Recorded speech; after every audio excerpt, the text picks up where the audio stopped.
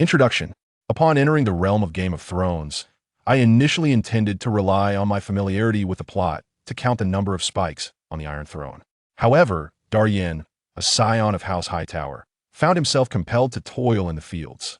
Failure to fulfill his tasks would usher in the final frost after the resurgence of the magical tide, dooming all to peril. Crafting the Ofieri scimitar rewards. Acceleration of magical tide resurgence by 48 hours. A 0.0003 decrease in frost intensity and a slight increase in magical concentration. Establishing a 10-man cavalry unit rewards. Acceleration of magical tide resurgence by 30 days. A 0.0044 decrease in frost intensity and a modest increase in magical concentration. At last, the magical tide silently approached, transforming the once extinct white frost into gentle snow. Chapter 1. The Scion of the Tower. Lord Darian, why must you heed the words of Baron Brandon Huey? You are well aware that this is not the Earl's intention. It is an absurd command. Beneath the fluttering banner of the White Tower, a small contingent of armored knights encircled Darian Hightower, the youngest scion of House Hightower, as they journeyed toward the fief he had recently acquired. In the year 297 of the Age of Kings, the summer sun illuminated the gleaming armor of these southern knights, enhancing their gallant appearance. The South, the land of the Riverbend, is the domain of knights. Yet curiously, the faces of these knights bore no expressions of joy. Each wore a frown and sighed heavily. You are right, Crizin, but regardless, that command comes from the tower, and I must adhere to it. Darian Hightower, recently knighted and having been severed from a considerable portion of the fief surrounding Sunflower Hall just a day prior, replied with a smile to his captain's inquiry. Clad in armor himself, he extended his steel-clad hand and patted Crizin Hightower on the shoulder, continuing, "And you know well that if we linger in that wretched place of Sunflower Hall, we shall only rot slowly within the summer wine barrels." Born in the tower in the year 281 of the Age of Conquest, the 16-year-old lord spread his arms wide. A warm breeze lifted the ash-gray cape draped over his shoulders, adorned with the image of a tiered white tower crowned by blazing beacons. That was the emblem of House Hightower, which ruled the Oldtown. Behold, a sunlit expanse of land.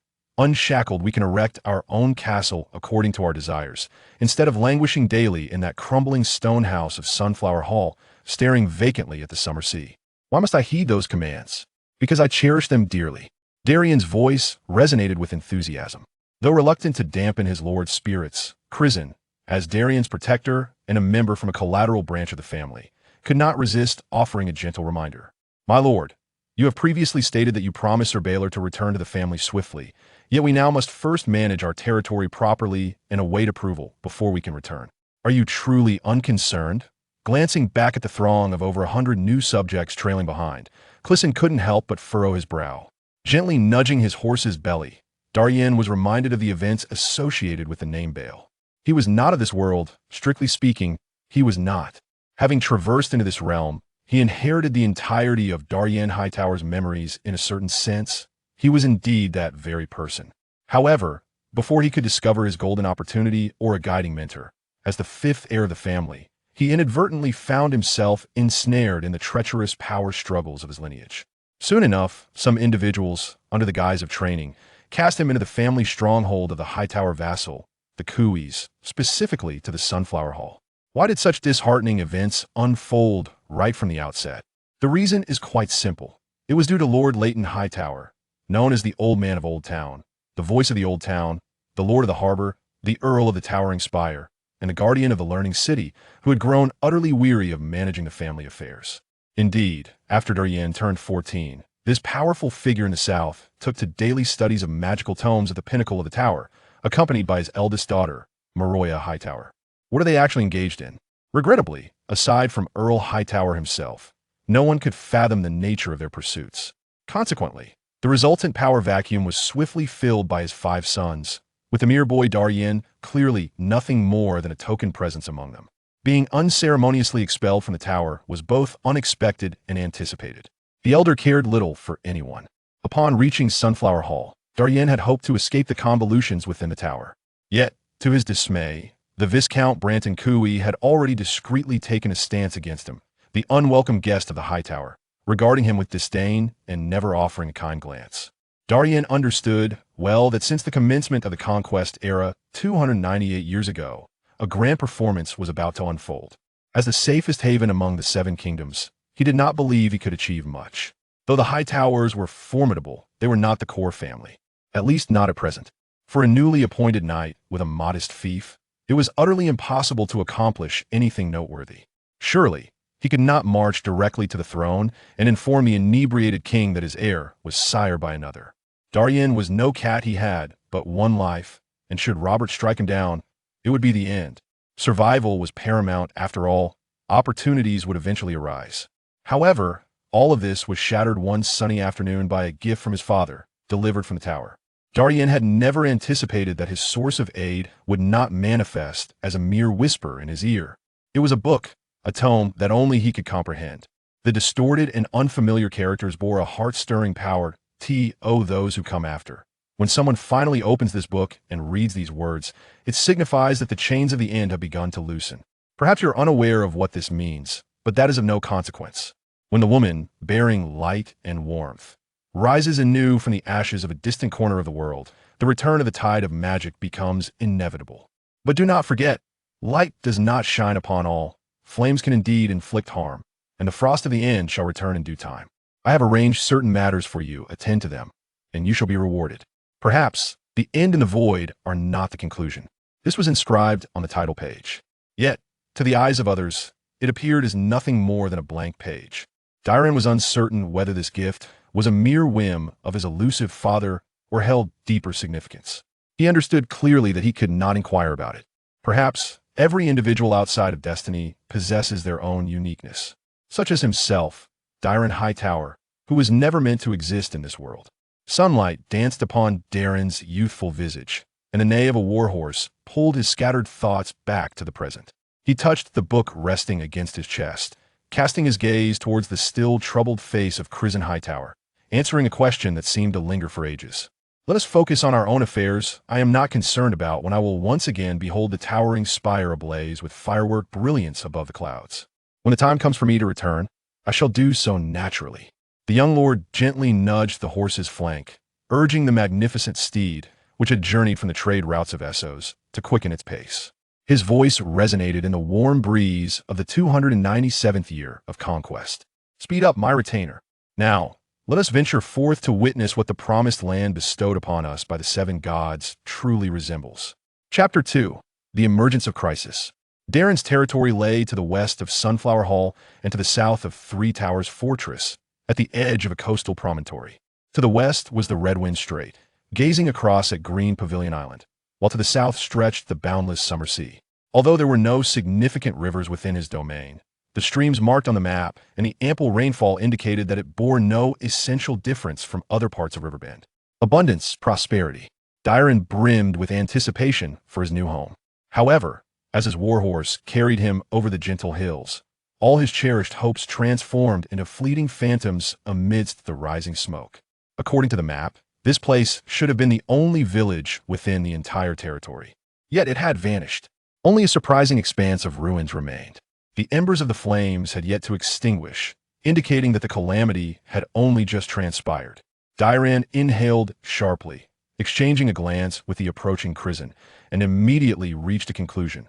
Though Brandon Huey may be a scoundrel, he would not dare to lay a hand on the civilians of River Bay. The towering citadel would hold him accountable. It is the pirates of Summer Sea, damn those Dornish. In the lexicon of the River Bay folk, the Dornish are catch-all for all things malevolent. Yet this time, Darian had clearly not wronged them. From his elevated vantage, he could faintly discern the diminishing silhouette of sails upon the distant sea. What insignia adorned the sails mattered little now. In the absence of the Ironborn from the Iron Islands, causing turmoil, only the swift and nimble Dornish could undertake such audacious actions beneath the very gaze of the Red Wine fleet. Darian unsheathed his half-sword from his waist. This motion prompted the knightly retinue accompanying him to ready their weapons. The cacophony of drawn blades filled the air. They were not equipped with heavy lances for a charge, but a dozen gleaming edges were imposing enough. Darian issued a cold command. Darian, we are 18 strong, take 10, and proceed to the village along the road. Do not concern yourselves with whether anyone still lives, ensure your own safety first. I shall remain here to protect our people and await your return. who could ascertain whether the unwelcome guests had departed. For heavily armored cavalry, to dismount recklessly would be to toy with their own lives. The iron gauntlet struck against the breastplate emblazoned with a white tower emblem, producing a dull thud. Darian Hightower nodded silently, then lowered his visor. His lord was correct. This was not the time for compassion. If they could not secure their own safety, it would be an act of irresponsibility towards those who had followed them here. Such folly would be disastrous. The heavy iron horseshoes tore through the grasslands. Though merely 10 in number, they still made a significant visual impact across the vast plain. As he watched them depart, Darian swiftly gathered the remaining 7 knights, enclosing the somewhat flustered villagers within their protective circle. To be candid, this was not merely a testament to his sense of duty as a lord. At this critical juncture, should a panic ensue, those 7 would be utterly overwhelmed. It was evident that Sunflower Hall and the towering citadel would not easily offer any assistance to Darian in the aftermath. Thus, each of the 100-odd able-bodied youths present was an invaluable asset. Fearful and bewildered gazes fixed upon Darian's face. He knew what must be done. A youthful and resolute voice rang out. "I, Darian Hightower of the Citadel, your lord." The ebony warhorse snorted heavily, bearing Darian in a circle beyond the crowd. He continued to proclaim, "In the name of the 7 gods, I swear by my name that I shall safeguard your safety. With my sword, I shall vanquish all who dare threaten us, defending the glory of the tower." All eyes were drawn to the young noble, who held aloft his sharp steel sword. While such words might be perceived as jest in another context, it was evident that the common folk of the riverbank were captivated by this rhetoric. The restlessness among the crowd noticeably diminished. With a subtle sigh of relief, Darian shifted his gaze back to the small village less than 2 kilometers away. Suddenly, he felt a warmth emanating from the lining of his chest. Taken aback for a moment, Darian quickly realized it was the book he carried close to him. Straining to extract it, he maneuvered his horse slightly away from the throng and swiftly flipped through the pages, bypassing the cover and frontispiece. Indeed, before Darian's very eyes, lines of unfamiliar, twisted script began to emerge from the golden yellow pages. Prologue, The Verdant Lands. Section 1, The Ancient Proclamation. As the heir of noble blood, your name inherently possesses an undisputed claim over this land. Thus you shall establish your dominion upon this still fertile soil. Acquire your own territory. Reward: accelerated progress of the magical tide by 1.2 hours, a decrease in frost intensity by 0.00002, and a slight increase in magical concentration. Darian fixated on these brief lines of text. The cryptic symbols, akin to ants crawling, seemed to possess a certain enchantment, rendering them imperceptible to anyone but him. Recalling the mention of a so-called task in the text of the frontispiece, Darian understood. Perhaps this was the undertaking that the book required of him. He comprehended the concept of the magical tide, but what was this frost of the end? Was it not said that the cold winds from the outer lands could not reach the warm south? Pondering this conundrum, Darian's attention was drawn to a fiery emblem that began to emerge following this passage. What is this? Darian furrowed his brow. After a few breaths, he finally discerned the nature of the symbol. It was an arrowhead, but what did it signify? As his hand reached for the arrow symbol, a sudden surge of intense pain caused Darian to instinctively retract his hand. Yet, at that very moment, a wave of information flooded into his mind. Sharp force? It allows the wielder to imbue their weapon with magical energy, enhancing armor penetration and piercing capability, with effects compounding based on the user's expenditure of magical power. Darian inhaled sharply, incredulous as he absorbed this revelation. Certainly, magic existed in Westeros. The Royce family of Stonehenge possessed a piece of enchanted armor passed down through generations.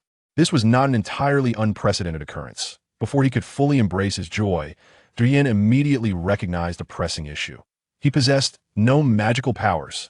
In the realm of ice and fire, at least at this juncture, there was a complete absence of sorcerers roaming about. The individuals who truly exhibited extraordinary abilities were but a scarce few, and their powers were distinctly defined. Whether it be the Apostle of Laro or the last Green Prophet, each held a clear and purposeful strength. So what, then, was the nature of his own existence? Chapter 3 gazes toward the distance. If one cannot comprehend, it is perhaps best to disregard it entirely. After all, the peculiar tome's demands align seamlessly with his current aspirations. Once stability is achieved, Darian will have ample time to delve into its intricacies. Darian Hightower did not keep him waiting long.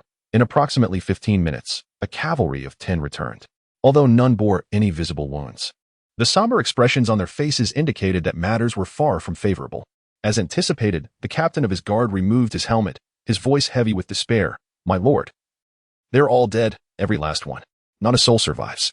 He shook his head, anguish etched across his visage. For Darian, a fledgling with nothing to his name, the significance of a small village of over 100 souls could not be overstated. Yet, these wretches had arrived a moment too soon. It turned out that a knight stationed here had lost everything in a gambling den a month prior, leaving Darian Hightower to pick up the pieces. Ironically, just as the region's defenses were at their weakest, the benefactor arrived, almost as if forewarned. Such coincidences were hard to dismiss. "What of the castle belonging to Sir Hosman?" Darian inquired. Crizin retorted with a hint of mockery. "My lord, there is no castle here.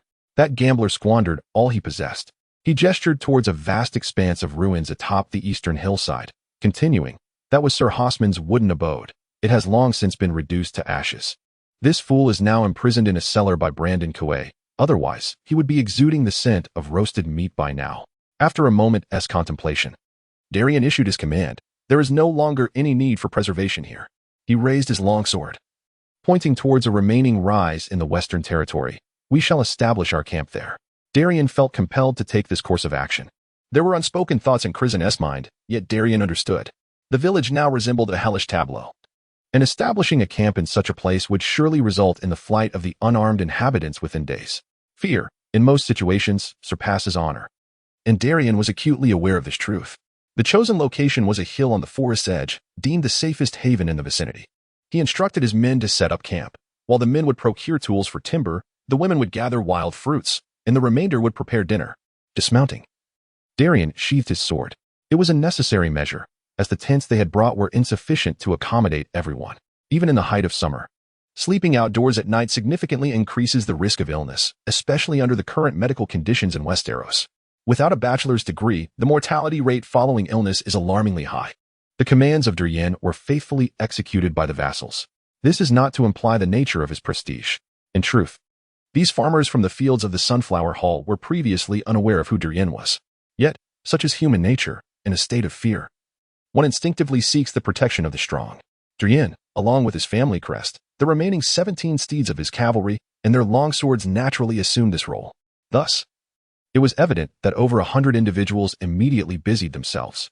They were seasoned individuals, well-versed in procuring what they desired from the thickets and meadows. Darian allowed Clisson and the remaining cavalry to rest for a moment. This first night was the most tumultuous. They had arrived in the afternoon, just as the sun dipped below the horizon. The vassals who had strayed not far returned. Only one unfortunate soul had a mishap, being gored by a wild boar that had burst forth from the woods. Fortunately, Clisson and his companions were nearby and swiftly drew their swords to assist. Darian could not help but observe the man who had survived beneath the tusks of the boar. His name? The man, clutching his arm and trembling in shock, replied, "Edmont." "My lord." Darian placed a hand on his shoulder and uttered a phrase that would leave him pondering throughout the night. "Indeed, you are far stronger than that stag upon the Iron Throne." Once everything was prepared, the bonfire was lit, dispelling the encroaching darkness. Several pots were set up, simmering simple foraged fruits and wild vegetables. The wild boar, dragged back by Clisson and his team, had been largely butchered and shared among the group. Standing before the largest bonfire, Darian held a bowl of soup and gazed into the eyes of his people, raising his voice. "My subjects, I understand that some of you did not wish to leave your homes and accompany me to this unfamiliar land. However, now that you are here, seated among us, I, Darian Hightower of the Tower of the Gods, must provide you with shelter. I will not bestow upon you the summer's red favored by Lord Coué. I shall not place honey-glazed meat pies upon your plates. The only gift I can offer you is this land, until we establish a true home where you can thrive. I shall not take even a single copper star from you. Chop down trees, mold mud, and construct your own houses. Turn the soil, plant your seeds, and await your harvest under the blessings of the 7 gods." Darian spread his arms wide, his voice rising. "All of this is yours. In exchange, I, your lord, require nothing but your loyalty." As his words echoed, cheers erupted, reverberating across the fields and startling the birds returning to their nests in the woods. Darian was acutely aware that the ordinary farmers and artisans had little regard for the glory of the nobility. Their desires were simple: a shelter that could shield them from the elements and a crust of coarse black bread that could be swallowed with ease. Ideally, they wished for lower taxes, allowing them to save a little throughout the year. Nothing more, nothing less. Darian had no inclination to extract the few tarnished copper stars from the farmer's hands. His intentions were to seize the gold coins of other lords. Once again, a wave of warmth enveloped him, and indeed, the first phase of the verdant land had just been completed. An inexplicable sensation emanated from all directions. In that fleeting moment, Darian felt an unexpected affinity for the soil beneath his feet. His gaze swept across the now completely dim and silent expanse. Truly, he became aware that he could perceive things that had previously been non-existent. These ethereal energies, once akin to rootless driftwood in the air, were now gradually converging towards his own being. Amidst the ice and snow beyond the borders, a single blood-red eye suddenly opened in a foreboding cavern. After a brief moment of bewilderment, an expression of incredulous shock filled its pupils. It turned its gaze southward. A voice, rasping like torn bark, broke the silence of the darkness, carrying an unmistakable note of confusion. Another one? Simultaneously, on a small island in the narrow sea, vibrant flames danced in the dark blue eyes of a woman. A figure emerged from the illusions of the fire, surrounded by what appeared to be many people. Behind him, flames soared skyward. A uniquely melodious voice shattered the sound of the waves as she spoke. Are you also a devotee of the flames? Chapter 4. Arcane Power, Night Assault. Is this what arcane power is? With furrowed brows, Darian murmured, fixating on the peculiar energy that had abruptly manifested within his line of sight. This was not something he could validate with others. Upon reopening his tome of esoteric symbols, Darian quickly located the scant few lines of text. Indeed, the remainder of the book was entirely blank. The few words present had only recently appeared, emerging from his own mind. After carefully reading the line that represented a reward, Darian contemplated, the resurgence of the magical tide accelerates.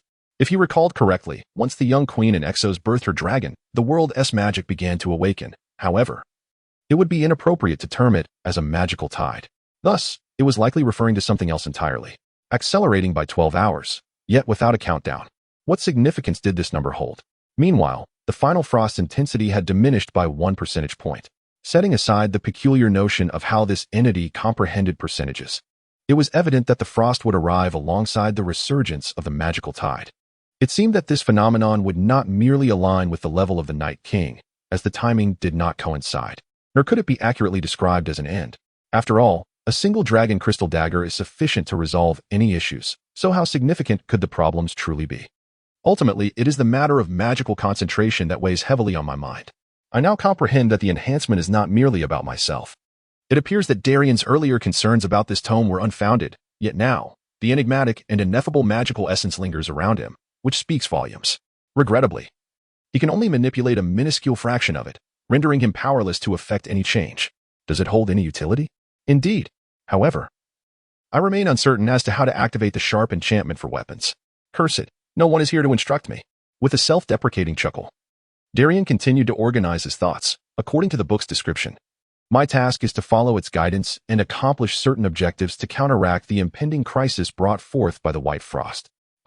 This description feels oddly familiar. Yet, in this moment, Darian cannot recall the source of this DJVU. Never mind, it is inconsequential. Clarity will come in due time. For now, Darian must focus on fulfilling his role as the lord of this small contingent of approximately 100 individuals. The Book of Esoteric Scripts offers clear direction, and perhaps soon he shall uncover the contents of the second section of the prologue of Verdant Lands. My lord, your tent has been erected. Although he had exchanged his heavy armor for a lighter set, Darian Hightower approached Darian, treading softly on the yielding earth. Darian gathered his thoughts and, illuminated by the firelight, turned to this loyal captain of his guard with a smile. Relax, do not be so tense. Tonight, gather a few more daring souls to form a patrol. You must ensure ample rest for yourselves.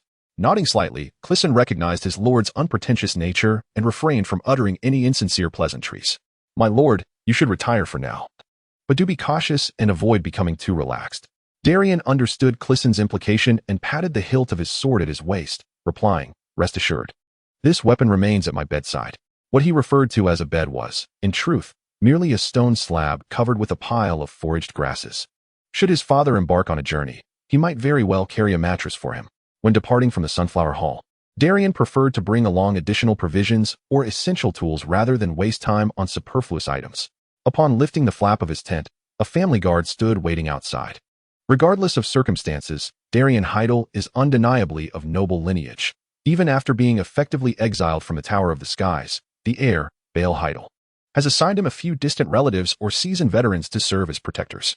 Noble blood, even when tarnished, remains as luminous as the full moon in the night sky. Just as a lion cannot abide the thought of its progeny falling into the grasp of a pack of Arctic wolves. Even if that cub fails to please the Lion King, this is a matter of familial honor, one that must not be sullied. Gently closing his eyes, Darian allowed darkness to envelop him, contemplating the construction plan for the morrow. However, just as he was on the verge of surrendering to drowsiness, a cacophony of chaotic shouts suddenly pierced his eardrums. What was happening? Before he could ascertain the situation, an overwhelming sense of crisis sent shivers down his spine, prompting him to spring to his feet from the grass mat. In the next instant, a crude feathered arrow tore through the tent, striking the very spot where he had just rested. Cursing under his breath, Darian swiftly grasped his sword, drawing it from its sheath with a flick of his wrist. There was no time to don his full armor, fortified for defense. Instead, he hastily donned a suit of leather armor. Just as he secured it, the tent flap was thrust open, and a guard stationed at the entrance hurriedly exclaimed, "My lord, we are under attack." Darian immediately inquired, by whom? From where? How many? The guard, clearly not a novice, displayed little panic on his countenance, speaking rapidly, uncertain of their identity. They approach from the south, not many, around 20. Captain Crizzen has already engaged them. Catching sight of the arrow embedded in his bedding, a flicker of fear crossed the guard's face. "My lord, this place is unsafe. The civilians are retreating northward. You should follow them. We will deal with these ruffians and regroup with you." Upon hearing this, Darian felt an urge to kick the man. In the dead of night, amidst the pitch darkness, how could they abandon the civilians? A retreat could easily devolve into a rout. Realizing he could not afford to waste time, Darian shoved the guard aside and charged out of the tent. Indeed, under the pale light, a throng of figures was hastily retreating toward the northern edge of the camp. "You, go at once and locate our organized patrols. Inform them, it is my command that there are enemies to the north, and we must hold our ground. Reinforcements are already en route." The guard seemed poised to protest, but Darian, without a moment's hesitation, kicked him off balance, bellowing, "The young lord commands. Cease this idle chatter. Execute my orders." Finally recalling his rank, the guard reluctantly acquiesced. Spotting his restless Esso's warhorse, pawing the ground nearby, Darian disregarded his subordinate and swiftly untied the reins, mounting the steed. If his instincts were correct, this was likely a counterattack from the pirates who had ambushed them earlier that afternoon. His 10 or so guards had already been drawn into the fray. If they could not secure victory or escape, all would be lost. A faint surge of magical energy pulsated in synchrony with his racing heartbeat, coalescing in silence. The warhorse let out a resounding neigh and galloped toward the open ground to the south. Chapter 5. The Sharp Enchantment. A sword to break the enemy gratitude filled the air as the night sky remained devoid of thick clouds. Otherwise, Darian would have never dared to gallop through the darkness. A misstep on the battlefield could plunge one into dire peril. The encampment, barely large enough to accommodate over 100 souls, offered little refuge from the arrows that the assailants loosed, which could easily reach Darian at its heart. As he swiftly maneuvered along the southern edge of the camp, the moonlight illuminated the tangled forms of 30 to 40 figures. The ambush had indeed caught Clezin and his comrades off guard. They were stationed at the four corners of the camp, with a slightly larger contingent to the south, totaling merely 7. A guard from the towering Smith family was stealthily ambushed by an adversary emerging from the woods. The poor lad was silenced before he could utter a cry as his throat was cut. Coincidentally, a familiar teammate approached just then, only to collide head-on with the marauding villains who were returning ashore, eager to sow chaos under the cloak of darkness. In the murky depths of nearly 30 pairs of eyes, a torrent of malevolence and unbridled greed for the nearby camp was evident. They had long set their sights on Darian and his companions, having targeted the original small village merely to isolate this young lord from the towering Smith family. Some sought his life, for the bounty of 800 gold dragons was enough to tempt these bandits from the sulfur river of Dorne to wager all they possessed. The sheep of the verdant lands were no match for them. The besieged guard, having encountered blood before, did not succumb to fear. He assessed the situation and realized that no amount of prowess could fend off the onslaught of 30 foes. Thus, he turned to flee, unleashing his voice to signal an enemy attack throughout the camp. Startled, Clezin and his comrades quickly grasped the gravity of the situation. Understanding how much Darian valued his subjects, he promptly issued a command for them to retreat north, away from the battlefield. It was not his fault. The riverbend had known peace for over a decade, and he was utterly unaware of the consequences of such actions. Accompanied by the arriving guards, they brandished over 10 steel swords to confront their adversaries. Illuminating the path ahead, shouting their family motto, the guards formed a fragile line, positioned at the southern edge of the camp. The incoming arrows, propelled by subpar bows and inferior arrowheads, failed to pierce their armor. The assailants recognized the difficulty of confronting such resilient opponents, opting instead to avoid close combat and relying on their spears to gradually deplete the defender's stamina. They even dispatched a few to feign an encirclement, attempting to breach the camp, forcing Clezen and his allies into a frantic defense. Heavy infantry excel in positional warfare, yet this requires a dense formation to launch a concerted charge. Once compelled to defend, the burden of their weight would soon reveal the vulnerabilities of their endurance. If one were to unleash their full potential and shift the tides of battle, then these 2 or 3 dozen poorly armored pirates would have perished long ago. Do not presume that humans possess the resilience of iron under normal circumstances. Bearing such immense weight while wielding a weapon without respite for more than 10 minutes would inevitably take its toll on the body. By the time Darian arrived at the battlefield, he discovered his forces had been encircled by opponents whose equipment was evidently inferior. Although the weight of their armor had thus far shielded them from fatal blows dealt by the wretched weapons of their adversaries, the relentless thrusts of spears ensured that death was merely a matter of time. Damn it, this has become a predicament. Gritting his teeth, Darian realized that he could not afford to lose his limited resources here. He grasped the hand crossbow that lay within his saddlebag, expertly readied it while mounted, and loosed a bolt at one of the marauders on the periphery. Once a political novice, he had devoted all his focus to mastering the arts of swordsmanship and archery, which now served him well. The bolt whistled through the air, piercing the assailant's right chest before anyone could react. While not immediately fatal, the blood gushing forth had already obstructed his windpipe. Death was but a fleeting moment away. A chilling scream echoed for mere seconds before silence enveloped the scene. The sudden turn of events alerted the pirates, and their leader commanded, "You lot, wield your spears and halt that cavalryman. He is but one." In the inky darkness, even with the moonlight, they had no inkling of Darian's identity, nor did they recognize the scion of the Tower of the White. The guards caught in the midst of the fray were not foolish enough to shout and reveal Darian's identity. Observing the approaching assailants armed with spears aimed at him, Darian furrowed his brow. He had no time to leisurely draw back the crossbow string again. The opportunity for a sneak attack was fleeting. Casting the crossbow aside, he grasped his longsword, emblazoned with the emblem of the White Tower. He had to find a way to eliminate a few. Pirates were not regular troops, and their morale would plummet swiftly if they bled sufficiently. The dark warhorse neighed and surged forward toward the nearest foe.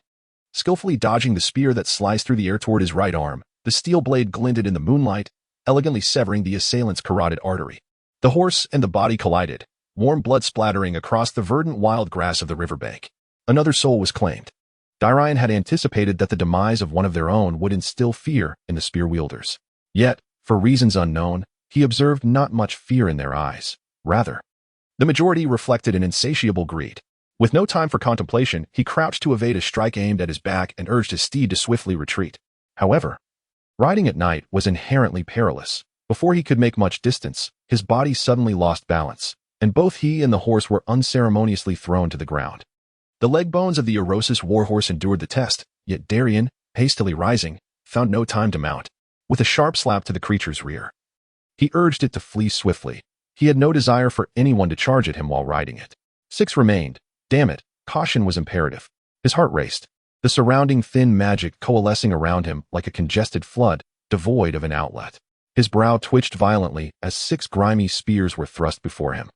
No matter how formidable a longsword, in such perilous moments, it merely served to parry, fraught with danger.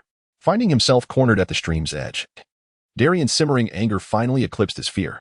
He had thought to eliminate this troublesome foe, and the 6 pirates bore cruel expressions. Yet, the adversary before him abruptly shifted into a defensive stance, striking their spear tips with the edge of his sword. Accompanying this was a melodious greeting in a language they had never heard. Filth, perish. The surging magic finally found its release through its dull-witted master, flooding into the gleaming blade of his half-sword. The spearmen, bewildered by his sudden fervor, instinctively raised their points. However, with the next breath, the battlefield erupted with a thunderous roar. As all gazes turned toward the source, they were momentarily frozen in shock. The 6 spearheads were obliterated by an unknown force, and Darian's sword cleaved through the fire-hardened wooden shafts. Coldly regarding the 6 bewildered faces, the young knight's blade danced, raising a storm of bloodshed. Spell, sharpness unleashed. Break. Chapter 6. Turning the tide of battle. Oh, my leg, my leg. Someone save me. He severed my arm. Run, run. In an instant, the pirates, stripped of their weapons, revealed their true colors as their morale disintegrated like snowflakes.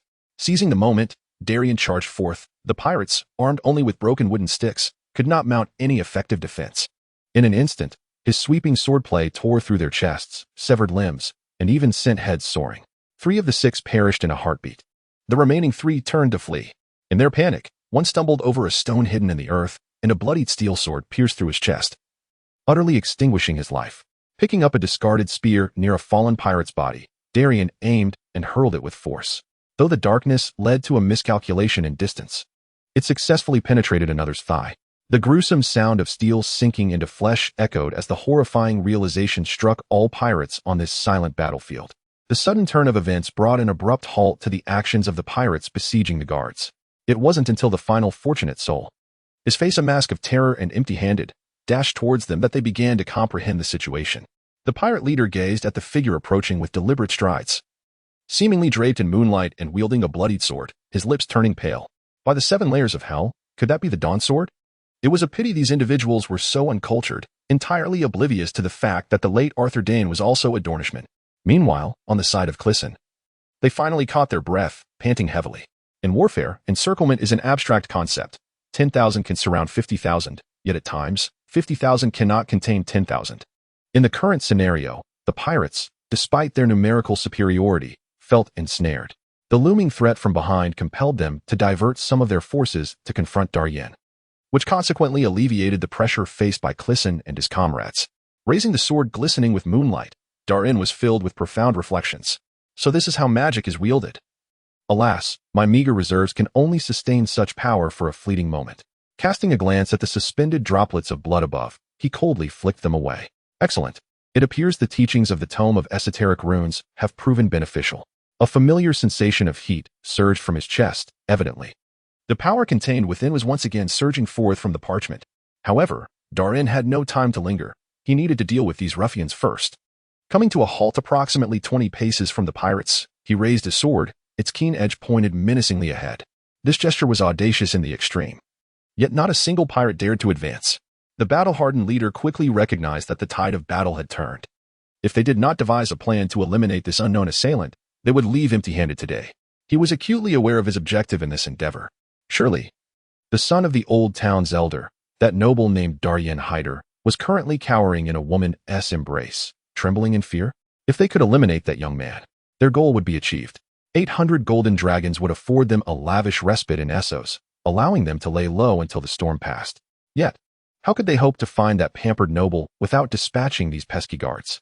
Upon realizing this, the leader bared his yellowed teeth and bellowed at his subordinates. What are you doing? He is but one man. Go, take him down. By the 7 layers of hell. You cowards drained by the whims of women. The melodious tongue of the Dornish, laden with references to virility and ancestry, spilled forth like a torrent. Nevertheless, these disorganized and undisciplined pirates remained unmoved. Thus, an eerie stalemate ensued between the two sides, with Darian choosing not to rush into action. He is not Superman. The recent outburst has severely depleted his stamina. After all, he is merely 16 or 17 years old, and his muscles are far from fully developed. Ideally, it would be best to conquer without a fight. However, it seems the pirate leader, trapped in the center, has grasped their intentions. In a fit of desperation, he pressed the curved blade he held against the neck of the nearest unfortunate soul, bellowing, "Do not delay any longer. By the time those townsfolk react, if we face 10 more, we will never escape." Perhaps his prior misdeeds were so egregious that even the 7 gods could no longer bear witness. Thus, as his words fell, a cacophony of battle cries erupted from the northern camp. To Darian, it seemed there were not many. Yet, the combination of those shouts and the ominous words of the previous individual created a perfect synergy. The morale of the pirates shattered instantly. Fear clouded their judgment, preventing them from accurately gauging the number of approaching foes. The first pirate discarded his weapon and fled, screaming towards the empty flanks. The collapse of their defenses could be attributed to a mere grain of sand. The second and third followed suit, some even casting aside their arms and kneeling before Clisson and Darian, pleading for mercy. Witnessing this, deep despair flickered in the eyes of the pirate leader. It was over. The fury born of fear and betrayal stripped him of reason. Grasping his curved dorn blade, he let out a roar and charged at Darian. Oh, there truly are those who fear not death. A smirk of derision curved Darian's lips. He at least bore armor. Moreover, the reach of his sword far surpassed that of the curved blade. How foolish to challenge me in single combat without protection. With a swift motion, He withdrew his longsword from the earth, positioning it before him to intercept the downward strike. Assessing the force behind the blow, Darian felt confident. After a brief stalemate, he feigned weakness, deliberately loosening his left arm that supported the sword. Caught off guard, the pirate's blade, along with his body, slid towards Darian's left. Farewell. May you descend into hell. With a swift thrust, Darian's free left hand drew the dagger from his waist and plunged it directly into the pirate's throat. Gurgling, the bloodied leader sank slowly to his knees, his trachea torn, rendering him incapable of uttering a final word. Without a glance back, Darian kicked the lifeless body aside. His cold gaze shifted to the last remaining individuals, fewer than 10, who still dared to resist. Under the scrutiny of those youthful eyes, the notorious pirates felt as though they were being observed by a monstrous entity from the abyss. Surrender, or share the same fate as your leader. Darian issued his final ultimatum. Behind them, the guards who had finally regained their composure were sharpening their blades with ruthless intent. It was time to bring this to an end. Chapter 7. The blood-esque guiding hand. The tumultuous night had at last drawn to a close. Darian, standing before the grave of the lone fallen guard, issued the order to sever the throats of the captives. He had no desire to entertain the feeble pleas for mercy from these butchers, who bore the weight of countless blood debts. It was a mere waste of time. Having chosen this path, they must be prepared to face the true reckoning at any moment. In this new territory, Darian would not allow such destabilizing elements to persist, even if these individuals were merely the most typical of laborers. To honor the deceased with the blood of their enemies was to grant peace to the restless souls. Regrettably, Darian was without the company of a scholar, for this task should have rightfully belonged to them. As the crowd dispersed, Clisson approached, bearing a bowl of freshly prepared hot soup, and quietly inquired, "My lord, if what these fellows confessed before their demise holds any truth, then indeed someone seeks to purchase your life with golden dragons. This is not a matter of honor, my lord. With our numbers, we cannot safeguard you at all times. I recommend." Before he could finish, Darian interrupted with a dismissive wave of his hand. With a sardonic smile, he regarded the formidable yet politically inept captain of his guard and coldly remarked, "You advise me to seek assistance from the Tower of the Sky?" Fortunately, Clisson was not utterly dim-witted and sensed the deeper implications behind his lord's words. After a moment of contemplation, his expression stiffened, and his cracked lips parted slightly as he uttered, with unabashed disbelief, "My lord, are you suggesting this involves the Tower of the Sky?" Raising his palm to silence Clisson, Darian shook his head and replied, "It is premature to draw conclusions. However, I believe Branton Coué lacks the audacity for such a venture." With his hands clasped behind his back, the young noble gazed towards the northwestern sky, the direction of the Tower of the Sky. "Among my brothers, there are those who would prefer I not return to partake in their power struggles. No matter, I have no desire to consume the scraps of pity they might offer." The intelligence gleaned from the captives was not always reassuring. Nonetheless, this time, it had effectively shattered the claws reaching toward him, granting this pristine territory a respite for development. Eliminating these individuals was a message to his subjects and a warning to those who cast covetous glances his way. The inhabitants here are not to be trifled with, and the next time they come, they should tread carefully. An unassuming gray raven flapped its thin wings and landed atop the highest structure in the heart of the city, just before the impending storm would lash against the town's walls. Its murky eyes reflected the entirety of Westeros, save for the capital, King's Landing, the largest town beyond it. The yellow beak of the bird meticulously arranged its wind-tousled feathers, utterly oblivious to the approaching entity lurking in the shadows behind it. Suddenly, a gaunt hand emerged from the darkness, snatching the poor creature within its grasp. Ignoring the harsh, discordant cries, the pale fingers clutched the copper tube affixed to the raven's leg. With a gentle motion, the tube was opened, and a letter tumbled forth. "What dreadful weather," murmured the hand's owner, gazing at the ominous clouds gathering above the towering spire. "It seems a certain individual failed to deliver his greetings to Darian Hightower. Quite troublesome indeed. Hightower is watching me closely, and it appears there may be no suitable opportunities in the near future. Very well, let that little fellow linger a while longer." Prologue to the Book of Esoteric Texts, the Verdant Realm Section 2. The Blood's Guidance. When the ancient bloodline finally returned to its promised land, a magnificent endeavor commenced. Yet, the journey of exploration is seldom smooth, requiring one to vanquish the beasts that dare bare their fangs at your people. Guided by the glory of your ancestors, prove your valor with bloodshed. Rewards include a 2-hour acceleration of the magical tide's resurgence, a decrease in frost intensity of 0.000025, and a slight increase in magical potency. The writing, discernible only to the naked eye, resembled letters flowing like molten gold. When Darian vanquished the first intruder, These inscriptions began to emerge gradually from the formerly blank pages. However, Darian had no opportunity to examine them at that time. Following the second section, a verdant hand had completed its inscription. With newfound experience, Darian pressed his fingers against it. A familiar sting accompanied a surge of information flooding into his mind. The gift of Green Hand Gals. Ah, what a resounding name. His brows arched in surprise at this latest appellation. Darian then carefully contemplated the capabilities of this novel spell. In the name of the ancient kings of his forebears, the user condenses magical energy within their palm. Any plant touched will accelerate in growth, with the speed determined by the user's magical output. Greenhand Gals is hailed as a common ancestor among all the noble houses of the Riverlands. According to legend, he was the supreme king who led his people across the Arm of Dorne. In the ancient lore of Westeros, his stature was akin to that of a deity. Gals himself imparted the knowledge of agriculture, bestowed seeds, nurtured crops, and guided the harvest. Wherever Greenhand trod, farms, villages, and orchards flourished vibrantly. He was always seen carrying a sack brimming with seeds, distributing them wherever he went.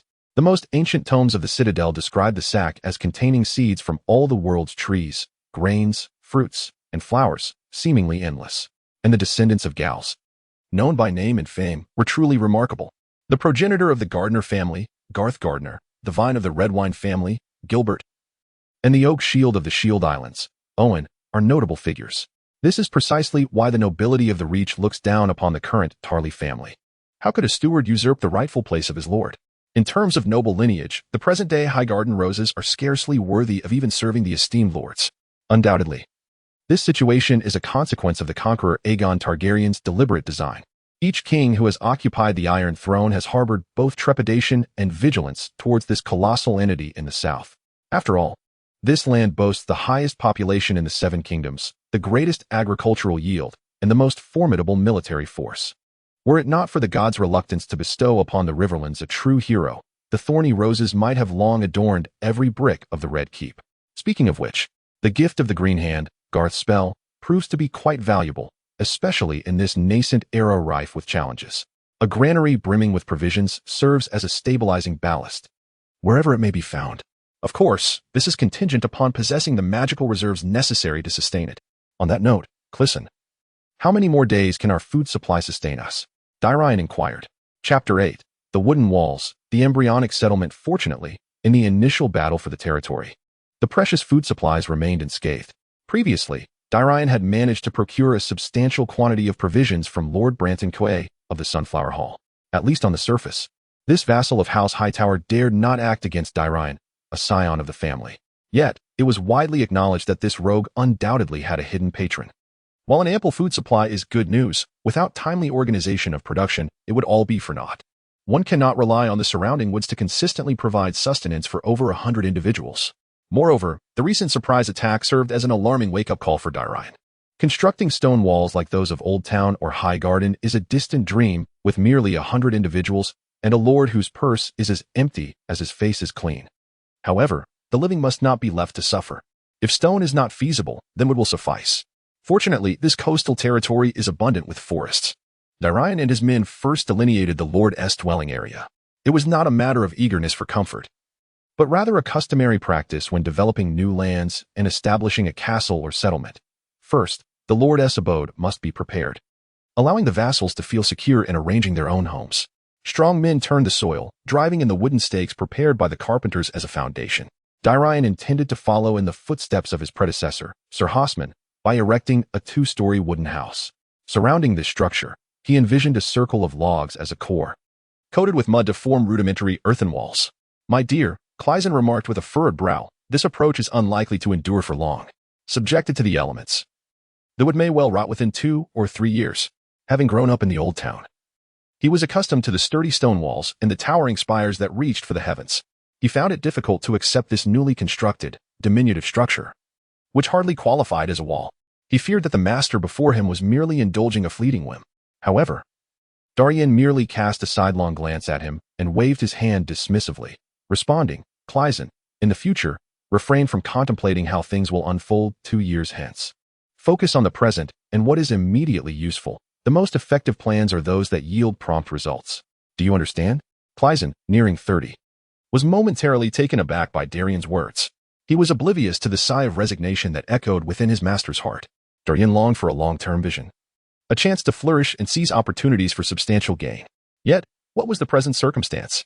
In the year 297 of the conquest, calculating the timeline, the Prime Minister of King's Landing, guardian of the Eastern Realm, Duke John Arryn, would soon be delivered to the Seven by his beloved wife, Lisa. Once the news of the old Duke's demise reached Winterfell, the relentless march of history would recommence. Though the Hightower family had long steered clear of the political strife of the Seven Kingdoms, the impending civil unrest offered a scale of turmoil far greater than that which had dismantled the Targaryen dynasty. If he could not swiftly cultivate a measure of strength, he could very well find himself ensnared by some scoundrel within the towering spire, dragged under the banner of family honor to serve under Renly. At that juncture, the tide would be irrevocably turned. The conclusion would be either a swift death by wildfire in the Blackwater Bay or a frigid demise in the icy expanse beyond Winterfell. Noble blood conferred not only honor and power, but also the weighty burden of responsibility and obligation. Yet, at times, these duties could prove perilous. After a moment of contemplation, Clyson, recognizing Darian's seriousness, could only respond sullenly, "Yes, my lord." Nodding, Darian continued, "Take your men and oversee the labor of the vassals. Distribute the tasks among them, and establish rules.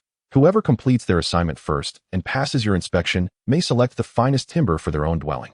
He motioned for Clyson to silence his impending objections and added, "Do not be stingy with provisions, nor overly cherish the felled timber or forged nails. Remember, here, it is only us, myself, you, and them, that truly matter." Darian did not expect Clyson, raised in the traditions of the aristocracy, to grasp his mindset. He merely required obedience, a willingness to execute his will. Greed and oppression merely stifle the development and advancement of productivity. It is indeed madness for Darian to act in such a manner. Lured by the promise of ample provisions and a new abode, the simple and honest craftsmen and laborers, upon confirming that their lord was not merely intoxicated and speaking nonsense, swiftly erupted with fervent enthusiasm. As dusk settled, a ring of deep pits had been meticulously excavated around the castle where Lord Darian resided, with a small portion already adorned with beautifully processed logs. At this pace, by the day after tomorrow, the inner walls would be erected. They merely awaited a brief drying period before being coated with mud. As for the outer walls, that would require a delay, after all. The inner walls only encompassed Lord Darian Hightower's private domain, which need not be extensive for a solitary inhabitant. The outer walls, however, must encircle the entire settlement, a task of an entirely different magnitude. Clusters of bonfires continued to blaze in the open spaces, swiftly erasing the villagers' fears of insecurity following the invaders' demise. Once this busy period concluded, Darian intended to send Crizin and others to investigate the ruins of the former village. The site, littered with bones, if left untouched, would undoubtedly undermine the stability of the territory. Previously, he had no time to attend to it, and now his concern shifted to the diseases that might arise from the decaying bodies. After the chaos of war, the likelihood of a widespread plague was high. While Darian contemplated acquiring a scholar from the city to assist him, the time had not yet come. Prudence remained paramount. As he pondered, Darian continued to sense the faint magical fluctuations drifting in his vision. Ever since he gained the ability to perceive such phenomena, he compelled himself to deeply contemplate them during moments of leisure. The Book of Arcane Glyphs was indeed practical when it indicated a slight increase. It truly meant a slight increase. The last time Darian unleashed a burst of energy, producing a strike imbued with additional sharpness. He had yet to accumulate sufficient energy for a repeat performance. Not to mention the latest gift from the green-handed Gars. Even though he felt his face flush, Darian could only hasten the growth of a sprouting bean seedling by a mere half-day compared to the others in the control group. As for manifesting any visible miracles, Darian honestly found himself incapable at present. He remained curious about what secrets the third section of the Book of Arcane Glyphs contained. Chapter 9. The State of the Fields and Bad News. What? That scoundrel Darian Hightower has been attacked. Over 20 corpses were found hanging at the edge of the territory, drying in the wind. With wide eyes, the somber-faced Viscount Branton Coué could scarcely believe his ears.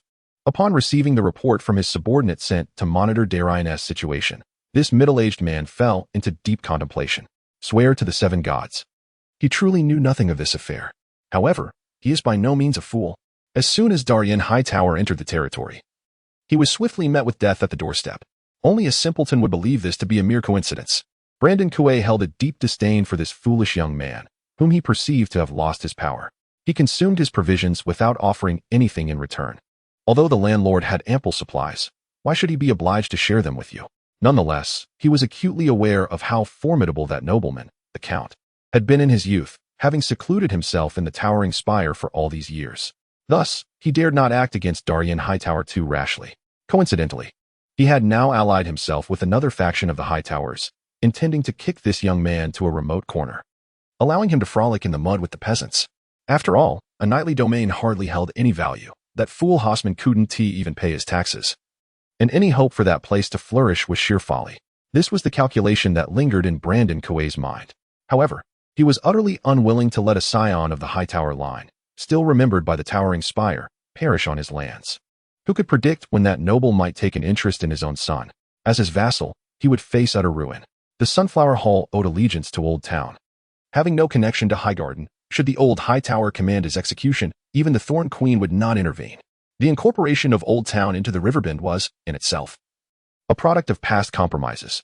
The Tyrells would not dare mention a mere nobody like him to the Count of Oldtown. Go, summon my captain of the guard. Brandon Couet ordered his silent attendant. Shortly thereafter, a burly man with a thick beard presented himself before the Viscount of Sunflower Hall. The Viscount wasted no time, directly inquiring, "Tell me, if you were in my position, could you withstand a night raid from 20 or 30 pirates with merely a dozen newly trained recruits?" The captain, thinking his lord was testing him, struck his breastplate and confidently proclaimed, "My lord, trust me, with the fortress of Sunflower Hall, even in a surprise attack, my sword would drain their blood before they could breach the hall." Rubbing his temples in mild frustration, the Viscount patiently elaborated, "I did not mean within Sunflower Hall, but in the wilderness, devoid of any cover, with you and your men at rest, unaware of any impending threat, unable to anticipate or prepare." The captain paused, furrowing his brow in contemplation, and ultimately provided a rather unsettling response. "My lord, that might prove challenging. Pirates are typically agile, and, in the dead of night, chaos can ensue quite easily. My men and I are clad in heavy armor, and while we could defend ourselves effectively with cover, out in the open, it would be quite daunting." It was anticipated that this would be the answer. Brandon Couet's left hand unconsciously rested upon the mahogany desk as he murmured to himself, "Indeed, it ought to be so. But how did that fellow manage to kill just one person?" Pondering the matter without arriving at a conclusion, the Viscount of Yanghua Hall commanded, "You take a small contingent and establish a post near the former territory of the Night Horsemen. Remember to keep your eyes wide open. Report anything you observe immediately. Furthermore, if anyone seeks to trouble Darian Hightower, ensure that our young friend receives some assistance when he is on the brink of death." At the very moment Brandon Couet developed a flicker of interest in Darian, the young nobleman was accompanied by his most experienced hands in agriculture. Arriving at the fields near the former village, observing the land, he inquired, "How does it appear? Has it been left fallow for more than a week? Will it affect the harvest?" Several seasoned farmers promptly ventured into the crops for a thorough inspection. After a while, they returned, their feet caked in mud. Exchanging glances before the eldest among them reported, "My lord, we have examined the fields. There has been no heavy rain these past few days, and the weather has been favorable. It should not significantly impact the yield."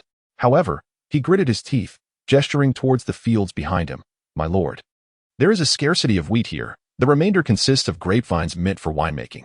Clearly, neither the wheat nor the vines have received attentive care." After much rambling, Darian finally grasped his meaning. The good news was that the wheat was intact and merely required some tidying up, yet the other cash crops were in dire straits. Moreover, it was evident that the former Lord's mismanagement had led to an overall yield that was far from optimistic. It was already in a poor state. It could hardly deteriorate further. "Just tell me, is there enough wheat to feed our 100 or so people?" "It should suffice, my lord." Gazing at the crooked stalks of wheat, the farmers hesitated to make any guarantees. Darian was perplexed. How could that fellow named Horseman persuade them to cultivate grapevines for winemaking when he could not even adequately feed his own vassals? It could only be explained through the allure of profit. "Very well, I shall leave this matter to you. But under no circumstances are any of you to approach that ruin without my command. Those who disobey shall be expelled from the territory." Darian spoke with gravity. Upon returning to the bustling settlement under construction, Darian immediately spotted Clezin waiting to the side. Noticing his unusual demeanor, Darian inquired, "What troubles you? Speak plainly." "My lord, this morning, the group we dispatched to the woods for gathering has encountered a situation. A woman named Maina has been bitten by a snake and has now lost consciousness. The gathering party's vassals are too fearful to venture deeper into the woods. We are lacking a scholar, my lord." There was no point in blaming the women for their carelessness, as it would be futile. In theory, a knight's domain should not directly receive assistance from the city of scholars. When faced with challenges, one often resorts to local remedies for treatment. These primitive methods include bloodletting, smoke inhalation, soaking in water heated to 40 or 50 degrees, and consuming various hallucinogenic mushrooms. Surviving such trials relies solely on one's own resilience. Darian and Clyson, seasoned individuals, are acutely aware that these so-called remedies are, in reality, lethal. Due to the nascent state of their territory, they had previously overlooked this issue. It seems a trip back to the Oldtown is in order, Darian remarked. Chapter 10. Oldtown. The city of learning. As the largest city in the Seven Kingdoms, Oldtown boasts a living environment far superior to that of King's Landing, which resembles a cesspool. Long before the Undulls landed in Westeros, the confluence of the Honeywine River and Whispering Bay had already laid the foundation for Oldtown. Darian Hightower, a native of Oldtown, understood well the pride of its inhabitants. Among the 9 wonders recognized by the long-legged Lomas stands the towering Hightower.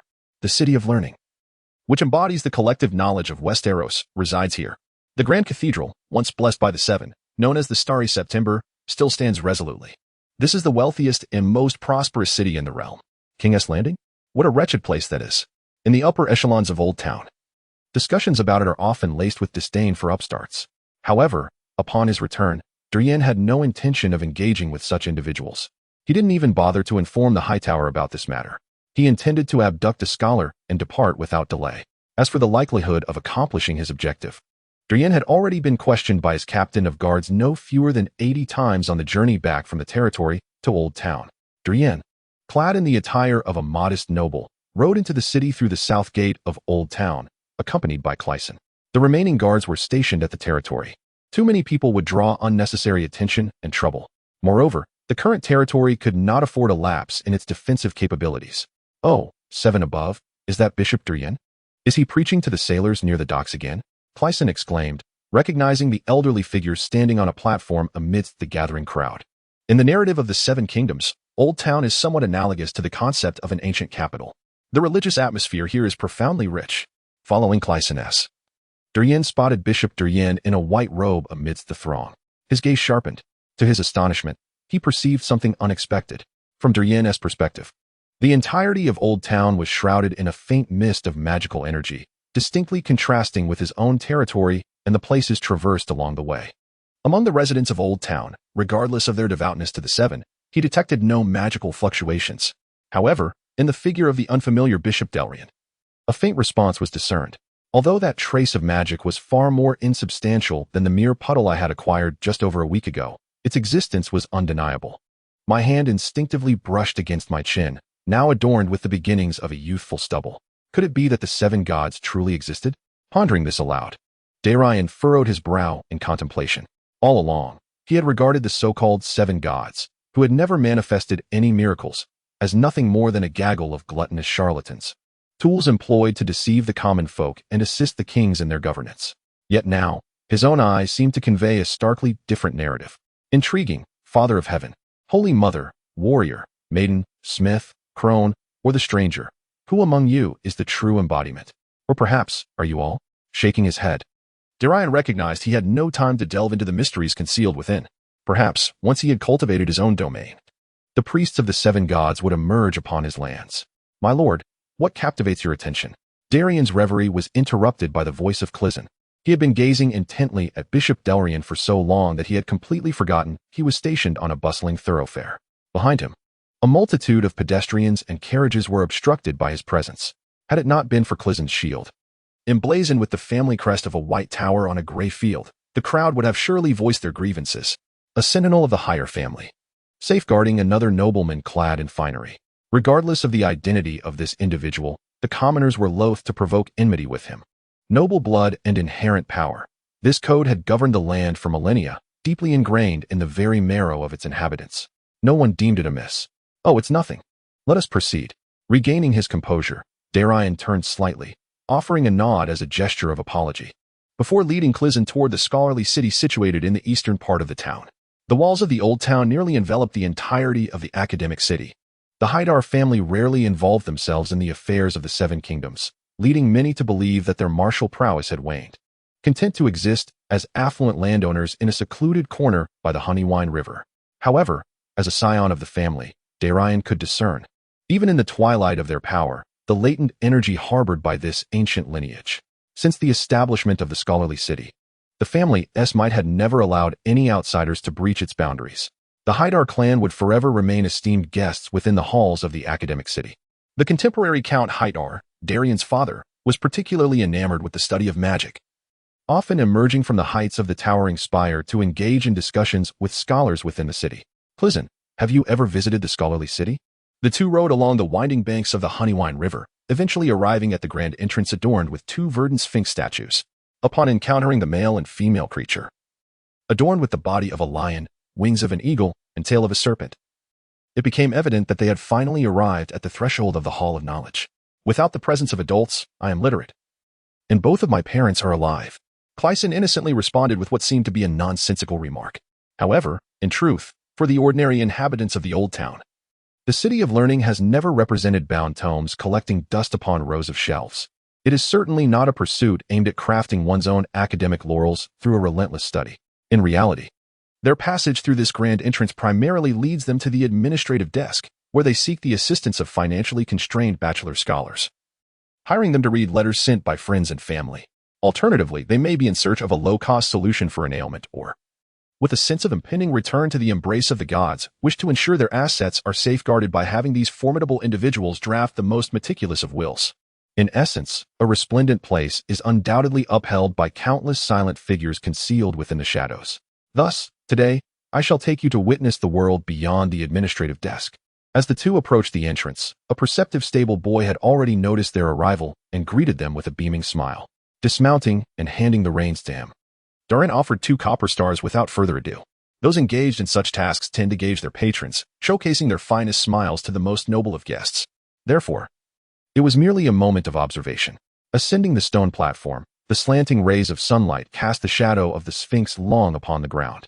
They had reached the old town by afternoon. Approaching the administrative desk, Darian deliberately avoided the bustling area where assistant scholars and commoners congregated. Instead, he ascended the high platform and presented a small arrowhead along with the emblem of the White Tower, representing the Hightower family, to the chief clerk of the desk. He requested that these items be delivered to Dr. Marwin, stating that Darian of the Hightower family had come to pay a visit. Chapter 11. Dr. Marwin had it been the former Darian Hightower, a youth enamored solely with blades and galloping into battle. It would have been utterly improbable for him to become acquainted with the scholars of the City of Learning. This erudite seeker of knowledge, pursuing the lost treasures of the world, had no theoretical intersection with a noble youth raised in a towering estate. Even routine visits to the academy were conducted by his elder brother, Sir Beller Hightower. Nonetheless, the progression of this world, from a certain perspective, is propelled by a series of seemingly impossible coincidences. At the age of 14, Darian unwittingly stowed away on a ship bound for the city of Sunblade. When the steward, Count Leighton Hightower, discovered that his youngest son had ventured into the domain of the Dorn, he was naturally incensed. The relationship between the River Bay and Dorn has always been fraught with tension. The old man is not so much concerned for his son as he is fearful of what might befall Darian should he fall into the hands of some nefarious individual, becoming a pawn to threaten the Hightower family. Thus, when Darian was captured and returned, he fortuitously encountered pirates preying upon a merchant vessel bound for Oldtown during the return journey. Unable to restrain himself, Darian Hightower leapt onto the opposing deck with sword in hand. The young noble saved Dr. Marwin, who had just returned from his travels in Essos, from an arrow that had struck his shoulder. Consequently, the events that followed unfolded naturally. As one of the most favored nobles of the Citadel, coupled with this life-saving bond, Darian found himself freely visiting Dr. Marwin's office over the subsequent 2 years. Initially summoned abruptly to the Sunflower Hall, he had little time to prepare. Now, possessing a territory of his own, he, as a lord, had effectively shed his constraints. Whenever an issue arose, his first thought was invariably of the story-loving Dr. Marwin. Navigating without guidance, Darian skillfully circumvented the steward's hall and arrived at Dr. Marwin's independent office located on Crow's Isle. Turning back to the wide-eyed and somewhat timid Clyson, who seemed hesitant to meet anyone's gaze, Darian remarked, "By the way, just a heads up, I will be going in to see the old man shortly. You can remain outside and wander around. Don't be surprised by anything you see. The old fellow has a penchant for collecting peculiar items, but rest assured, it's not dangerous." With that, he left the bewildered captain of the guard behind and approached the dilapidated wooden house beneath a fishbone tree. Kicking open the unlatched door, Darian called out, "Old man, don't you dare serve me those concoctions you learned from that warlock course. I would rather not emerge with blue lips, looking like a monster." The interior was as disheveled as it had been during his last visit, a testament to the single man's lack of decorum. The sounds of cups clinking and liquids being poured emanated from within, followed by a slightly hoarse male voice, tinged with fatigue. Ha! I have studied it well. The ingredients of nightshade water are heavily laced with hallucinogenic elements. With my knowledge, how could I possibly indulge in such rubbish? Fear not, young Darian. What I have prepared for you this time is quite extraordinary. Behold, this drink is crafted from a newly discovered plant I retrieved from the outskirts of the ruins of Valeria's freehold. It is quite delightful. Good heavens! How did I not know you possessed the audacity to venture into that cursed place? Darian exclaimed, clicking his tongue. Deciding that today he would refrain from tasting any of the offerings, he resolved to merely engage in conversation. As the torment he had endured over the past 2 years remained vividly etched in his memory, finding a relatively clean chair, I sat down. And just as I settled in, a short, stout figure clad in gray emerged from the inner room, carrying a tray. Beneath his grizzled beard lay a jaw as solid as slate. Although Dr. Marwin was quite portly, he exuded an aura of robustness, showing no signs of aging in his movements. My gaze fixated on the 2 cups filled with a suspiciously purplish-red concoction. Clearing my throat, I forced a chuckle and inquired, "Have you tried this, old man?" While others tread carefully on their travels, this old fellow seems unperturbed by the cold and the strange. Indeed. Dr. Marwin burst into hearty laughter. Not at all. Such a delightful elixir. Had it not been for your visit, I would never have allowed anyone else to sample it. You cannot fathom the expense I incurred to nurture this creation, at least 1,000 gold dragons. Even Chief Steward Theobald scowled at me for it. Yet I paid him no mind. Knowing the old rogue's true nature, I was not swayed by his bravado and retorted sharply, "Oh really? If you disregard him, your budget for next month will be denied, and I wonder where you will procure gold dragons to seek out your magical artifacts in the Oldtown." At these words, the old man's boisterous grin was abruptly frozen in place, as if struck by a blast of ice magic. After a few seconds of uncomfortable silence, drawing upon years of experience in the field, Dr. Marwin inhaled deeply, rubbed his hands together, and forcibly shifted the topic. "Ah, young Darian.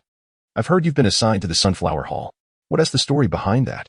I shook my head and pointed towards the prominent white tower in my line of sight, responding expressionlessly, "The directive came in my father's name. I cannot defy it." Dr. Marwin immediately sensed something amiss, his eyebrows raising slightly, but he was interrupted by my next revelation. Fortunately, I now possess my own domain, located on the peninsula across from the Redwind Strait. The purpose of my visit is to seek a capable scholar from your ranks. As you are aware, most knights have yet to earn the right to their own scholars. The old academic, draped in a mouse-gray robe, was genuinely taken aback by this news.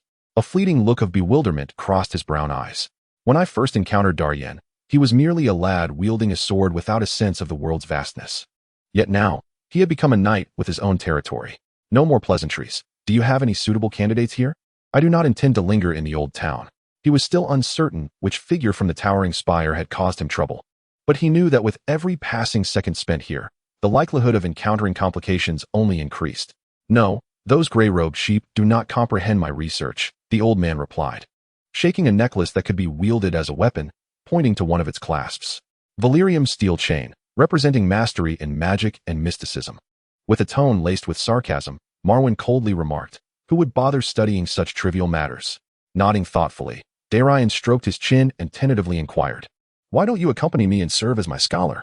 Chapter 12. The scholar's stubbornness. It seemed Dr. Marwin could hardly believe his ears, as a clear expression of astonishment and confusion spread across his face. He scratched his unkempt gray beard and gazed at Darian, who sat before him with an unperturbed demeanor. "Jesting, based solely on that statement of yours.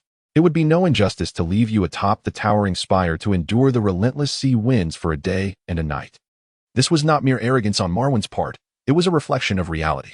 In the entire noble system of Westeros, while the bachelor system had indeed taken root in nearly every notable family's castle, it was undeniable that those sent forth were not the true core of the citadel. When had one ever heard of a doctor serving as an advisor to any noble? Even that fellow in King's Landing, Pycelle, was merely a mediocre choice appointed by the council to placate the king in that wretched place. Marwin was a member of the council, the highest authority of the citadel, and he could confidently assert that neither Darian nor even the current Earl of the Towering Spire, Darian Hightower, had the standing to utter such words. Darian, however, was unconcerned with such matters. He had no intention of returning empty-handed. The medical resources in his domain were virtually non-existent, and to foster rapid development, this issue must be addressed. Otherwise, should complications arise, the repercussions would be unbearable. That one do. Since I am here, you must provide me with someone. As the Lord, if my men are succumbing to infections or minor ailments daily, who will follow me? He grasped a suspicious-looking drink from the table, bringing it to his nose to sniff. Yet, under Marwin's eager gaze, he ultimately set it aside. I cannot bear this. The odor is overwhelming. With a scoff, Marwin took up his own glass, clearly an experienced hand, and downed half of it in one go. Aside from a slight twitch of his facial muscles, he displayed no further reaction. Impressive, Darian conceded defeat. Those 8 years of travels and Essos had bestowed upon the old man a constitution of iron. Yet, this was not the moment for such distractions. Darian earnestly stated, "You see, you promised me. One day, you shall repay this debt of salvation." Marwin paused, his carrot-like fingers scratching his brow as he chuckled. "Indeed, I did promise. Are you planning to invoke it now?" Darian leaned back against the chair, spreading his hands in a gesture of resignation. "Who knows when it will be needed? Perhaps in the future. You'll hear of the emergence of a new Hightower family from that place. When will you return next? I hope you won't vanish again, or I shall suffer a tremendous loss." Marwin remained silent. In the deeply religious atmosphere of Westeros, the obligation to repay a life-saving grace is imbued with a strong sense of sanctity, much like the guest right extolled by all the nobility. To defy such a principle is certainly feasible, yet one must brace for the possibility of being forsaken by the gods and scorned by the people. While the old man may not reach such an extreme, Darian found it difficult to argue against his assertions. Nevertheless, the rule of scholars not venturing into the countryside remained intact. He, Marwin, was not merely a brute who could wield a chain as a hammer. He was a scholar, after all, and must uphold a degree of dignity. With a flicker of his brown eyes, the old man decided to pose a conundrum to Darian. "By the 7. You know I have yet to produce significant results in my research. If I were to accompany you to the countryside, would my experiments not be rendered futile? Surely, you do not wish to witness me being ridiculed by that scoundrel, Saber?" Darian was taken aback. Was it not he who had just brazenly proclaimed his indifference to Saber, the steward? Moreover, the old fellow was aware that his research was merely a money pit with no output. It was indeed remarkable that the Citadel had tolerated him for so long. Tapping the table, Darian took a deep breath, reminding himself not to be ensnared by this old trickster. "What are you currently researching? I can't help but feel that whether I am present or not, your endeavors are doomed." If the old man were to produce a dragon egg and claim he was researching how to hatch it, Darian would believe him. But the crux of the matter remained. Did success truly hinge upon one's location? Darian was not so easily deceived. Momentarily taken aback, the old man seemed surprised that Darian had not been ensnared in his web of words, but had instead struck at the very heart of the issue. Just as he was preparing to craft an elaborate excuse, the old man found himself at a loss for words. The room fell into silence as the two, one old and one young, exchanged intense gazes. Eventually, under the sharp scrutiny of the youthful eyes, the elderly gentleman conceded. A sheepish expression crossed his face as Marwin spoke in a somewhat feeble tone. It seems you are holding this." Instinctively glancing at what he had in hand, Darian then noticed the drink he had just set down on the table. "So, you are indeed researching this?" Darian believed the old man had procured it from the freehold of Valyria. Yet, the question returned. "If you do not accompany me to the countryside, can you truly cultivate anything in this dilapidated abode of yours?" Rubbing his hands together, Dr. Marwin slowly remarked, "What you see before you are the leaves extracted from the original specimens I brought back from that cursed place. The dilemma lies here. I cannot find a method to induce these seeds to germinate. It is perplexing. I have tried nearly every conceivable approach. Yet this wretched seed refuses to sprout even the slightest hint of green. Now that this particular plant has withered, it is as if this species has become extinct in Westeros." With a hint of resignation, he tossed a seed, no larger than a fingernail, to Darian. The old man's words were steeped in frustration. Initially, the Citadel was quite supportive of his efforts to expand the flora of Westeros, providing him with substantial financial backing. However, the absence of results would make anyone question the viability of the endeavor, fearing it might be an insatiable pit. The old fellow's reluctance to depart stemmed largely from his desire to utilize the last of his funding to procure expensive materials from Lys for one final attempt. Such persistence and stubbornness from a scholar are not difficult to comprehend. Catching the seed, resembling an apricot pit, Darian tossed it lightly in his hand. A sudden thought struck him, and he smiled. His grin sent shivers down Marwin's spine. "How about a wager, old man?" Darian said softly, struggling to suppress the upward curve of his lips. "If I can procure a viable seed for you, you must accompany me. What do you say?"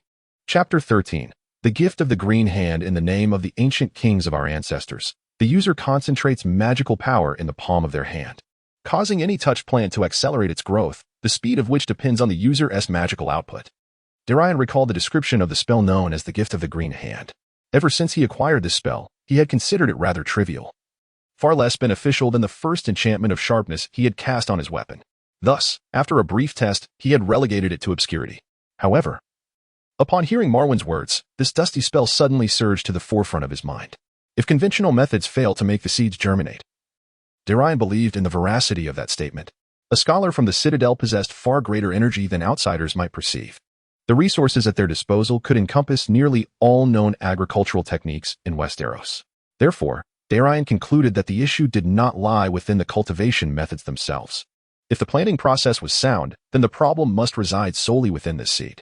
As Darian grasped the seed, designated as the Valyrian Purple Queen, he immediately sensed a faint, unsettling magical aura enveloping it. The magical fluctuations from the faith of the Seven here felt grand and solemn, yet ultimately hollow. The magic entwined around this seed, however, is quite the opposite.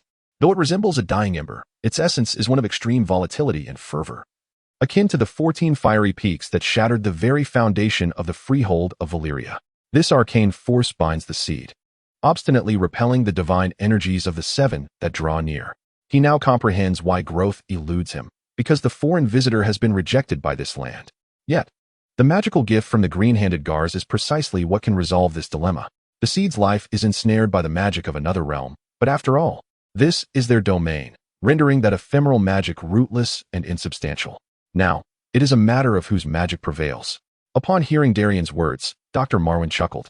To him, it seemed a desperate ploy by a minor nobleman to extricate himself from his predicament. Though somewhat amusing, it felt rather gratifying. The old man leaned back in his chair, unperturbed, and declared, "Very well, under the witness of the Seven, our wager is set. If you succeed, I shall accompany you to your humble hamlet. Not even Lord Seaboard can hinder me.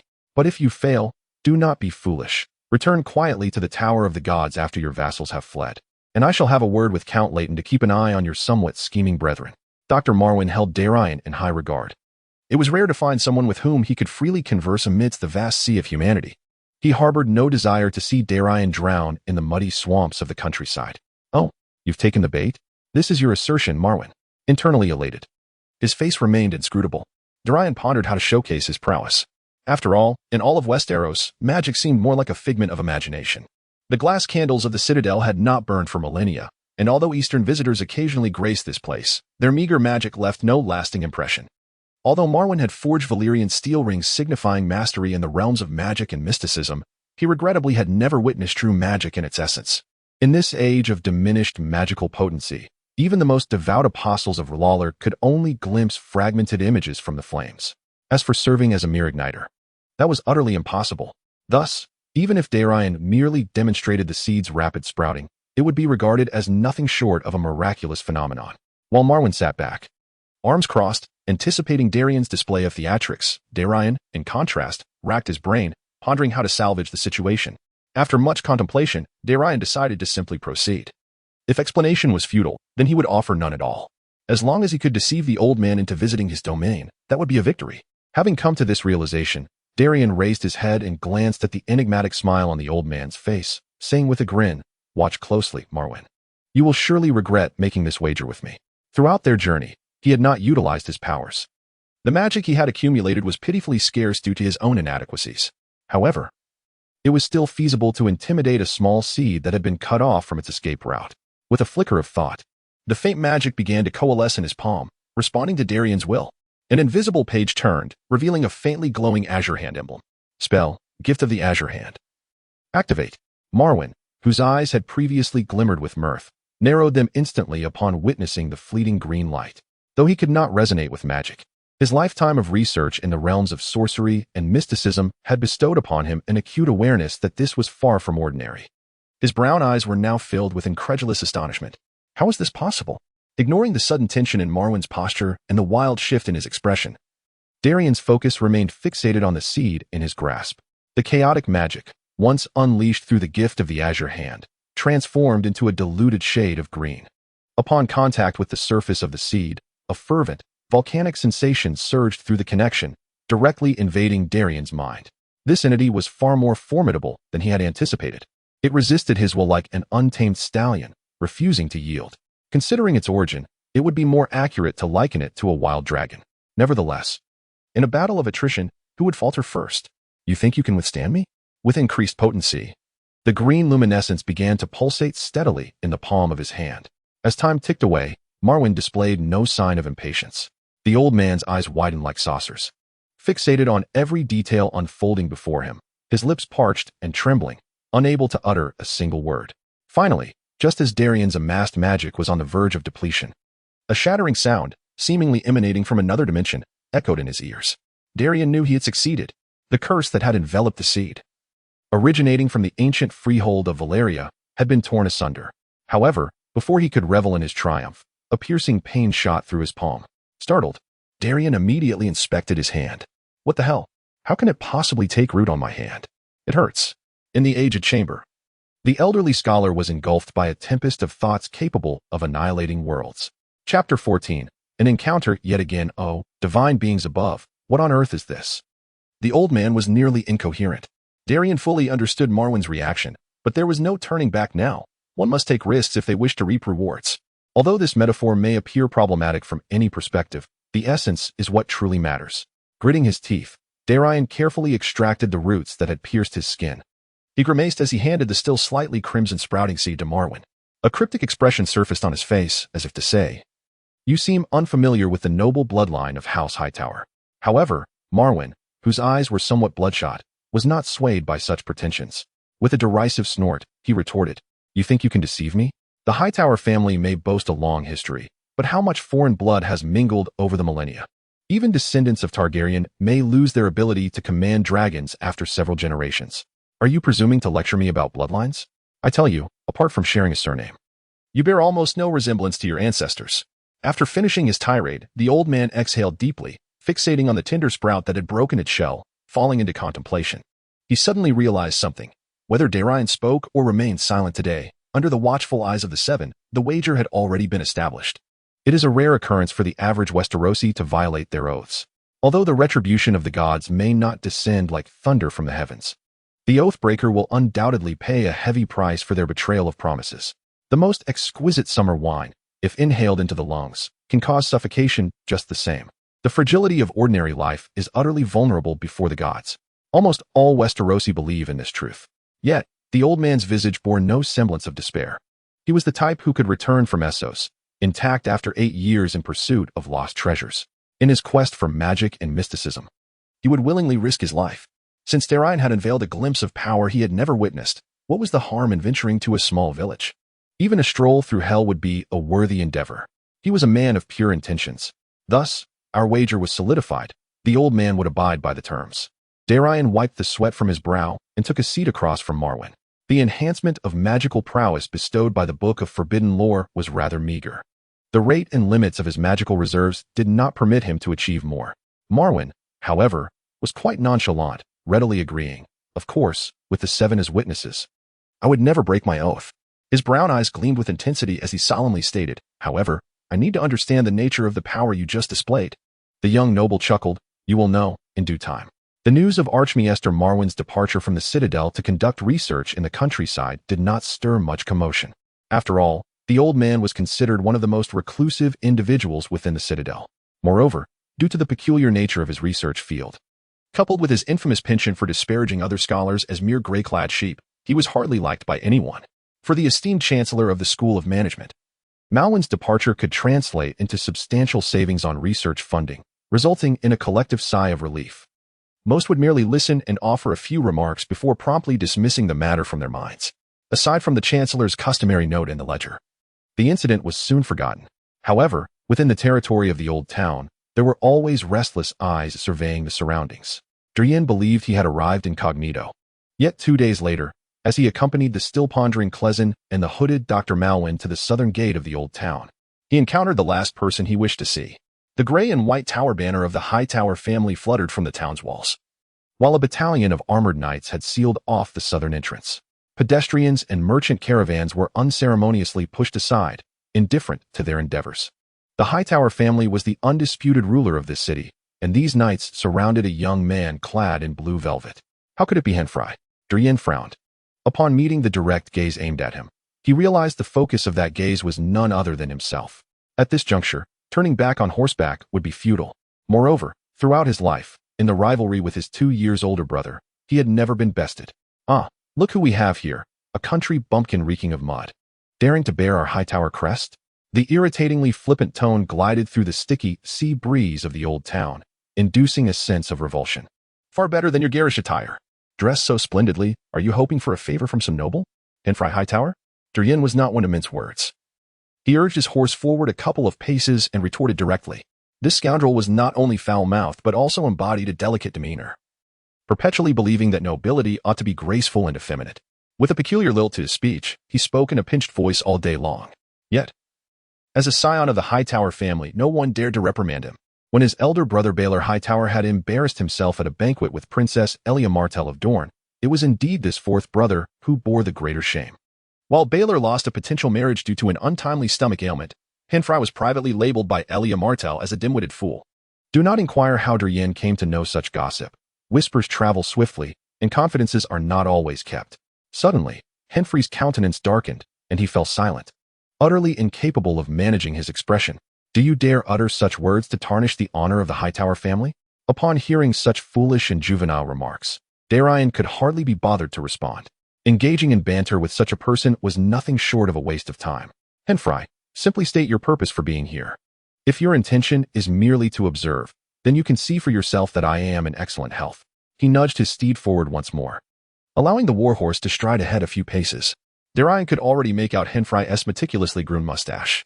The flagpole-like stature of Henfry offered little intimidation. Though 2 years Darian's junior, he found himself overshadowed by Darian's robust presence, causing his white horse to nervously step back. Gales has sent me to inform you that we are of the Hightower bloodline, interconnected by lineage. Why did you not report back to the family upon your return to Oldtown? He instructed me to bring you back and inquire about your recent affairs. The last statement was delivered through gritted teeth. Chapter 15. The Duel of the Hightowers? Interconnected by blood? Do not spout such nonsense. To outsiders, this might suggest that the current generation of Hightower brothers supports one another, adhering to the family creed to illuminate their path forward. It is all mere drivel. Although the original Darian Hightower was a political simpleton of considerable naivety, memory does not deceive. Before he was foolishly ousted from the core power of the family, the 5 male heirs of the Hightower lineage had divided into 3 factions. The eldest, Baelor Hightower, the primary heir to the towering estate, was rather fond of his dim-witted younger brother. To be frank, he valued the simplicity of thought, ensuring the younger brother's unwavering obedience. Whatever was commanded, he would follow without question. In simpler terms, he was easily manipulated. The second brother, Gales Hightower, had allied himself with the flamboyant Henfry, consistently opposing the elder brother in family matters.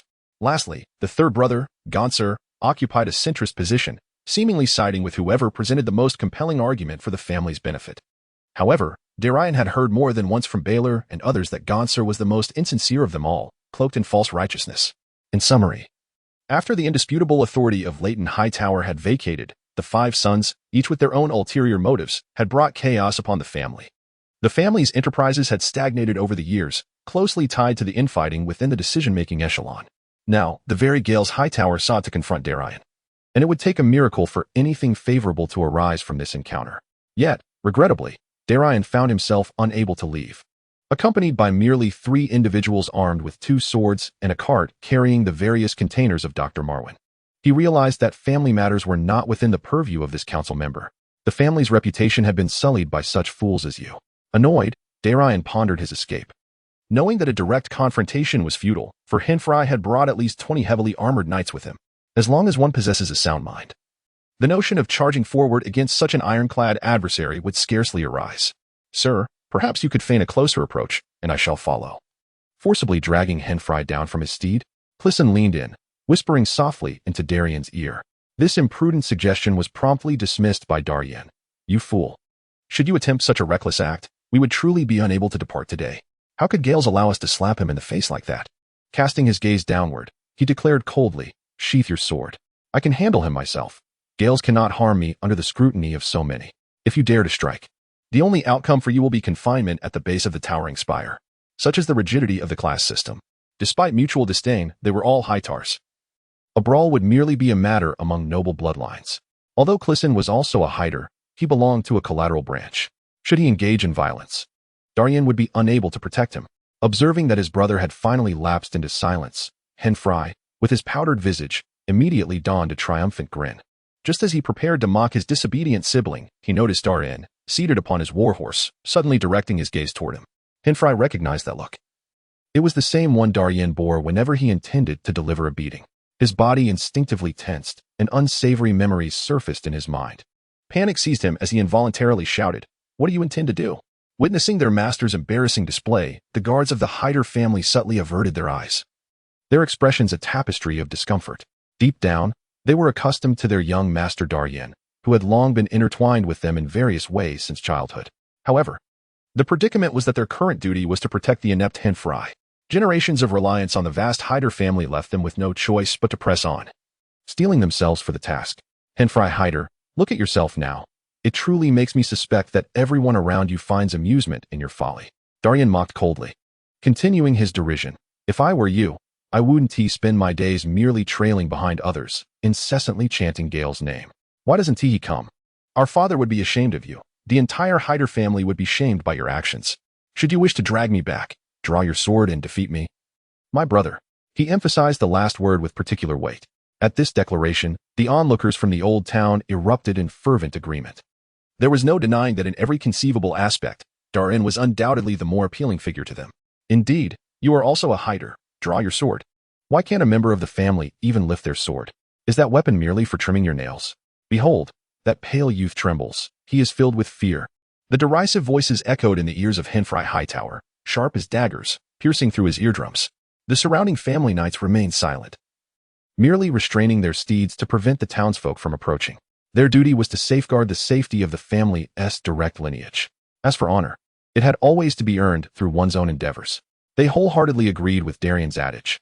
If someone insults you, simply draw your sword and strike them down. Any further taunts would transform into the glory of the victor. Feeling his breath quicken and his complexion shift from ashen to pale, Henfrey found himself at a loss. His heart seethed with rage, yet reason and past memories clearly admonished him. Do not advance. Doing so would surely invite a beating. However, the more he hesitated, the more peculiar gazes surrounded him, and the venomous jeers intensified. Ultimately, he could no longer contain himself. Aware that his brother was deliberately provoking him, he nonetheless lacked sufficient rationality. His trembling right hand reached for the ornate, gleaming long sword at his waist, glaring with resentment at Darian across from him. Henfrey finally unsheathed his blade slightly, his teeth clenched until they bled. At that moment, a hand clad in iron gauntlets pressed down upon his own. Stand down. Allow me to handle this matter, came the voice of Aemon Kai, his temporary captain of the guard. This fellow, hailing from the Kai family, was a knight of some repute, having been invited by Gar's Hightower to visit Oldtown. Should the story unfold as expected, he would later become one of the Rainbow Guards serving under Loras. Yet, his fate would not be a fortunate one. Despite being a protector, he failed to safeguard his own lord.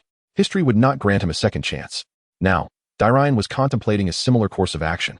As he regarded the robust knight approaching him on a towering steed, a cold smirk crept across his lips. Fortunately, he had retained a modicum of magical energy. Did this knight wish to teach him a lesson? He was sorely mistaken. Chapter 16. A confrontation with ill-intent duels. From the southernmost reaches to the northern expanse of Westeros are a commonplace form of entertainment. This practice knows no bounds of noble blood. The Northmen, eschewing pomp and circumstance, after a few hearty mugs of mead, might seize a dagger and issue a challenge to any unfortunate soul who catches their ire. Conversely, as one ventures south, toward regions of denser population and higher civilization, the nature and complexity of dueling escalate considerably. The rules become increasingly intricate. The teachings of the seven gods explicitly permit dueling.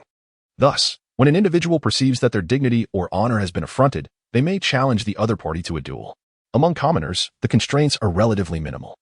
Such duels often commence with a sacred formality, only to devolve into a chaotic brawl between the two combatants. The outcome is inconsequential. No one cares if a commoner's honor is tarnished, as it pales in comparison to the worth of a single silver coin. However, the stakes are markedly different among the nobility, particularly in the current context of the confrontation between Darian and Henfrey.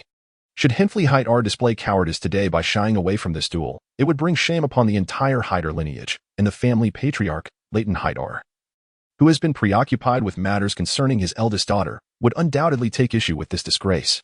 Moreover, Henfley would be branded with labels such as timid or craven by the gossips of society.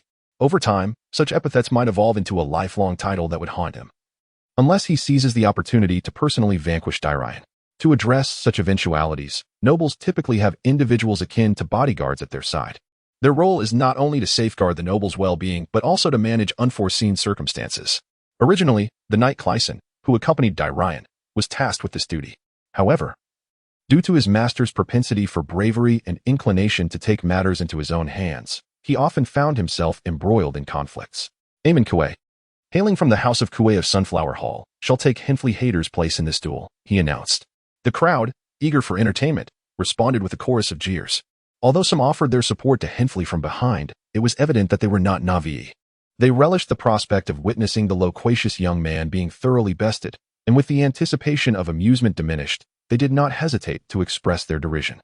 Henfley's face turned crimson. The rapidity of his expression's transformation was remarkable. His fingers whitened as he gripped tightly, and through clenched teeth, he uttered with icy resolve, "Go! Seize those peasants who insulted the Haidar family." Yet, no soldiers acted upon his command. The onlookers merely averted their gazes beneath their steel helmets, pretending not to have heard. Henfley, on the brink of fury, found the courage to draw his sword. The blade, worth countless gold dragons, was unsheathed from its ornate scabbard adorned with precious gems. Accompanied by a furious roar, "You traitors! How dare you defy my orders?" With a sigh of resignation, a nearby knight, who was closely aligned with Henfley, restrained him and murmured, "My lord, perhaps it would be prudent to remain calm. By the gods, let us defer any discussions until the duel concludes." Henfley, incensed, retorted, "Tell Sir Aemon to hasten and strike fiercely." The knight, offering a wry smile, internally dismissed this as mere folly. His gaze returned to the two knights poised in confrontation at the center. Darian had donned a suit of armor stripped from a nearby knight. The duel, after all, need not adhere to principles of fairness. However, the identity of Darian dictated that a Monqui would not dare to confront him unarmored. The speed of the horses was swift, and the blades were indiscriminate. He certainly did not wish to be slain by Count Leighton in retribution for the death of his son. "May the seven gods bless you, Lord Hyder." Lowering his visor, the knight drew forth a colossal hand and a half-sword. Opposite him, Darian also removed his visor. "May your guardians be shielded from the blades lurking in the shadows," he uttered. The Monqui, concealed beneath his visor, was momentarily taken aback, believing Darian was referring to Henfley. He couldn't help but cast a more favorable glance at the young scion of Leighton before nodding slightly, as their steeds began to accelerate. The broad southern gate street transformed into the stage for their duel. Darian gripped his sword firmly, devoid of ostentatious guards or gleaming embellishments. Only the blade, tempered for optimal flexibility and hardness, remained. Darian had no intention of taking a Monqui's life, provided the latter harbored no such intentions himself. After all, at present, a Monqui was one of Gale's men, who could discern his true motives. The sound of hooves reverberated through the street, and before the horses could reach full gallop, Darian and a Monqui had already closed the distance. The slicing sound of the blade cutting through the air jolted Darian's senses. This thrust was executed with precision, aimed squarely at his wrist. Fierce, accurate, swift.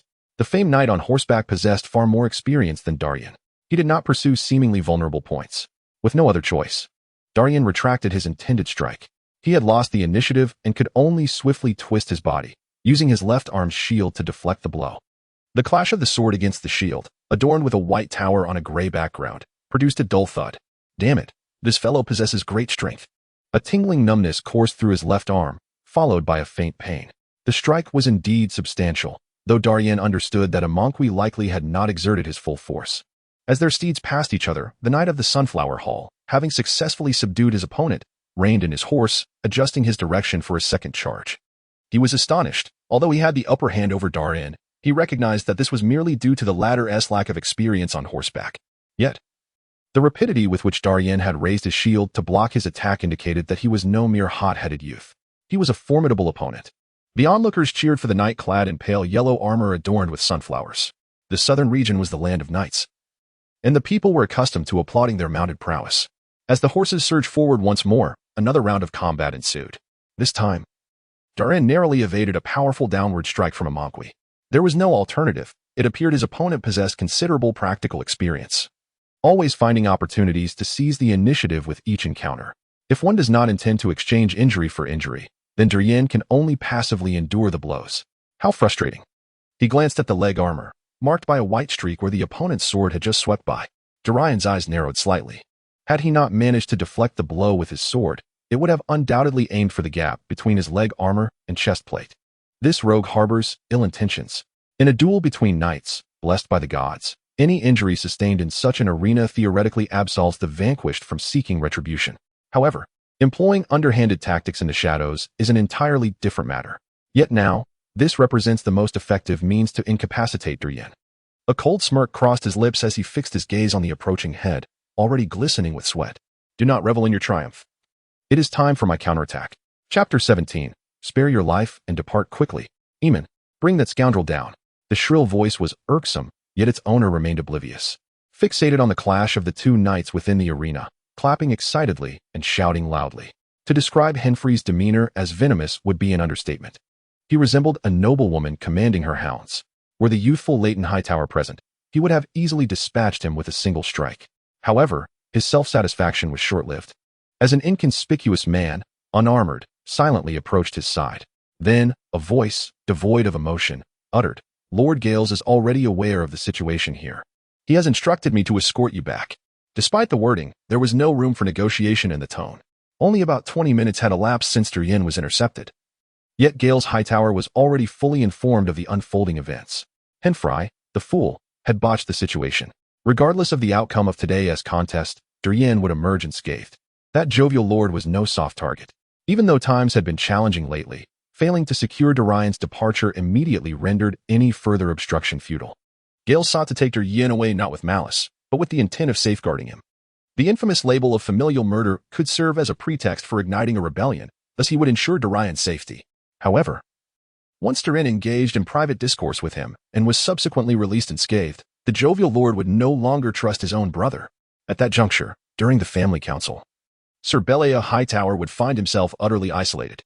That would suffice. Yet, now that Darian's duel had disrupted this scheme, Gales Hightower's interest in Darian waned. The priority now was to retrieve his embarrassing ally Henfrey swiftly. Should this escalate and reach the elder's ears, it would be Gales who faced dire consequences. Evading the blade that grazed his forehead, Darian coldly observed de Montquer, who was now panting heavily after their encounter. This man had exhausted himself. After several exchanges, he had discerned the opponent's strengths and weaknesses. A direct confrontation was certainly futile. De Montquer was a seasoned warrior of considerable strength. Yet, his stamina appeared to be waning. Despite his frenzied assaults, he had only managed to leave a few scratches and dents on Darian's armor and shield, and his impatience was growing. Was evasion all he could muster? What had become of the honor of the Tower family? Drawing upon the remnants of his dwindling strength, de Montquer urged his steed forward once more in a charge. Renown is both a glory and a shackle. He simply could not fathom the disgrace of being bested by a mere boy of 16 or 17. How would Garshidal perceive him? How would the Coué family regard him? The man who brought shame upon them? Thus, failure was not an option. The thirst for victory overshadowed all else. He momentarily disregarded the noble status of his opponent. Raising his longsword high, forsaking defense. His chest was wide open, and he hoped that this strike, fueled by all his might, would cleave through Darian's detestable shield. The consequences were of little concern to him now. However, he overlooked that such a move rendered him most vulnerable. Darian had been awaiting this very opportunity. With magical energy scarce and difficult to wield at will, at least for the moment, he was uncertain whether his spell, the Sharp Force, could pierce a Montquer's shield and damage him directly. Thus, he had remained patient, waiting for a Montquer to grow desperate, lose his composure, and reveal an opening. Fortunately, all his efforts were about to bear fruit. Now, the magic flowed invisibly, coalescing into a stream that enveloped the blade of his longsword. The onlookers held their breath, for they had perceived it. This time, both combatants, having grappled for so long, exhibited no signs of defense. Experienced individuals turned pale. Their instincts warned them that blood would soon be shed. Crack. Ah. A strange sound of fracture echoed, followed by a piercing wail. Eight hooves clashed amidst the rising dust. But this time, a deluge of blood poured forth like a torrential rain. In the depths of the seven hells, upon witnessing the outcome of the clash, Dr. Malvin, concealed beneath his hood, felt his pupils constrict sharply. He uttered the exclamations most favored by the inhabitants of the southern realms. There lay a Montquer, who had just been frantically attempting to cleave Darian in two, now collapsed upon the ground, blood flowing like a small stream. In addition to the glaring scarlet hue, what truly captivated the gaze was the gash that nearly traversed the entire breastplate. A single sword had pierced the opponent's armor. Initially, The gruesome scene elicited a chorus of gasps, followed by the utter astonishment of those familiar with the intricacies of combat. Generally speaking, it is quite challenging for cutting and thrusting weapons to inflict substantial damage against the frontal armor of a heavily armored knight, unless one strikes the vulnerable joints. To combat such foes, one typically resorts to a lance or employs a blunt weapon, leveraging the immense kinetic energy generated by the speed of a mounted charge to crush the adversary. This recalls the Battle of the Trident during the War of the Usurper, where the hope of the village, Rhaegar Targaryen, clad in heavy armor, was mercilessly struck down by a single blow from Duke Robert of Storm's End, shattering his chest. Yet now, this individual named Darian Hightower had managed to cleave through his opponent's armor with a single sword stroke. How could this be possible? The uproar ensued, with discussions rife among the onlookers. Henfrey, who had just prepared to depart with the entourage sent by Garz, was left wide-eyed at this spectacle. Why couldn't they wait until he had vanished before concluding the affair? Eamon Coué, utterly incompetent.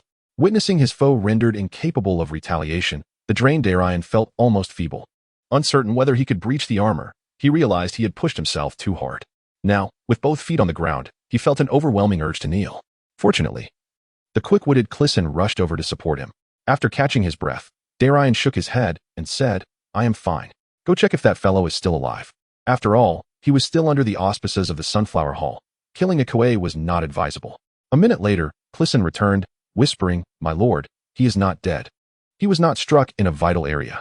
However, your sword will undoubtedly leave him with a lasting scar." Waving his hand, Darian replied, "Spare his life. As the victor, I have the right to display my mercy." He silently added to himself, "For now." Approaching Dr. Marwin, Darian patted the old man's shoulder and chuckled, "Come on. Stop standing there foolishly. It's time for us to go play in the mud in the countryside."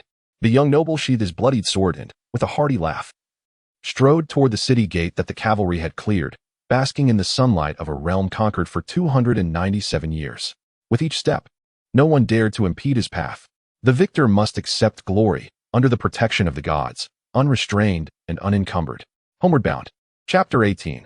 The will of the Tower. The civil war within the Hightower family resembled a tempest that swept in from the sea of sunset, swiftly permeating the entire city. The tale was embellished and transformed into countless versions. The Hightower family remained utterly silent, and apart from the exasperated Henfrey, no one intervened to halt the spread of rumors. Better to unblock than to block. Once the fervor fades, it will dissipate like water spilled upon the ground. However, Lord Leighton Hathar, long absent from the family power table, soon conveyed his will through a simple note. Henfrey Hathar had sullied the family's honor, curtailed his administrative quotas, and transferred the management of the woolen textile industry to Bael Hathar. There were neither words of reproach nor words of comfort. The elder of the Oldtown merely made arrangements. The typically boisterous scions could only comply dutifully. In the towering spire, the family council chamber, the weather was far from pleasant. Ominous rain clouds unleashed a relentless downpour, enveloping the old town, the jewel of the southern realm. Plump maidens lit candles, placing them silently upon the redwood table that symbolized the family's authority. Once the last flame was set, all present held their breath and retreated, leaving the space to the three men seated quietly, Bael, Gals, and Gonsur. As for Henfrey, though known as the jovial Bael, the heir of the family wore no expression at that moment. Pale light filtered through the stone corridor, casting a faint glow on his face.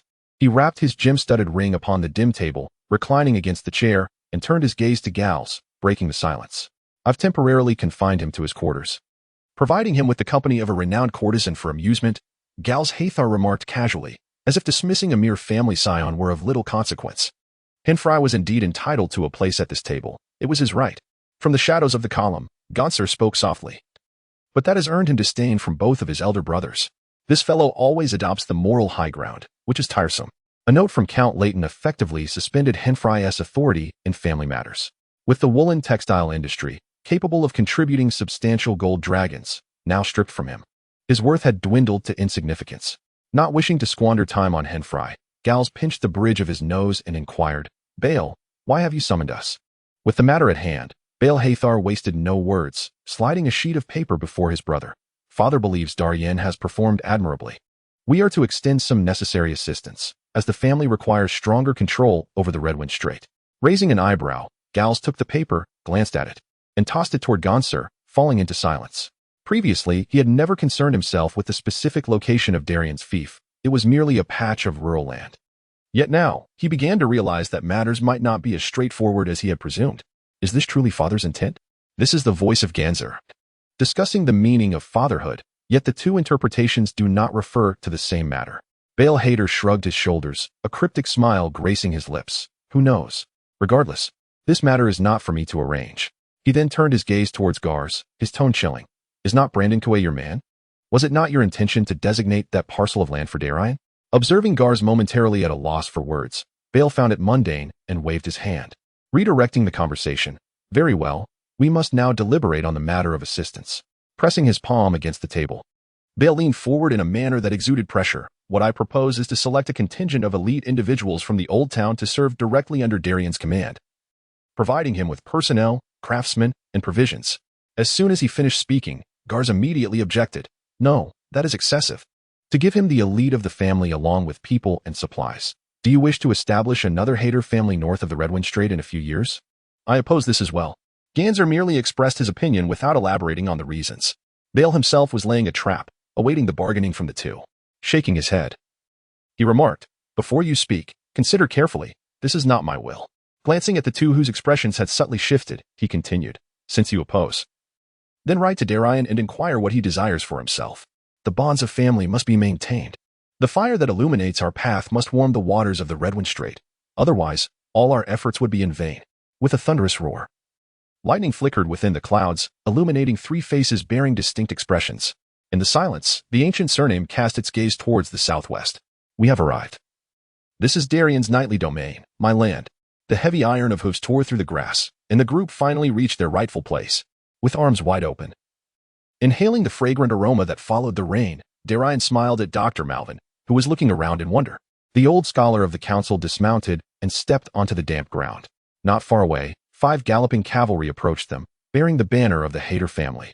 Do not mind me. Just ensure my belongings are safely transported back, and remember to handle them with care, the old man instructed. Give me 3 men to guide me around your territory. Now that I have become a scholar, I must familiarize myself with the basic situation of the domain. Darian nodded, relaying Malvin's request to Crizin. He held no concerns about the other party. In terms of wilderness survival experience, even 10 of his own would not compare to Malvin. When Darian finally returned to the heart of his territory and beheld the temporary camp from earlier, he was momentarily taken aback by the scene before him. Before them stood a towering earthen wall, enveloping a substantial portion of the encampment. Atop it lay a mat of straw, presumably to shield against the recent downpour. Is the progress truly this swift? Darian inquired, astonishment evident in his voice as he addressed a young cavalryman accompanying him. The youth, brimming with pride, replied, Indeed, my lord. Oldham, the master craftsman of the territory, estimates that within a week, the outer wall will be nearly complete. Thereafter, we shall focus on waterproofing and fortification. Darian felt a surge of satisfaction. This was splendid news, as it ensured the safety of all. It was clear that this entirely new locale resembled a blank canvas awaiting artistry. And the pace of development surpassed his expectations. His new abode was beginning to take shape. Chapter 19. Potions, water sources, bread my lord, this shall be your residence. Surveying the newly constructed wooden house with its pointed roof, Darian nodded in approval. To compare it to the conditions of a towering citadel would be sheer folly. The mere fact that a house could be erected in such a short span was commendable.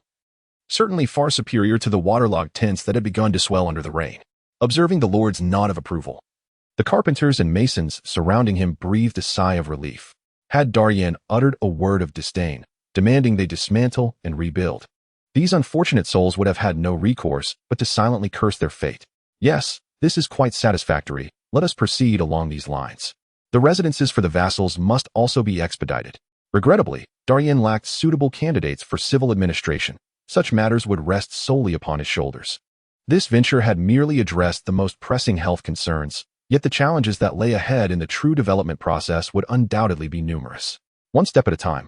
Then, the house was modest, comprising but 2 levels. The lord's quarters were situated on the upper floor, while the ground floor was designated for the storage of vital resources and for adjudicating matters or discussing significant affairs when issues arose within the territory. After meandering through his new home, the voice of Dr. Malvin resonated from below. Darian, are you up there? Descending the stairs, he found the newly appointed scholar clad in a gray robe standing at the entrance.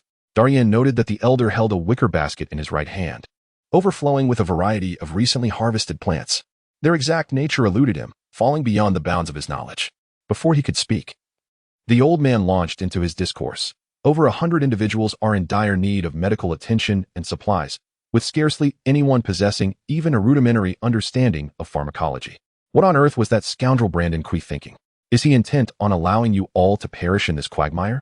Acknowledging the truth in the elder's words, Darian offered no explanation, instead pulling a crate to serve as a seat for his scholar. With a resigned gesture, he spread his palms and remarked, "I lack experience. This is all I have." Initially, Brandon Quay never intended to provide me with sufficient craftsmen. I had to extract them from him later. As a lord who took up this role rather abruptly, have you ever encountered a more unfortunate direct descendant of Hitar than myself?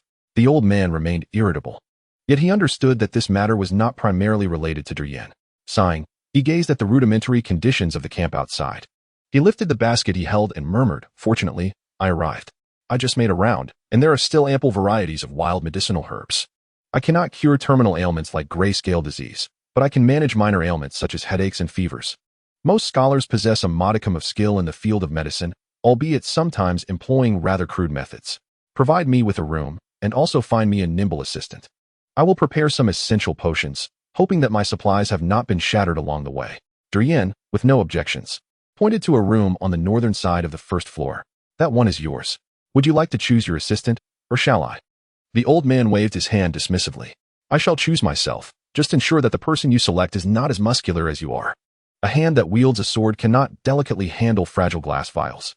This is not the Oldtown, and once broken, these are hard to replace." With the scholar on board, aside from the risk of severe injuries, Darian no longer needed to worry about unexpected casualties from minor ailments. Next came the issue of water sources. It was not that his territory lacked water. In fact, a survey conducted by Crizin revealed several streams within the territory. However, the problem lay in their distance from the camp. In the event of a fire or other emergencies, distant water would hardly suffice.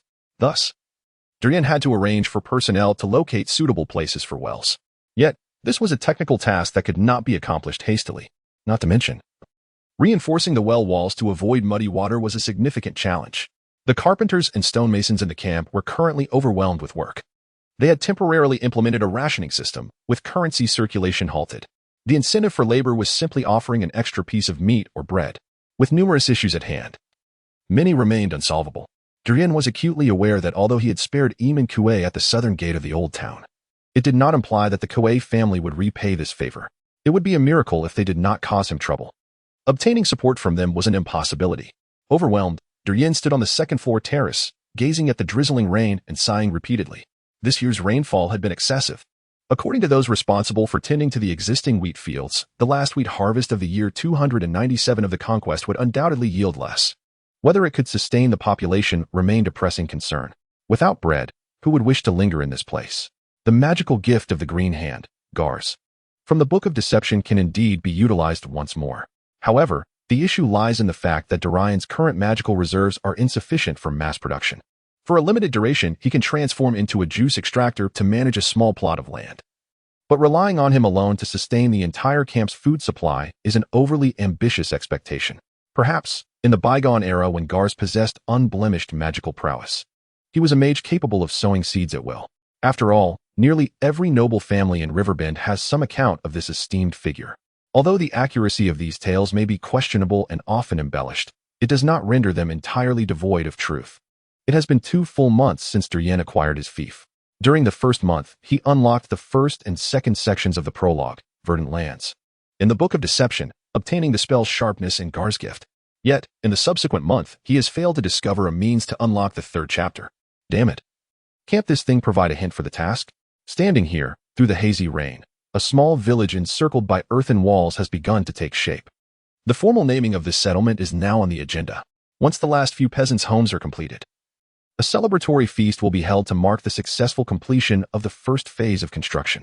As the Lord, Darian has keenly observed the gradual spread of the drawbacks of a rationing system that stifles currency circulation. The enthusiasm for labor is swiftly waning, and the initial fervor for building a new home has all but vanished. Aside from a select few exceptional individuals who receive additional rewards, the rest partake in a communal feast. Laziness, in accordance with the basest nature of humanity, has begun to flourish.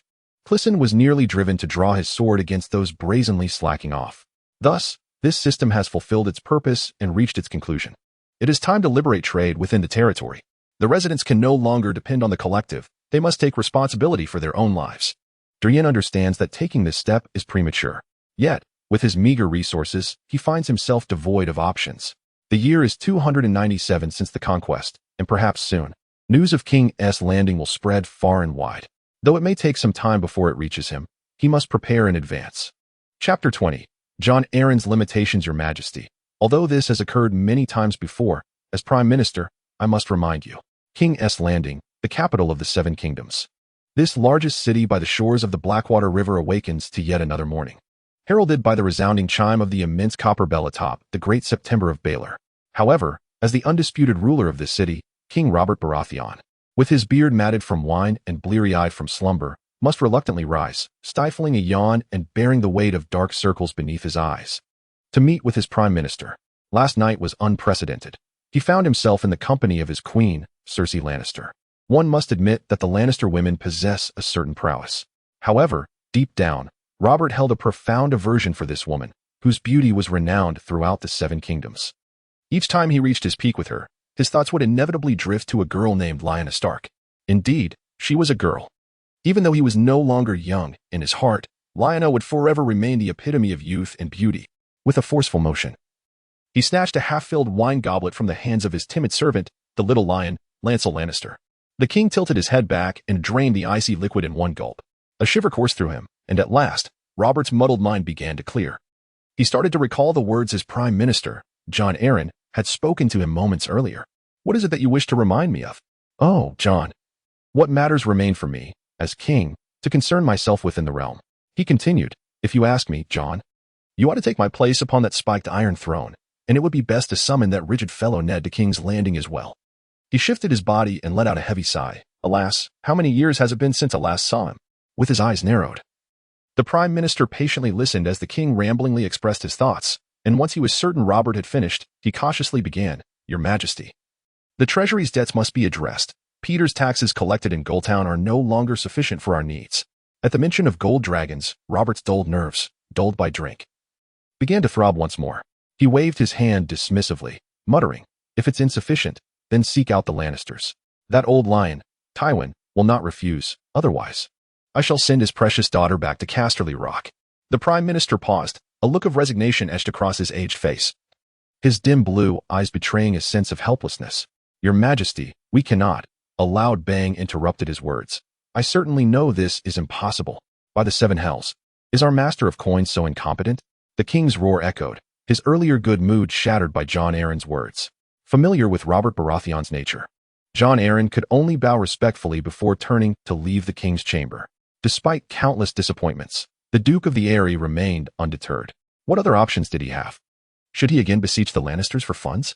If this continued, before Robert even met the Seven, the Iron Throne would be packed up and sold to House Lannister. Especially as Jon Arryn contemplated the current crown prince, Joffrey, and his mother, Cersei Lannister, whose golden hair mirrored his own, unease stirred within him. They bore a striking resemblance. It was indeed uncanny. While it is not uncommon for sons to resemble their mothers, Jon Arryn felt an inexplicable disquiet. He could not articulate it. But the instinct was undeniable. The king remains obstinate, and the daily expenses loom large. It appears that another tournament is on the horizon. Jon Arryn has returned to the Prime Minister's tower, trembling as he takes his seat. The white papers sprawled across the desk dazzle his eyes, and his wife, Lisa, is absent, her whereabouts unknown. It is time to dispatch someone to the Iron Vault for another loan, yet the interests of Oldtown can no longer be sold off. A solution must be sought from Storm's End. Muttering to himself, the old Prime Minister tugged at the rope on the desk, summoning the sound of the bell. With a creak, a servant pushed open the door and bowed, addressing him, My Lord Prime Minister? Jon Arryn, still engrossed in his documents, responded without looking up, Please bring Duke Lisa to me. As the servant prepared to leave, a thought seemed to strike him, and he added, Oh, and do inquire with Master Pycelle about when I might receive the genealogy and history of the major, noble houses of the Seven Kingdoms. The door closed, leaving the frail figure to toil alone in the cold shadows of the Prime Minister's tower. As the kingdom's custodian, Jon Arryn increasingly found himself overwhelmed. The name Newland Village seems fitting, at least when compared to other alternatives. Outside, the bonfire blazes brightly into the night. Darian has just announced the successful completion of the first phase of construction, opening the territory to currency circulation, allowing the inhabitants to trade freely. Metal coins are not a necessity, for it is unlikely that even 100 individuals who have accompanied Darian here possess a single gold dragon. Barter is permissible. The local economy must be revitalized swiftly. Judging by the response following his declaration, the inhabitants are quite supportive of this new policy. After all, previously, they had all shared a loaf of black bread and a bowl of vegetable soup. Now, by producing more, they can exchange their goods for what they desire from others. For them, this is undoubtedly advantageous. After soliciting names for this new settlement, Darian fell into silence upon receiving the paper from Krelson. He had forgotten the cultural level of his subordinates. It was unwise to propose such a foolish idea. Ultimately, it was Marwin who had come to partake in the excitement, who made the final decision, selecting the only acceptable name, Newland Village. According to the old fellow, with the existence of the Oldtown, a new one must surely emerge. Thus, this small village, consisting of 25 wooden cottages, 26 if one counts Darian's own, was officially named. At that moment, the Book of Strange Words, pressed against his chest, radiated a long-forgotten warmth. In the Verdant Lands, Prelude, Section 3. The Shadow of Hunger. As one of the rulers of the Verdant Lands, the ancient and noble bloodline will not permit the existence of the shadow of hunger. Fill your granaries, and let the people love you from the depths of their hearts. Collecting 25,000 pounds of grain yields a reward. The acceleration of the tide of magic by 22 hours, a diminutive decrease in frost intensity by 0.0000026, and a slight increase in magical concentration. Behind this statement lies a peculiar stone emblem, the meaning of which eludes Darian. Unlike before, he has not accomplished this objective, leaving him unaware of the capabilities of the spells under this state of blockade. However, what concerns him more is not this issue. 25,000 pounds, a figure he estimates would suffice to sustain the current population of his territory for approximately 3 months, just in time for the next harvest. Squinting, Darian ponders. Does this tome possess knowledge of the exact number of individuals under his command? Intriguing. Chapter 21. Iron Mine, Family Visitors. 25,000 pounds of grain is no trifling sum, particularly from the perspective of New Earth Village. The productivity here is evident, yet the disarray left by his predecessor is daunting. To this day, the ruins of that village remain, awaiting the end of the prolonged rainy season before Darian can dispatch individuals to gather the remains of the fallen. His knightly domain is substantial, with fertile and level land. In the absence of external interference, farming seems quite promising. Yet, Darian, who is acutely aware of the impending challenges, knows that only by grasping the hilt of a sword can he safeguard his wealth. Solely relying on agriculture? Apologies, but that would make one a target for all those stronger than oneself. Darian has no desire for such a fate. With a resounding clash, 2 wooden swords collided. Since the completion of the first phase of construction, Darian has initiated sword training for the villagers of New Earth Village. They began with wooden swords, while appropriate weapons and armor would be procured later. A misstep in footwork while too close to an opponent could easily expose one to a strike to the ribs. The blade struck Edmund, the youth who had narrowly escaped from the wild boar's jaws. Darian ceased his offensive. Despite grimacing, the lad remained silent, fully aware that had he wielded a sword and known how to use it, he would not have faced death so narrowly against the wild boar. Thus, when Darian commenced sword training, he was the first to enlist. With his earnestness, he has risen to lead the 10 villagers who persist in training. Darian's expectations for this 10-man team are straightforward. The front line will still rely on his loyal Hightower guards. However, should they find themselves overmatched as in the previous encounter, it is essential to ensure that someone within the territory will rise to arms in resistance. Yes, my lord, I shall be more vigilant next time. Nodding, he entrusted Edmund to another guard for further training, wiping the sweat from his brow. Upon turning, he spotted Clisson approaching him with an expression of uncontained excitement. My lord, look what I have discovered. Taking a dark object into his hands, Darian was perplexed by the significance of the stone presented to him by Clisson. My lord, it's iron. This is iron. Clisson's voice brimmed with excitement. The scarcity of iron in the Southlands was a well-known fact throughout the 7 kingdoms. The gods had bestowed the most fertile lands upon them, yet had overlooked the presence of iron. Should any noble family in the South suddenly declare the discovery of an iron vein within their territory, their power would undoubtedly surge, as they would no longer need to procure costly iron from external sources. The nobility across the 7 kingdoms shared an understanding that once iron tools were exported to the South, their prices would multiply significantly. If the South, possessing the highest population and agricultural yield in all of Westeros, were to acquire ample iron reserves, any individual seated upon the Iron Throne would inevitably feel a sense of unease. Darian was acutely aware of these implications and immediately grasped Clisson's shoulders, his voice urgent. Where did you find it? The captain of the guard gestured towards the northwest and replied in a hushed tone, My lord, over there, behind many hills. It was not easy to locate. We had to search through the entire territory, or we would not have ventured there. The vein is quite new. A recent torrential rain had eroded part of the mountainside. Had it not been for the blacksmith among our cavalry, we might have missed it entirely. Glancing towards the northwest, Darian felt a sense of realization. No wonder it had remained undiscovered for so long. While the south indeed had a large population, this was a relative concept. The area had long been a small village, lacking military significance and unable to support a larger populace. The northwest, characterized by a vast expanse of rugged cliffs overgrown with wild grass, offered little to attract human presence, save for the occasional animal. Furthermore, the rarity of blacksmiths capable of identifying iron or explained why the discovery had only just come to light. After a moment of contemplation, he nodded, his tone grave. Understood. This information must remain confidential among the few of you. Keep your lips sealed. Darian did not feel the need to rush and inspect the site himself. He lacked the expertise, and his presence would be of little value. Such specialized tasks were best left to those skilled in the field. Currently, the territory lacked the manpower necessary to exploit any potential veins. This newfound wealth must be safeguarded until they could attract a larger population to undertake the endeavor. He mentally noted to incorporate this into the subsequent strategic plans. Lost in thought, he was abruptly interrupted by the distant sound of hooves approaching. Turning around, Darian unexpectedly spotted the gray and white tower banner of House Hyder. No misunderstanding, that is not my own. Representatives from the family had arrived? What could this signify? Furrowing his brow, Darian exchanged a glance with Clyson, who understood at once and quickly turned to summon Darian's soldiers. Although we are all Hathor, the events that transpired at the southern gate of the Oldtown serve as a testament to the matter at hand. Inform Marwin the scholar to cease his current endeavors and meet me under the family banner. Having given this directive, Darian mounted his steed. The only representative of the family present could very well be him. The whip cracked, and the ebony warhorse commenced its gallop across the verdant plains. In no time, Darian discerned the visitors beneath the white tower banner. 3 individuals, 3 horses, clad in grayish-white armor, with shields resting on their mounts' flanks, donned the attire of standard family cavalry. The leading knight appeared to be acquainted with Darian.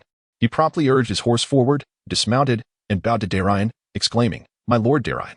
As a direct descendant of the Hathor lineage, despite not residing within the towering spire, as long as Count Leighton remained alive, none would dare to belittle him.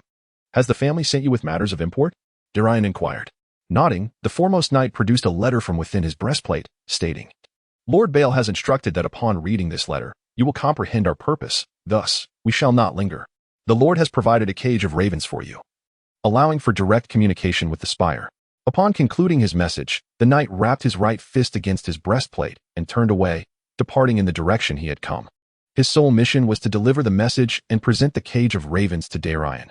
Beyond that, he wished to remain uninvolved in the disputes among the heirs of the various families. Furrowing his brow, Darian opened the letter sealed with the personal emblem of Baal Hathor. At that moment, the sound of hooves approached from behind, heralding the arrival of the guards. "My lord, where are the family delegates?" Clyson inquired. Leaning closer to Darian and scanning the surroundings, yet finding no one. "They have departed." Darian, having read the letter, frowned even more deeply, thrusting the correspondence against Clyson's chest and murmuring, "Take a look. The old man has posed us a conundrum." He had not anticipated that the family's gaze would remain fixed upon him without respite. This unexpected bequest seemed anything but straightforward. Chapter 22. The list of aid. The contents of the letter were uncomplicated. His elder brother, Baal Hathor, representing the family, had penned a commendation. Essentially, it declared that Darian had expanded the family's territories and upheld its honor, thus warranting support from the family. However, the specifics of this support had not been deliberated by the family, necessitating that Darian articulate his own requests. While the matter appeared simple in theory, the reality was that everyone understood what this so-called territorial expansion entailed. If such actions warranted commendation, then could it not be said that Baal Hathor could command a vassal of the family to repeat the endeavor under duress? Therefore, this rationale held no substantive ground. What, then, is the purpose behind this seemingly unwarranted bestowal? In the final sentence of the letter, Darian discerns a hint of meaning. "May the brilliance of the tower illuminate your path, and may the glory of your family stand resolutely along the shores of the Redwind Strait." Why invoke the Redwind Strait at all? Darian's prior aspirations for his territory were rooted in forging a harmonious relationship with the Redwind family across the way. After all, for this place to thrive, one must either sidestep the Redwind family or rely on cautious cooperation. To forsake trade in this strait would be a folly of monumental proportions. However, The Redwind family is currently engaging in such folly. The pie of opportunity is limited, thus Darian finds himself in a zero-sum game with them. Indeed, the current predicament of Oldtown arises from the Redwind fleet's control over their trade routes with the outside world, leading to considerable discomfort. While they primarily collect tolls from the Essos and Westlands travelers, they occasionally make life difficult for the Hightower merchants. After all, the lord of the Redwind family is Tyler. Do you grasp the implications? It appears that Branton Quee's assignment of us here is likely the handiwork of the old man. Upon returning to his chamber, he gazes at the two individuals before him, Creason and Malvin. Darian spoke slowly. Creason remained somewhat perplexed, while the astute Malvin had already grasped the situation. So, you are concerned that this request is merely a guise for control? Darian nodded. Indeed, even if this truly reflects the old man's intentions, it poses a dilemma. He rapped his fingers upon the table, his expression grave. We are but 100 strong, should a few hundred from Oldtown descend upon us. And with Byron and Gals dispatching troops to garrison here, who would heed my authority in such a place? What significance would our efforts hold? The captain of the guard, who had taken a moment to connect the dots, finally exclaimed, slamming his hand upon the table. This cannot stand. If those fellows from the towering spire arrive, we would be rendered powerless. It is commendable that he could consider such ramifications, yet Darian shook his head. The crux of the matter lies here. It is my father, Count Layton's, intention, at least for the time being. Thus, they will undoubtedly send someone, and we cannot refuse. To outright reject Count Layton's assistance would signal to the towering spire that this land is uncontrollable, which is utterly unacceptable. Darian, bearing the Hightower name, cannot detach himself from this towering support. Hence, I assert that the old man has presented us with a formidable challenge. With a sigh, he redirected the conversation. We must not dwell on how to refuse them. The choice is in our hands. We must negotiate our needs in advance. Which is precisely why I summoned you both. Swords, bows, spears, and armor. These items may be desirable, yet it is preferable to refrain from relying on them. Rather than entrusting the supply of these vital resources to others, I would much rather possess the capability to produce them ourselves. The same applies to all other necessities. Marwin pinched the bridge of his nose and sighed, lamenting, had I known you harbored so many troubles, I would not have been swayed by your persuasion. His carrot-like fingers tapped rhythmically upon the table as the old man pondered. Regardless of our lofty ambitions, we cannot succeed alone. Darian, among your 100 or so individuals, a mere 80% are purebred farmers. The remainder consists of carpenters, blacksmiths, and masons. It seems there is only one tanner, and he is but an apprentice. Therefore, we must extract talent from the old town, but we should not bring too many at once, for we would be unable to assimilate them. I suggest we limit this round to no more than 30 individuals. Furthermore, it would be wise to appoint someone akin to a steward. I have observed that you are not adept in matters of internal governance, Darian. Reluctantly nodding, Darian recognized the truth in Marwin's words, leaving him with little to contest. Marwin continued, as for the remaining requests, we require supplies such as food and iron ingots. And we must secure a sum of gold crowns. Once we have the funds, the manner of expenditure is ours to determine. Darian took up a quill, dipping it into ink as he hastily recorded the notes. Despite having communicated with the Ravens, he knew he must return to the old town. He needed to ascertain the true needs of his family. By the way, my lord, it would be prudent to procure a batch of light armor. Leather armor will suffice. Our trained soldiers, lacking protective gear, could easily fall victim to a mere scrap of weaponry, added Clizon. Even if you manage to summon armorers, it is unlikely they could produce a significant quantity in a short time, and what if unforeseen circumstances arise? For the remainder of the afternoon, the three of them continued to supplement their list with unexpected items. What began as a sparse list of aid gradually evolved into a lengthier and more meticulous compilation. Ultimately, after dinner, the list was finalized. Carefully scrutinizing the contents, Darian felt a slight sense of reassurance. Changes often surpass expectations. In the original timeline, the Hyder family, which had no existence, seemed to have lost interest in the Redwind Straits. That meager fleet was obliterated by the raiding Iron Men following the departure of the Redwind fleet. The shadow of the Iron Fleet loomed ominously over the old town, inciting considerable ire in Leighton Hyder.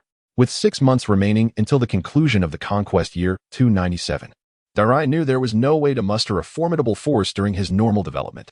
This opportunity might serve as a catalyst for the advancement of the territory. Currently, the armed forces amounted to no more than 10 horses, and including those in training, barely exceeded 20 soldiers. Engaging pirates was already a formidable challenge, let alone entangling oneself in the brutal melee of the War of Five Kings. For 6 months, Darian must command a regular army of at least 1,000 men, otherwise, he would be no more than a mere pawn. Chapter 23. Baelor. After settling affairs within his territory, Darian once again ventured forth alone, accompanied only by a single attendant. Regardless of who had orchestrated prior events, Darian was now certain that his safety was not a pressing concern. When the gaze of the old man from the Oldtown fell upon him, all that lurked in the shadows would retreat into temporary obscurity. With relentless urgency, Darian galloped for 2.5 days until he beheld the southern gate of the Oldtown once more. His previous visit had been a month prior. The townsfolk had much to discuss and had long since forgotten his matters. Upon entering the city, Darian wasted no time and made his way directly to the towering fortress of the Hightower family, located on the battlefield island. This stronghold represented the very heart of the old town, where family members required a ferry to traverse. Consequently, the family had always harbored concerns regarding their insufficient naval forces. Imagining a scenario where the Redwind fleet was utterly vanquished, or worse, became their adversary, one could easily see how they could simply blockade the ferry routes to the tower, starving the Hightower clan into submission. Once, the kings of the High Towers had dedicated themselves to establishing the mightiest navy in all of Westeros. Yet, as time passed, the Reach continually hampered their efforts, nurturing the formidable Redwind fleet, rendering the Hightower navy ineffectual. Riding along the main road, Darian arrived at the ferry dedicated solely for family members. Disembarking near the statue of the sea lion, Lyman Hightower, he strode purposefully towards the soldiers stationed by the boat. He nonchalantly tossed a gray heraldic token into the hands of one soldier, his calm voice resonating. "I am Darian Hightower. Do not pretend you do not recognize me." The older veteran, certainly familiar with the emblem representing the family, remembered Darian's visage well. In the past, when Darian held no title, a mere bow had sufficed. Now, even as a knight, they were compelled to address him as my lord. "The family was unaware of your swift return. Should I send a raven to inform Lord Gonser?" The veteran inquired respectfully, bowing slightly. Gazing up at the towering spire, which glimmered like a second sun amidst the morning mist, Darian raised an eyebrow. "Hasn't Baelor always managed these affairs? Why has it fallen to Gonser?" The veteran responded earnestly, "My lord, this is beyond my knowledge." Nodding in understanding, Darian did not press him further, addressing the previous query. "There is no need for notification. They likely will not come to greet me. Just take me to the island." As the ferry battled against the waves, Darian remained accustomed to the tumult. After some time, he crossed paths with a number of long-awaited sails and finally set foot upon the rocky shore of the battlefield island. Although the towering spire is predominantly white, its base is forged from the same obsidian material as the black walls of Volantis and the dragon road of the freehold of Valyria. The rugged black stone constructs a labyrinthine fortress, while at the entrance stand two roaring sea beast statues, symbolizing the family's once absolute dominion over the Sunset Sea. "Lord Darian, you have returned?" Upon entering the grand hall, he encountered the family guards with whom he had once fought side by side. Although they remained in service to the Hightower family at the towering spire, this did not signify a waning of Darian's camaraderie with them. Their faces lit up with surprise upon their reunion. "Yes, I have returned. Inform the brothers that I will treat them to the finest pork pies and an abundance of golden wine from the Isle of Green Pavilions when time permits." He patted one guard on the shoulder, aware that he had no time for nostalgic reminiscence. Nevertheless, the guard, presumably on duty, was elated and readily agreed. "Absolutely. We shall await your word, my lord." With a nod, Darian proceeded towards the staircase encircling the spire, as a structure even taller than the wall. The interior of the spire could not resemble the hollowed stone towers typical of Westeros. Its design was remarkably intricate. Regardless, ascending required one to rely on their own legs unless, like the inept Henfry, one had servants to carry them. Darian's first destination was to meet Baelor Hightower, the heir of the family, who currently maintained the closest relationship with him, at least publicly. He intended to hear his version of events regarding the matter at hand. Upon reaching approximately the midpoint of the spire, Darian spotted Baelor, engrossed in signing his name on a document placed upon a board, likely concerning his holdings. Darian waited for him to conclude before stepping into the spacious courtyard. "Baelor, it has been a while. May the light of the spire continue to illuminate your path." He recited the unique greeting of the Hightower family. Indeed, Baelor immediately looked up, seemingly astonished at Darian's unexpected return to the towering spire. After a brief moment of surprise, his expression transformed into a welcoming smile. "Ah, Darian, my dear brother, why did you not inform me of your return? Did I not send a raven on your behalf?" The heir of the family rose from behind the desk, approached, and grasped Darian's arm. "It matters not. The gravity of the situation is such that it is best discussed in person." Darian was led by Baelor to a nearby chair, while a perceptive attendant discreetly closed the door behind them. As the door closed, he refrained from engaging in idle chatter with Bale and spoke directly. Brother, you know me. I despise circumlocution. Please tell me plainly what the old man means, what you mean, and what Gars and Gonser signify. Seemingly accustomed to Darian's forthright manner, Bale showed no surprise. Maintaining his characteristic cheerful demeanor, he patted Darian's shoulder and spoke gently. Of course, this is indeed our father's intention. Since you have put it this way, I shall be candid with you. The family needs to bolster its presence in the Redwind Strait. This is also my sentiment. For no one appreciates the name Redwind more than Hyder. Our assistance is to ensure you remain steadfast there. As for the previous unpleasantness, do not hastily attribute it solely to the folly of some family members. Reflect carefully. If Paxtradwin's gaze had not been intentionally diverted, would your position have been so easily assailed? After this, Bale chose to say nothing further. Although he perceived Darian as a brash individual who preferred resolving matters with sword and blade, he recognized that the family's expansion into unfamiliar territories sometimes necessitated such reckless characters. He was indeed the best candidate for the task.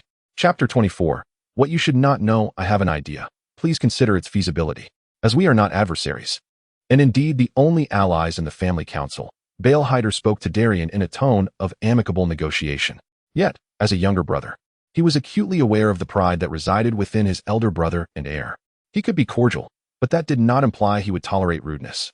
For instance, when Darian pulled out the list of assistants from his pocket, this fellow merely set it aside without a glance. Bale maintained his signature cheerful expression. Yet Darian could not discern much warmth beneath the surface. In my view, Darian, even if given 20 or 30 years, you might manage to achieve something under Lord Redwind's watchful eye. However, I must unequivocally inform you that the old man cannot afford to wait that long, nor can I, nor can the family. Thus, the plan I previously outlined with Gars and Gonser is as follows. Bale extended his first finger. Firstly, the family shall fund you with 100,000 gold dragons. Do not perceive this as excessive. The family's wealth, akin to that of the Golden Lion, renders such an amount insignificant. Next, the second point. The guard will mingle among the common folk, deployed in phases, requiring you to provide them with accommodation. You may request any necessary supplies from the family. We shall offer our full support. Once everything is in place, fortification and harbor construction shall commence in your name. The subsequent remarks are not merely trivial. Admittedly, the old town already possesses a harbor, and constructing another seems redundant. However, the geography dictates that, regardless of the current actions taken by the old town, traversing the Redwind Strait is inevitable. What purpose would it serve to build additional ships merely to pay a toll of golden dragons to the Redwinds for passing through? Conversely, the domain of Darian's knights conveniently circumvents this issue. If you wish to impose tolls, very well. I shall simply bypass your territory altogether. A harbor could be established directly at New Land Village, followed by the expenditure of funds to construct a direct road to the old town. The final stretch could be completed overland. When all is considered, the losses incurred in this manner pale in comparison to the toll extracted at the Redwind Strait. Moreover, this approach would undoubtedly infuriate the Redwind family. The trade volume of the old town far surpasses that of the Redwinds on Chinting Island. Once the harbor on Darian's side becomes operational, every transaction would be a substantial blow to the Redwind lord. The satisfaction this would bring to Bale Hightower, the heir of the family, is immeasurable. After listening to his elder brother, Darian fell into a prolonged silence. He had begun to realize that he had perhaps underestimated the complexities of his own territory.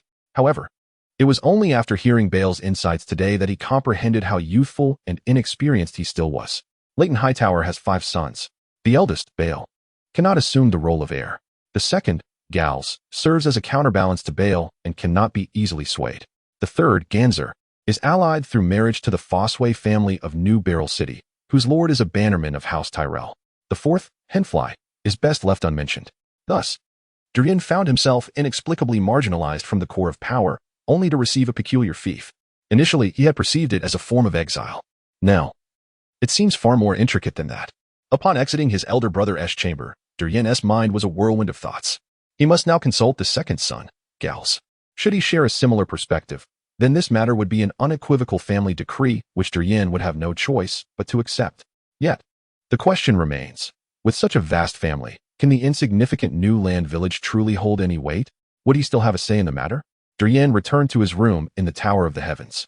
By the time he conversed with Bale, the astute maids had already tidied the space for their young master.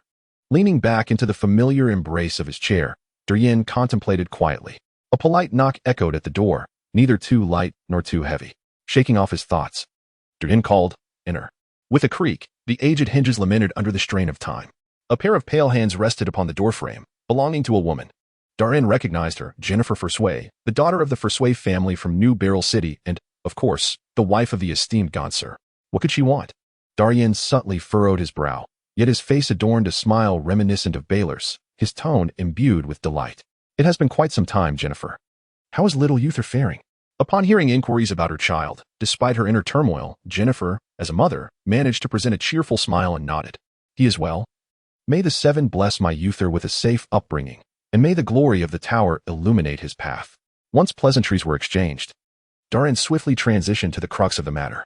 By the way, Jennifer, you sought me out for a reason, did you not? After a moment's hesitation, the daughter of New Barrel City finally spoke. Darian, I have heard that you returned in haste and went straight to see Baylor. Is there something that requires attention? I asked Gonsur, but he divulged nothing. A flicker of intrigue sparked within Darian, and his eyes narrowed slightly. This was not a question she ought to be asking. Unless utterly oblivious, a noblewoman married into the family should understand her boundaries, what she is entitled to know, and what remains beyond her purview. Publicly, Darian's situation appeared to be merely a family scion being marginalized and exiled to the provinces, granted a small knight's territory to play in the mud. This was information deliberately disseminated, inconsequential in nature.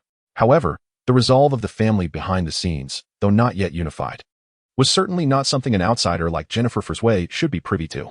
Darian trusted that Gonsur was not foolish. Damn it. Did this woman presume herself to be a simpleton with brawn over brains, prompting her to inquire here? How dare she? Oh, it is nothing. My circumstances are relatively favorable. I returned this time hoping that Baylor might issue a command to Brandon Coué to reduce the taxes levied upon my lands, he fabricated casually. In truth, prior to clarity on this matter, Brandon would indeed dare to ask Darian for his dues, given that territory nominally belonged to the Coué family. Yet now, even if he possessed tenfold courage, he would not dare. After exchanging trivialities, Jennifer rose to take her leave. However, just as she approached the threshold, Darian's voice halted her. Can you tell me why the tower's guard is now under Gonsur's command? She paused momentarily, a peculiar smile gracing her not-so-young visage. She offered Darian a curtsy, her tone laced with mystery. Darian, you would be better off asking Gonsur about that. Chapter 25. Application of ointment and sabotage. It is widely known across the Seven Kingdoms that the wealth of the Hightower family is comparable to that of the Lannister family, renowned for their gold mines. The latter, through their mines, directly commands the most vital resources. The proprietor of the Oldtown amassed considerable wealth through robust trade relations. Such a substantial sum naturally necessitates a formidable force for its protection. The household guard of the Hightower family is tasked with this duty. This fully staffed army, comprising 2,000 men, is equipped with the finest armaments from the Seven Kingdoms, and the soldiers are of exceptional physical prowess.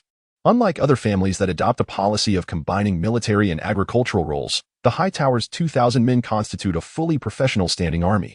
Their numbers are surpassed only by the forces of the Castle of Crows and the capital's garrison.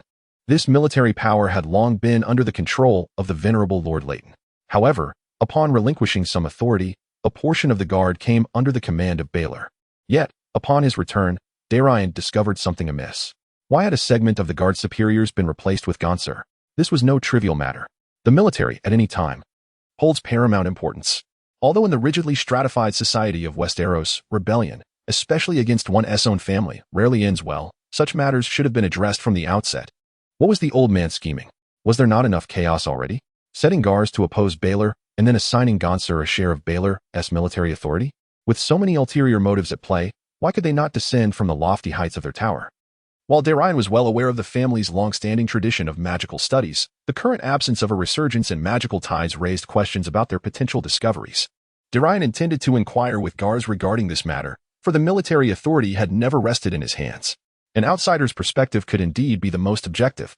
Darian, I just heard of your return. It seems Baylor's ravens were of little use, remarked Gars, known as Grey Iron, with a hint of mockery directed at his brother. Darian merely chuckled and settled before him. Baylor just shared some information with me, and now I wish to know your thoughts. What is the family's plan regarding this situation? It appeared that Gars was already aware of Baylor's proposed terms, as he made no effort to obfuscate his response. With a sweeping gesture, he outright dismissed Darian's inquiry. You probably won't appreciate my opinion. Baylor's generosity is mere folly. Does he truly believe everyone is blind? With your scant forces, should Baylor's plan be executed? He fixed his gaze on Darian with a cold smirk. Do you believe that soon your bed will be infested with the parasites nurtured by Dorn? That your water supply will be poisoned with lethal toxins? That your granaries will mysteriously ignite every few days? Do not mistake my words for a curse, Darian. Outside of our family, no one wishes for you to maintain your foothold there. Darian fell silent for a moment, crafting a response befitting his role. He murmured softly, "Is it not feasible for the guards to proceed directly?" Gars let out a cold laugh. "The guards? Will Gonser provide you with them, or will Beller? Even if they do, how many will that be? According to Beller's designs, to establish a firm foothold, you would need at least 1,000 men in your territory. Together, they can support you with at most 200. This is an entirely new area, fraught with vulnerabilities. Ponder that carefully." Gar's words resonated with Darian to some extent. After all, he had previously established quite a reckless persona, and these individuals before him would naturally be less inclined to play their tricks. At least he was now aware of this attitude. Gars was unwilling to let himself expand rapidly under Beller's patronage, nor did he wish to see his family's resources squandered. Nevertheless, he still supported Darren's continued development in the new village. The approach was sound, yet it was evident that the brothers had significant disagreements regarding the intensity of their efforts. With this clarity in mind, Darren decisively shifted the topic. "Gars, what is the situation regarding Gonser holding a portion of the family guard?"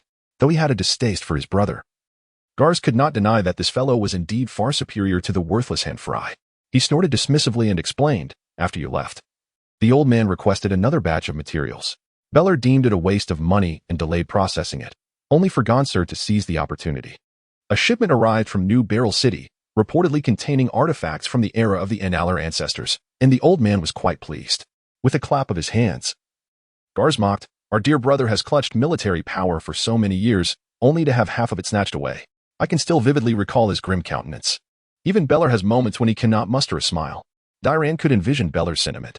However, from Gar's demeanor, it appeared he was not overly concerned with Gonser's possession of a portion of military authority. Reflecting on his observations during his return to the Old Town, he wondered if he was overthinking things. He had already grasped the thoughts of the eldest and second brothers. Now, it was time to consider the third, Gonser. In truth, the majority of the family's assets did not reside in his hands. He sensed that Gars merely wished to hear his perspective. After all, he had met with both Beller and Gars. It would be too conspicuous not to meet Gonser. Darian was well aware of the principle of maintaining balance among the four brothers. "Very well, I understand. Once I meet with Gonser, the four of us will clarify this matter." He and Gars shared little common ground. Having addressed the critical issues, there was no need to linger unnecessarily. Thus, he rose to take his leave. Gars made no attempt to detain him, waving him off. "Go on. Gonser should be at the training grounds. You should find him there with ease." As Darian approached the training grounds, he seemingly remarked nonchalantly, "It's quite absurd that someone who never touches a sword is now sparring daily with the guards." Understanding the implication behind Gars's words, Darian nodded slightly. Indeed, no one here was to be underestimated. His second brother possessed a remarkable talent for subtle manipulation. Making his way towards the towering spire, Darian inquired of several maidens, and it was confirmed that Gonser was indeed in the courtyard. Darian found it hard to believe that Gonser was unaware of his return to the family estate. What could possibly compel him to remain in the training area at such a moment? A cold smile crept across Darian's face as he approached the training ground, a place he knew all too well. A slender man wielding a wooden sword was engaged in practice with a guard. A small crowd had gathered, though none were cheering. The frivolous entertainment for the nobility failed to captivate their interest. Darian strolled over and, to the astonishment of a guard whose expression shifted to one of surprise, he took a wooden sword into his own hands. "Gonser, let him be. It's been a while. I'm here to spar with you." Gonser abruptly turned, his gaze meeting Darian's sly smile. As a grin began to form on his face, he caught sight of the sword raised before him, and his smile faltered. Chapter 26. An unexpected choice. To be candid, Gonser felt a twinge of panic. Though he was not much older than Darian, his physique had begun to resemble that of the elder Belair, who was well into his 40s or 50s. This was not entirely his fault. Their family had never embraced martial pursuits. As the de facto wealthiest man in the Seven Kingdoms, they had distanced themselves from the political machinations of the realm, focusing instead on their own affairs. Thus, possessing a keen business acumen that could yield more gold was deemed sufficient. Occasionally, he dabbled in magical studies as a hobby, inspired by his father, Count Leighton. Beyond that, there were no further expectations. Aside from Gars, who earned a nickname for his youthful brawls, none of the brothers were particularly skilled in combat, with Darian being the sole exception. Now, here was Darian, pointing a sword directly at him, offering no opportunity for retreat. Ganzer had initially thought that the guards assigned to him would be his subordinates, and he had purposefully adopted a training stance to signal Darian. Yet, he neglected to consider that Darian was utterly unconcerned with such notions of allegiance. If displeased, he would simply brandish a sword and challenge you. Ganzer was well aware of Darian's prowess and contemplated abandoning his sword to flee. However, with a throng of soldiers observing, such an act would shatter the fragile rapport he had painstakingly built. Curse it, Darian had once again left him without an escape. Sincerity was his perennial trump card. Yet amidst daily interactions with Garz and Belair, he had forgotten that Darian was impervious to such tactics. Fortunately, Darian was not there solely to confront him. You may leave for now. I have matters to discuss with Ganzer. Despite never having served a day as a commander of the guards, Ganzer held a significant reputation among the soldiers due to personal preferences. Indeed, the soldiers' expressions turned serious, their earlier amusement fading away. Yes, my lord Darian. Darian observed the flicker of apprehension and envy in Ganzer's eyes as he patiently awaited the soldiers' departure, his grip on the sword unwavering. They do not favor you, he remarked. Turning to face Ganzer, his tone devoid of fluctuation, merely stating a straightforward fact. But I am their commander, Ganzer retorted bluntly. Is that so, commander? Darian replied with a hint of sarcasm, then deftly shifted the topic. Engaging in verbal sparring was only worthwhile when one could gain the upper hand. Knowing when to withdraw was the wiser course. I have no desire to bring you down. You are well aware of why I sought you out. As a side note, your wife has approached me. I advise you to refrain from discussing too much with her. Ganzer, evidently unaware of his wife's actions, paused momentarily, his expression darkening. I will warn her. There is no need for your concern. Nodding, Darian toyed with the wooden sword, transitioning to the main subject. Belair fully supports me, while Garz is the opposite. At this juncture, I require your stance. Initially, Darian anticipated that Ganzer would adhere to his usual neutral position of non-intervention. Despite already knowing the answer, he asked out of courtesy. However, Ganzer's response was entirely unexpected. My advice? Either abstain or commit fully. It seemed that Ganzer's courage had suddenly returned. He tossed aside his gloves and patted Darian on the shoulder. I will grant you my 500 guards. I suggest you also procure Belair's forces. 1,000 elite troops must be deployed to demonstrate our family's resolve and courage, compelling those who have set their sights on us to think twice. Darian was taken aback. Why are you deviating from the script? Not to mention, have you been drinking to utter such nonsense? By doing this, you would be placing Belair in a precarious position. As a centrist, I have decided to go all in. Shouldn't Belair, as the staunchest supporter, propose a better plan than yours? Do classic conservatives believe that radicals are too conservative? Darian was left with a multitude of questions, unable to comprehend Ganzer's logic, struggling to find the appropriate words. Sending 1,000 troops is no trivial matter. It is not merely a leisurely outing. The care of warhorses, the training of soldiers, the maintenance of living quarters, and the repair of equipment all require substantial manpower. Given the current productivity, it is unlikely that 10 individuals could adequately support a single soldier of such caliber, even assuming that the most essential equipment is readily available. This implies that at least 1,000 immigrants must be relocated to that area. Otherwise, the endeavor is simply unfeasible. Oh, by the 7 gods. What are you planning, Ganzer? What? Sending 1,000 people? Have you lost your mind? Witnessing Baal Hader's astonishment, Darian felt no surprise whatsoever. Ganzer, think carefully before you speak. Naturally, Garz was vehemently opposed and frowned in admonition. However, contrary to everyone's expectations, the usually prudent Ganzer adopted a nonchalant stance this time. I am indifferent. This is my position. How you choose to proceed is your affair. He glanced at Darian with a light chuckle, adding, after all, having those 500 under my command is less beneficial than leaving them in your hands. Wouldn't you agree? Darian chose to remain deaf to his remarks, recognizing that conceding would only heighten Baal and Gar's suspicions. Have you truly considered this? If 1,000 individuals are dispatched, how will that scoundrel Peakster perceive it?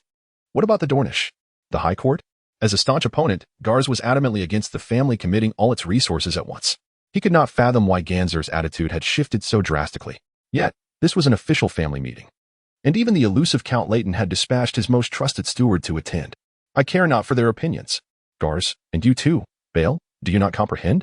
Since Darian began establishing a foothold in that land, they have already reacted. Do you believe that by covering our ears, our subtle actions go unnoticed?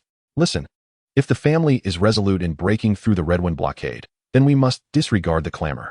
The ancient covenant remains on our ancestral land. No one can thwart our will. Conversely, if you are fearful, if the family is afraid, then summon Darian back at once. The family may permit its kin to perish in the towering prison of the Citadel, but it shall never allow external filth to tarnish this noble bloodline." With these words, he struck with conviction. This matter, which had been fraught with tension from the outset, was finally laid bare at this decisive moment, revealing its core truth. After a prolonged silence, the old steward, who had remained mute since the meeting's inception, softly declared, "The will of the family cannot be defied. All darkness shall be dispelled by the flames of the heavens. The family will illuminate your path ahead."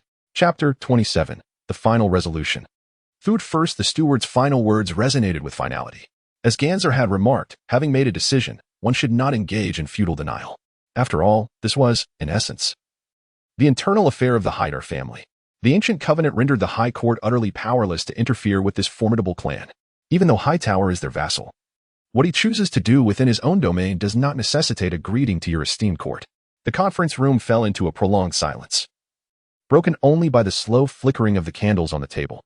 Time slipped away unnoticed until Beller exhaled a heavy sigh and spoke. "Very well, I consent." He turned to Darian, his tone grave. "I will grant you my entire contingent of 500 guards, but who commands them is not within your purview to dictate. It is time for frank discourse. Further obfuscation serves no purpose."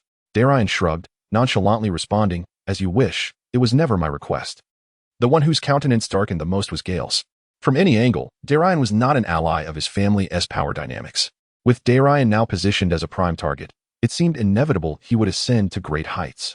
Should he truly transform New Village into New Town, or even Newport, then no one within the family would dare to underestimate the youngest Hightower.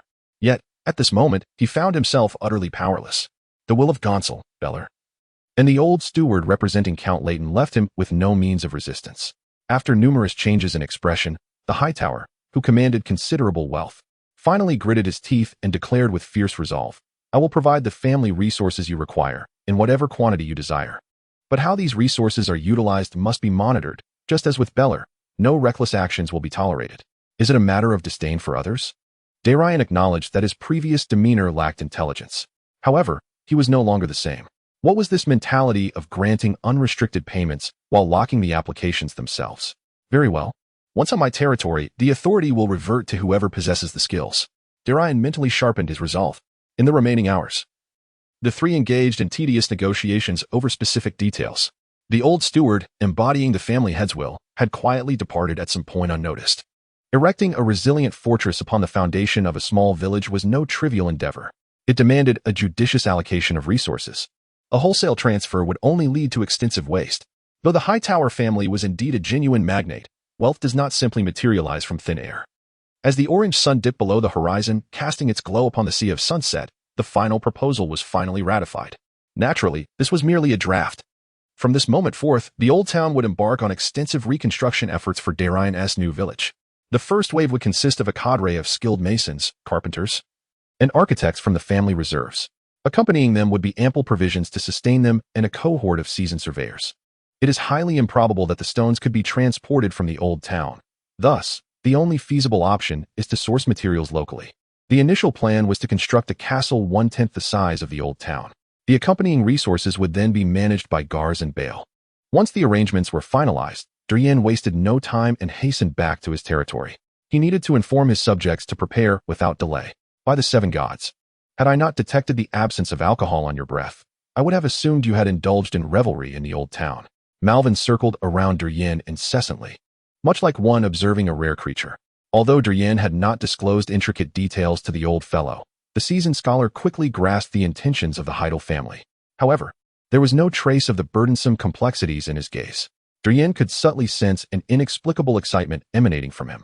Indeed, he was not one to remain idle. With a sigh, Darian remarked, "Let us organize ourselves, instruct the subjects to construct a large granary on the elevated grounds outside the eastern wall. I estimate that within half a month, the first batch of people from the Old Town will arrive, at a number at least fivefold our own. Other matters can be managed, but the food must not be left in the wild." Darian, of course, remembered the stipulations outlined in the third section of the Book of Strange Texts. It felt as if a pillow had been offered just as one began to feel drowsy. No one anticipated that events would unfold into their current state. Marwin shook his head with a wry smile. "Alas, had I known, I would not have accompanied you. I am a scholar, not your steward. Why must I undertake such tasks?"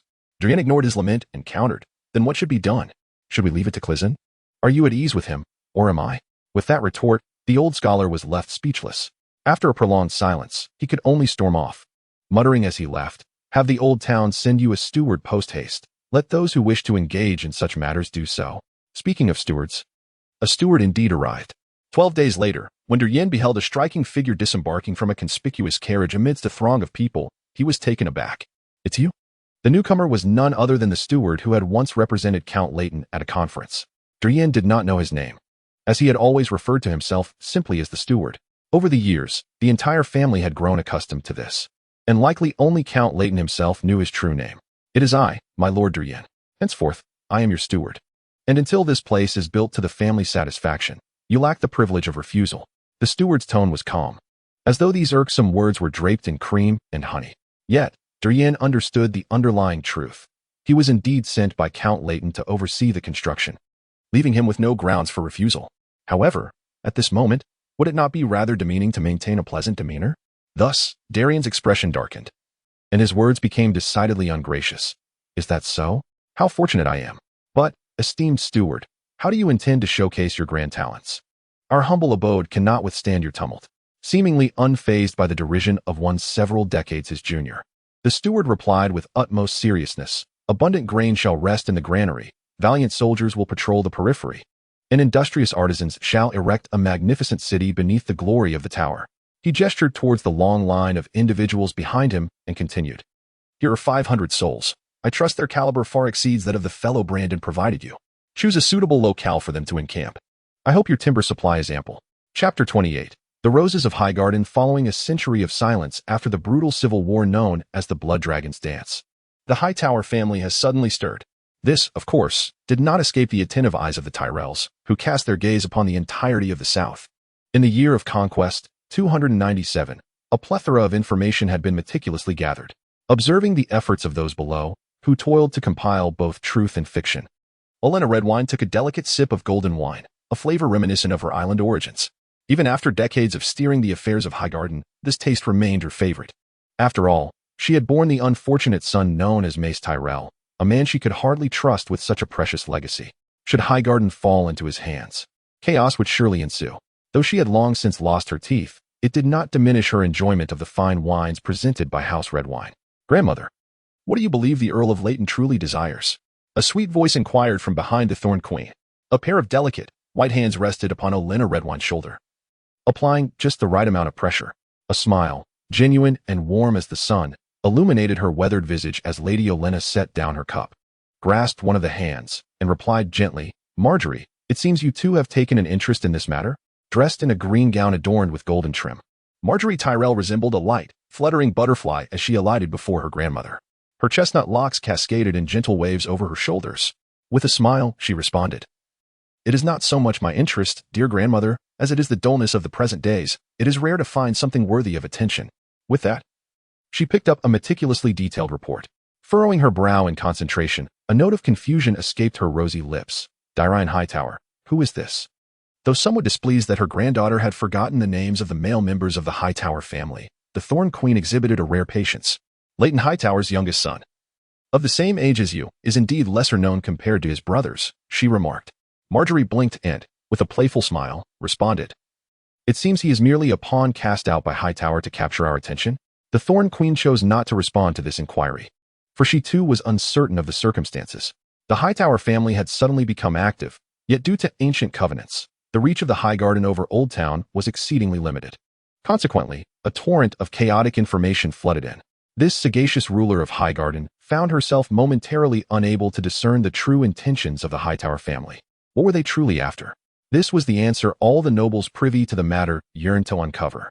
Perhaps so, but Marjorie, remember, one who is thrust into the spotlight to capture everyone's gaze is certainly no fool. The grandeur of the towering spire has illuminated that land for millennia. They shall not permit the image of a debauched family, merely inclined to fondle the maids, to tarnish their legacy. Their illustrious history binds them heavily. A weight we do not carry, which allows you to revel as you do now, the Thorn Queen admonished her granddaughter. With a son rendered ineffectual, this ambitious matriarch of the South placed all her hopes upon the third generation, and thus far, she found her greatest satisfaction in Marjorie before her. Just look at the beauty bestowed upon her by the gods. She deserves a diadem. Understood, grandmother. So what can we do now? Marjorie asked with a demure expression. Her grandmother was a rather harsh woman, Disobedience would surely lead her to regret not seeking a more merciful fate. With a hand adorned with an emerald ring, she rhythmically tapped on the intricately carved oak table and inquired of her granddaughter, "What do you think we should do?" Before Marjorie could respond, she provided her own answer. "No, we can do nothing, Marjorie. Do not underestimate the power of Hightower. Remember, they once bowed to the Gardner family. Even now, despite the Tyrells having established roots here for over 2 centuries, the fragrance of roses cannot compel the proud king of the High Tower to temper the flames that illuminate the sky. We must wait for more definitive news to arrive." Marjorie replied, "Grandmother, you have always taught me to be proactive. Passivity leaves nothing behind." The Thorn Queen's impatience resurfaced, her tone growing colder. "Is that so? Then how do you propose we take initiative?" It must be noted that Leighton Hightower can, with a mere flick of his wrist, unlock his concealed treasury, instantly summoning an army of 10,000 finely equipped soldiers in Oldtown. Consider the distance between Oldtown and Highgarden. If one wishes to avoid the fate of being captured and subsequently delivered to that accursed Darian Hightower as a mere bedwarmer, it would be prudent to maintain a low profile. In conclusion, she added, in these recent times, manage yourself well, for your family will require your presence. In New Earth Village, the beleaguered Darian found himself too preoccupied to concern himself with the distant murmurs of an elderly woman several hundred miles away. Who has the luxury of time for such matters? No matter how eloquently penned, the execution of plans often devolves into chaos. Once the steward arrived, he took up residence in Darian's chamber, promptly issuing a flurry of commands with practiced ease. Consequently, the cavalry was dispatched, accompanied by seasoned stonemasons in search of suitable quarries. 500 recruits began to establish their encampment, depleting the stockpile of timber within a mere 3 days. Darian had to allocate personnel to provide sustenance for them. Addressing a myriad of complications, the steward did indeed alleviate his uncertainties regarding construction. However, he also transferred every conceivable dilemma onto this humble knight. After all, Darian remained the undisputed lord of this land. Prison reported that a small detachment of knights from the Sunflower Hall had vacated the borders of the territory several days prior. It seems someone had informed Branton Coué. This was fortuitous. Having a neighbor with a semblance of sanity was hardly a disadvantage. Presently, Darian was preoccupied with resource allocation, endeavoring to establish a large barracks on the northern side of New Earth Village. The Crows had proven their worth, as correspondence from Oldtown indicated that the first batch of guards, numbering 200, was en route. Beller, in his mind, urged Darian to remain vigilant regarding potential issues. Before the guards arrived, the security of this place was far from assured. 20 swords could scarcely safeguard 100 men, let alone 600. The night before dawn is the darkest. Chapter 29, The Disturbance of Magic, A Fleeting Flame in the Verdant Realm, Prologue, Section 3. The Shadow of Hunger. As one of the sovereigns of the Verdant Realm, the ancient and noble bloodline would never permit the shadow of hunger to persist. Fill your granaries and earn the heartfelt adoration of your people. Collect 25,000 pounds of grain. Reward, accelerated progress of the magical tide by 22 hours. Reduction of frost severity by 0.0000026, and a slight increase in magical concentration. Darian had long sought to procure sufficient grain to meet this requirement. However, now, the benevolent folk from Oldtown had resolved this dilemma for him, though the specific criteria for achieving this condition remained unclear. The searing heat emanating from the book of esoteric inscriptions could not be mistaken. The shadow of hunger dissipated from the land of New Earth Village, overwhelmed by forces unforeseen. The initial arrival of 100,000 pounds of grain alleviated the concerns of every inhabitant regarding the scarcity of bread upon their tables. Thus, the prologue of the Book of Enigmas, The Verdant Land, Chapter 3, was completed in silence. However, this time, events unfolded somewhat differently. Within Darian's magical perception, the previously scattered and tenuous magical energy seemed to be directed by an unseen force in an instant. This energy, imperceptible to others, began to coalesce from a misty form into small droplets, which then transformed into delicate streams that surged into Darian's body. It appeared that the previously weak concentration of magic had accumulated to a point of significant change. Darian sensed a rapid expansion of the indescribable magical reservoir within him. A subtle yet palpable sensation of tearing emerged at various points throughout his body. The magic was gradually altering his flesh and blood, albeit subtly. Once the expansion of the magical reservoir reached a certain threshold, the residual magic drawn towards him seemed to lose its direction. Consequently, in another dimension, they coalesced into a tumultuous mass that erupted with a resounding bang. The magic, faint yet resolutely present, formed a tide that surged outward in all directions. This wave enveloped the entire territory and continued to spread far beyond. The majority of ordinary individuals, fervently laboring to contribute to the progress of New Earth Village towards New Earthtown, remained oblivious to this phenomenon. Yet, not all were ordinary. In the Academy City, an assistant scholar, busy tidying the cellar, gazed at the glass candle adorning the altar. His mind was consumed with visions of crafting his own scholar's necklace and pledging to become a scholar himself. He envisioned kneeling in the dim cellar, standing vigil until the glass candle was ignited. This act was originally intended to remind the newly appointed scholars that even the most knowledgeable individuals are not omnipotent. Over time, it evolved into a fixed ritual. However, as he indulged in his daydreams, a sudden flash of light at the tip of the glass candle caught his attention, momentarily illuminating his pupils. It emanated a purplish-red glow, exquisite and captivating. Am I imagining things? What is that? The poor assistant scholar murmured to himself. A similar occurrence transpired with Marwin, who was occupied with herbs. One of the 4 glass candles in the Academy City was situated before him. Yet, he did not witness the event at first glance, as the moment the candle ignited, he was turned away. Did you just see that flash of light? Inquired a fellow assistant scholar, who had been summoned to assist him, his face a picture of astonishment as he pointed towards the glass candle nestled in the wall's recess. What flash of light? Marvin, with a look of bewilderment, followed the trembling finger of the apprentice, directing his gaze toward the indicated point. There. He beheld the solitary glass candle standing alone. Are you certain it is this object? Marvin initially presumed the apprentice was jesting. Indeed. The crimson flame at its apex flickered briefly before extinguishing. By the 7 gods, I swear, esteemed scholar, I speak not a falsehood. His expression began to shift. This venerable scholar, who had devoted his life to the study of magic and mysticism, felt a tempest raging within him. The glass candle, a flame, had but one explanation throughout history: magic. Marvin murmured to himself, suddenly turning his gaze to a certain location. Is it you? He inquired, yet no reply came.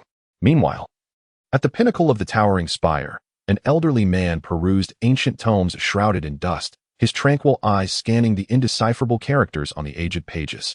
His kin had always been obsessed with the study of these ancient texts, seemingly chronicling the arcane. Given that the gods had bestowed upon him a lifespan far beyond the ordinary, to squander it in trivial power struggles would indeed be a betrayal of divine will. Countless days and nights, spent amassing treasures through arduous endeavors, passed before the elder's gaze. By now, he had relinquished all hope, without expectation. What room was there for disappointment? Yet, the moment his gnarled fingers brushed against the next page of the tome, an uncanny force surged forth from an unknown direction, abruptly invading the silence of the millennia-old book before him. Invasion may not be the precise term. It awakened, it was roused.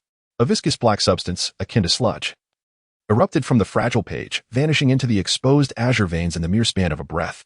A look of bewildered astonishment appeared on the countenance of this land's most powerful figure. What he had longed for revealed itself, albeit only a fragment, on this remarkably tranquil afternoon. Yet, these revelations seemed to defy his expectations. The elder understood that something had just traversed into his bloodstream. At this very moment, it was likely coursing through his warm blood, racing toward a heart that, though aged, still pulsed with life. But what was it? He felt as though he had forgotten something. Consequently, he turned to the encroaching darkness behind him, a pair of obsidian eyes fixated upon that shadowy realm. Like the rasping whispers of withered bark scraping against the ground, a hoarse voice began to creep into the gloom. Maroya, what were we just observing? No response was given, save for the faint sound of breathing that resonated from the darkness. Spell, Keystone of Magic. The Supreme Bloodline forges the Keystone of Magic. The user engraves the magical array beneath the foundation, and the walls thus constructed become increasingly robust, ultimately becoming indomitable. This is represented by the glimmering stone that illuminated after the completion of the 3rd chapter of the Book of Riddles. Darian naturally associated it with the solitary and formidable Wall of Despair standing in the northern world. When the builder Brandon erected it, he, along with the then active children of the forest, inscribed the magical array into the very base of the Wall of Despair. Therefore, unless a necromancer of equal magical prowess were to dismantle it, the Wall of Despair has withstood the test of millennia. The frigid winds of the eternal winter cannot breach its sanctum. Perhaps, Darian mused, the spell, Keystone of Magic, and the essence beneath the Wall of Despair are one and the same. Chapter 30, The Arrival of the Guard. Darian, what have you been up to these past few days? Why do I always see you at the construction site, digging the foundation of the city walls? During a meal break, Malvin, biting into a piece of bread, regarded his lord with suspicion. Ever since the apprentice adamantly declared 3 days ago that the glass candle had burned out, Malvin had been eager to discuss matters with Darian. He had completely forgotten why he initially followed Darian to this rural locale. The busyness had consumed him entirely, erasing those memories. He still recalled the miraculous scene Darian had demonstrated in his room. In fact, the Valerian purple queen seed that had taken root now thrived in his herb garden, sprouting a small seedling. Darian did not mention it, nor did Marwin dare to inquire. After all, nobles, particularly venerable families like the Hightowers with their long-standing lineage, have their secrets. However, the events of 3 days prior had suddenly linked Marwin's memories with the current happenings, despite his lack of evidence. Unable to suppress his scholarly curiosity, Marwin resolved to subtly question Darian. To his dismay, for 3 consecutive days, each time he sought Darian, he was absent. It was even reported that late at night, this young man rode out alone on his black warhorse from Essos. No one could decipher what thoughts occupied his mind. At last, he had the opportunity to confront him. Upon hearing Marwin's inquiry, Darian had already prepared his response. I was merely inspecting the foundation of the city walls. After all, a stone wall will be erected, and an unstable foundation won't suffice. Marwin, however, remained skeptical, narrowing his eyes in doubt. Do you even understand such matters? Darian nodded earnestly. Of course. I am not a fool like Henfry. Indeed, resorting to disparaging Henfry had become Darian's passive skill in moments of indecision. Marwin found himself at a loss. After all, further inquiries would be futile. One cannot expect Darian to elaborate on what he perceives, can one?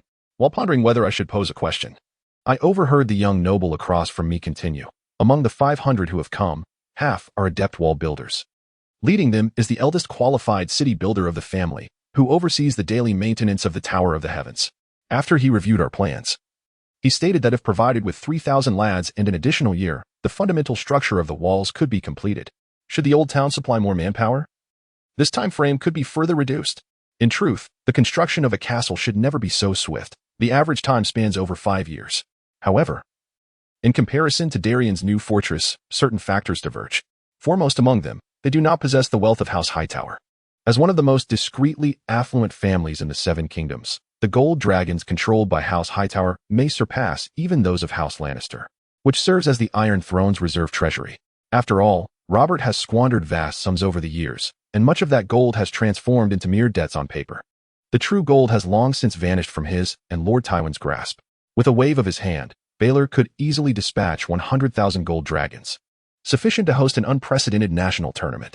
Other noble families, burdened with various expenses to maintain their existing situations, could never afford such extravagant expenditures. No one would recklessly embark on a castle construction without due consideration. Of course, history has witnessed exceptions within Westeros. One such individual was the infamous Blackheart Heron. While this comparison may seem ominously foreboding, the reality is that if one disregards costs as trivial, no issue remains insurmountable. Darian and his cadre of designers have reached a consensus regarding the fortress's construction. All ostentatious adornments are to be eschewed.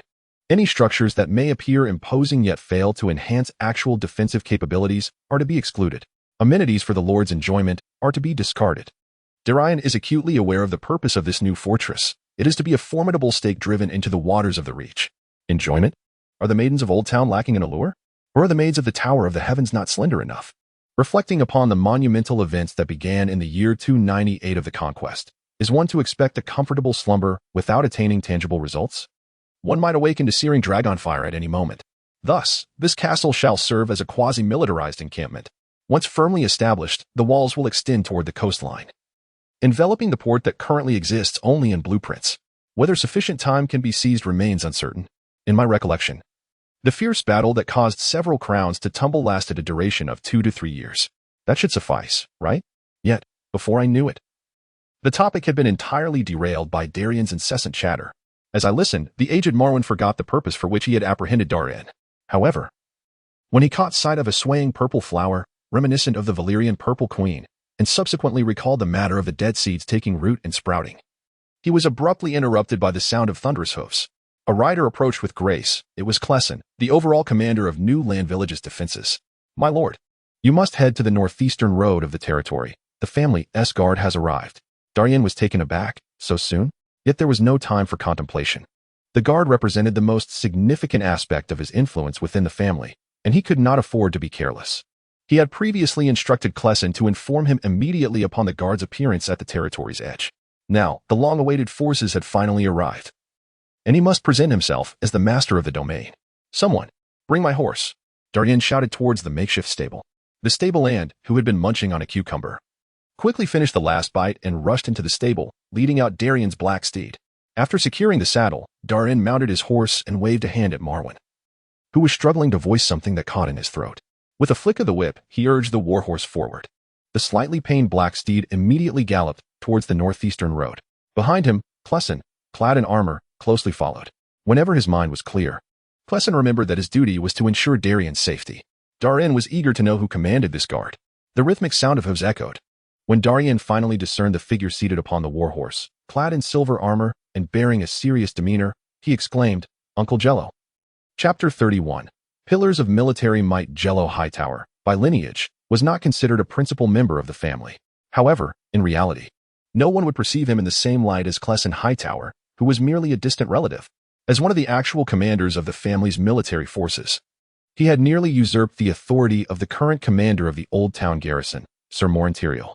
It is not difficult to comprehend why the elder of Oldtown would hesitate to entrust the family's safety to an outsider.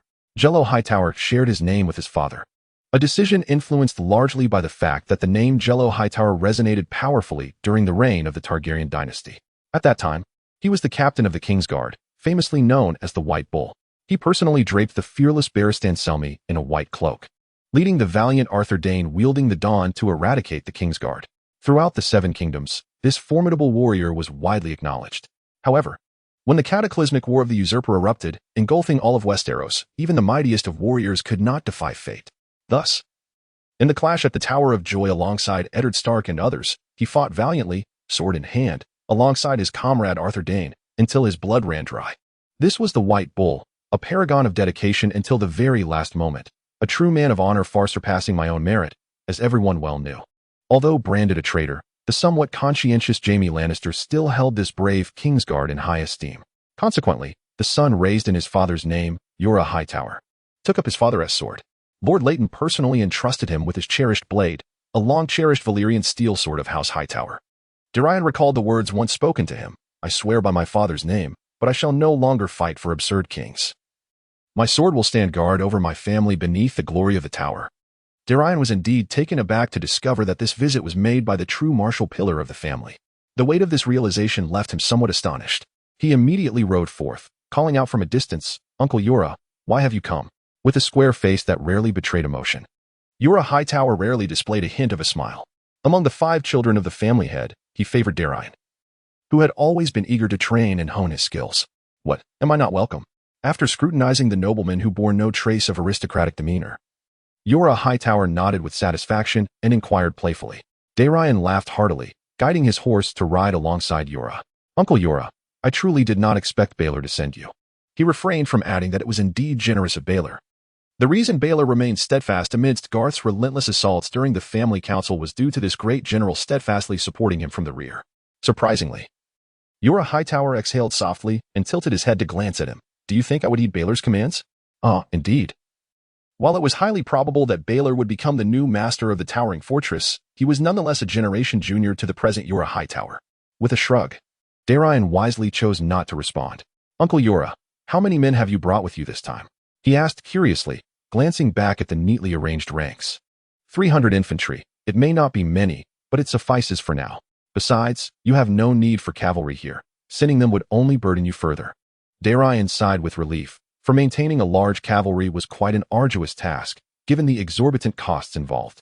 Cavalry serves as an offensive military force, while the newly constructed outer walls of New D-Town are intended for defense. Establishing a foothold here and solidifying the status quo will be deemed a victory. For after all, warhorses cannot soar across the Redwind Strait. "Very well, follow me. I apologize for your temporary accommodation in tents, as the barracks are under intense construction." Darian lamented, "There is little I can do. My location is in dire straits, left in ruins by the previous Lord, Hosman, who bequeathed to me a charred village with scarcely a soul remaining. Knowing of your impending arrival, I managed to gather personnel in such a short time, which is already commendable." Jello Hader made no attempt to counter this. In truth, he had received no prior inkling of the family's sudden maneuvers. The esteemed figure, who had not descended from the towering spire in decades, continued to gaze down with indifference upon the land beneath him. None could defy his will. This time, weary of the stagnant atmosphere within the lofty tower, he took the initiative to bring soldiers along, directly usurping the commander originally appointed by Bael. This left the air of the spire somewhat miffed. "Is it truly acceptable to have a drunken Morantirial in the presence of our father?" Darian inquired. stroking his stubbled chin. Jello Hater scoffed condescendingly, stating coldly, "Let me assure you, even with 10 more fools like Morant, Lord Leighton would not lift a finger. Having stood atop the tower for decades, he has come to recognize every undulation of this earthly realm. All who perceive our Hightower family as weak and easily bullied have been submerged beneath the waters near the Isle of Conquest. Worry not, Darian. Focus on your tasks." In the spire, Bael Hightower lifted his gaze from a chaotic stack of documents, massaging his aching brow. The family's usual affairs were already overwhelming, and now they were compelled to fully support the nail-driving policies of the Redwind Strait. At that moment, he found himself at his wit's end. For instance, many had already taken note of the Hightower family's activities. After all, the convoy transporting goods southeast could not be concealed. The Redwind family, the Tyrrell family, the Tully families, and the Rowan family had all dispatched ravens to convey messages, inquiring about the intentions of the Hightower clan. Although penned in exquisite calligraphy and adorned with the most courteous phrases, Bael had no desire to read a single word, even with his eyes closed. He could anticipate their inquiries. However, the niceties of nobility compelled him to muster the courage to write lines of insincere platitudes. "I have responded. Whether you believe it or not is of no consequence." Grasping a glass, he took a sip of sweet wine and exhaled deeply. This was merely the beginning. Many more troubles lay ahead. Just as he sought to relax, the sound of a firm knock echoed from the closed oak door. "My lord, the master requests your presence." The soft voice of the maid reached the ears of the young noble. A slight furrow appeared on his brow. It had been several months since he last met with the elder. What could have transpired? Chapter 32. Iron and stone 300 heavily armored infantry gleamed brilliantly in the warm sunlight of the south. In the realm of Westeros, the south was relatively affluent, and the lords of this land delighted in adorning their armies with the most splendid armor. The protective capabilities of such armor might not surpass the rugged gear of the Riverlands or the Vale, yet its aesthetic appeal was undeniably striking. Skilled artisans adorned the armor with family crests, embellishing the shoulder pauldrons with vibrant decorations. This represented a unique competition of extravagant equipment among the people of the South. As one of the most prominent noble families in the region, the Hightower family could not escape this trend. Naturally, there were pros and cons to every situation. In terms of boosting morale, an aesthetically pleasing army held a distinct advantage. Thus, as the troops led by Darian and J-Lo Hightower marched resplendently past the bustling construction sites, the cheers of the populace resonated continuously. Most of the inhabitants of this land felt a sense of pride in the formidable army of House Hightower. Darian noticed that J-Lo seemed to relish the moment. Consequently, he deliberately slowed his horse, prolonging the experience. Upon sighting the low earthen walls, which paled in comparison to the Oldtown fortifications, Darian remarked, "Ah, behold the walls constructed before I understood the family's intentions." His comment was merely casual, devoid of any ulterior motive. However, J-Lo Hightower scrutinized the subpar walls for a considerable time. To say there was no issue would be misleading. Rather, every aspect was fraught with problems. There was no moat outside, no watchtower to survey the surroundings, no gate capable of withstanding an assault. The assessment was clear: it would be better to dismantle and rebuild. After J-Lo conveyed his observations to Darian, he found the latter utterly unresponsive. He was well aware of the shortcomings of what he had originally constructed. Yet, in comparing one to another, the adage held true: one must accept the circumstances as they are. As long as there was a place to reside, who would concern themselves with what lay ahead? Had he foreseen the subsequent events? Would he have exerted such effort? The soldiers arrived at the tents prepared for them in advance. Although the leather tents were not a long-term solution, they would suffice for the time being, provided there were no torrential rains in the near future. Once they have completed their rest, Jiro Hyder will lead them in a thorough exploration of the surrounding terrain, subsequently selecting an appropriate location to establish a small observation point. The family has already projected a portion of its strength here. The only potential disruption to this process would come from nighttime or shadowy ambushes. Their task is to eliminate this possibility at its source. The family's army has never shied away from a fair confrontation with the allies of the Summer Sea, should they possess the audacity to approach. Under the steward's organization, the tenants prepared warm meals and delivered them to the temporary military camp. To Darian's astonishment, the steward had taken a keen interest in the newly arrived 300 robust men. After all, while resting is essential, it seems rather inappropriate to simply lie in tents all day, does it not? Therefore, let's provide you with some tools and send a few skilled craftsmen to guide you. How about constructing part of your barracks yourselves? In any case, no one is permitted to be idle. Duran witnessed Jiro emerge from the steward's quarters with a dark expression. "Ah, it appears that the elder has triumphed in this contest," Darian mused. "The development of the territory is in full swing. The discovery of an iron ore vein by Clezen and his companions no longer requires concealment. The overall exploration of reserves is beyond what the current productivity in Westeros can achieve. Yet, that is inconsequential. What matters is that what can be extracted is indeed usable. Consequently, a multitude of people rush toward the vicinity of the vein, clearing a path through the forest with axes. Once the territory can independently address its daily iron needs without external purchases, its value on the southern lands cannot be overstated. Take Oldtown, for instance, as one of the largest cities in the Seven Kingdoms. The annual expenditure on iron ore or finished ingots could potentially fill the banners of the tournament in King's Landing.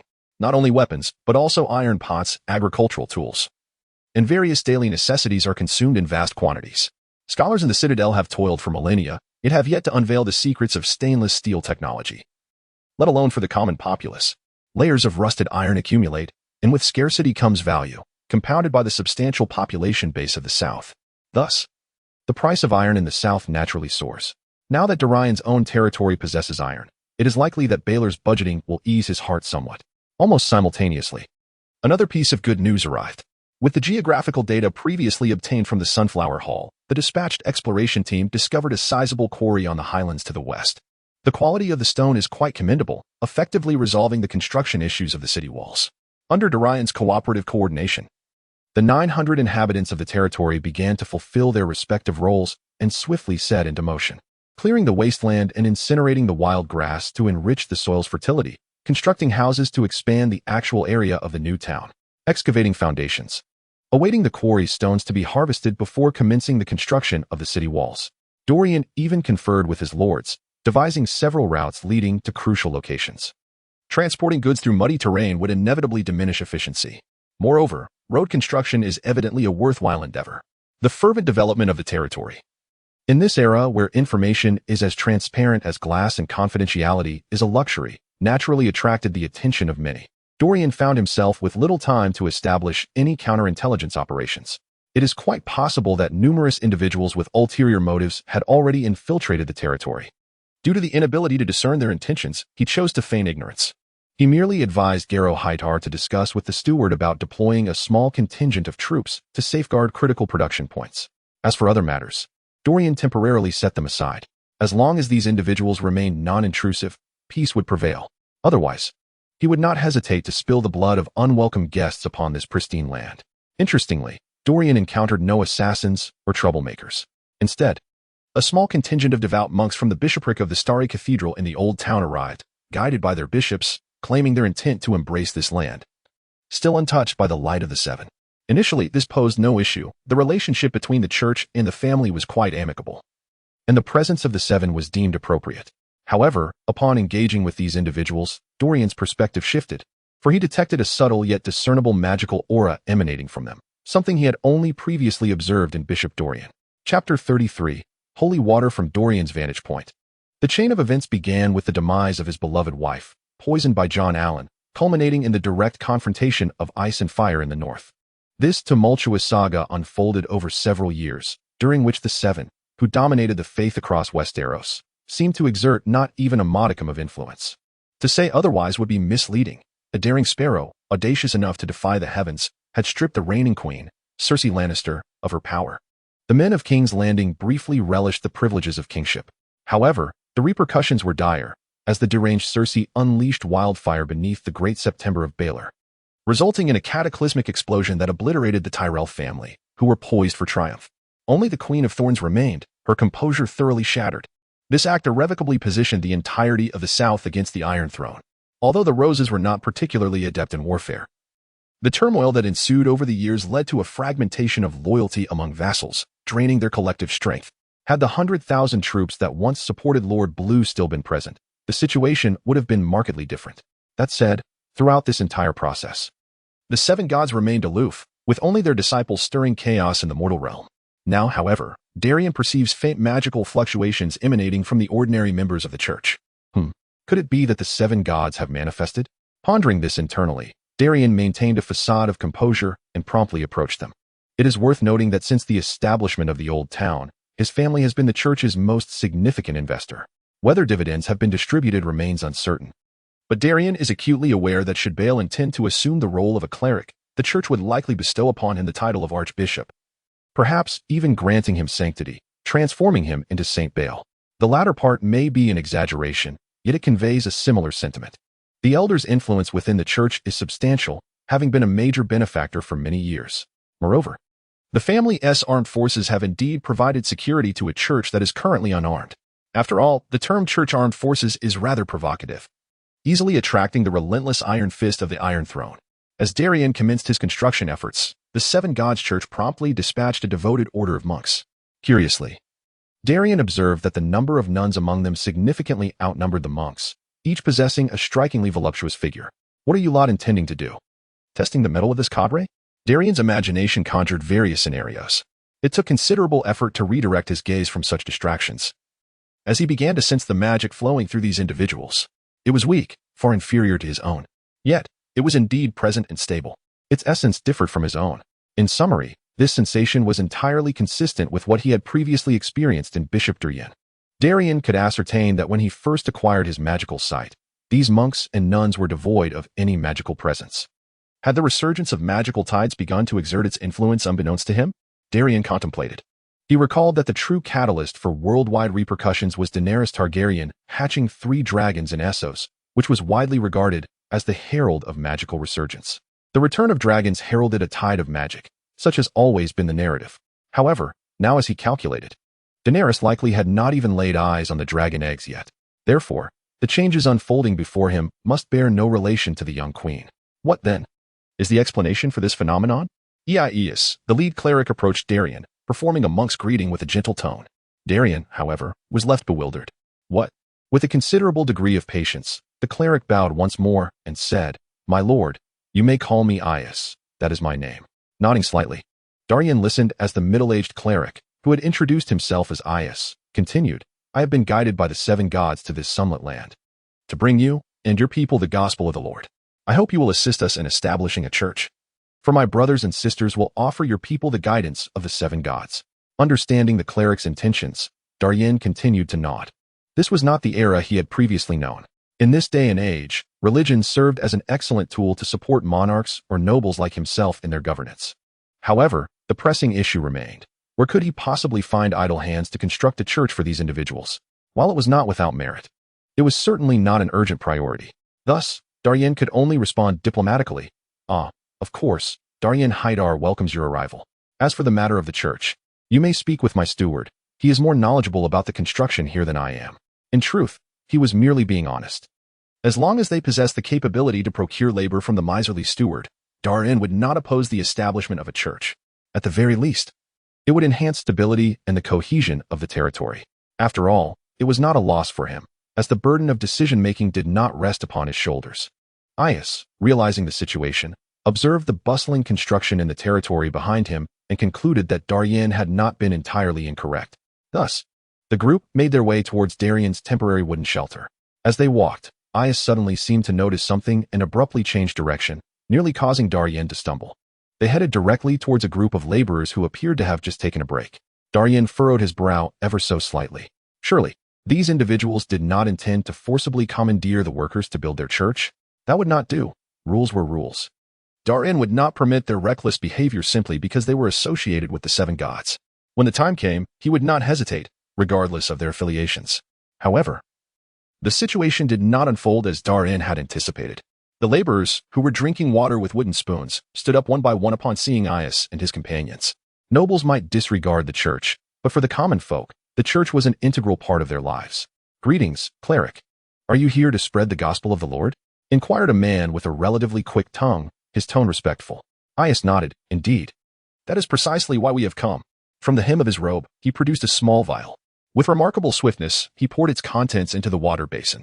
"May the benevolent 7 gods grant you this precious holy water, and may weariness be banished from your bodies." Isn't holy water typically reserved for the baptism of believers?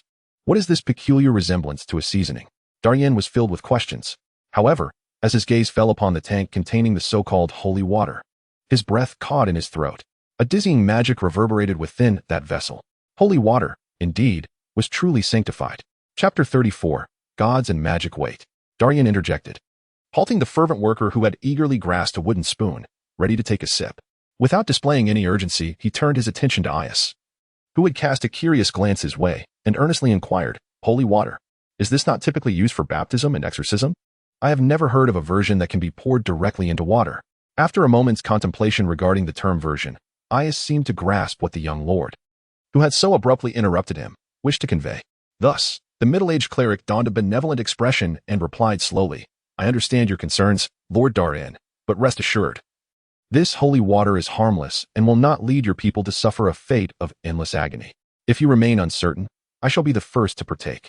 With that, he disregarded the fact that the spoon may have been used by many before him and dipped it into the tank, drinking it down. After a brief pause, under the watchful eyes of the crowd, Aias chuckled lightly, See, Lord Darian, I am unharmed. He then extended the small vial from his arms to Darian, quietly explaining. A few days ago, the most devout monks of the Starlit Sanctuary suddenly received a divine revelation during their prayers, a revelation that, until now, only bishops were occasionally privy to. Since then, certain matters within the church have begun to shift. For instance, this vial of holy water you hold, previously. You might have been aware that its efficacy was rather negligible, but now, after the church's testing, just a small drop can significantly alleviate fatigue. Had you been in the old town, you would have already been informed of these developments. The middle-aged cleric shrugged, adding, after all, the church rarely keeps secrets from the Hightower family. The master of the tower has long been our ally. This statement was not entirely accurate, for historically, both parties had betrayed each other numerous times. However, after the church's armed forces were utterly decimated by the dragon, they lost their bargaining power. And for the past 2 centuries, they had indeed been good friends with the Hightower family. After all, money speaks volumes. Darian could not ascertain the veracity of Aias's words.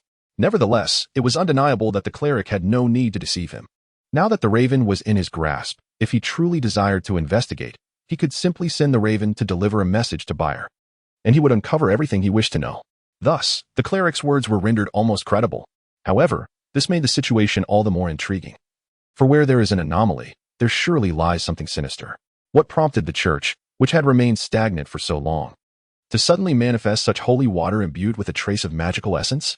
Furthermore, what of the so-called pious monks who collectively claim to have received the divine oracle from the 7 gods? The uninformed common folk may perceive the monk's steadfastness as having finally garnered the favor of the divine, rendering it a comical affair. However, the astute Darian, well aware of the world's scarcity of magic, saw through their naive interpretation. It is possible that the church itself is still grappling with the nature of these occurrences. The holy water brought by Aias is evidently a novel creation. In Darian's eyes, it is merely a tool for certain individuals within the church to seize this unexpected boon to tighten their grip on the faithful. After all, compelling believers to financially support these gluttonous clerics without manifesting any divine signs is a fool's errand. No one is truly naive enough to conflate belief with mere pretense. I truly feel much better. After Darian ceased to impede him, the first audacious individual took a hearty sip, and soon a look of astonishment spread across his dust-laden face. This man waved his previously aching arm in exhilaration, as if the effects were genuinely taking hold. Through the lens of magical perception, the energy surged from his throat throughout his entire being, albeit diluted by both the water and his own body, rendering it nearly imperceptible. Darian understood that such a degree of magic could not sustain itself for long. It was likely a temporary effect that would dissipate after a while. Nevertheless, it was sufficiently intriguing. Taking a step back to leave the matter to the other monks and nuns, Darian led the somewhat bewildered Aias to a nearby felled log. Unsure of the nobleman's intentions, Aias assumed he was still concerned and sought to reassure him. My lord, rest assured. We shall not. Raising a hand to signal the middle-aged cleric to cease, Darian inquired. Aias, I need you to ponder a question carefully. Do you recall when the pious monks received the oracle, the moment when the holy water exhibited such remarkable efficacy? Do not rush, nor feel anxious. I require a definitive answer. Relieved, Aias initially assumed it was a matter of lesser consequence. He furrowed his brow, thoughtfully recalling, then counted the time on his fingers, ultimately providing a confident answer. To his astonishment, he noticed a fleeting moment of bewilderment wash over Sir Darian's face. What troubles you, my lord? What weighs on your mind? Snapping back to reality, Darian forced a smile. Oh, it is nothing of concern. Continue with your tasks. I shall wholeheartedly support the church's endeavors within the territory. With a hint of skepticism, Uis glanced at the young noble, who clearly was not being truthful. He shrugged and said, Very well, you are the master of this land. Your word is law. I shall not intrude further. May the 7 gods bless you. With that, the middle-aged cleric turned to leave. Darian, however, had no time to indulge him any longer. In that fleeting moment, he suddenly realized the anomaly at the starry cathedral of the old town coincided precisely with the moment he completed the third chapter of the Grimoire of Deception. He distinctly remembered a chaotic surge of magical energy radiating uncontrollably in all directions. At the time, he believed that such a modest amount of magic would dissipate quickly. Yet he was astonished to discover the extent of its influence was far greater than anticipated. More critically, this was not merely a fleeting occurrence. At least in the area stretching from the Oldtown to his current location. The magical energy did not immediately dissipate but instead began to be unwittingly harnessed by certain individuals. Reflecting on the so-called oracle from before, Darian formed a hypothesis. Perhaps the seven gods truly exist. Unlike other deities, who might exhibit some reaction, this particular god, manifesting as a unity of seven, seemed to have an acute dependency on magical energy. Just as a circuit cannot connect without a medium between its positive and negative poles, so too was it improbable for this divine presence to be engaged. Now, the localized magic brought forth by the tidal surge allowed that interrupted signal to emerge sporadically once more. Gazing up at the sky, Darian pondered, what of Rollo, the god of cold, and the old gods? Chapter 35. The foundation ceremony. The soldiers' quarters were swiftly constructed through their collaboration and that of others. Though they were merely wooden boxes topped with triangular roofs, lacking in creativity, it was undeniable that this simple, repetitive labor represented the most efficient solution for the rapidly developing territory. From initial clumsiness to a seamless rhythm, some individuals could now instinctively determine where each wooden beam should be placed and how the grooves should align. After numerous repetitions, they had become quite adept.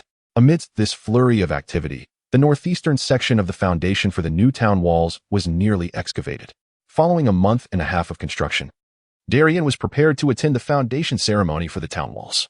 The design chosen involved a core of rammed earth encased in stone, a method far quicker than transporting heavy stones from distant quarries to fill the walls.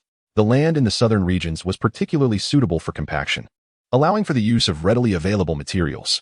Once the broad foundation was dug, the subsequent task was to fill it with soil that was less prone to settling and to compact it thoroughly.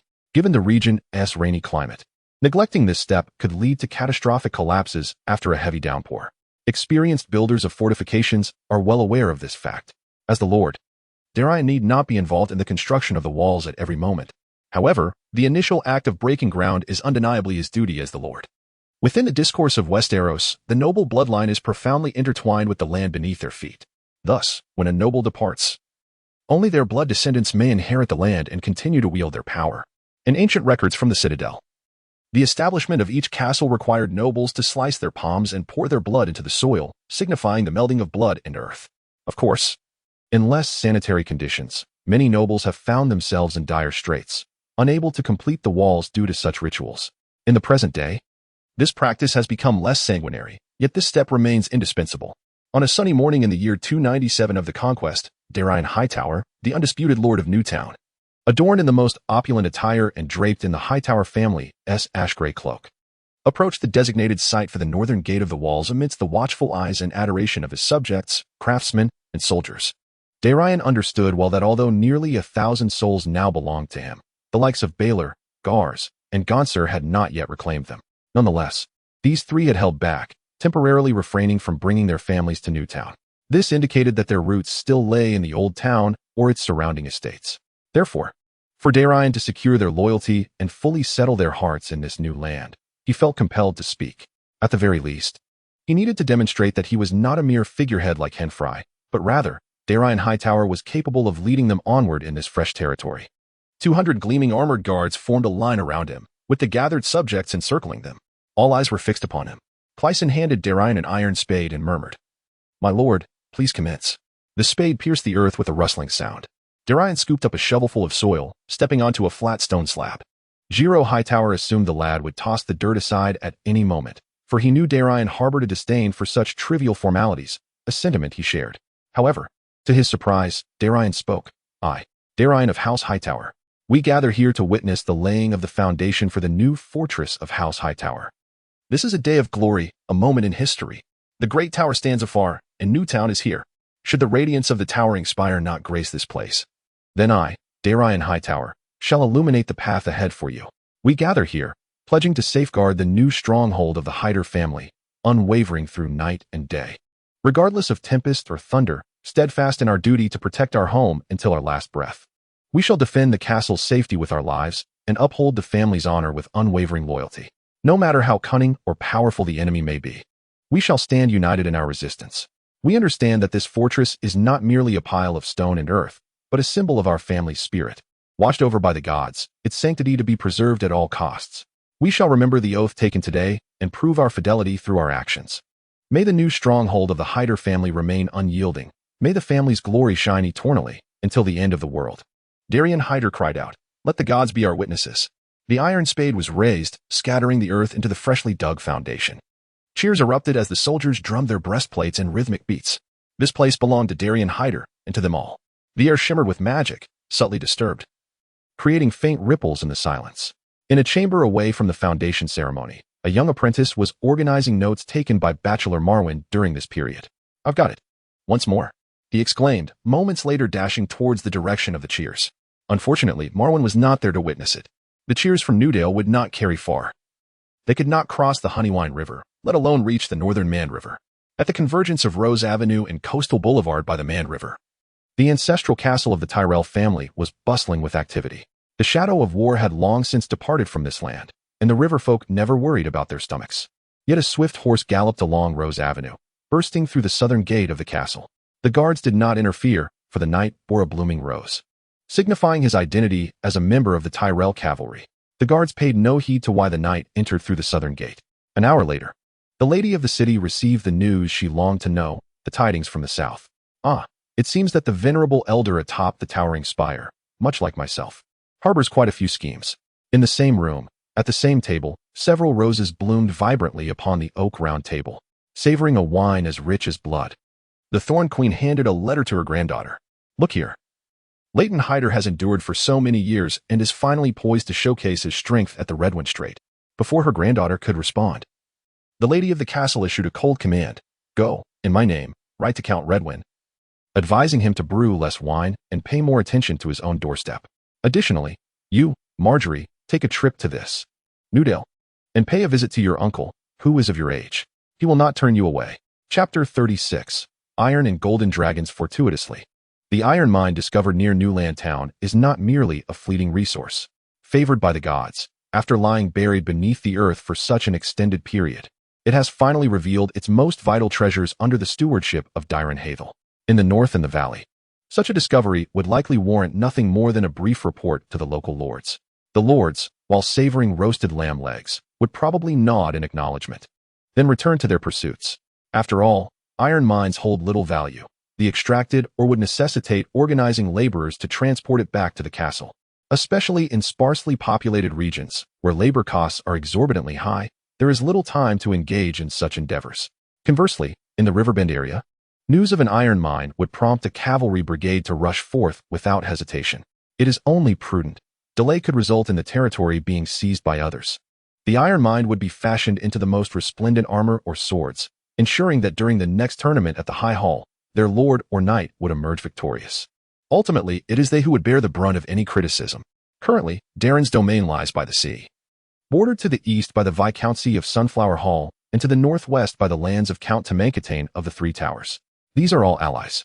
Therefore, unless faced with unwelcome visitors from the Summer Sea or certain individuals across the Redwind Strait, Darren's territory is unlikely to suffer a large-scale assault.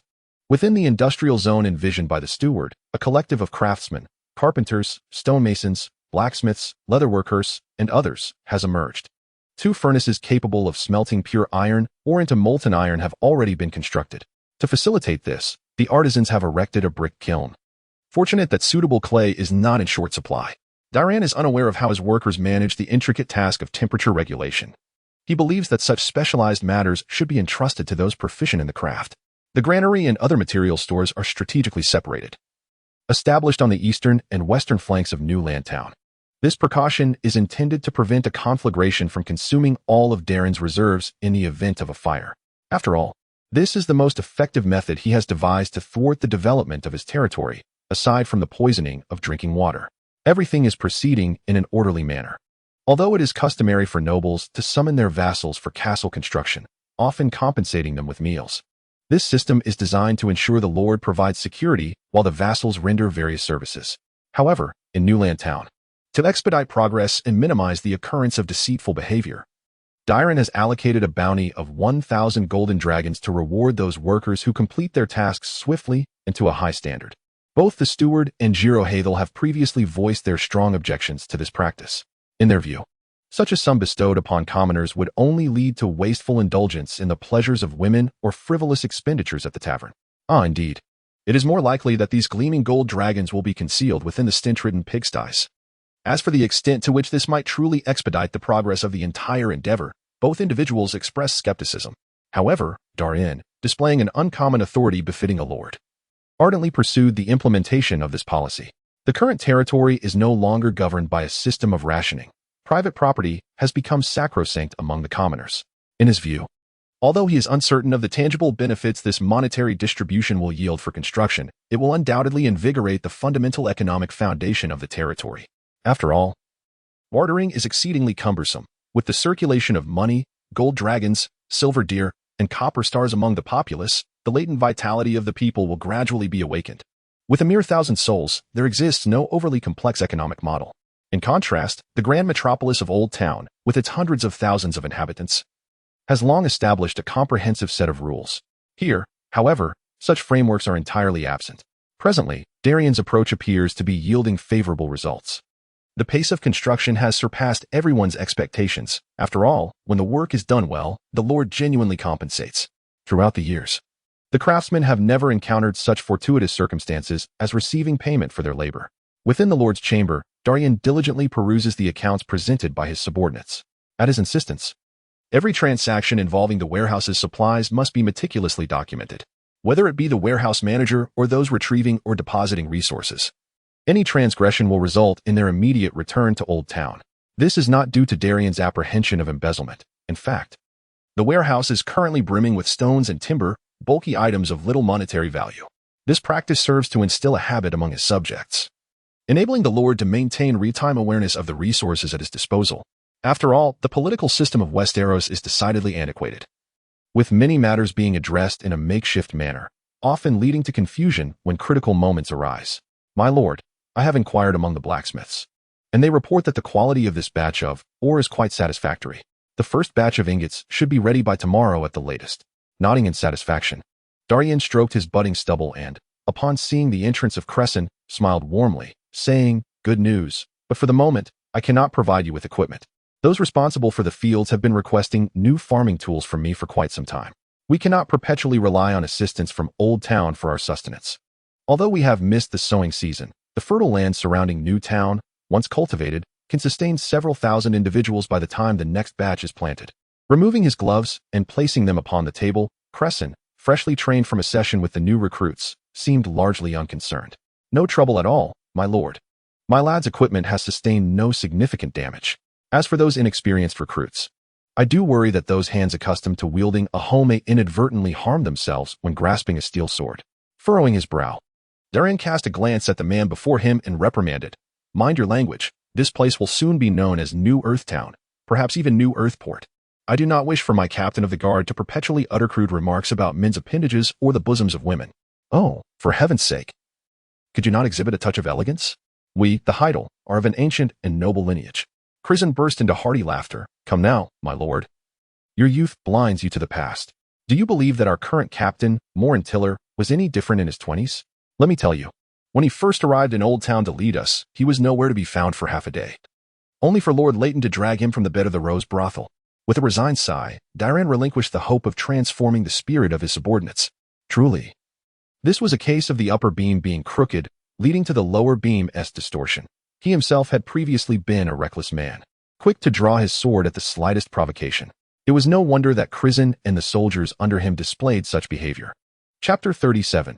A letter from Oldtown. After the first batch of iron ingots was stacked in the warehouse, Darian, having left the steward to ponder their subsequent handling, was visited 2 days later by a raven from Oldtown.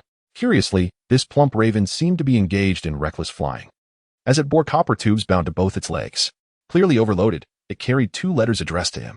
As it flitted around the foundation of the city walls, unnoticed by all, it silently cast a spell at the base of the walls, Arcane Keystone, prompting Darian to raise an eyebrow at the thought of his walls being compared to the Great Wall of Despair. He found it odd that 2 letters had arrived simultaneously. Neither Bale nor Gals nor Ganzer would indulge in such a practice. Waving his hand to signal the guards behind him to remain behind, Darian accepted the two slender scrolls from the messenger, Marwin.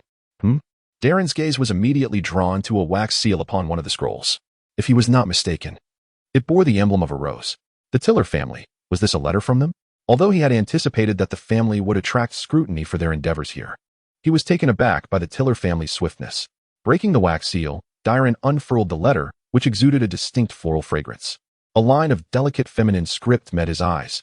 Dear Darian, this letter comes from Marjorie Tiller of Highgarden. You must know who I am. Hearing of the vibrant blooms in your lands, the daughter of the Rose family wishes to pay a visit to your territory. You would not deny my request, would you? At the time of receiving this letter, I am already en route in my carriage to your domain, and I hope you have prepared fine wine for me. The subsequent lines lacked substance. Marjorie Tiller, the little Rose, was coming to visit me? A youthful visage abruptly surfaced in his mind. The last time Darian encountered Marjorie was a year or two prior during a visit to the Highgarden. Although, in terms of lineage, he was her uncle, her mother being his younger sister, Darian Hightower. Circumstances dictated an unusual hierarchy, as he was contemporaneous with the young Rose. Disregarding the convoluted family dynamics swirling in his thoughts, Darian had no intention of writing to his sister to inquire about this matter. Much like the elusive Morin Tyrell nestled beneath the watchful gaze of the towering castle, Darian was likely a mere figurehead at Highgarden, devoid of any genuine power. Reflecting on his impression of the Thorned Queen, Olenna Redwine, Darian resolved it would be best not to disturb his sister. The letter, while couched in politeness, conveyed a clear message. Marjorie framed this visit as a familial gathering. Without mentioning Tyrell's intent to visit the Hightowers, Darian found himself unable to decline. Casting a glance at the bustling construction site, shrouded in dust, he sighed. After all, it was absurd to halt an entire project for the fleeting fragrance of a single rose. Yet, certain matters must be kept well concealed. It was abundantly clear that the young Rose's visit was not motivated by any longing for her uncle, who she likely barely remembered. The vastness of their family resembled a slumbering dragon. Even the slightest stir would attract countless inquisitive gazes. Thus, he thought, he opened the second letter. Unsurprisingly, it was from Baylor. This correspondence served as a supplement to the first missive from the young Rose. His elder brother advised him to extend the utmost hospitality to the flower of Highgarden while ensuring she be shielded from certain sights. The castle would dispatch an additional 200 soldiers and 100 knights under the pretext of escorting Marjorie Tyrell, delivering a consignment directly to Darian's hands. Baylor candidly suggested that it would be prudent to keep the young Rose in a state of disorientation, ensuring her stay was brief, as he would endeavor to facilitate her swift departure from Darian's domain. Oh, and one more thing to convey. I have encountered our esteemed father, who expressed a longing for you. He wishes to convene a family gathering in 2 months, hoping all will return, though I find this somewhat peculiar. I sincerely hope you can attend the banquet at the castle. Rest assured, I shall inform you via Raven when the time comes. This concluding remark from Baylor left Darian somewhat perplexed. In his recollection, there was little emotional connection between himself and his estranged father, who had devoted his life to arcane studies atop the castle tower. To Darian, Leighton Hightower merely represented the lord of an old town. Yet, this towering count has suddenly expressed a yearning for his family, calling for all the bloodlines to return to the Hightower. What could this signify? It is essential to understand that the ties of family lineage are intricate, with clans such as the Tyrells, the Redwine, the Hightowers, the Ambrose, and the Fossaways all having familial connections with Hightower in this generation. In the 17 years of Darian's life, he has no recollection of any such family gathering. A summons of this magnitude is bound to provoke unfounded speculations from others, not to mention the matters he is currently attending to in Newtown. What is his father truly contemplating? After much contemplation with a furrowed brow, Darian failed to discern the underlying purpose behind this enigmatic maneuver. Frankly, he did not believe for a moment that the old man was simply longing for his children, given that Count Leighton, including grandchildren, has a lineage too vast to count on both hands and feet. Upon returning to his residence, Darian found Marwin, who had arrived earlier, reprimanding an apprentice. I am quite certain that your glass candle ignited itself once again, Master Marwin, the apprentice stammered. It only lasted a moment before extinguishing. I could not reignite it no matter how I tried. The old scholar's face turned crimson with fury. This is a glass candle. There are only 4 in all of Westeros, for the love of 7 hells. If you managed to ignite it, that would indeed be extraordinary. Furthermore, why did you not report the self-ignition incident to me? The young apprentice bore a look of innocent grievance. I did not know, my lord. At first, I was quite frightened, but then I thought it was merely a candle that occasionally flickers to life. So, I placed it in the corner to prevent it from igniting the shelf. Darian, upon hearing this, was taken aback. The glass candle ignited again? However, There was no time to delve deeper into this matter as Marwin's gaze turned towards him. Darian waved his hand, signaling the apprentice, who looked as if he had been granted a reprieve, to leave hastily. He then presented the letter concerning Marjorie to Marwin. Take a look at this. We must deliberate on what to showcase to the esteemed daughter of House Tyrell. What shall we present? Who is coming? Marwin inquired, his face a mask of confusion. Darian assumed he had perused the two letters, but it appeared that his scholars still possessed a modicum of professional integrity. Thus, he said to Marwin, open it and see. Miss Marjorie Tyrell, the daughter of the Highgarden Duke, is to pay us a visit. After carefully reading the brief contents, Marwin raised his graying eyebrows slightly. Your family's activities have finally caught the attention of the lofty lords of the Reach. There was a hint of schadenfreude in the old man's tone. Darian recognized that this was not a critique of his family, but rather a reflection of the old man's lifelong penchant for reveling in the drama of others.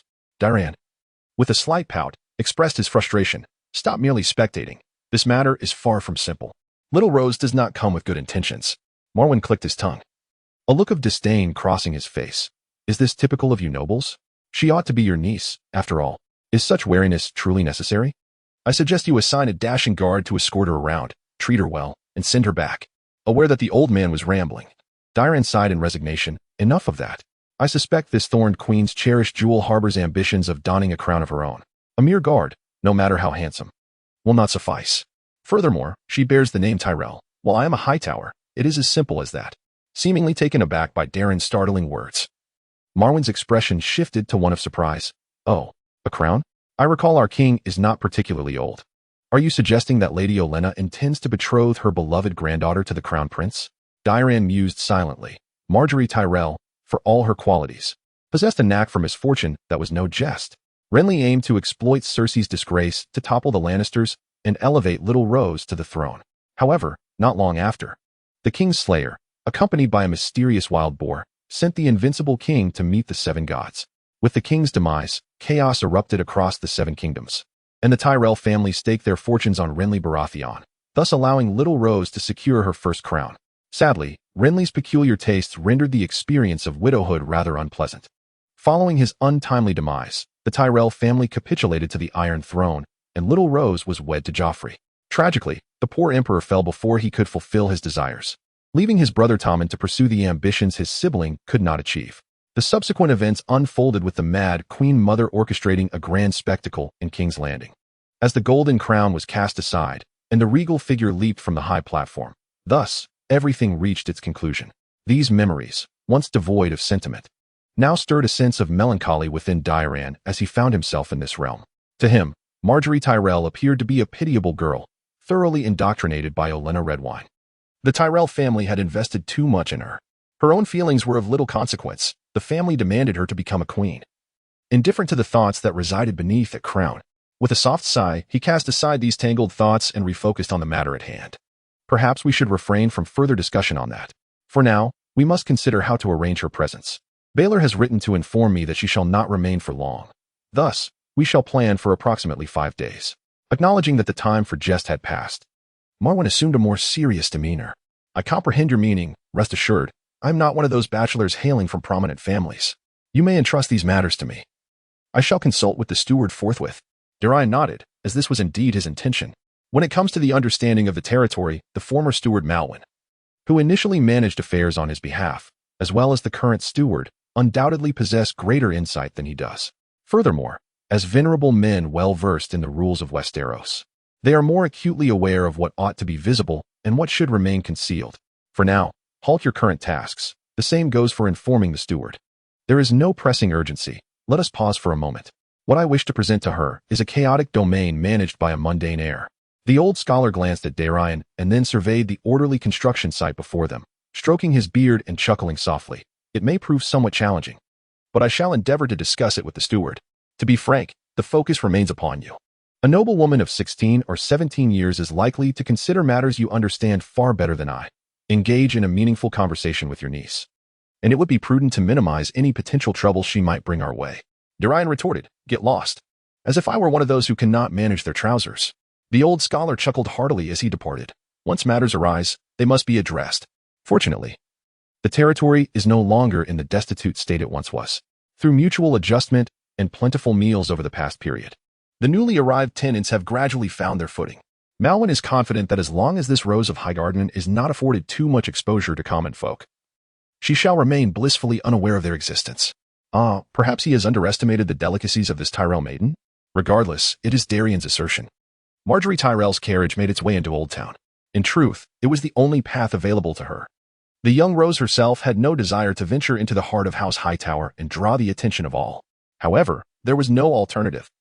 The King's Road extended from King's Landing to Highgarden, and southward. This was the sole route leading to Oldtown. As a noble maiden who had been raised in every conceivable comfort, she could hardly traverse the non-existent rural pathways with her retinue. Moreover, safety could not be guaranteed. Who knew whether malicious eyes lurked in the shadowy woods surrounding her? After all, an unmarried girl from House Tyrell represented a considerable prize, in every conceivable sense, even if tragedy were to befall her within the domain of Oldtown. With Lord Leighton Hightower's shrewdness, the Hightower family would bear little consequence. At most, it would be the life of a minor nobleman of little worth. And upon the King's Road, under the authority of Count Leighton, none would dare to act so brazenly. As she drew back the curtain, the young woman's exquisite features emerged from the carriage adorned with thorny rose motifs. Her chestnut hair danced in the warm light, swaying gently in the breeze. Margaret Tiller gazed upon the vast city sprawling across the plain, a monumental port that dwarfed Highgarden by more than a mere double. Each time she beheld this grand sight, a sense of pressure enveloped her. With such formidable lords lurking at her side, one could imagine her grandmother found it exceedingly difficult to rest. Neatly arranged cavalry and infantry stood in formation before the northern gate, their gray banners emblazoned with white towers fluttering wildly in the wind. A resonant horn sounded, heralding the arrival of guests from afar, as the Hightower family extended their welcome. Chapter 39. Arrival Welcome, Lady Margaret. May the brilliance of the towers illuminate your path. Mounted upon a magnificent gray steed, the esteemed Sir Hightower approached, gently urging his horse forward to greet her. The Hightower family, in their customary pleasantries, delighted in weaving their family motto into conversation. In the presence of another uncle, Margaret Tiller was keenly aware that she could not assert the airs of a Tiller lady, for he was of a higher generation and, as the primary heir of House Hightower, held considerable status. That he had taken the initiative to greet her was indeed a mark of respect. The refined upbringing of Margaret Tiller allowed her to swiftly discern the current situation. Supported by a lady-in-waiting, the petite Rose approached Sir Hightower, her visage adorned with a sweet smile as she curtsied. "Thank you for personally welcoming me. It is an honor." Casting a curious glance at the orderly military display behind her, she felt perplexed. Why was the Hightower guard lined up once more? Surely, her father had never received such an honor. Throughout the entirety of the Reach, the only one deserving of such elaborate attention was likely her grandmother. As if sensing the bewilderment in Margaret's eyes, Sir Hightower offered a faint smile and stepped aside to reveal the view. "Lady Margaret, House Hightower shall dispatch 300 of our finest warriors to escort you to my brother, Darian's domain. Given the recent reports of Dornish bandits lurking along the route from Starfall, this is a precaution for your safety. A resplendent rose should never wither in such a place." He concluded with a less than elegant exclamation, "Damn Dornish." Momentarily taken aback, Margaret could only respond in a hushed tone, "Damn Dornish." In the Riverlands, disparaging the Dornish was an absolute political correctness. Observing the solemn military presence, she felt an unusual discomfort. Nonetheless, she understood that she now represented House Tiller, despite the close blood ties with the Hightowers. Regaining her composure and inhaling deeply, Margaret smiled and replied, "Thank you, Sir Hightower, for your consideration. I shall rely on these valiant warriors to ensure my safety." To this day, Margaret remained puzzled by Sir Hightower's ostentatious display of military might. Not a word of the Dornish bandits was credible to her. Under the dominion of the old man from the town, who would dare to grasp his tiger's whiskers?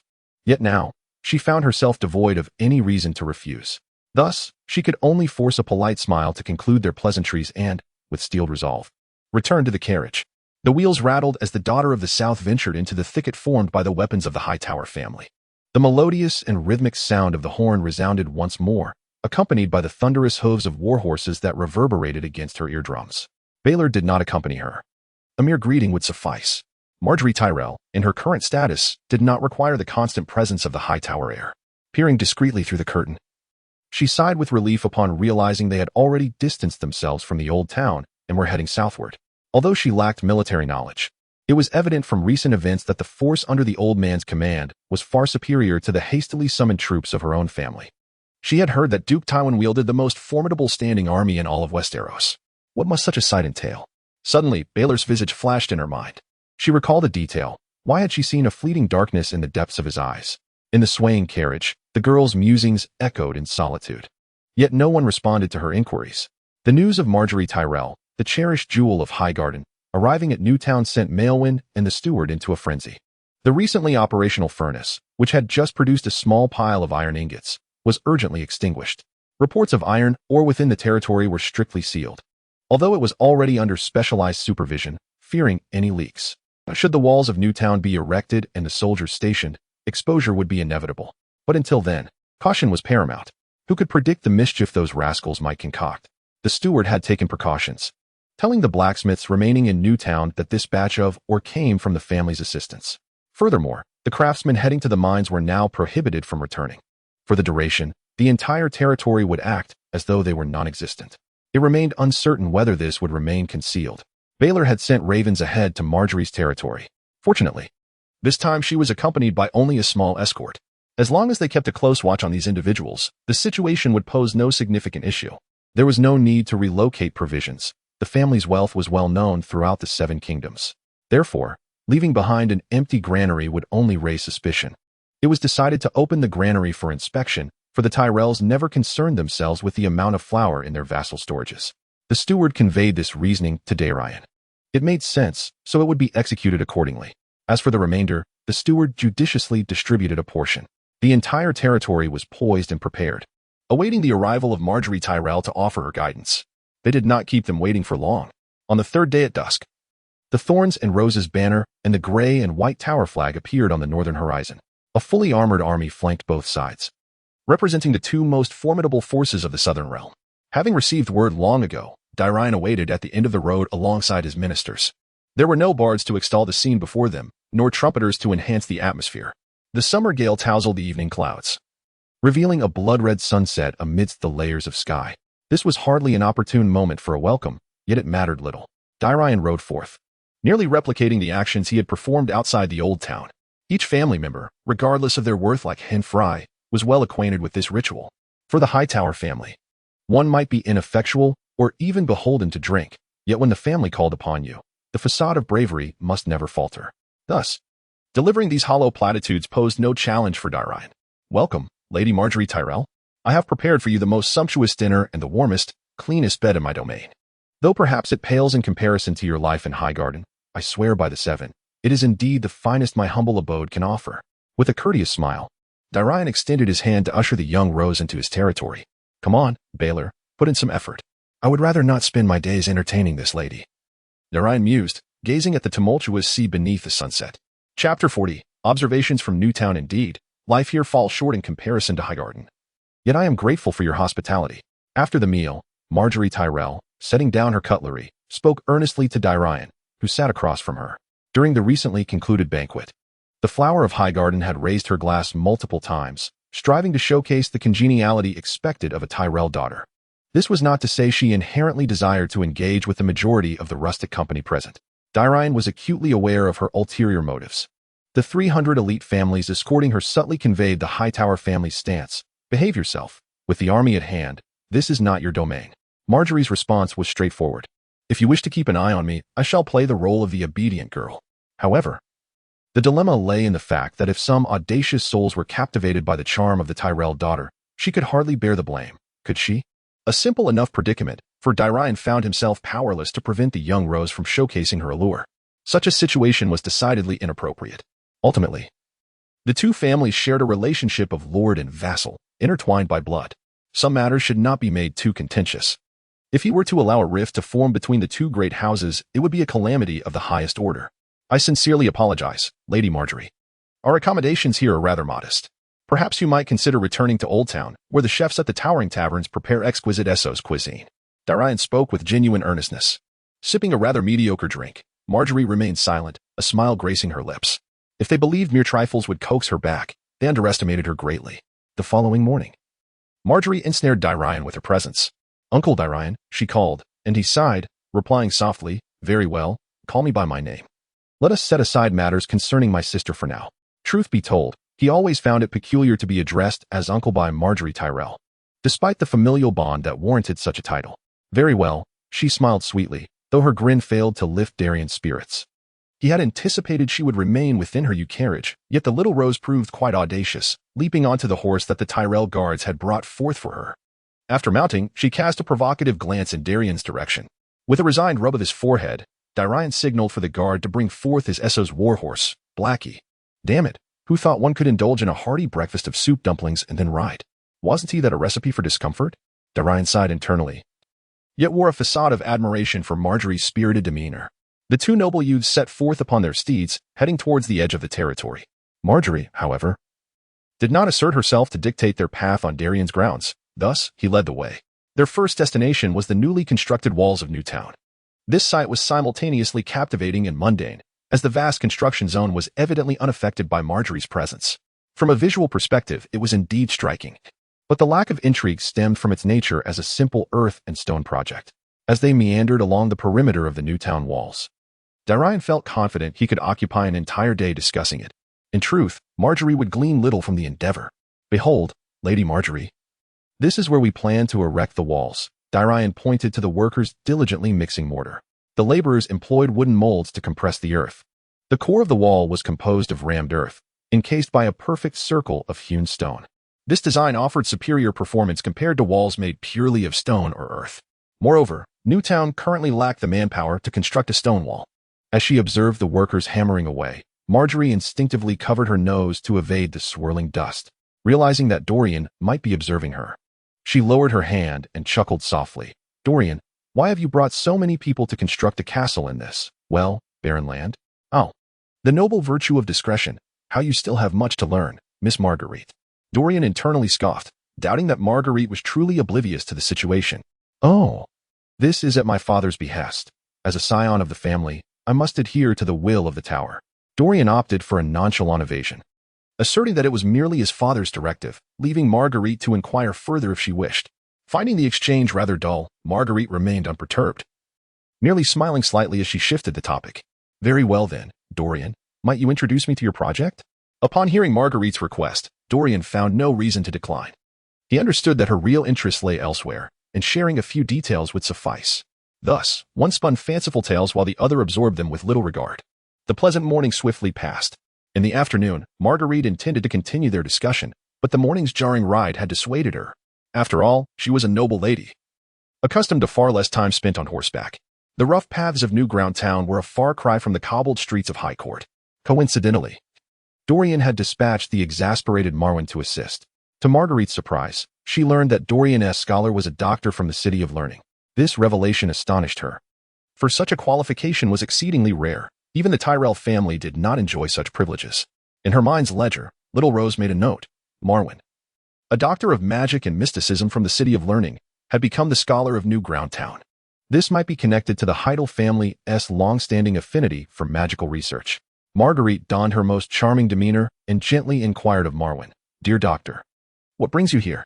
What prompted you to forsake the comforts of the City of Learning to become Dorian's scholar? Internally, the beleaguered Marwin thought he too wished to know the answer, attributing his predicament to that rascal. However, outwardly he maintained an air of enigmatic profundity, responding, that. I can only disclose this much. The gods have directed me to follow Darian Hightower, believing it may aid my research. When pressed further, Marwin fell silent. Marguerite found herself at an impasse. The esteemed position of a doctor from the City of Learning rendered her unable to compel him to divulge more. It was akin to her encounters with Dorian himself. Thus, she inscribed another note in her ledger. New Ground Town was not solely populated by inconsequential farmers. It warranted careful observation. Chapter 41. Subtle growth. Rayton Hightower was once again famished. Beneath the weathered exterior of his belly, a burning sensation persisted within. Standing at the pinnacle of the towering spire, the old man's dim pupils betrayed a hint of bewilderment that he himself failed to recognize. Why was this so? In his youth, it seemed he could never satiate his hunger. Yet, as he approached the twilight of his life, sequestered atop this lofty tower, he found little interest in the food presented to him, merely consuming it to stave off hunger. What truly captivated him were the arcane manuscripts and tomes bequeathed to him by his father. The family held a steadfast belief that the magic lost to history would inevitably return. As the master of the towering spire, it was his solemn duty to prepare his lineage for this eventuality. This notion had been passed down through generations of the Hightower family. However, once again, he felt an insatiable hunger, as if no matter how much he consumed, it was never enough. His hand, marked by peculiar traces, rested upon his abdomen, and his senses informed him that it was already filled with ample sustenance. Yet, Darian Hightower could not recall what he had eaten. He simply felt an overwhelming hunger. His gaze fell upon an exquisite meal set at the doorway. There was another portion? Instinctively sensing that this dish did not belong to him, Leighton's muddled mind could not fathom the true owner of this thoroughly cold repast. After much contemplation, the old man finally remembered that he indeed was the master of this towering spire. Therefore, everything within it belonged to him. Just a meal. Who would dare to contest him for it? With this thought, his bloodshot gaze finally fixed upon its target. His body exhibited an agility wholly inconsistent with his years. In a swift motion, he lunged toward it like a famished tiger. Soon, the dim space echoed with the sound of relentless chewing. However, after only a couple of bites, Darian Hightower ceased his consumption. He realized that this was not what he truly desired. The hunger continued to torment him. His stomach felt as if it were ablaze. Slowly, he returned to his rightful place at the tower's summit. His desiccated form curled into a chair stained with dark crimson marks. Closing his eyes, Darian Hightower succumbed to slumber. "My lord, please follow me," the maid instructed as she guided Sir Baylor through the high corridors of the towering spire. Sunlight streamed through the clouds, winding around the stone pillars, casting mottled shadows upon them. The howling sea breeze lifted the edges of their garments, and silence enveloped them, save for the whispering wind. A sense of unease settled in Baylor Hightower's heart. A few days prior, a maid responsible for managing his father, Count Leighton's meals, approached him with a peculiar report. 2 meals had been sent up, yet for reasons unknown, only one remained. At times, both would be left untouched. The maid had previously inquired within whether the meals were unsatisfactory. However, she received no response. Initially, Bale thought that his father and Marwin were engrossed in some arcane study, neglecting their meals. He hardly paid it any mind, as such occurrences had not been uncommon over the long years. After all, humans are not stone. Sustenance is essential. As the master of the tower, his father would never jest with his own life. Thus, Bale signaled to the maid, who was guiding him, to remain calm. Yet, the circumstances had shifted. It was now the 10th day, and the maid, unable to bear the mounting pressure, once again reported the matter to Bale. 2 living beings had consumed no more than the sustenance required for one person over the past 10 days. If that did not raise concerns, what would? Realizing something was amiss, Bale abandoned the documents he was reviewing and followed the maid to the entrance of the spiral staircase leading to the top of the tower. Only by ascending here could one behold the splendor at the summit. However, for a considerable time, that view had belonged solely to his father, Lord Leighton, and, of course, his sister Marwin. "Lord Bale, we have arrived," the maid whispered, stepping back slowly.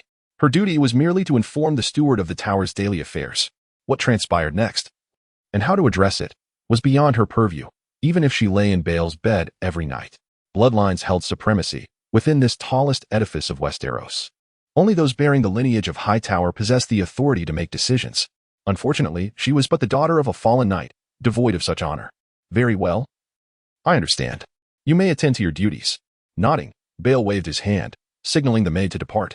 Once the corridor fell silent, he gazed at the staircase that seemed to lead to the heavens, lost in contemplation. His eyes fell upon the 12 steps. 9 of them gleamed, spotless and pristine, while the upper 3, along with those concealed behind the walls, were shrouded in dust. It was a stark demarcation, a sense of estrangement born of differing epochs. Here, no one could ascend to the 10th step without their father's permission. Any transgressor would invariably be cast down from the tower's heights. At such an elevation, the soft surface of water transforms into solid rock, and the unfortunate souls plummeting into the depths rarely left even a trace of their existence. After a long moment of hesitation, Bale resolved to speak from this very spot. He raised his voice and called out, "Father." His deep baritone echoed through the time-worn passage, dislodging the fine layer of dust that clung to the surfaces. After a considerable time had elapsed, Bale had yet to hear any response. Was the old man asleep? Was Marwin as well? Bale found it hard to believe that these 2 individuals could not detect his voice. A flicker of doubt crossed his eyes, prompting him to call out once more, this time raising his voice to an almost impolite volume. Nevertheless, the corridor remained eerily silent, the sea breeze still tugging at his hair. There was no answer. The unease swelling within him grew increasingly palpable. Bale could not fathom the situation at hand. If something had indeed occurred, why did the old man refrain from seeking help? Furthermore, he had seen him just half a month ago, in good health. The air of the towering spire felt a strange warmth creeping up his back. Instinctively, he wished to descend and summon some guards to accompany him. There was an unsettling feeling that something unseen was observing him in this desolate place. Yet, he was acutely aware of his father's aversion to being disturbed. Even as a son, he was not exempt from that role. Ultimately, he gritted his teeth and resolutely ascended the dust-laden 10th step. However, before he could continue upward, a sudden, aged voice emerged, startling him and freezing him in place. Who permitted you to ascend? As his pupils constricted slightly, he caught a whiff of iron in the air. Chapter 42. Fear looms over the tower, eyes sharp as a hawk's rested within the sunken sockets of wrinkled skin. Dark. Crimson veins slithered like writhing serpents across a gaze that felt devoid of warmth. Bale recognized those terrifying eyes. They belonged to his father, Count Darian Hightower. The visage that materialized from the shadows startled the air of the towering spire. He instinctively recoiled a few steps, nearly losing his footing. Though it was daytime, the summit of the tower, which should have been bathed in light, was shrouded in darkness, as if his father had deliberately obscured the illumination. Bale could not articulate his thoughts. He gazed at that familiar yet unfamiliar face for an extended period, soothing his restless heart, and finally managed to force a stiff smile. "Oh, Father, you are here." In the darkness, Count Darian Hightower did not react to this trivial remark. His eyes remained fixed, unblinking, as they scrutinized his son. Bale's hands and feet felt oddly warm, and his lips turned pale. "Father, what of Marwin? Is she well?" Silence. An oppressive, deathly silence. Just as the dense shadows threatened to envelop Bale entirely, suffocating him, he heard a slow, emotionless reply. "Marwin is well. You need not concern yourself with such matters." Under the long-standing weight of his father's authority, Bale immediately lowered his head. "Yes, Father." He initially intended to inquire why the upper levels were shrouded in such darkness. Yet upon recalling the arcane spells his father had studied, he dismissed the thought. The spells researched by the Hightower family were not necessarily luminous. After all, none could truly fathom the genuine purposes of the remnants left behind from the era of waning magic.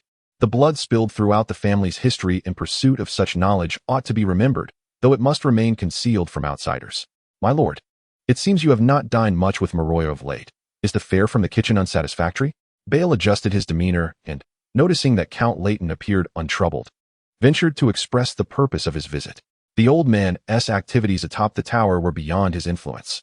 As long as the rumor of a son starving his father did not circulate, all would be well. A lengthy silence ensued, after which Bale was met with a chilling response. "No, the kitchen performs admirably. I am quite satisfied with the food. There is no need for concern, Bale. Depart now. Attend to your matters, and remember to summon the scions of the Hightower back." In the darkness, footsteps echoed ominously. Darian Hightower's visage had vanished, leaving Bale, the heir to the towering edifice, standing pale and rooted in place.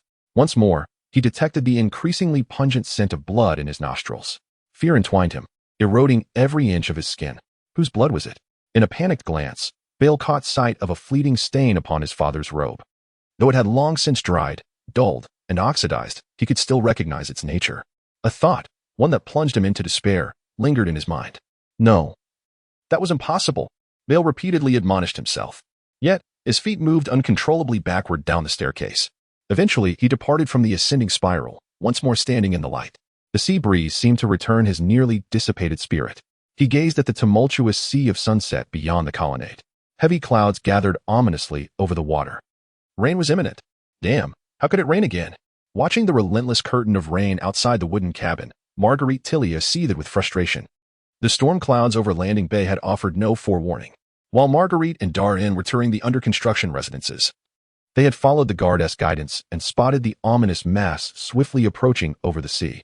To preserve their noble dignity, they had no choice but to turn back to their lodgings immediately, lest they be caught in the downpour.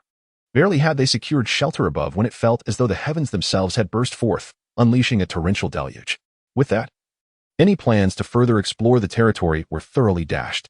Marguerite had initially believed she could glean some information from the servants that Darian was reluctant to divulge. However, this young scion of the towering estate afforded her no such opportunity. The individuals summoned to attend to her were largely uninformed. To be precise, they were merely ordinary village women, lacking knowledge and finesse, utterly oblivious to the pivotal matters at hand. It dawned on Marjorie that the towering fortress had long been prepared for her unexpected arrival. From the moment Baylor had intercepted her at the Oldtown gate, accompanied by 300 elite soldiers, the stage had been set. The sudden downpour trapped her within the dilapidated wooden cabin. Baylor was not entirely mistaken in his assertion to Darian. The court would never permit the little Rose to remain in a noble's domain for an extended period. After all, House Tully had invested considerable effort in her. There would be no allowance for any misstep before the fruit was ripe for harvest. Marjorie was in distress. unaware that Darian was equally troubled. He had been playing his part with this highborn rose for 3 or 4 days now. Baylor, do you have no faith at all?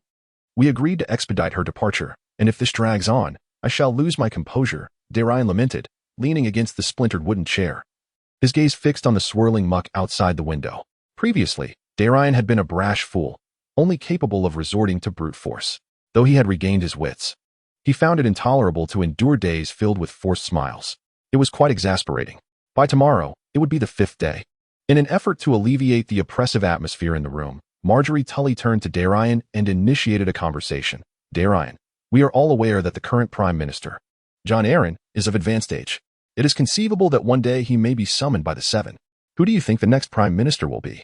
Surprised by the audacity of the little rose, Darian glanced around and noted that they were indeed alone on the 2nd floor before returning his gaze to her. Is it necessary to broach such provocative topics between us?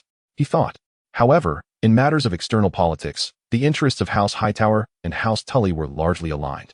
Thus, the little rose's bold inquiry was not entirely out of place. After some contemplation, Darian jested, who can say? The Prime Minister of the kingdom is entirely at the king's behest. Perhaps our king might appoint a regicide as his Prime Minister, provided he can persuade Lord Tywin to contribute more gold dragons to the royal treasury. With a subtle smile, Marjorie replied, our sovereign is not foolish to that extent.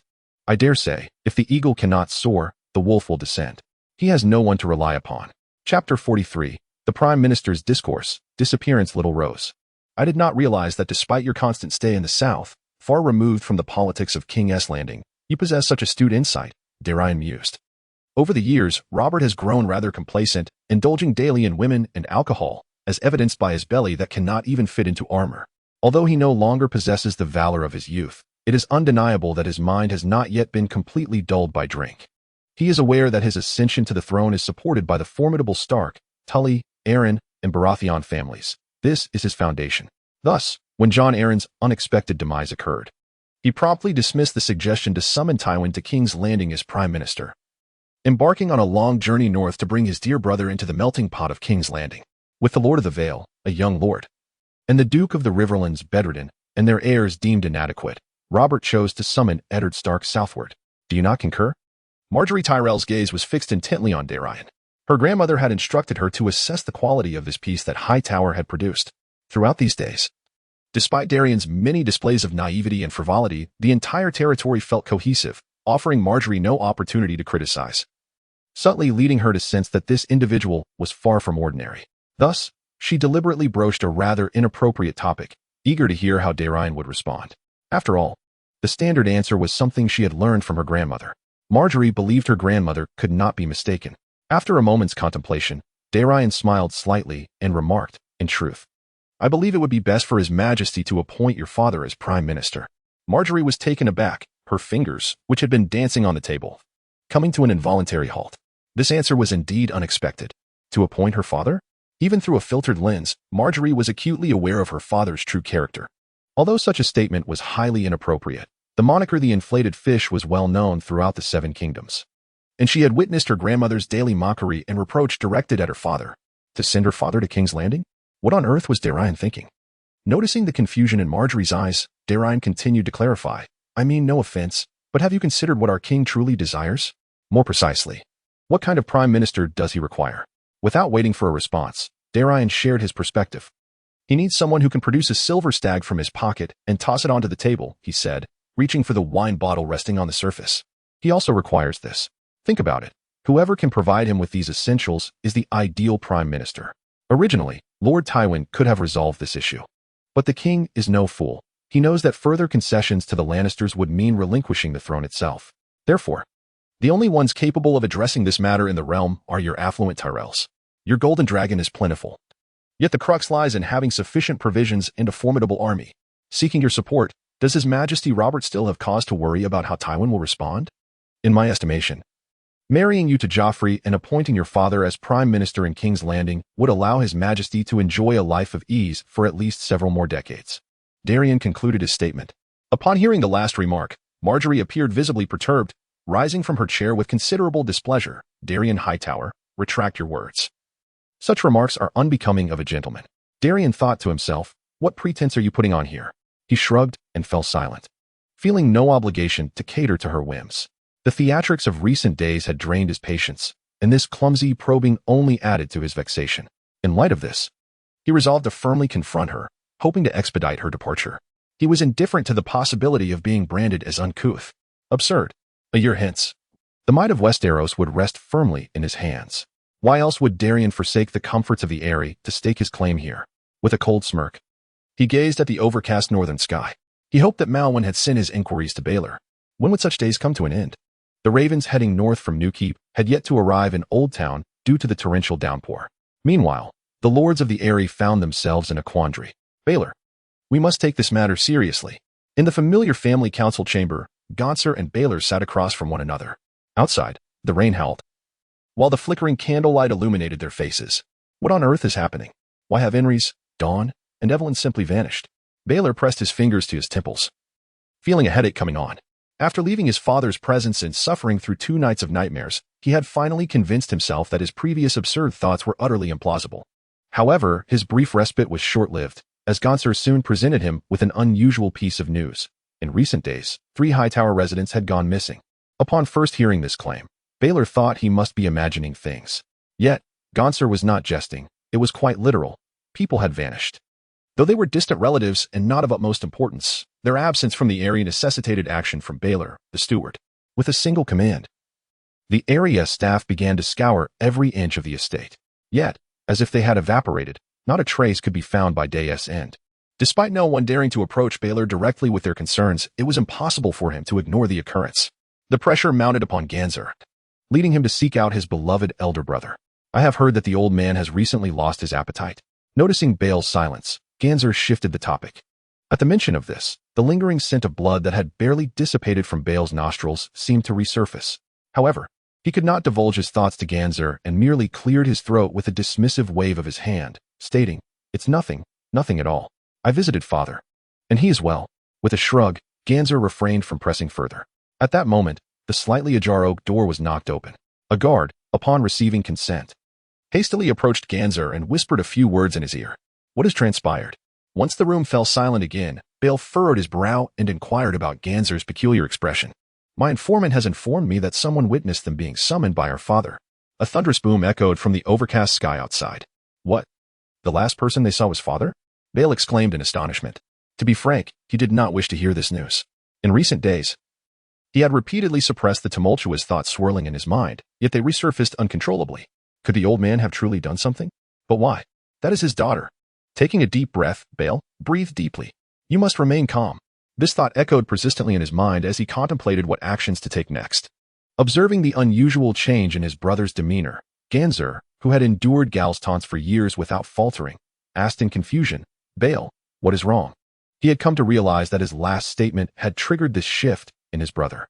Yet, he could not comprehend how it mattered that the last person seen was their father, as the family member who communicated most frequently with the old man. Why couldn't Bael simply confront him? Hadn't it always been this way? When faced with insurmountable problems, one would seek the old man's support. Understanding his brother's confusion, Bael's heart was in turmoil. All that he knew seemed to point towards his father as the source of the issues. Yet, he possessed no evidence. Gonser's information was merely hearsay from subordinates. The scent of blood was experienced solely by him, and the untouched plate of food indicated nothing. As long as their father chose to remain silent. The more pressing issue was that Bael was utterly in the dark about what had transpired. There was no recourse. Magic had been distant from Westeros for far too long. Even the closest family, the Hightowers, found it exceedingly difficult to connect events to this realm. This cannot be attributed to Bael's incompetence. The expression on his face shifted multiple times, as an overwhelming sense of crisis gradually enveloped Bael. Marwin, the peculiar scent of blood. The father concealed in the shadows, and the bizarre disappearance of the family's distant relatives who were last seen meeting their father. What in the world was happening? Frustrated, Bael roughly tugged at his hair with such force that several strands were inadvertently torn out. Observing this behavior, which was utterly inconsistent with Bael's character, Gonser felt a sinking sensation in his heart. Though he was unaware of the specifics, it was evident even to a fool that something monumental was unfolding. And the intelligence he had just delivered had provided the final piece of the puzzle for the heir of the towering family. The two brothers fell into silence, and eventually, just as the fierce wind from outside threatened to extinguish the flickering candlelight on the table, a hand shielded the waning flame. Gonser heard his elder brother's voice. Gonser, remember, You must listen carefully to what I am about to say. Let us set aside the unpleasantness we brought upon ourselves for the sake of our family's interests. Should I be wrong, may the seven gods bless my higher family. But if I am not, Bale's voice trailed off. Yet, in the next moment, his tones suddenly soared. Then I, the heir of the Hightower family, your elder brother, shall become fiercely burning kindling, illuminating the future of our family. Ganser was taken aback, utterly bewildered by his brother's intentions. The unsavory affairs between brothers were well understood, yet to lay them bare in such a serious manner was another matter entirely. It was as if this man was on the brink of madness, ready to ignite himself. The seven gods above, in the dimly lit room. Bale's voice resonated amidst the howling wind, while across from him, his brother's mouth gradually fell agape. Magic, devoid of inherent good or evil, is ultimately judged by its wielder. This assertion is patently absurd. Necromancy and blood magic, from their very inception, were destined to bring ruin upon the world. The former, in the eyes of the apostles of Rollo, serves as a means for their northern adversaries to resurrect long-departed corpses. The latter, in the hands of certain individuals, transformed Zagakeo into a mindless corpse and led to the downfall of numerous crowns, resulting in countless indirect fatalities. Regrettably, when the disturbance of magical energy reached the towering family, an ancient tome that Leighton Hightower was studying contained a power concealed behind its words, a form of necromancy. In the annals of history, when Daenerys summoned dragons and magic began to surge forth, perhaps the fortunate Lord Leighton temporarily forgot the nature of his prior research. However, as time progressed, he would inevitably encounter that which had been lost to history. When you are closest to warmth, the flames may also ignite you. In New Earthtown, in the raven cage of Scholar Malvin, a raven, newly arrived, perched upon the stone slab before the scholar. With a handful of grains taken from a nearby bowl, Malvin fed the plump messenger, stroking its feathers before unfastening the copper tube from its leg to extract the letter within. Darian had granted him the authority to read the correspondence, for should it be lost, the contents would remain a mystery to all. However, upon unfolding the scroll and meticulously perusing its contents, the scholar's expression transformed dramatically. Ignoring the portly bird that had thrust its head into the food container, he flung open the door and descended the wooden stairs with hurried steps. Malvin soon spotted Darian, leaning by the window, gazing at the rain. A wave of relief washed over him. Fortunately, the lad had not ventured out to inspect the surroundings in the downpour. Marjorie and Darian, on the second floor, were naturally drawn to the sound of Malvin's footsteps. Observing the disconcerted countenance of the esteemed scholar, Marjorie, filled with idle curiosity, inquired, "Dr. Malvin, is there something amiss?" "Ah, the roses of the High Court. Indeed, it is grave, so grave that not a word of it should reach your ears," Malvin mused inwardly, directing his gaze toward Darian. Understanding the unspoken query conveyed by his scholar, Darian nodded. "Very well, await me downstairs." He inclined his head slightly to Marjorie before descending the stairs, oblivious to her displeasure at being sidelined, as she pouted in response. Upon reaching the lower floor, Darian entered Malvin's chamber, which doubled as an apothecary, and situated himself among various jars and containers. He raised a finger to his lips, motioning toward the second floor. The old man nodded and handed Darian the note. Yet, as Darian swiftly read its contents, his expression mirrored the grave astonishment of Malvin moments earlier. "Truth be told, I would rather believe that your elder brother, Bale, has succumbed to madness," Darian remarked, though he received no reply. For at that very moment, the familiar searing sensation surged anew. The Book of Esoteric Text has been updated. Chapter 45, The Onset of Calamity. Darian touched the Book of Esoteric Texts, which he always kept close at hand, yet he refrained from hastily retrieving it. His curiosity was piqued more by the contents of the letter than by the preceding chapter of the Verdant Realm. "Darian, what I am about to disclose to you requires your utmost trust in its veracity," the letter commenced. Subsequently, Bale revealed, "Some occurrences have transpired at the Tower of the Sky, though I am unaware of their nature as I pen this letter. In any case, our father may be entangled in some troubles, mental troubles, to be precise. In summary, half of our family's standing forces rest in your hands. You need not act on our father's previous summons for your return to the Tower of the Sky, at least for the time being. Before I and Ganser unravel the intricacies of what transpired, safeguard yourself. You are the only scion of our brotherhood not ensconced within the towering citadel. Additionally, I extend my sincerest apologies for my inability to return Miss Marguerite to Highgarden promptly. Yours, Baylor." In the midst of his correspondence, Baylor endeavored to convey to Darian the peculiarities that had unfolded within the towering citadel with utmost conciseness. The diminutive sheet of parchment was nearly inscribed to the point of saturation. Were it to fall into the hands of another, one might easily mistake it for the erratic scrawls of a lunatic forsaken by the Seven. Yet this was Baylor, the future patriarch of House Hightower. Numerous individuals were preoccupied with concerns regarding his mental well-being. Had he truly succumbed to any form of madness, this letter would never have reached Darian. Furthermore, the wax seal bore two imprints, those of Baelor and Ganser. Unless the two brothers had collectively succumbed to insanity, the contents of this letter were of considerable import. However, this question was promptly dismissed. If both of his elder brothers were indeed lucid, what could their father, Leighton Hightower, have done to compel Baelor to write words suggesting distance from the towering citadel and the preservation of their bloodline? Darian found himself utterly perplexed by the alleged sanguine undertones and the references to the surplus of provisions. The elder and the younger sat in silence before the somewhat damp parchment. Marwin reflected upon the significance of his journey. His 8 years of ventures in Essos paled in comparison to the exhilaration of merely half a year spent here. Though he had never envisioned himself entangled in the affairs of nobility, the reality of the situation ignited a sense of joy and anticipation within his restless heart.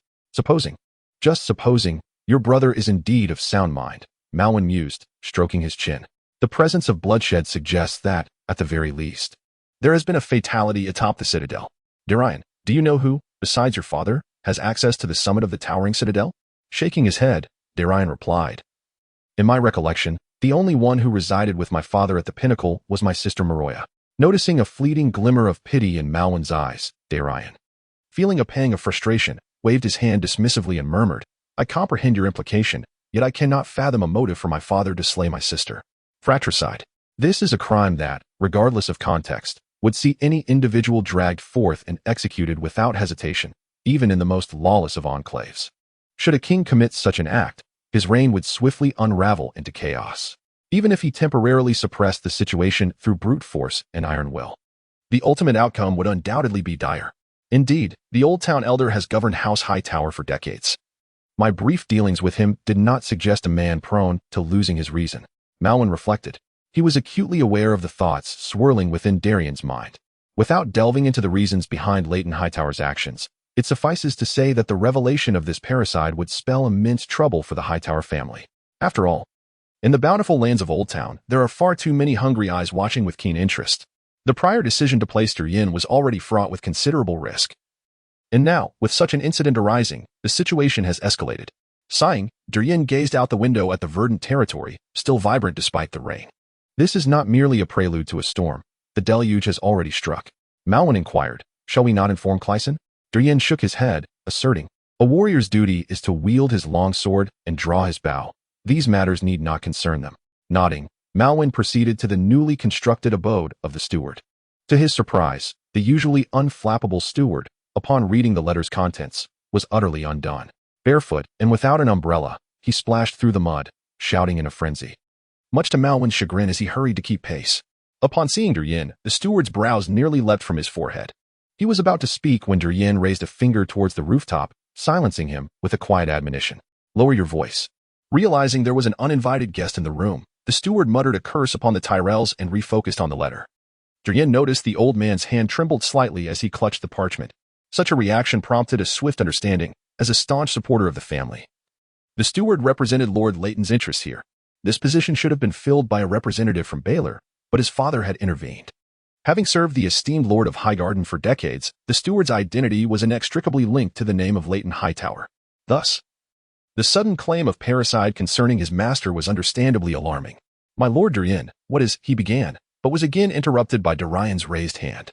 I am not here to debate the veracity of this matter.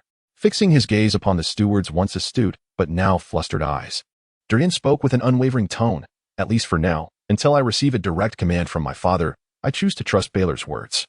You well know that unless the circumstances are dire, a letter could not possibly bear the seals of both Baelor and Ganser. Otherwise, all my father's meticulous planning would be in vain. Thus, in light of this calamity that could potentially upend our entire family, I beseech you to furnish me with a calm and discerning mind. Should we persist in the construction of our territory? How shall we deploy the forces at our disposal? Should we send envoys to engage with the Sunflower Hall? Furthermore, how shall we address the troubles that loom over us? Steady yourself, steward. A misstep now could yield dire consequences. Chapter 46. The bloodied warehouse we cannot afford to delay. We must march our troops back to the old town. For here lies half of the family's standing army. In the face of an impending crisis, we are their safeguard. After forcing himself to regain composure, the steward promptly conveyed his thoughts to Darian. However, The usual concessions elicited by his assertive rhetoric were met this time only with the chilling gaze of youthful eyes. Do you grasp the implications of returning now? If Jiro were to depart with his men, who would ensure the safety of Newtown? Moreover, let me remind you, aside from this letter, no one is yet aware of the potential disaster looming over the Sky Tower. You are acutely aware of how many eyes are upon us. The moment our troops mobilize, even the simplest minds will deduce that our family is in peril. You understand better than I the ramifications of the crime of patricide. Thus the immediate priority is to ascertain the veracity of this matter. If it is indeed true, we must act swiftly to contain it. Darren's words rendered the elderly man, already flustered, speechless. It was only when he witnessed Dr. Malvin from the academy unhesitatingly align himself with Darian that he comprehended a crucial truth. This land belongs to Darian Hightower, and he is its rightful master. Jiro Hightower had come to Newtown solely because of the presence of this young man. Darren's earlier reticence to engage him had fostered a false sense of control in the elder's mind. Now, as Darian coldly rebuffed him, the lifelong steward of the Hightower family realized that the power over this territory had always been firmly grasped by the opposing party. Shall we then truly remain indifferent? The elderly steward made one last desperate plea. Ignoring him, Darren's gaze fell upon the seal of wax. He had previously overlooked a critical issue. The seal bore 2 imprints. Excluding the now confined waste of space that was Henfley, why was there no mark from Gars? It is well known that this brother of his ranks just below the eldest Bale in the family's hierarchy. For a matter of such magnitude, why was there no endorsement from him? Darren's speculation was unbeknownst to Gars, who was currently fervently organizing a counter-resistance. To the east of Oldtown, a narrow path wound its way toward the undulating hills beyond. This location served as a distribution hub for the family's supplies, essentially one of the Hightower family's reserve warehouses. 10 days prior, Gars had led a small contingent of loyal guards out of the city, heading towards this fortress-like warehouse enclosed by stone walls. His task was to inventory the supplies here and allocate the portion that needed to be transported south to Zindazin for the next phase. Although he still harbored reservations about the family's considerable expenditure in supporting Di Ryan's construction, he could not oppose it forcefully since others had already consented. Thus, under the command of the scion of the Hightower, batches of supplies had already been dispatched from the warehouse, awaiting only a final count before departure to the courtyard.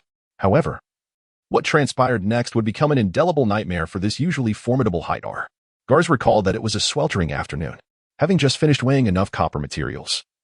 He leaned back in his chair to rest when he spotted 2 guards hastily entering the open space below, supporting a figure between them. They were shouting for the warehouse physician, which instantly drew the attention of many onlookers. Not wishing to be disturbed, Gars instructed his guard, who nodded and proceeded to investigate. Upon approaching, the guard beheld the unfortunate soul dragged in, a gruesome sight of blood and flesh. The man's face, neck, and arms were marred by distinct bite marks. What happened? Was he attacked by a beast? The guard inquired, furrowing his brow.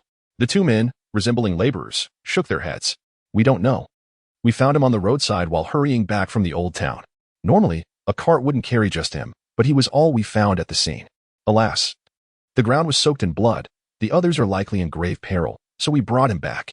The guard nodded, clarifying the location of the bloodstains. Then waved his hand, signaling to take the man to the doctor, prioritizing his survival. Yet, just as the guard turned to report back to Gars, a horrific scream pierced the air from behind. Instinctively, he grasped the hilt of his sword and spun around to witness a scene that would haunt him for a lifetime. The man, once bloodied and barely alive, abruptly opened his eyes, now filled with dark, sanguine streaks, and lunged at an unsuspecting laborer. With a mouth dripping with blood, he emitted a ghastly sound before sinking his teeth into the unprotected neck of his victim, who was caught completely off guard. Though human teeth had long since lost their sharpness through the annals of evolution, under some inexplicable force, the fragile artery met a dire fate.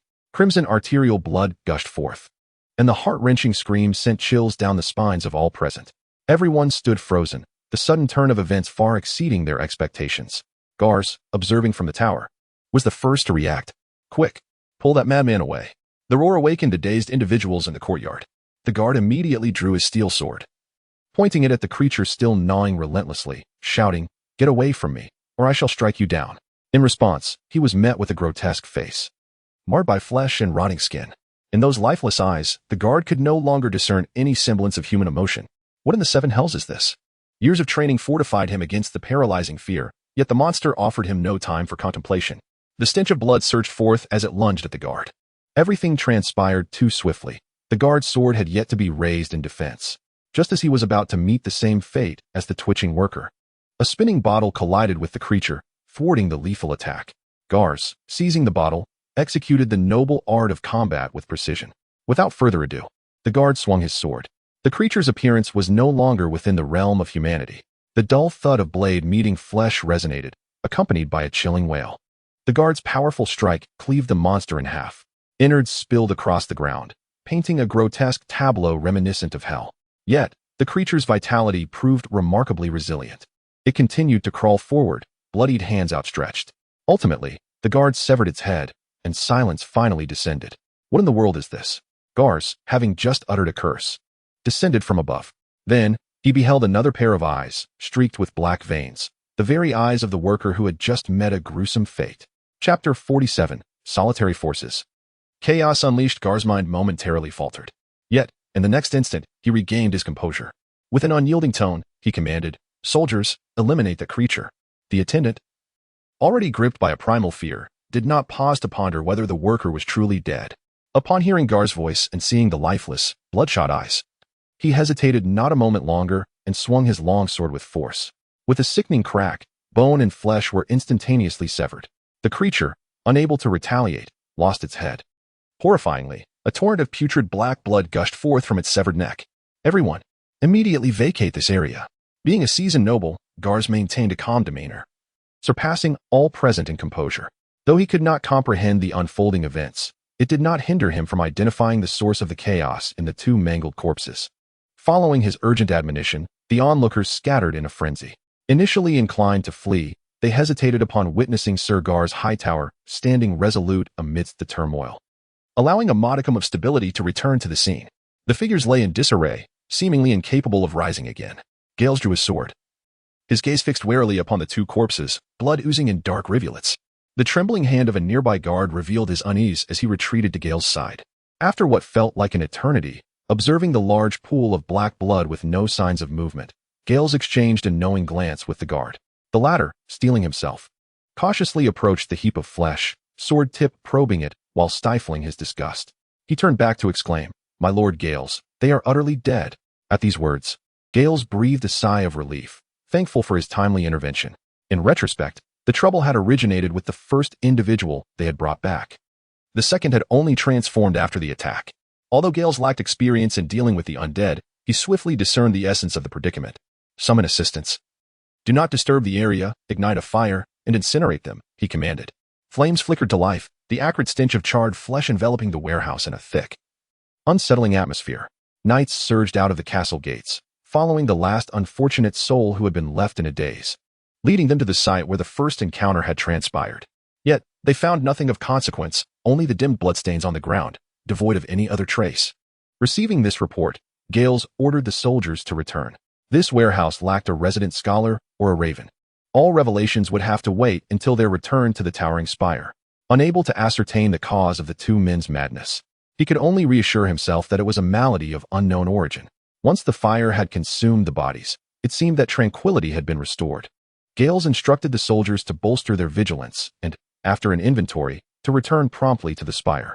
However, they found themselves unable to depart. After 2 days of unsettling calm, the third day dawned with a cacophony of screams that jolted Gales from his slumber. The hurried guard who arrived bore grim tidings. An unknown number of the undead were encroaching from every direction. The castle was under siege. The soldiers, risking their lives, managed to shut the gates, pushing all the deceased beyond the walls. It was a near miss, had it not been for the elite forces of the Hyder family. Such an event would have led to immediate disarray. Amidst overwhelming fear, the officers organized a defense at the gates, a testament to their rigorous daily training as a standing army. Gale's drowsiness evaporated as he hastened to the battlements. What lay before him made him gasp in shock. Beneath the boundless night, the flickering torches illuminated faces devoid of color. They stared at Gales in silence, an invisible pressure crashing upon him like a tidal wave. The influential figure of the family swallowed hard, realizing their dire predicament. They were surrounded. The guards drew their bows, yet their efforts proved futile. These living dead, their blood long since drained, were propelled by an unknown force to assault the living. The sharp arrows pierced their flesh, rendering them momentarily incapacitated but failing to extinguish their lives. For reasons unknown, upon discovering the gates barred and an immediate breakthrough impossible, the onslaught of these creatures abruptly ceased. They stood in silence, gazing at the parapets, arrows lodged in their chests. An imperceptible command emanated from the shadows behind them, prompting the monsters to retreat slowly, disappearing into the depths of the darkened forest. This night, no one found solace in slumber. The terror-laden hours finally passed, and when the sun cast its light upon the verdant land, weary eyes began to relax ever so slightly. The nightmarish ordeal mirrored a hellish reflection. Are those monsters still out there? Someone inquired of Garz. He shook his head, uncertain. Scattered across the grass outside the city lay a few bodies, each unmistakably pierced through the skull by arrows. It seemed the creature's vulnerability lay in their heads, Garz mused. Yet, this realization brought him no comfort.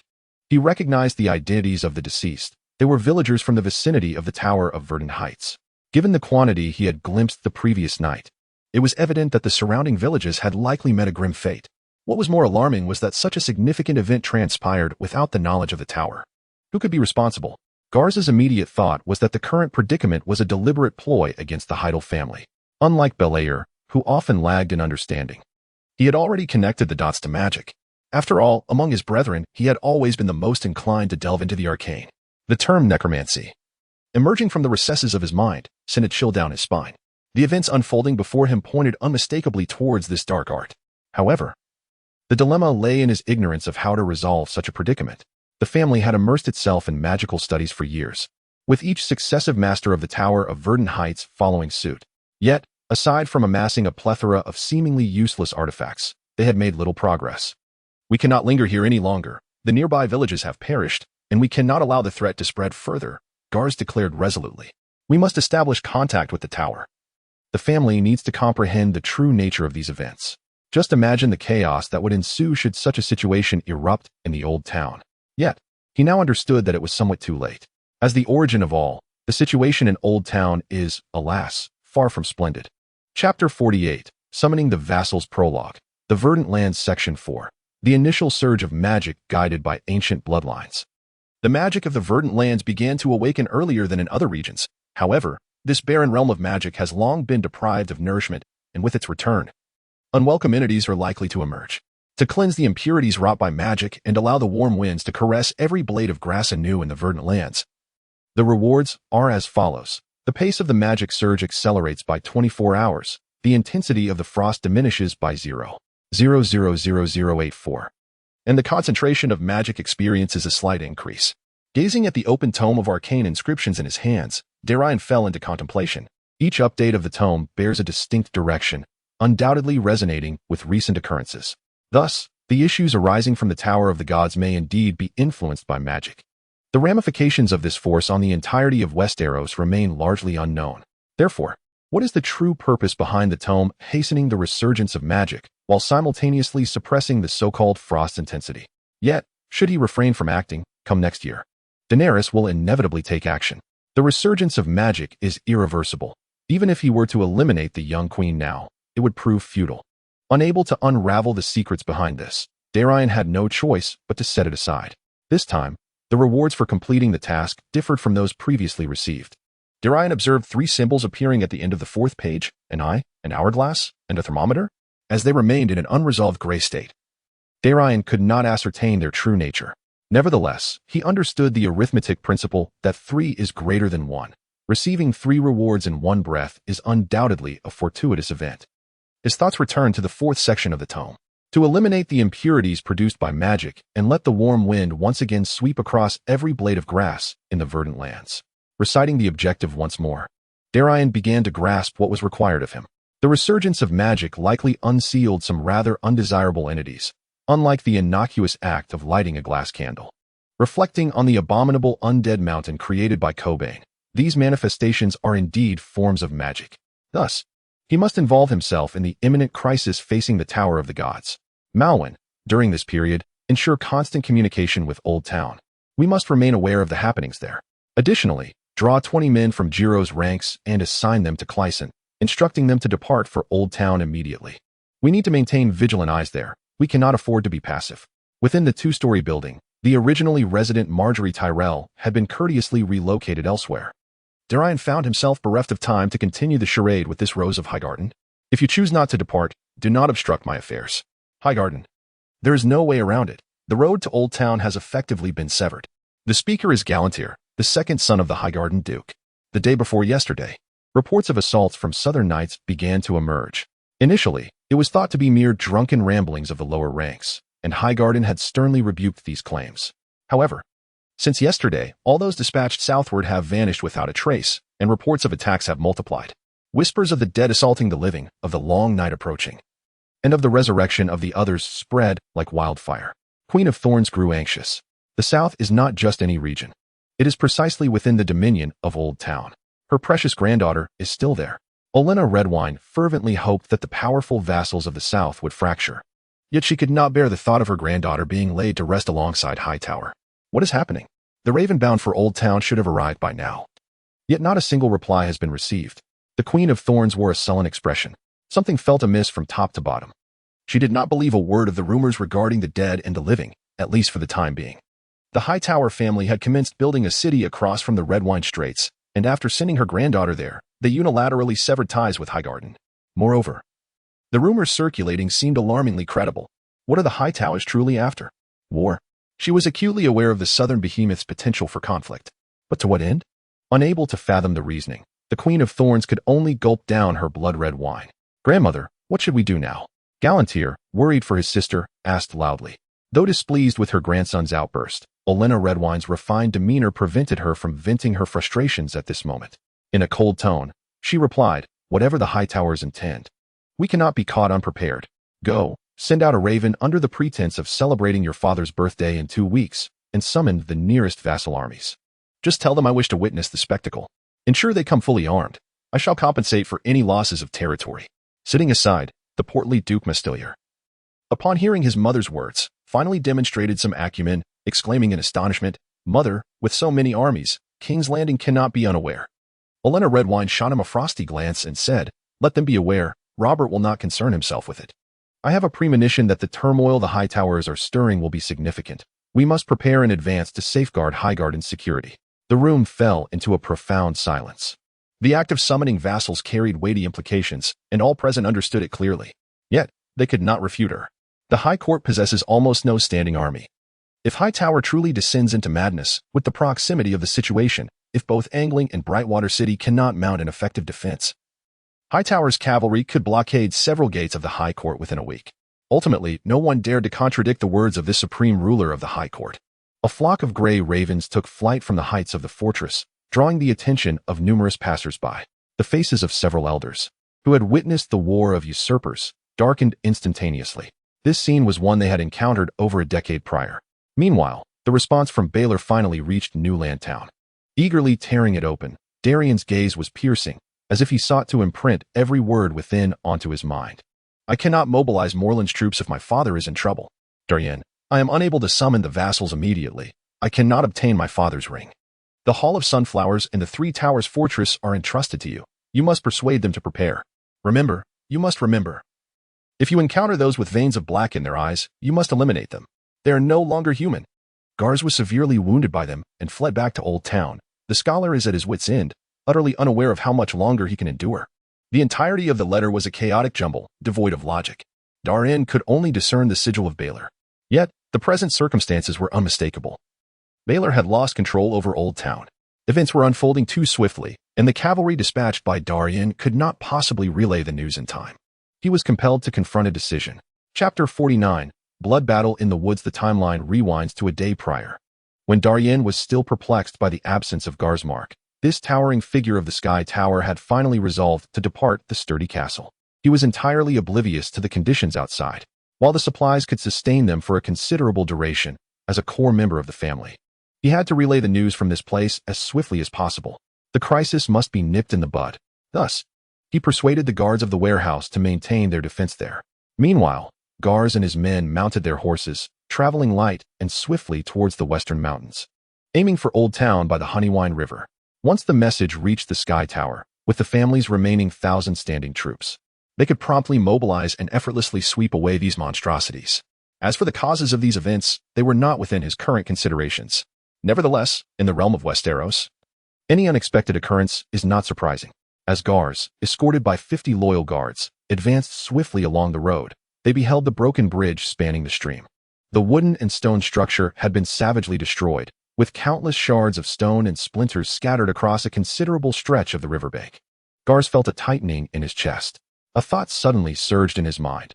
A group of creatures seemingly under magical control, capable of devouring their own kin. How could they possibly comprehend the critical point of severing their own retreat? Furthermore, they were already deceased. Could the minds of the dead still function? However, the next moment, his doubts were answered in a far more dreadful manner. A guard before him bellowed, drawing his sword. "Who are you?" Following the guard's sword point, Gars beheld a warhorse emerging slowly from the forest. A gaping wound marred the horse's chest, and with each movement of its front hooves, one could faintly glimpse the dark crimson entrails within. Yet, these were mere trifles. What truly captivated his attention was the figure clad in armor atop the seemingly lifeless horse. "That is our family crest," exclaimed the sharp-eyed guard, recognizing the tower insignia beneath the bloodstains, his eyes narrowing as he promptly reported to Gars. "I see it. Be cautious. Something is amiss with him." In truth, this was a redundant statement, for anyone witnessing such a ghastly sight would hardly regard the figure as a legitimate life form. It seemed as though the figure had heard Gar's words from afar as its drooping head slowly lifted, the pitch-black voids of its eyes fixating intently on Gars amidst the crowd.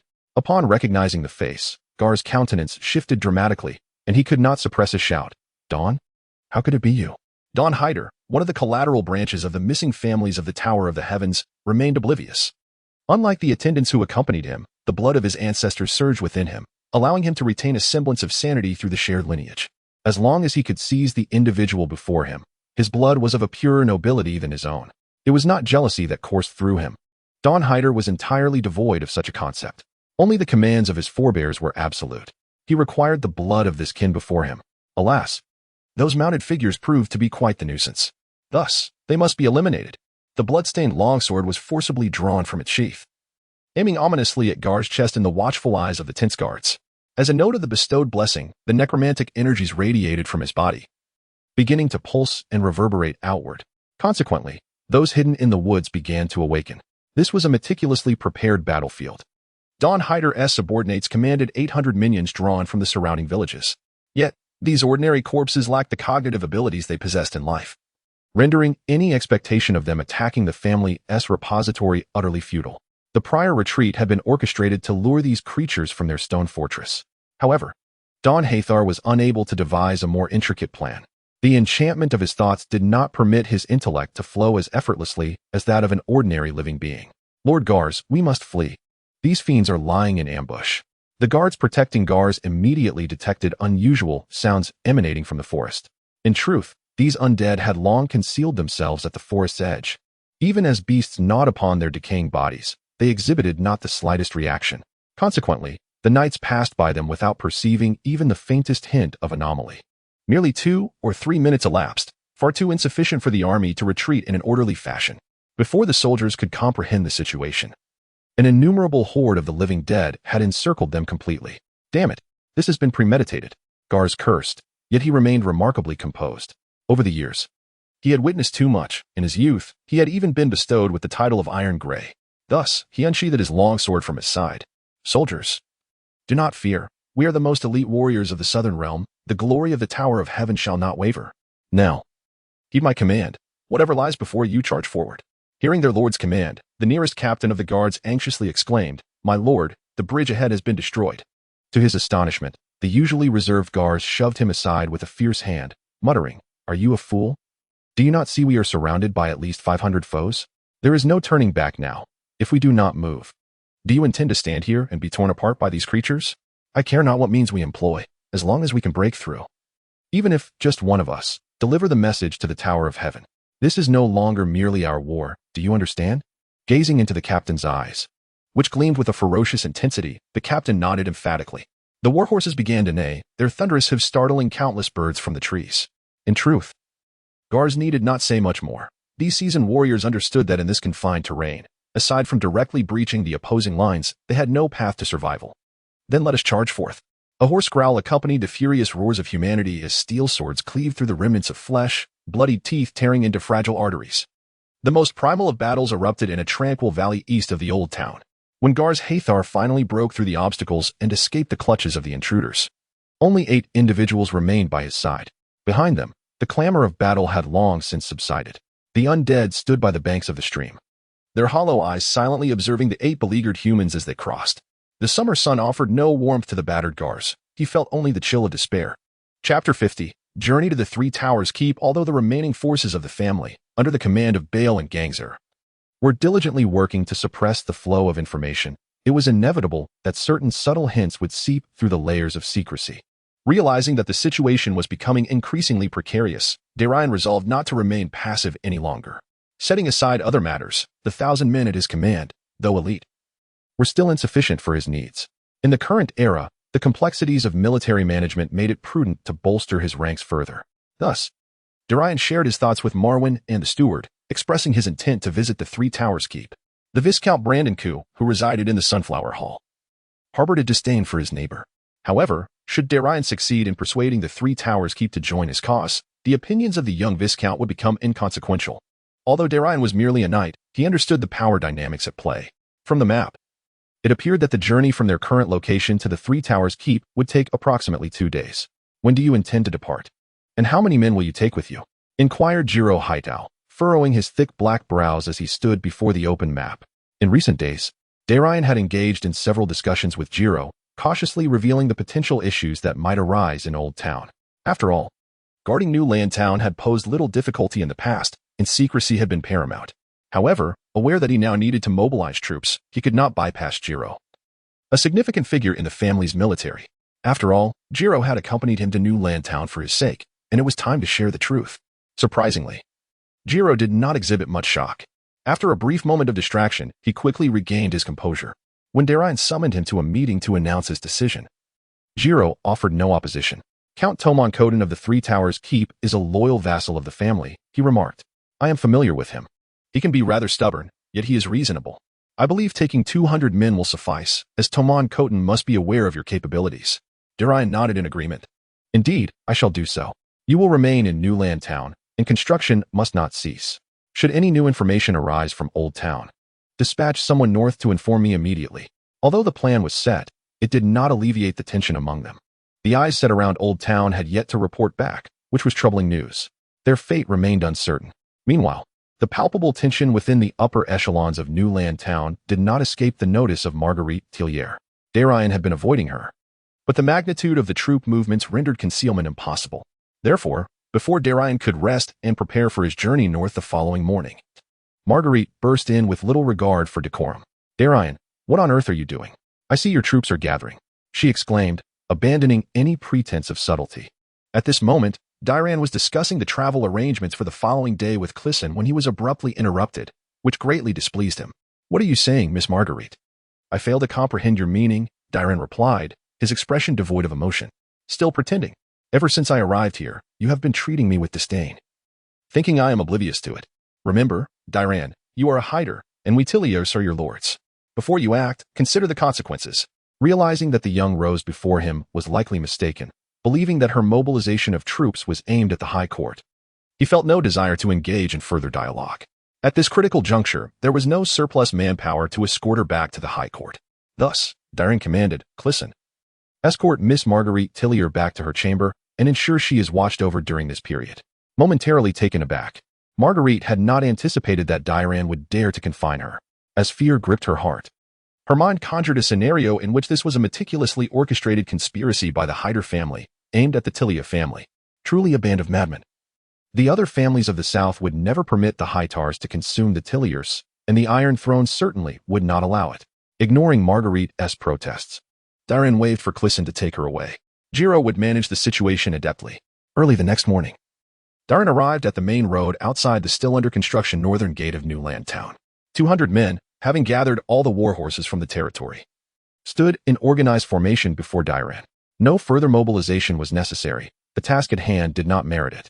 Mounting his steed, he calmly instructed the standard-bearer, let us depart. The 200 men began to move slowly, gradually quickening their pace, their destination the distant Three Towers fortress.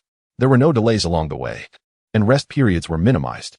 Fortunately, this was a standing army that the family had invested heavily in, with loyalty and endurance beyond question. If they were merely farmers drafted from the fields, one could not even speak of riding horses. Even if they could, such an intense march would compromise their organization significantly. My lord Darian, we are approaching Three Towers fortress, reported one of the soldiers. By midday on the second day of marching, the vanguard cavalry had reached the fortress gates and established contact with Count Tomon Kothan of Three Towers, having previously dispatched a raven to announce his arrival. The fortress was not entirely unprepared. The banners of the Kothan family, adorned with the silver holy cup and black rose, billowed in the breeze above the castle. The aging Count Tomon Kothan, mounted on a cerulean steed alongside his progeny, awaited Darian's arrival at the entrance. To be frank, this reception was extraordinary. Only his own father would typically receive such honors. Yet, upon glancing back at the shimmering array of steel-clad warriors glinting in the sunlight, he felt reassured once more. At any moment and in any place, those endowed with power command both respect and fear from others. Count Tomon Kothan's actions were, in fact, more an expression of reverence towards the elite of the Hightower family than directed at Sir Darian Hightower himself. As the horn sounded, Darian, surrounded by his guards, approached the towering gates of the Three Towers fortress. "I salute you, Sir Darian." Before Darian could utter a word, Count Tomon initiated the greeting, adorned with an appropriately courteous smile. Patiently, Darian engaged in this noble charade that had been repeated countless times before. When the two walked side by side, Tomon proposed to observe the customary hospitality and host a banquet for Darian. However, the young Hightower interjected quietly, "Count, let us reserve the pleasantries for later. I have urgent matters to discuss that I cannot convey in writing. Please prepare a room where we may converse undisturbed." The old Count's face visibly registered astonishment. Recognizing the seriousness in Darian's tone, he nodded in acknowledgement. Turning to his attendants, he issued a few instructions, then looked back at Darian. "Come with me." Chapter 51. Hightower. Kothan. The other members of the Kothan family were taken aback that their meticulously prepared banquet lay in vain. The young ladies had adorned themselves with care while the young men had set aside their disheveled appearances. After all, the towering Hightower family represented a power disparity too vast for them to ignore. Although the Kothan family bore the title of Count, any legitimate Hightower was a king without a crown in this land. Observing Darian Hightower enter the secluded chamber with the Elder Lord, the troops outside stood in disciplined formation. Count Tomon Kothan's wife felt a foreboding sense of unease. Such an elaborate display would not accompany a mere social visit. Casting a worried glance at the solid oak door that had just shut with a resounding thud, she sighed and led her children to the banquet hall. Neither her husband nor the Hightower had announced the cancellation of the feast. Therefore, they must remain here, even if the private discussion lasted an hour, 2 hours, or until sunset. Within the secluded chamber, Darian halted Count Tomon Kothan from pouring wine for him, instead filling his own cup. "I apologize for the inconvenience caused to the Kothan family. I am aware of your current confusion, my lord." Darian had no intention of dilly-dallying. He got straight to the point. "However, time is of the essence. Upon leaving this chamber, I expect the Kothan forces to assemble immediately, with all losses to be compensated from the reserves of the Hightower family." Upon hearing the command for troop mobilization, Tomon Kothan was momentarily taken aback. It seems difficult to believe the words of Darian, leading one to suspect he might be mad, yet, out of fear of offending him, one can only muster a forced smile and inquire, "Sir Darian, what do you mean?" Observing the other's struggle to articulate his thoughts, Darian sighed inwardly. The sluggishness of information truly is a considerable issue. Otherwise, we would not find ourselves embroiled in such turmoil. Shaking his head, Darian produced an envelope marked with the seals of Baylor and Gonsur, stating, "You recognize this, do you not?" Although phrased as a question, the tone was devoid of any doubt. Receiving it with a hint of confusion, Tomon Kothan glanced at the wax seal, and the requisite seriousness finally manifested in his eyes. "I recognize it. This is the insignia of Lords Baylor and Gonsur." Sighing in relief, Darian replied, "That is good. It saves us a great deal of time." Fixing his gaze firmly upon Count Tomon, he continued, "What I am about to disclose is for your ears alone. A grave matter has arisen within my family. My father may be embroiled in a case of fratricide." No sooner had these words left his lips than Tomon Kothan sprang to his feet, exclaiming, "What did you say?" As an old nobleman, he was all too aware of the weight of such a statement. "Please sit down." Darian furrowed his brow. At this juncture, he was unconcerned with the fact that Tomon was not technically his subordinate. He needed to maintain control over the Three Towers castle. You will understand upon reading these letters. But first, I must ascertain whether the Kothan family's loyalty to the tower remains as steadfast as the foundation of the Conquest Isles. Though somewhat frivolous, Darian felt compelled to pose this question. After several moments of hesitation, Tomon Kothan was ultimately overwhelmed by an insatiable curiosity, rising to give his assurance. He then immediately took the letters from Darian's hands to peruse them. However, with each passing moment, the expression on the Count's face grew increasingly grim. Upon reaching the final letter from Baylor, Darian noted the old Count's gray beard trembling slightly. He could empathize with his emotions for the vassals of House Hightower. Such news was akin to a thunderclap on a clear day. To my knowledge, the only person who could be with my father at the top of the tower is my sister, Marwin, and since this incident began, no one has seen her. In a state of utter despair, Tomon fell into his chair, murmuring, "Why, oh why?" He could not fathom the reasons behind this occurrence. Had someone bewitched Lord Leighton? No. With his wisdom, perhaps only the gods could orchestrate such a calamity in all of Westeros. Reading the unmasked confusion in the old Count's eyes, Darian ventured his opinion. "I believe it is magic." The Count's dilated pupils slightly refocused as he regarded Darian, his gaze filled with inquiry. However, Darian refrained from elaborating further, for he too was uncertain of the specifics. "Regardless, my lord, the predicament has arisen. If we wish to evade the complete consumption by Tyrell, we must take action. At the very least, we must demonstrate the resolve of the tower." Understanding what Darian means, Tomon, with utmost effort, gathered his scattered wits and solemnly declared, "I comprehend. As you wish, Sir Darian. My knight shall convey my will to all the manors and villages. The 1,200 warriors of the Count family will rally beneath your banner, marching towards the towering spire to fight for the honor of the House of Tower." Even considering the population density of the south, assembling such a number is indeed a considerable investment for the Count family. In the north, this would be a source of envy for the future King Robb Stark. Over 1,000 warriors, a significant core family in the north. Yet, in the south, the name Count, truth be told, holds little weight. Darian nodded. "Excellent. You must assemble the troops post-haste and draft a letter for me. I must journey south to the Hall of Sunflowers to persuade Brandon Key."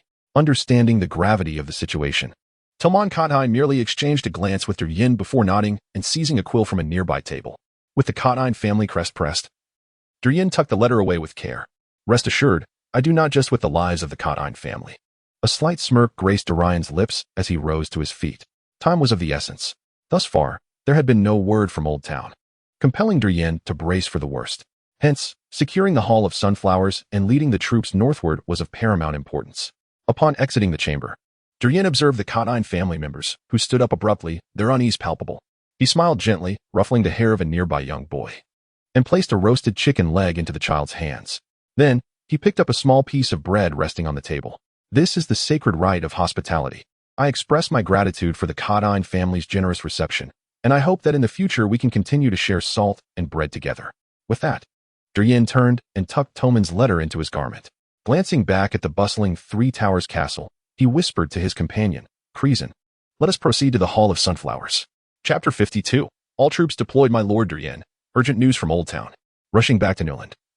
Prepared to allow Jundu a half-day's respite, Darian had just set foot in his territory when the eyes dispatched to Oldtown returned, following their tracks. The soldier responsible for the message arrived breathless, his inner thighs chafed and raw. The steed that bore him had collapsed, gasping for breath on the ground. This horse was now rendered useless. Even if it could rise and escape death's clutches, its remaining days would be spent as a mere pack animal. However, in light of the current circumstances, these matters are of little concern to anyone. Only the stable hand approached with a hint of compassion to tend to the warhorse, hoping it would not collapse. Just after taking a sip from a clean water pouch handed over by Clizen, Darian promptly discarded what he held into Chris's arms upon hearing the messenger's mention of urgent news from the old town. The messenger had returned alongside, for there were no ravens, only the keen eyes of men to rely upon. Grabbing hold of the individual who had tumbled from the horse, Darian exchanged a glance with Clizen, who immediately understood and hurriedly cleared the nearby crowd. So far, only a few key figures from Newland Town were privy to the troubling events in Old Town. Even Clizen had only learned a fragment of the truth while on his way back from the Three Towers fortress. Thus, whatever the messenger had witnessed was not information meant for these ordinary soldiers, unless Lord Darian deemed it so. Once the area was cleared, the soldier, having caught his breath, produced a piece of paper he had kept tucked behind his breastplate. The elite scouts selected from the family were of considerable caliber. For instance, each member of the dispatch team was literate. Human memory is limited and prone to lapses. Thus, information recorded on paper is far more easily conveyed. Lord Darian, your subordinate, following your and Lord Jiro's instructions, approached Old Town disguised as a wandering knight. The vicinity around the Three Towers fortress was relatively safe. But as I ventured further north towards Old Town, it became evident that several villages had suffered some form of attack. Upon my arrival, the family's troops were divided into small units conducting investigations and wishing to remain incognito, I could only observe from a distance. However, I did not see any villagers. By the time the soldiers arrived, it seemed the villages were deserted. The messenger took a breath and continued. Subsequently, I proceeded north along the road and witnessed that the gates of Oldtown had been sealed by the family's forces, with residents lined up at the entrance, seemingly subjected to scrutiny before being allowed to leave. Initially, I was unaware of what the soldiers were inspecting, as the family's troops escorted batches of scrutinized townsfolk northward, leaving me no opportunity to inquire. Eventually, I found a moment to discern their actions. The family's soldiers were examining the eyes of the townspeople. Upon hearing this, Clizin interjected, "Their eyes? Are you certain?" The messenger nodded emphatically. "It is the eyes, I assure you. Those found with black veins in their eyes are immediately taken into custody." Clizin shook his head in disbelief. "That is exceedingly strange. Human eyes do not possess black veins. Unless one has been struck in the eye." Darian gestured for Clizin to be silent. "Continue." "Very well, my lord, I could not enter the town, as the family's fleet has sealed off the port. However, from a distance, I discerned what appeared to be faint black marks at the pinnacle of the Tower of Eternity, reminiscent of a fire." "A fire?" Darian and Clizin exchanged glances. Could it be that a battle had erupted within the tower? Otherwise, how could such charred marks appear without reason? It is well known that the family possesses a comprehensive contingency plan regarding potential fires in the tower, for with such a structure, should the flames spiral out of control, there would be no escape. A single blaze could obliterate the entire Hightower lineage. Furthermore, I learned that Lord Bale was in the Old Town. Yet it seemed he had severed all connections with the battle island and the shore. Ah, indeed. The soldier suddenly recalled something and instinctively lowered his voice. "I heard that Morinth Tyrell, our former inebriated captain of the guard, had been slain by Lord Ganzer, together with the reports from the scouts and the written accounts." Darian and his aides speculated about the situation in the Old Town. Sir Gero Hightower remarked first, "Well, who would have thought? That rascal Ganzer actually had the audacity to draw his blade on Morinth Tyrell. After all, he is the uncle of our illustrious Duke of Inflated Fish, a contemporary of the Queen of Thorns, Lady Olenna." Seated opposite him, the brooding steward cast a glance at him, his voice hoarse. "Ah, Gero, you departed, and naturally, military power fell into the hands of that drunkard. With the turmoil in the Old Town, if he does not relinquish command, what of his demise? Yet, being a man appointed by the Earl, such methods are rather brutish." A silence enveloped the conference table. No one wished to mention the Earl of Leighton Hightower himself, for they were utterly at a loss on how to confront this issue. It was evident that the energy of the Hightower heirs could not have escalated matters to such a degree. Initially, the steward suspected Bale was attempting to seize power prematurely. But in recent days, that notion had gradually faded. Tyrell was a distant matter. The current situation indicated that Bale's broad relocation of residents outside the city surely had its reasons. "I have already persuaded the Three Towers Fortress, and gathering the troops is a matter of days. After we conclude our discussions today, I shall immediately lead the troops to Yonghua Hall overnight. Our Viscount Branton commands at least 800 soldiers. Let us hope he does not pose a hindrance," Darian stated. The steward shook his head and replied, "Though Branton Kue maintains close ties with Gars, having read the letter you possess from Tomon Kodo, along with the army you bring, you would not be so oblivious." "Let us hope so," Darian responded. He then turned to Bachelor Malvin. "Old man, you and the others must cooperate to swiftly halt operations in the less critical areas of the territory. I need to withdraw the troops." Malvin looked momentarily perplexed. "Withdraw 1,000 men." Darian nodded, stating that all defenses should be entrusted to the new recruits we have trained, leaving only a small squad of veterans behind. "The situation in Oldtown is rather dire, judging by the current developments. Bale seems prepared to abandon it. This cannot be allowed, regardless of the circumstances. That place is our foundation.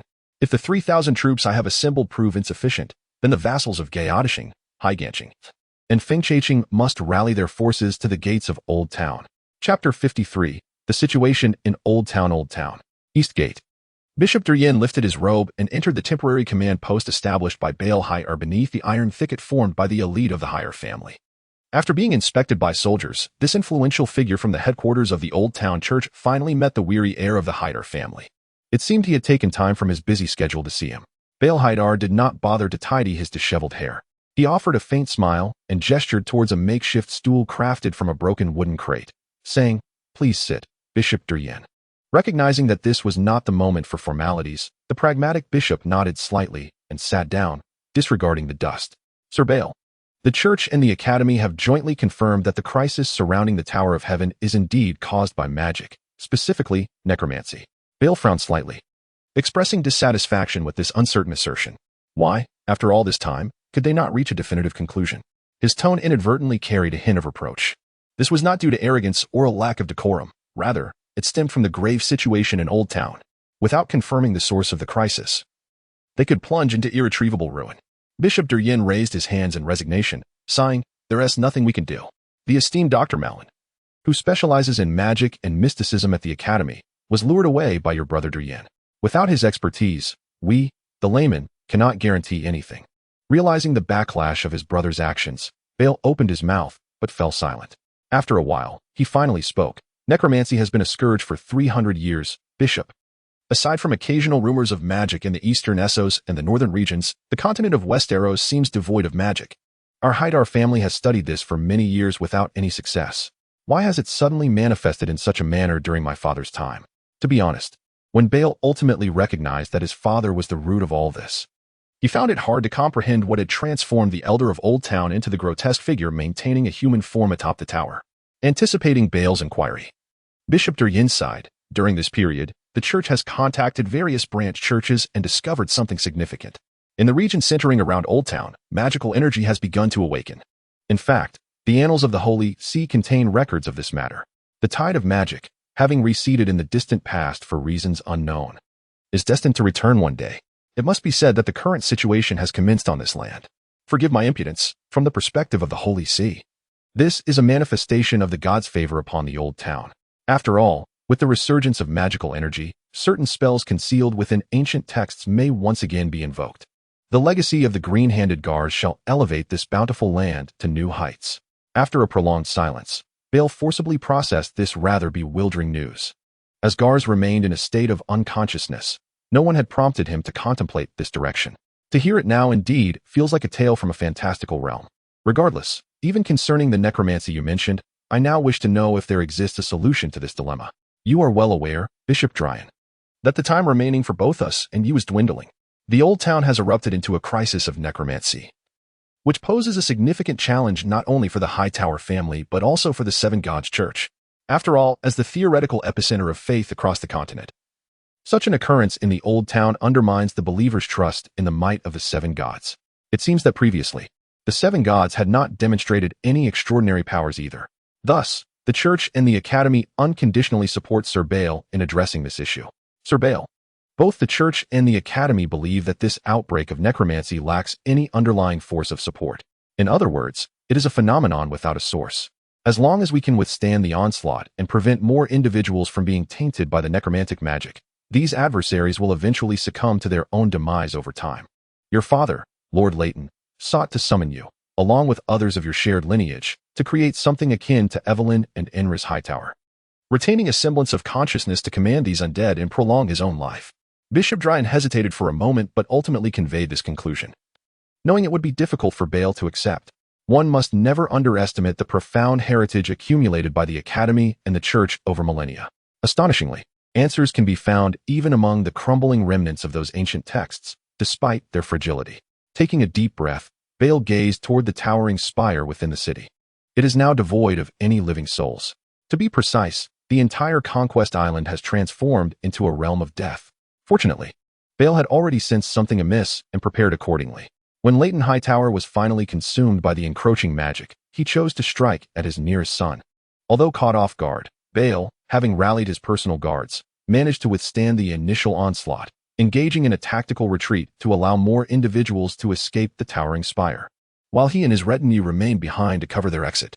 Subsequently, the connection between the War Island and the mainland was completely severed.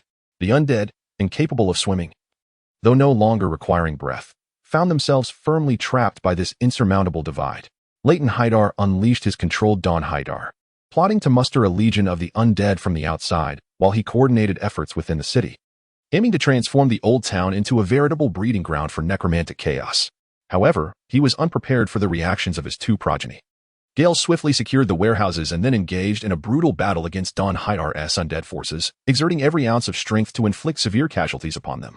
Meanwhile, his own son Baelor, having sensed his father's descent into darkness, confined both him and his minions on the War Island. Magic is not omnipotent, at least for Leighton Hightower, who was parasitized by necromancy. It was impossible to conjure a pair of fleshly wings to traverse the confluence of the Honeywine River and the Summer Sea. That fool, Marinthal, dared to seize this moment to usurp military power. A fool's errand. With the Raven's Cage unable to be relocated in time, he temporarily lost his means of communication with the outside world. Nevertheless, he was convinced that once his vassals became aware of the situation, aid would arrive promptly. Now was certainly not the time to concede defeat. Chapter 54. Subjugating Kauai. The Sunflower Hall, also known as Sunhouse Castle, governs a town named after the ruling family. Kauai. As one of the most crucial outposts at the border between the South and Dorne, Sunflower Hall remains ever vigilant, prepared to resist the Dornish army advancing from Starfall along the coastline. Thus, the population density at Sunflower Hall is somewhat lower than elsewhere. But the 800 men commanded by Lord Brandon Kauai are certainly more formidable than the average peasant militia.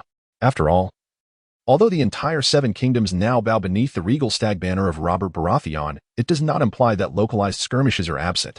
At the borders, the mutual slaughter and plunder of each other as civilians and resources occur with alarming frequency.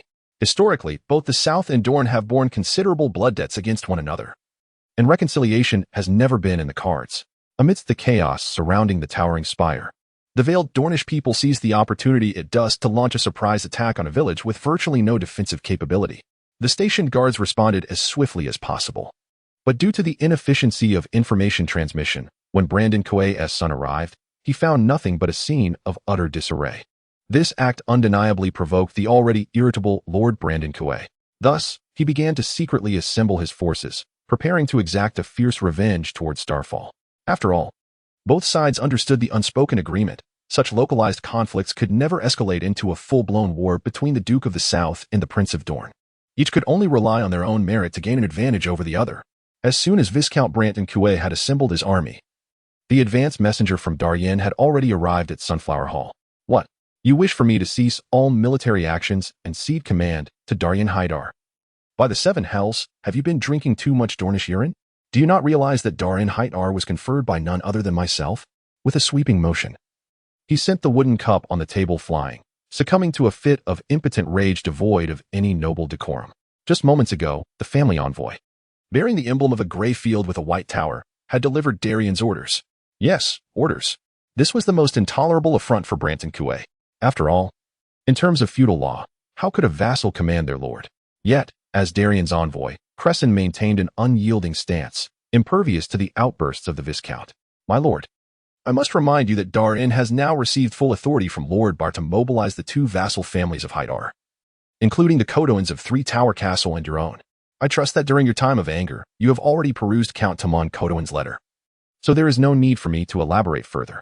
In summary, I am here to inform you that the Kauai family, regardless of your intentions, must cease all actions. This is not a negotiation, but a notification.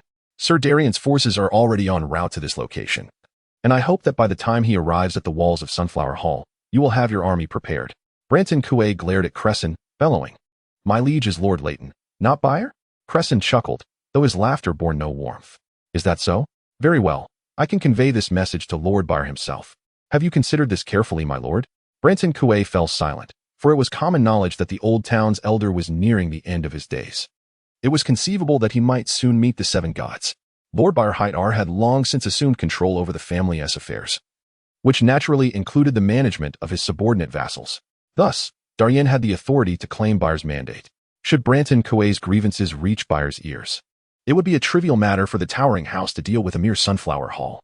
Hence, Brandon Kauai dared not gamble on that front. After a prolonged silence, under Cresson's provocative gaze, Brandon Kauai's face flushed crimson, resembling a deflated balloon. Very well then, tell me, Darian and Byre, what is the purpose of mobilizing such a grand force? He was acutely aware of how many men could be mustered from Three Tower Castle. What were they planning? For a moment, it was unclear what visions danced within the mind of Viscount Brandon Kauai. This was not entirely his fault, for the distance between the Old Town and Sunflower Hall was considerable. Furthermore, Lord Baylor has rigorously shrouded the news in secrecy. Aside from the direct assault, it is virtually impossible to ascertain anything within the communications of Westeros. Lord Darian will inform you, Cresson remarked. Banners fluttered in the breeze as Darian perched upon his black steed from Essos, a towering gray and white banner of House Hightower held aloft by a robust standard-bearer behind him. He was acutely aware that his title of knight indeed stemmed from the Hall of Sunflowers. But what of it? At this juncture, who would truly regard him as a vassal knight of House Kui? Not even the most foolish would entertain such an idea. My lord, you see, the forces of House Kui have already gathered outside the city, estimated to exceed 700 men. Darian nodded slightly, fully comprehending the implications of this assembly. He urged his horse forward, guiding the black stallion towards the grand blue banner adorned with 6 golden flowers. Unless Brandon Kui intended to lie in ambush to eliminate him, he had no choice but to remain beneath this standard. As he drew closer, Darian discerned the armored visage of the reluctant lord of the Hall of Sunflowers, whose expression resembled that of one who had consumed something peculiar. Raising his hand to signal the troops to halt, Darian, accompanied by 2 attendants, advanced briskly. "Welcome, Sir Darian of the Hall of Sunflowers," Brandon initiated, understanding that having chosen the path of surrender, he could no longer afford the luxury of pride. For posturing about feudal allegiances would only serve to amuse his adversary. Perhaps. But I am aware that the Hall of Sunflowers does not hold me in high esteem at present, Darian retorted, eschewing further pleasantries. I have no time to indulge in the salt and bread of House Kui. My messenger has informed me that you are prepared for battle. Brandon gritted his teeth and nodded. Indeed. Ignoring the subtle gestures, Darian turned his horse decisively and proclaimed, "Now, follow me, warriors of House Kui. As for you, Lord Brandon Kui, I shall address all your inquiries as we proceed. Now let us move." Chapter 55. 3,000 troops at the close of the year 297 of the conquest. The ancient green lands echoed once more with the sounds of hooves, blades, and shields. Unbeknownst to outsiders, 2 vassals of House Hightower, Houses Kui and Kodoan, gathered their forces at the behest of the young scion Darian. When Darian arrived in his domain with 800 foot soldiers and cavalry from House Kui, Jiro Hightower had already completed the reorganization of his own troops. Observing the modestly constructed stone wall, Darian nodded slightly. Had it not been for these events, perhaps at this rate, by the time the War of the 5 Kings reached its zenith, this place would have been well on its way to completion. Darian pondered to himself. Upon a hastily constructed wooden tower, the sentinel beheld the neatly arranged troops, with the gray and white banner at the forefront and the blue banner adorned with 6 golden flowers. "The Lord has returned, open the city gates." The soldiers' shouts reverberated backward. It was not that the craftsmen of Newtown had sufficient time to erect the stone gate. Rather, it pertained to the temporary wooden wall that had been hastily erected. After all, as the de facto residence of the Lord, the innermost gate remained closed during Darian's absence, accessible only to a select few. Although the current Lord lacked female companions, this protocol had been established from the outset and was to be observed. After all, how could anyone be allowed to meet the esteemed lady or young miss at will? Am I blinded by the sunflowers? How could there be so many people here without my knowledge? Viscount Brandon Kui stood in stunned silence, gazing at the throng of shouting men and galloping cavalry in the territory, utterly astonished. Initially, after his family had advised him to retract all surveillance on Darian, he had ceased to receive intelligence from Newtown. Given his years of experience as a lord, he believed that in such a brief period, even a makeshift earthen wall would be a formidable task to accomplish. He had anticipated the opportunity to mock Darian and alleviate his own distress. Yet unexpectedly, this fellow had erected a stone wall and it was already partially completed. Observing the foundation stretching like a subterranean serpent to the horizon, the Viscount of Sunflower Hall fell silent. He realized he had profoundly underestimated Darian and the ambitions of the entire Hathel family. This was hardly the fate of a mere exiled scion. Who among the exiled offspring receives such treatment? As he reflected, Brandon Kui found a strange sense of relief. Previously, he felt it intolerable to be overshadowed by a young man scorned by a family, but now he understood that Darian was far from ordinary. Why should he feel discomfort any longer? With a sigh of resignation, Brandon Kui and Darian proceeded into Newtown. The Kui family's military contingent did not require entry into the city. They could remain encamped outside, awaiting Jiro Hathel to assume command. They would promptly march north alongside Darian's forces. At present, Darian commanded a force that had swelled to 1,800 men. While this number would hardly equate to a significant contingent in future grand battles, given the urgency of the situation, it represented the utmost strength Darian could muster in these 2 regions. After all, without the endorsement of Baylor, he could not command a single soldier. Along the way, Darian selectively divulged the circumstances leading to this moment to Brandon Kui, whose reaction was entirely in line with that of a rational individual, skepticism. This time entering the city, Darian intended to confirm matters with the steward. He was unwilling to expend the unnecessary effort to persuade the other party. It would be most advantageous to have a ready candidate at hand. Darian did not wait long. as Branton Cooey emerged with the same expression as Count Tamanket. Darian already comprehended the situation at hand. Let us proceed. We cannot afford to waste time. Count Tamank is awaiting us at the Three Towers Fortress. Although the gesture was somewhat peculiar, Darian still patted him on the shoulder. After all, being acutely aware of the tribulations this land would soon face, Darian had sufficiently prepared himself psychologically for the current events. With a soft sigh, the two exited the room in succession. Just before departing, Darian heard Malvin's voice. What about Marguerite Liar? Oh, I had completely forgotten her. Darian thought to himself. Continue to keep her confined. Remember, she is not our captive, but still a guest. Her rights as a guest remain intact and must not be violated. With that, Darian did not turn back to look at Malvin. He mounted his steed, gently stroking the mane of his black horse beneath him. His 1,000 elite troops had, during this time, gathered outside the city under the command of Sir Jello Hitarl. Let us depart. We are bound for the Three Towers Fortress, Darian proclaimed. As they were not purely cavalry, it took 3 days for Darian's 1,800 troops to reach the foot of the Three Towers Fortress. This was already considered a swift pace. After all, the southern territories are vast, and with the current abundance of rainfall, reaching the destination in 3 days was the result of persistent urging. Sir Darian, you have arrived. Greeted Tamanket, who awaited them at the entrance, his countenance less than favorable. This was not directed at Darian, but rather a consequence of the intelligence he had gathered during Darian's campaign to subdue the Hall of Sunflowers. The outcome, of course, was not promising. There were whispers suggesting that Sir Gonsol, tasked with guiding the residents of Oldtown northward to safety, had encountered some misfortune. The scouts had reported that the only one still capable of movement and interaction was Sir Bale Hydril.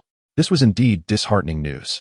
The evacuation of the hundreds of thousands of inhabitants from Oldtown could not be managed by Sir Bale's fewer than 1,000 household guards. Even with some hastily recruited soldiers, it was no wonder that Sir Darian had summoned the troops to march north. One could only hope it was not too late. Once the three armies converged, the sufficiently experienced Sir Jello Hitarl, under Darian's directive, assumed command of the forces. Given the mixed quality of the soldiers and the presence of both cavalry and infantry from various houses, reorganization was imperative. This was not some strategy game where infantry could mix with tanks to deceive gold shields. With infantry and cavalry intermingled, the infantry could not form ranks, and the cavalry could not demonstrate their mobility. That would be tantamount to courting disaster. Fortunately, the number of personnel was not overwhelming, and there were certainly no shortages of military talents under my command. Within merely a day, this force of 3,000 had completed its reorganization and restructuring, 800 cavalry and 2,200 infantry. It was at this juncture that Darian received news from the north. What? The Tyrells have summoned their troops as well? Chapter 56. The entire south is in turmoil. Why such a significant reaction from the Tyrells? When did the Roses become so audacious? This was Darian's initial response upon hearing the news. His mind flooded with the dismal historical performance of those Highgarden Roses, both past and present. Subconsciously, he truly did not regard them as a formidable threat. After all, he commanded the largest military force in the Seven Kingdoms, coupled with unmatched agricultural output. Yet, in his memories, they had scarcely won a battle, ultimately being usurped by Jaime Lannister and his traitorous cohorts. To be this inept was truly unparalleled. While other families maintained stability or expanded their territories through sword and valor, the Tyrells relied on fine wines and wombs, did they not? From the outset, Lady Olenna had been advocating for Margaery to ascend as queen. Ultimately, Margaery did attain the throne, only to be cast aside by Cersei, leading to the Tyrell family's downfall. One must ponder what they truly accomplished. It is indeed a convoluted tale. Now, the news Darian received indicated that their northern neighbor had summoned the noble forces of House Tully and other nearby houses, hastily assembling an army of approximately 8,000, which was already advancing southward along the King's Road. Darian was uncertain about the repercussions this would incite.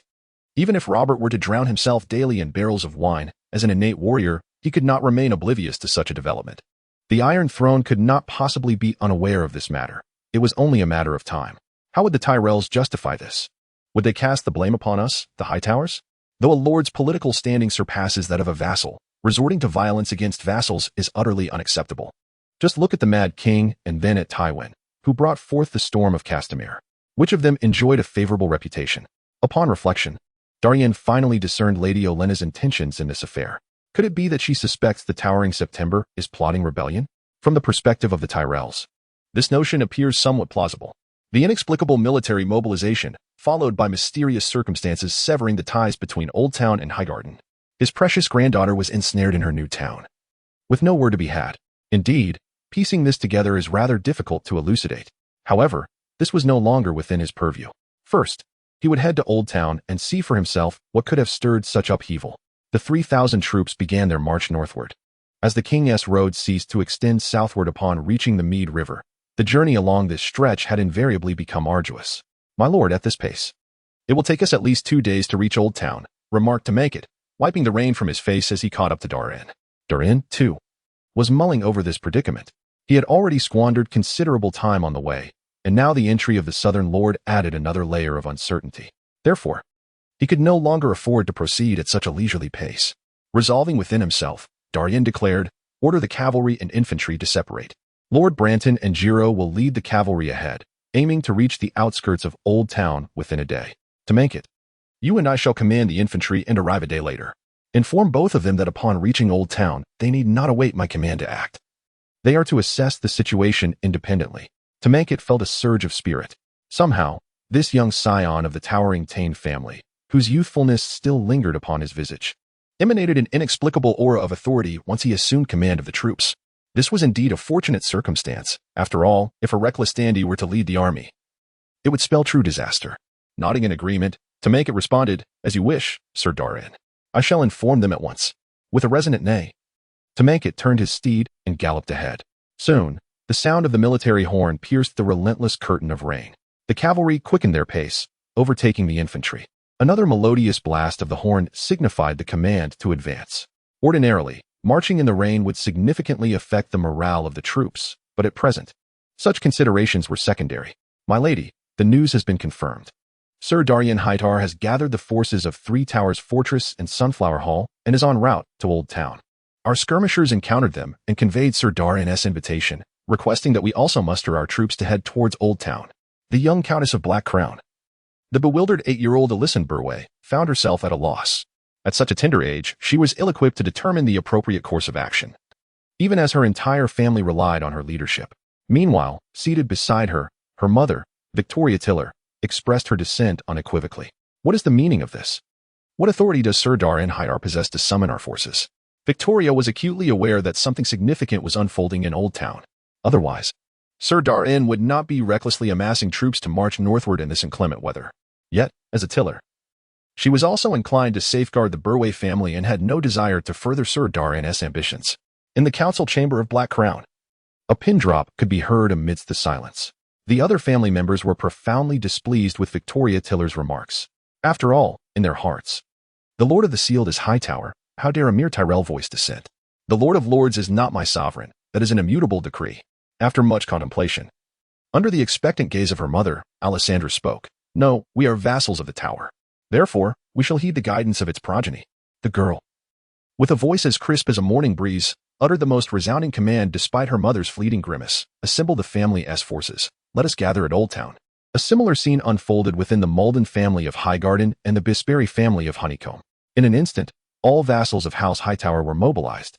The entire northeastern expanse of Whispering Bay, south of the Mander River, erupted into a cacophony of voices and horse hoofs. Such unusual behavior naturally drew numerous eyes. Confusing tidings spread in all directions. After all, this was the most prosperous region of the south.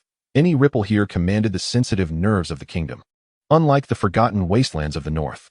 Soon, the inebriated King Robert Baratheon, caught amidst his revelries, was seized by his prime minister to be informed of these developments. However, the king seemed largely unconcerned. After all, during the War of Usurpation, even the combined might of the South had failed to breach a single stronghold. Now, they wished to squabble amongst themselves? Was that not a welcome distraction? When Darren's infantry finally arrived at the foot of Oldtown, the scene before him left him momentarily speechless. Chapter 57. Corpses and sorcery. Twisted bodies lay arranged in a grotesque tableau. Severed limbs and heads, pale and lifeless, bore witness to a massacre that had perhaps only recently concluded on the direct road from Three Towers to Oldtown. The gray sky offered no trace of sunlight. The divine radiance could not pierce the oppressive cloud cover that loomed like a suspended mountain. 2,200 soldiers stood solemnly, paying their respects to the desecrated bodies of their comrades. Indeed, Darren recognized them. These were the 800 cavalry he had dispatched a day prior. Yet, there were only 50 or 60 corpses here. The rest were the remains of common dead, heads severed from their bodies. The disconcerting arrangement of the bodies belonged solely to those fallen soldiers. Cursed be it. Who could be responsible? Count Tommen Cawthon gazed upon the bloody scene, his eyes wide with fury. Drawing his sword with a metallic clang, he found no foe to strike. The gray-green meadow, save for the congealed and shocking pools of blood, was devoid of life. Clearly, both assailants had vacated the area. Darian refrained from halting the Count's outburst. Following the gaze of Tommen Cawthon, he beheld a head buried in the soil. Within the murky depths of its eyes lingered an enduring terror, a fear that had not yet dissipated. The severed tongue bore witness to the inhuman agony he had endured before his demise. Darian recognized him as the second son of Tommen Cawthon. The magic was dark and unsettling. Reflected in the pupils were the grotesque patterns formed by dismembered bodies, and under the sole influence of that magic, an altered perception emerged within Darian's view. Threads of magical energy, thick as spider silk, danced slowly among these patterns. The emanating aura stirred a primal discomfort within Darian, who was suffused with magic. Something was amiss. Suddenly alarmed, Darian awoke to see a soldier approaching, intent on collecting the remains of his fallen comrade. He shouted, "Stop!" However, this warning did not resonate with everyone. The first 3 soldiers who stepped into the circular arrangement of corpses immediately sensed something awry. Then, before the anxious gazes of all, as if they had ingested the infamous poison of the stranglers, they clutched their throats, seemingly unable to breathe. Soon, the 3 collapsed, struggling on the ground, their muscles taut, their bodies tearing through the grass beneath them. "Everyone, obey my orders. Do not concern yourselves with them. Fall back," Darian bellowed once more. The nearest soldiers turned to face the dark-clad lord astride his ebony steed, sword in hand, his countenance as grim as the stormy sky. He discerned the pity in their eyes, for everyone knew that abandoning them now would be tantamount to signing their death warrants. Moreover, it meant watching their comrades perish before their very eyes. "My lord Darian," someone began to speak, only to be silenced by the piercing coldness of his gaze. In the oppressive silence, the soldiers slowly retreated. To Darian, it appeared that the 3 soldiers, now barely able to move, were ensnared by the inky tendrils of magic. As they stepped into that gruesome ritualistic arena resembling a formation, the buried black magic, like a ravenous claw, seized their throats in an instant. The suffocating state they exhibited stemmed from this very grasp. As the commander, what he required now was absolute rationality and a chilling resolve. Any mercy would be an act of irresponsibility towards his soldiers. Watching his comrades perish inexplicably cast a shadow over everyone's hearts. Only the unknown breeds fear. And all that was unfolding was undoubtedly the most reasonable annotation of such a condition. Yet, the situation was far from straightforward. Through the lens of magic, Darian noticed that the dark energy had already infiltrated the bodies of the 3 soldiers, its tendrils pulsing like grotesque veins.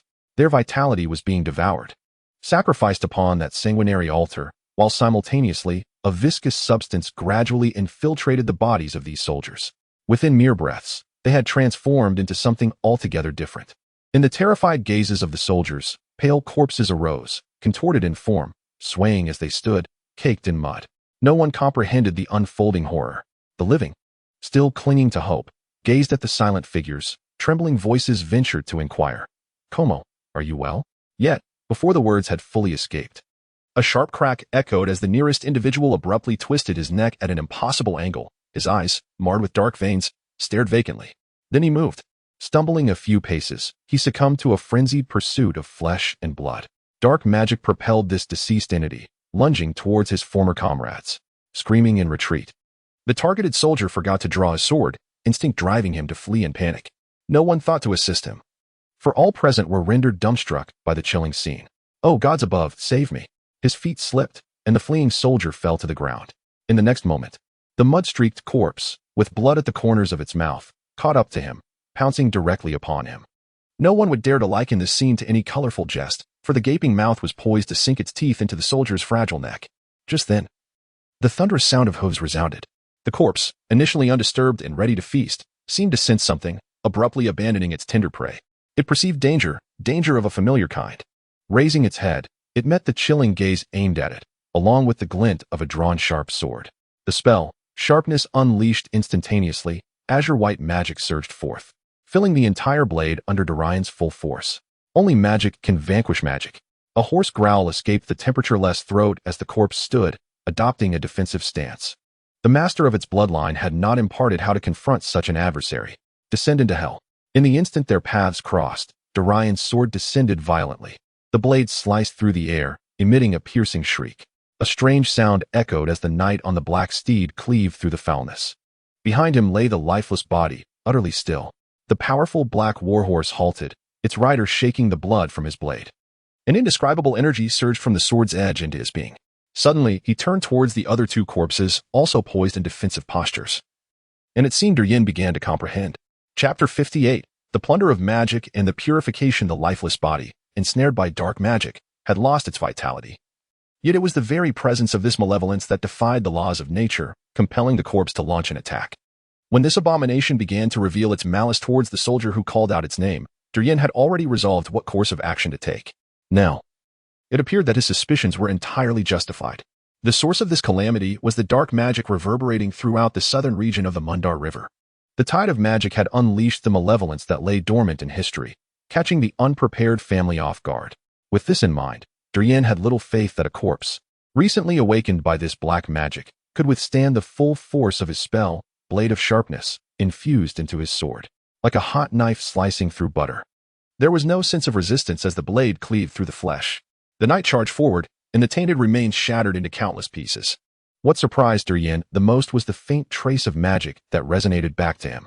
He sensed that, in that fleeting moment, the power concentrated in his sword by the spell had consumed a fragment of that dark, tainted energy. As its master, he naturally acquired this portion of magic. Simultaneously, he felt a renewed heat in his chest, indicating that his actions had elicited a response from the tome of arcane texts. However, Darian had no intention of investigating what it was just yet. He still had unfinished business. Upon noticing the armored knight on the black warhorse gaze in his direction, another corpse emitted a shrill scream. Yet, amidst the cacophony, Darian discerned a palpable scent of fear. They were afraid. Was it because he had consumed that bit of power? With this realization, a cold smirk crept across Darian's lips. Excellent. Then let me test my sword once more. He invoked the spell Blade of Sharpness once again. Sensing the determination in its master's heart, the black Esso's warhorse pivoted, directing itself towards another vigilant corpse. At that moment, the soldiers, who had been mere background figures, finally reacted. Sir Darian had taken matters into his own hands. He was cleaving through the filth. Count to Mankitain bellowed, "Shield bearers, advance. Block the two that can still move. Do not let them escape. Courage is the finest antidote to fear." The soldiers roared, brandishing their shields emblazoned with a white tower on a gray field.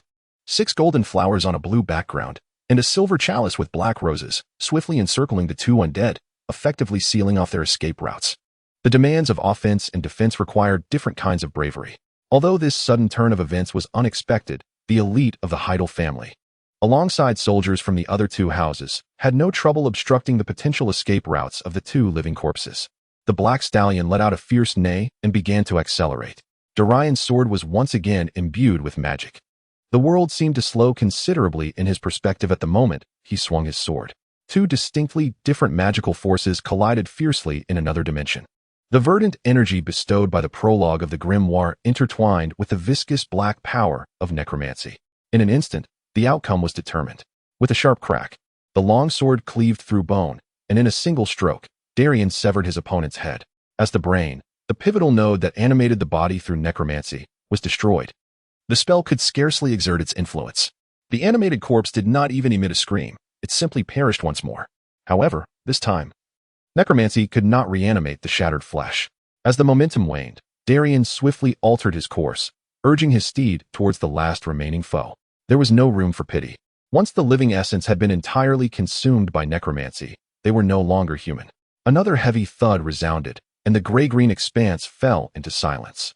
Seated upon his steed, Darian held the long sword, dripping with dark red viscous blood, in contemplative silence.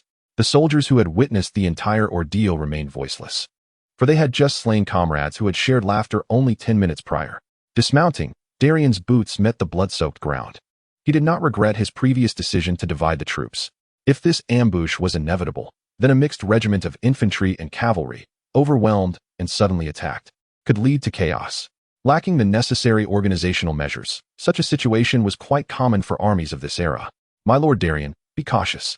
Count Mankitain rode up, intent on preventing the young Hightower from approaching the eerie sacrificial site that had just rendered soldiers breathless and transformed them into undead. He truly wished to avert any calamity for this daring youth who charged into battle with sword drawn. Given the family's current turmoil, further troubles could not be afforded. "You need not follow. This is beyond your resolution." He waved his hand, signaling to Mankitain to halt. Darian approached the periphery of the circular ritual. Now he finally recalled why this spectacle appeared somewhat familiar. Was this not another version of the abominable creation of the whites? Although the details varied greatly. The resurrection of the dead and the circular blood sacrifice bore a striking resemblance. Yet, one crucial distinction remained. The performative art orchestrated by the whites did not pose a threat. At least, the rangers from the Black Castle in his memory did not meet their demise upon stepping into such a trap. Magic possessed its nuances. The necromancy before him was not of the same origin as that which dwelled in the frigid northern winds. Contemplating this, Darian's footsteps halted at the edge. After vanquishing 3 undead, he had received 3 instances of magical feedback. This compelled him to cast the spell Sharpness 3 consecutive times, rendering its consumption manageable. Had he attempted this when he had just mastered the spell, it would have undoubtedly drained him completely. Moreover, during the confrontation, he realized that the magic he currently wielded appeared impervious to the necromantic black arts. The altars before him were replete with the essence of dark magic. If the energy derived from sharpness could achieve this, might the spell Gift of Greenhand Gars also suffice? Although the primary function of Gift of Greenhand Gars is to stimulate plant growth, it fundamentally serves as a means of releasing magical energy without the need for a physical weapon as a conduit. The additional step, however, does diminish the efficacy somewhat. Lord Darian, are you intending to? Not comprehending his intentions, Tomon Kotoin found himself powerless to prevent him from approaching that perilous zone. In the next moment, his gaze sharpened. Darian Hightower removed his gloves and gently placed his hand upon the tainted earth, hoping that the King of Verdancy might cleanse this filth. Darian silently chanted, "Spell, Gift of Greenhand Gars, activate." Emerald energy surged fervently from his palm. Originally a catalyst for plant growth, the spell was now repurposed to purify the contaminated land. This was an experiment for Darian. Based on recent observations, the necromantic magic seemed temporarily incapable of contending with his own. With a fallback option, Darian's courage swelled considerably. Observing their temporary leader's audacious act, the soldiers held their breath. What is Lord Darian doing? This is perilous. He left behind only a resolute silhouette against the sea of anxious gazes. All of Darian's thoughts intertwined with his magic, sinking into the blood-soaked soil. Indeed, swiftly. The emerald energy transformed into tendrils in another dimension, extending downward until it made contact with the black magic that resembled a web or a network of veins. Realizing an intruder was present, the pulsating necromantic energy immediately mounted a counterattack. The outer walls of the veins ruptured, oozing thick, inky plasma as numerous tendrils rapidly sprouted forth. Their target was the green branch encroaching from the shadows. A chill ran through Darian. He recognized that the critical moment had arrived. Should he gain the upper hand in this clash, subsequent events would unfold more straightforwardly. Conversely, if this entity possessed the capacity to reverse the pollution of the magical tendrils he had extended, he would need to sever the connection immediately. Come forth.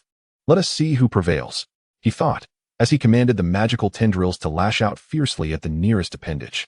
In the realm of magic, the concept of sound bears little significance. However, a phantom sensation of pain resonated within Darian. He understood that this was a clash of 2 formidable forces. Unlike the 3 reanimated corpses he had previously dispatched, which were mere individuals, this was one of the very roots of the land's corruption. Who, he pondered, had orchestrated this bloody sacrificial site? Could mindless undead truly conceive such a thing? This thought flickered through his mind fleetingly, and then Darian intensified his magical output. The results began to unfold in a manner that pleased him. The verdant tendrils, after vanquishing the writhing appendages, ensnared a pulsating blood vessel. Subsequently, the sharp wooden protrusions pierced deeply into the vessel's interior. Taken by surprise, the blood vessel spasmed violently. In retaliation, more appendages erupted, relentlessly striking at the emerald vines shaped by Darian's will. Waves of tingling pain coursed through his nerves. Though tolerable, Darian found the process unsettling. As peculiar thoughts danced through his mind, he chastised himself internally, cursing the lapse in focus. In his magical vision, the struggles of the black blood vessel waned. As its strength was systematically drained, its means of resistance dwindled. Ignoring the faint hints of pleading emanating from it, Darian struck decisively. The vessel tore apart, and a dark, viscous torrent of magical blood erupted like a tempest. An indescribable wail reverberated through the subterranean space. It was over, Darian silently confirmed. The dark force could no longer sustain itself. Having been severed from its true source by an external power, it rapidly began to wither. The lifeless remnants transformed into sustenance for Darian's magical vines, which grew with wild abandon. Devour, expand, feedback, continue to consume, the tainted power was wholly absorbed in a fleeting moment. In the normal dimension, The soldiers watched in astonishment as a vibrant green rapidly spread from the point where Sir Darian's palm had made contact. No, that description fell short, for it was the very hue that nature ought to possess. By the gods above, what is this? Tomon Kodoin could scarcely believe his eyes. He had previously held skepticism, but upon witnessing the grotesque death and subsequent twisted resurrection of the dead, he began to grasp that this world might indeed harbor facets beyond his comprehension. And now, what had Sir Darian Hightower accomplished? Although the principles remain elusive, the act of placing one's palm upon the ground, thereby purging the unsettling and fearsome taint, is undeniably striking in its visual impact. What does he truly comprehend? For the first time, Tomon Kodo felt that the decades he had lived were in vain. As the sacrificial site was cleansed, the remaining corpses seemed to sense the imminent danger. Before Darian's power could extend its reach, they voluntarily withdrew their presence from this realm. Sensing the retreat of the necromantic energy, Darian furrowed his brow. That direction led to the Oldtown. It appeared that the root of all troubles lay within his homeland. He wondered how Bale, Gals, and Gonser were faring now. A twinge of unease crept into his heart as Darian straightened his posture. Amidst the dim world, he stood upon the verdant grass, a fleeting green luminescence shimmering around him. Darian Hightower rotated his neck, feeling the surge of power within him. Indeed, this time he had acted somewhat recklessly in executing the purification, yet the benefits surpassed his expectations. The magic of the verdant land seemed innately effective against such unseemly dark sorcery. After defeating the latter, a portion of its power had been absorbed by him. Now, Darian could sustain spells such as Sharp Force or the Gift of Gals for a considerably extended duration. Although limitations still existed, his capabilities had escalated to an extraordinary degree. The soldiers observed the silent Darian, none daring to utter a word. In Westerosi, faith is deeply rooted across the land. Regardless of the deity worshipped, belief prevails. The power Darian had just exhibited conjured images from the ecclesiastical texts in their minds. All gazed at the young noble standing upon the meadow, enveloped in an inexplicable aura of mystery. Having finally adapted to the sudden surge of magic, Darian understood this was a fleeting blessing. Yet, it did not deter him from fixing his gaze on the direction of the Oldtown, where perhaps greater surprises awaited him. "My lord Darian, are you well?" Unconsciously, a note of reverence crept into Tomon Kodo's tone. "It is nothing, let us proceed." Observing the direction of the hoofprints, it seemed that Jello and Lord Kui had successfully entered the Oldtown. Let us follow suit. Chapter 60. Solitary Vigil, Deserter Hold Fast. My lord Darian shall arrive soon. At the southern gate tower of the Oldtown, Brandon Kui had never wished for Darian's arrival more fervently. Curse it, who could have anticipated such exhilaration? Just a day prior, he had been lamenting to Jello Hightower about being dispatched to scout the path. Yet, while marching along the road from the Three Towers Castle to the Oldtown, he spotted a solitary knight standing before his horse. Before he had the chance to utter a word, the seasoned Jarahidal immediately sensed something amiss. He detected the almost imperceptible scent of blood lingering in the air. Just as the command for the entire army to be on high alert was issued, the bodies concealed beneath the thick meadow began to rise one by one. As the soldiers stood there, bewildered, the undead charged towards them with a terrifying roar. Jarahidal was the first to regain his composure, drawing his weapon and shouting, "Enemy attack!" Combat was imminent. They had never anticipated encountering an organized assault on their own familiar territory. Moreover, the formation along the main road was elongated, rendering any effective striking formation impossible. Consequently, when the undead first surged forth, the 800 cavalrymen were momentarily thrown into disarray. This was not a matter of their elite status, after all. The resurrection of the dead and an ambush by a hidden army was indeed a curious spectacle for anyone unprepared. Fortunately, most of this army was not composed solely of farmers wielding hoes. Under the leadership of Viscount Brandon Kui and Sir Jarahidal, order was swiftly restored. Recognizing that engaging the enemy here would be exceedingly disadvantageous, the two commanders decisively issued the command to charge forward. In a short-distance scenario, for legs would invariably outpace two. By breaking through, they could regroup into a charging formation and decisively defeat these dishonorable foes, or alternatively, continue their reinforcements to Oldtown, regaining the initiative. Both understood this well. Thus, the standard-bearer and the horn players signaled, the war horses neighed, and the cavalry of 800 galloped northward, attempting to escape the grasp of the dark hands reaching from the gray-green fields that sought to choke them. Their response was swift enough, yet still. Over 100 found themselves ensnared within the undead's encirclement. Witnessing this, Jarahidal glanced at the newly formed, paper-thin ring of the encirclement, assessed the strength of his forces, and instructed Brandon Kui to lead 500 men onward. Meanwhile, he himself, accompanied by the elite of Newtown, turned his steed and launched a brief but fierce assault. Although the undead would remain animated without decapitation, their control over them persisted. They were, for the cavalry, slow-moving and almost entirely unarmed. While they appeared somewhat fearsome, they were fundamentally nothing more than exceedingly light infantry. If they could falter against such an enemy, they ought to retire from cavalry altogether. Indeed, facing the advancing cavalry charge, the effectiveness of the undead's attacks diminished significantly. Although the initial wave caused minimal casualties, the trampling hoof shattered their limbs, leaving many to crawl helplessly on the ground. Furthermore, Jarahidal, at the forefront, noticed that his vigilance seemed to yield a greater lethality against the undead than ordinary weapons. This minor doubt was swiftly cast aside by him. After incurring a small cost, Darian Hightower broke through the encirclement, retreating with a substantial force towards the Oldtown in the north. However, upon their arrival at the Oldtown, they discovered that the situation was already perilously precarious. After relocating over 80% of the residents, the remaining strength of the church and the academy, combined with the remnants of noble guards, managed to tenuously control a few critical strongholds and main thoroughfares in the Old Town. As for the rest of the urban area, they were utterly at a loss. They had no means to ascertain how many individuals had yet to evacuate or how much bloodshed had occurred. Such thoughts were beyond their reach. The arrival of reinforcements from Newtown and the two southern vassals provided a much-needed boost to the beleaguered Baylor. Initially, at the onset of the catastrophe, he had merely 1,000 troops at his disposal, a number he had obtained only after he and Ganzer had dealt with Morinth Tyrell. Following the battles at the Tower of Ascendance, skirmishes within the city, and confrontations outside its walls, Baylor was left with only 500 or 600 men capable of action. Although he had recruited a multitude of mercenaries and auxiliary soldiers, the challenges were glaringly evident. The former possessed adequate combat prowess, yet lacked organization and fighting spirit, particularly when facing such formidable foes. The latter, while fiercely motivated, as they were defending their homeland, had never undergone proper military training and were unfamiliar with the use of weapons. Thus, despite the apparent presence of 4,000 to 5,000 soldiers under Baylor's command, they could only retreat further, were it not for the Hightower family's long-standing dominion over the Old Town, as well as its status as the headquarters of the academy and the church. Any ordinary lord would have surely met their demise by now. Fortunately, Baylor's perseverance bore fruit. That lad Darian proved commendable. The arrival of over 700 cavalry indeed brought a sigh of relief to Baylor. However, joyous times are always fleeting.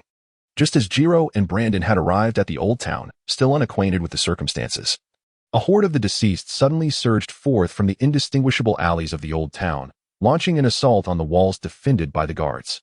For the undead, the concept of self-preservation was utterly irrelevant. Having none, they cherished nothing. Baylor had originally intended to send these hundreds of heavy cavalry into the city to reclaim some streets. Yet now, it seemed his father had deprived him of that opportunity. More critically, in a defensive battle, the cavalry steeds were rendered useless. With no other recourse, Baylor was compelled to order the cavalry to dismount and secure their precious mounts, taking up positions on the city walls. However, the ferocity of this assault far exceeded Baylor's expectations. The eastern, southern, and southwestern gates were simultaneously under attack, with the headquarters of the church and the academy incessantly calling for reinforcements. In summary, it appeared that forces south of the Man River were gathering with alarming intent. At the pinnacle of the towering fortress, the sovereign, ensconced within the clouds, resolved to stake everything on a singular, decisive endeavor. The dead stretched endlessly, and the losses inflicted upon the noble houses were grievous, with defenses rapidly dwindling. In this moment of dire straits, even graver tidings emerged. His own brother, Gonser Heidel, had succumbed to terror, choosing the path of a coward and fleeing with a small contingent loyal to him towards the northern city of New Barrel, the ancestral home of his wife. His desertion left the eastern gate on the brink of collapse, plunging the situation into the most perilous of crises. Chapter 61. The advancing Tarler at the military stronghold of Gyerling, forces gathered in abundance. This bastion, situated on the borders of Dorne, was now awash with a kaleidoscope of banners, each representing an ancient house from the southern realms. It is fitting to say so, for the lesser nobles lacked the opportunity to display their insignias here. Among them, the blue field adorned with golden roses and the banner of the Fleetfoot Hunters occupied the most prominent space. The lords of the south and their most formidable vassal, the Tarley family, convened here. Yet, the Count, Lord Blen Tarley, bore little semblance of joy upon his countenance. This middle-aged nobleman, with hair as gray and sharp as steel needles, gazed upon the assembling armies outside the castle, his thoughts drifting southward. As the de facto bulwark against the towering fortress, the Tarley family faced immense military pressure. To the east, they remained vigilant against Dornish attempts to slip through the Prince's Pass. To the south, The ever-imposing Hightower loomed as a persistent threat to all of Tarler. Across the Seven Kingdoms, which other vassal could wield such considerable power? Most critically, this vassal's claim to authority over the southern realms was immutable, regardless of how many daughters the Tarly family married off or how many brides they took. This lineage, descending from the ancient ancestors of the Green Hand, had long been the sovereigns of vast lands south of the Mander River, even after relinquishing the throne. It was not the Highgarden that conquered the Tower. According to an ancient and sacred covenant, Highgarden was responsible for providing protection to the Tower on land, while maritime matters were dictated by the Tower's own lineage. Now, as Lady Olenna assembled several armies in this place, her intentions could scarcely elude the discerning eyes of these long-established nobles. Blen Tarly had already received word that the Thorn Queen's most cherished granddaughter, Marjorie Tyrell, had been abducted by the Heidel family. It appeared that something unexpected had transpired within the Tower's domain, leading to a complete lockdown of the territory. Those who dared to venture forth to gather intelligence had thus far vanished without a trace. Frankly, Blen Tarly struggled to comprehend the unfolding events, based on his understanding of Lord Leighton Heidel. This nobleman's interest in land paled in comparison to the allure of a single arcane inscription found within the tomes of magic.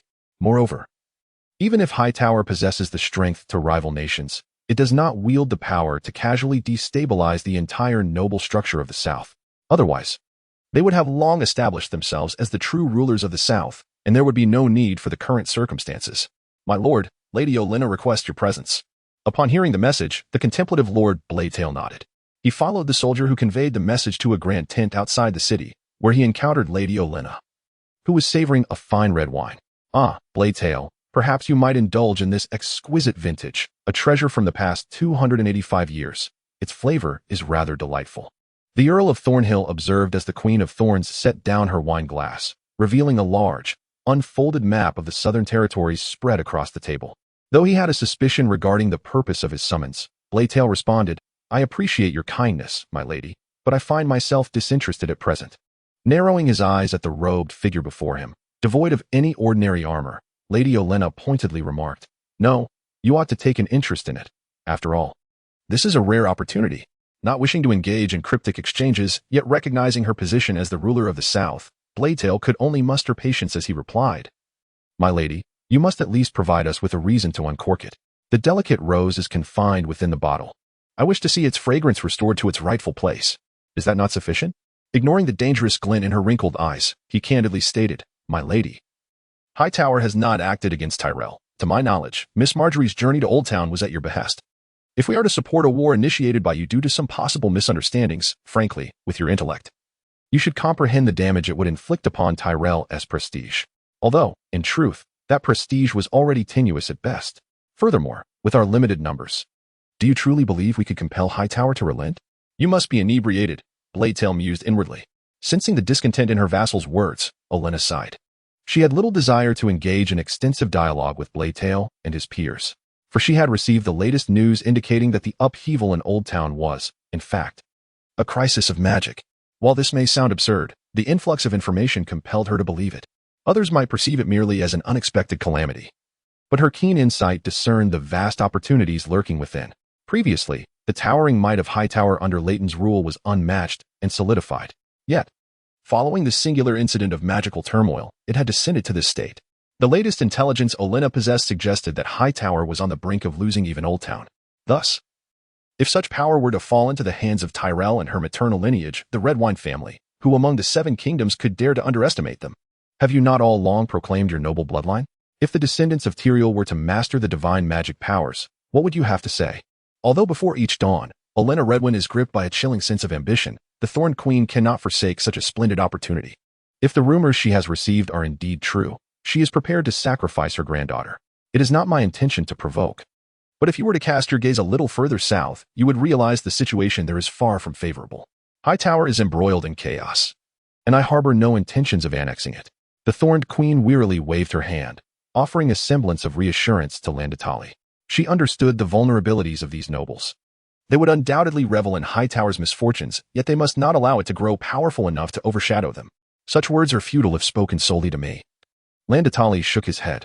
He had no desire to partake in the conspiratorial discussions of this chamber.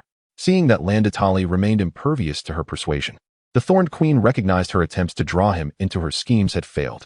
Very well, then, You may convey my words to them. When you arrive at Oldtown, you will understand I have ample reason to act thus.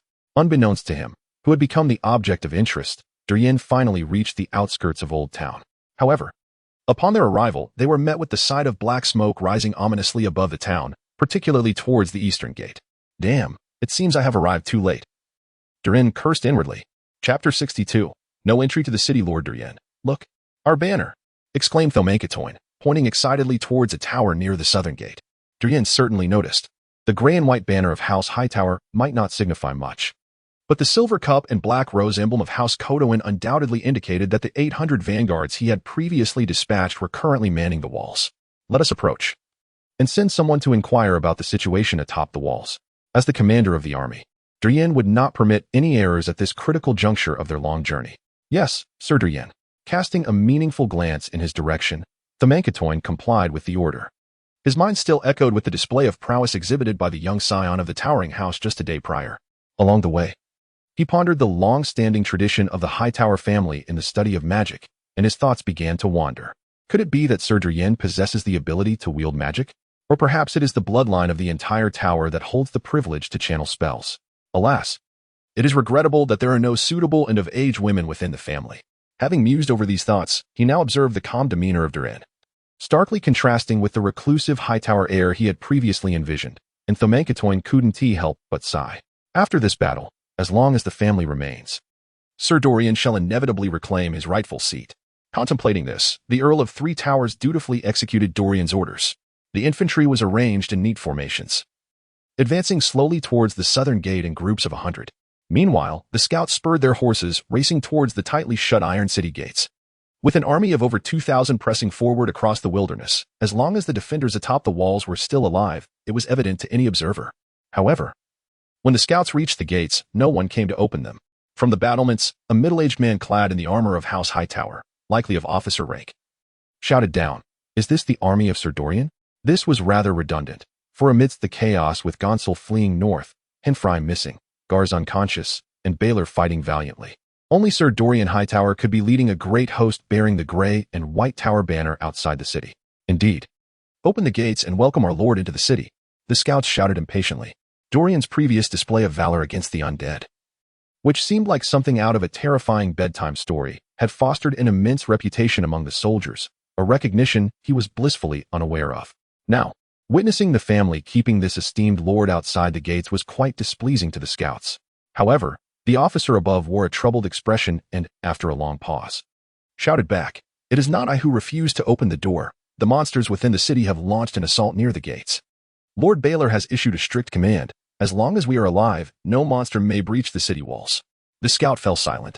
He certainly understood that the monsters the officer referred to were indeed the very creatures they had encountered just a day prior. Was this not a gruesome spectacle of the living and the dead of Oldtown slaughtering one another? Damn it, how had things come to this? Gritting his teeth and fully aware of his responsibilities, the scout composed himself, setting aside thoughts of his kin within the city, and continued to shout, then, in the briefest terms, tell me the situation inside the city. What? Gonsel has fled. The eastern gate is on the verge of collapse. Dorian's eyes widened in disbelief. Sensing the mounting fury of his master, his horse uneasily tossed its hoofs. Taking a deep breath, Dorian mentally noted this cowardice and replied, "Continue." "Yes, my Lord Dorian," the scout said after a moment of contemplation. "Lord Baylor has deployed the entire reserve force to seal the breach at the eastern gate. But you know the fighting capability of these hastily conscripted soldiers. The defenders have suffered significant losses. Had it not been for the 800 men we sent earlier who managed to bolster our defenses, we might have already been overrun. In recent days, the undead have launched a comprehensive assault, and Lord Baylor's defenses have been nearly pushed to the very walls of the city. The garrison cannot open the gates. To do so would be akin to a reverse siege, as the moment the gates are ajar, the dead would surge forth. They have effectively sealed the stairs and towers leading to the upper town, and the gates shall only be opened once the attack is repelled." The sentry knight concluded his report and, understanding the gravity of the situation, rode away, leaving the decision-making to Darian and to Thaumankatoin. Count of the Three Towers bore a grim countenance. He had not anticipated that the old town was but a step away from loss. This was despite their prompt decision to march forth with their forces, without any hindrance. If any delay had occurred, would the old town not have been lost? If the towering tree of Hightower were to fall, what fate would befall the birds nesting within its canopy? With trepidation, Thaumankatoin turned to Darian, my lord. The old town is in peril. Our over 2,000 capable soldiers cannot simply stand idly outside the city walls. Nodding, Darian replied, I understand. But the current dilemma is that if we open the gates, the tide of the undead will pour forth. We must ensure we can withstand them, otherwise, opening the gates would merely invite disaster. Grasping to make a coin, Darian gestured towards the city gates. Observe. The entrance is narrow, even with the immense walls of the old town. No more than 5 or 6 horses can exit simultaneously. As you have witnessed, the undead lack rationality when faced with the flesh and blood of the living, especially without additional control. Frowning, Count Tamankatoin spoke in a hushed tone. My lord, do you intend to exploit the geography of the gates to inflict significant casualties upon them? Indeed, conversing with an astute individual is a relief. Darian silently commended him. Yes, we cannot enter the city at present, so we must find a way to relieve some pressure from the walls. Our heavy shield soldiers are numerous, and the undead, after all, are still human forms, unable to breach the towering shields. My proposal is to swiftly dig a trench at the city gates. It need not be too deep, for time is of the essence. But we must achieve an elevated position. As long as the undead cannot overwhelm our defenses through sheer numbers, and as long as those atop the walls are not fools, they will remember to cast the greasy little delights into the throng of the undead. Moreover, I have additional ideas that may prove effective. Darian glanced at Tamankatoin, whose expression bore a hint of confusion, and a cold smile crept upon his lips. Come, let me witness your prowess. Chapter 63. The Bastion, the gates open throughout. The spell derived from the 3rd section of the prologue of the Book of Cryptic Texts, the Keystone of Magic, had been relegated to the shelf since its brief application during the fortification of Newland Town. Regrettably, the utility of this spell is rather limited in scope. Darian simply could not muster the energy to apply it to every newly constructed edifice in Newland Town. Such a task would surely exhaust him. As he gazed upon the still-closed city gates, Darian suddenly realized that his spell might find its purpose. Swiftly, he urged his men to hasten their efforts. After excavating the trench, they could use the excess earth to construct a waist-high earthen wall. Darian, wielding his longsword, moved between the tirelessly working soldiers, offering encouragement. Meanwhile, in a concealed manner, the spell, Arcane Keystone, quietly commenced its activation. Originally intended for wall construction, who decreed it could not be employed to temporarily solidify a field fortification. Rules may be immutable, yet one must remain adaptable. The soldiers, grasping their commander's intent, rolled up their sleeves, seizing small round shields and flipping them over to use as shovels. What Darian thought was beyond their comprehension, however, having witnessed the resurrection of the dead and successfully thwarted them once already, these young men from the pious lands of Westeros felt an inexplicable sense of fatalism. They believed that, akin to the arrival of the long night in tales, darkness began to ravage Westeros, and they, under the leadership of Sir Darian Hightower, would sweep away every last remnant. Moreover, the current task was not overly demanding. There were no stringent requirements, after all. The dead would not mind whether the trench was lined with velvet carpets. After informing the officers on the city walls of his plans, a semicircular earthen defense around the southern gate was swiftly constructed. Once he ensured that every segment had been imbued with magic, Darian prepared to perform one final act before battle. Spell, Sharpness Unleashed. Not only could he enchant his own weapon, but he could also do so for others. From previous encounters, he had learned that enchanted weapons significantly enhance lethality, eliminating the need to sever heads to halt the necromantic control over corpses. Thus, Darian summoned the frontline soldiers to the edge of the low wall, discreetly activating the spell, Sharpness Unleashed. Soldiers, raise your spears high, let me see them, Darian bellowed. Initially believing their commander was gearing up for a pre-battle rally, the soldiers, filled with excitement, readily lifted their spears, primed for thrusting. Would it frighten them if I revealed my mastery of magic? Darian mused internally, his hand brushing against the nearest spear tip. Remember, my soldiers, the glory of the high tower endures, the light of the towering spire has not dimmed. Regardless of what malevolent entities lie beyond this gate, you, my soldiers. Darian's hand glided over spear after spear, ensuring they were all temporarily imbued with magic. With the might of my lineage, House Hightower, with the land south of the Mander River, with the blessings of the Seven, vanquish them. Cheers erupted as soldiers raised their weapons, blessed by Darian, and let out a battle cry. This scene even caught the attention of the soldiers still engaged in combat atop the city walls.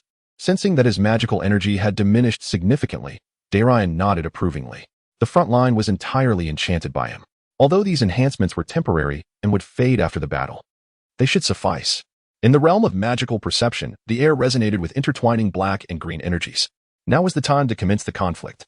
Casting another glance over the fortified barrier, Darian nodded in satisfaction. It was an excellent and perfect ambush location.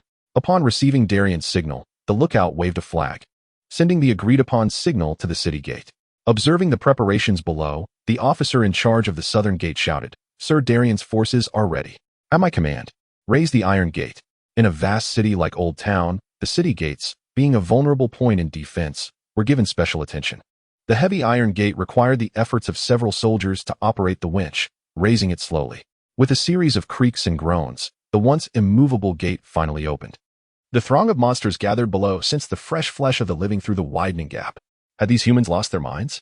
Why did they not defend behind the sturdy walls? If they had any sense left, they would surely question this sudden turn of events. Alas, the necromantic spells had stripped them of human thought long ago. Screaming and howling, these creatures, no longer human, crawled through the not yet fully opened gate.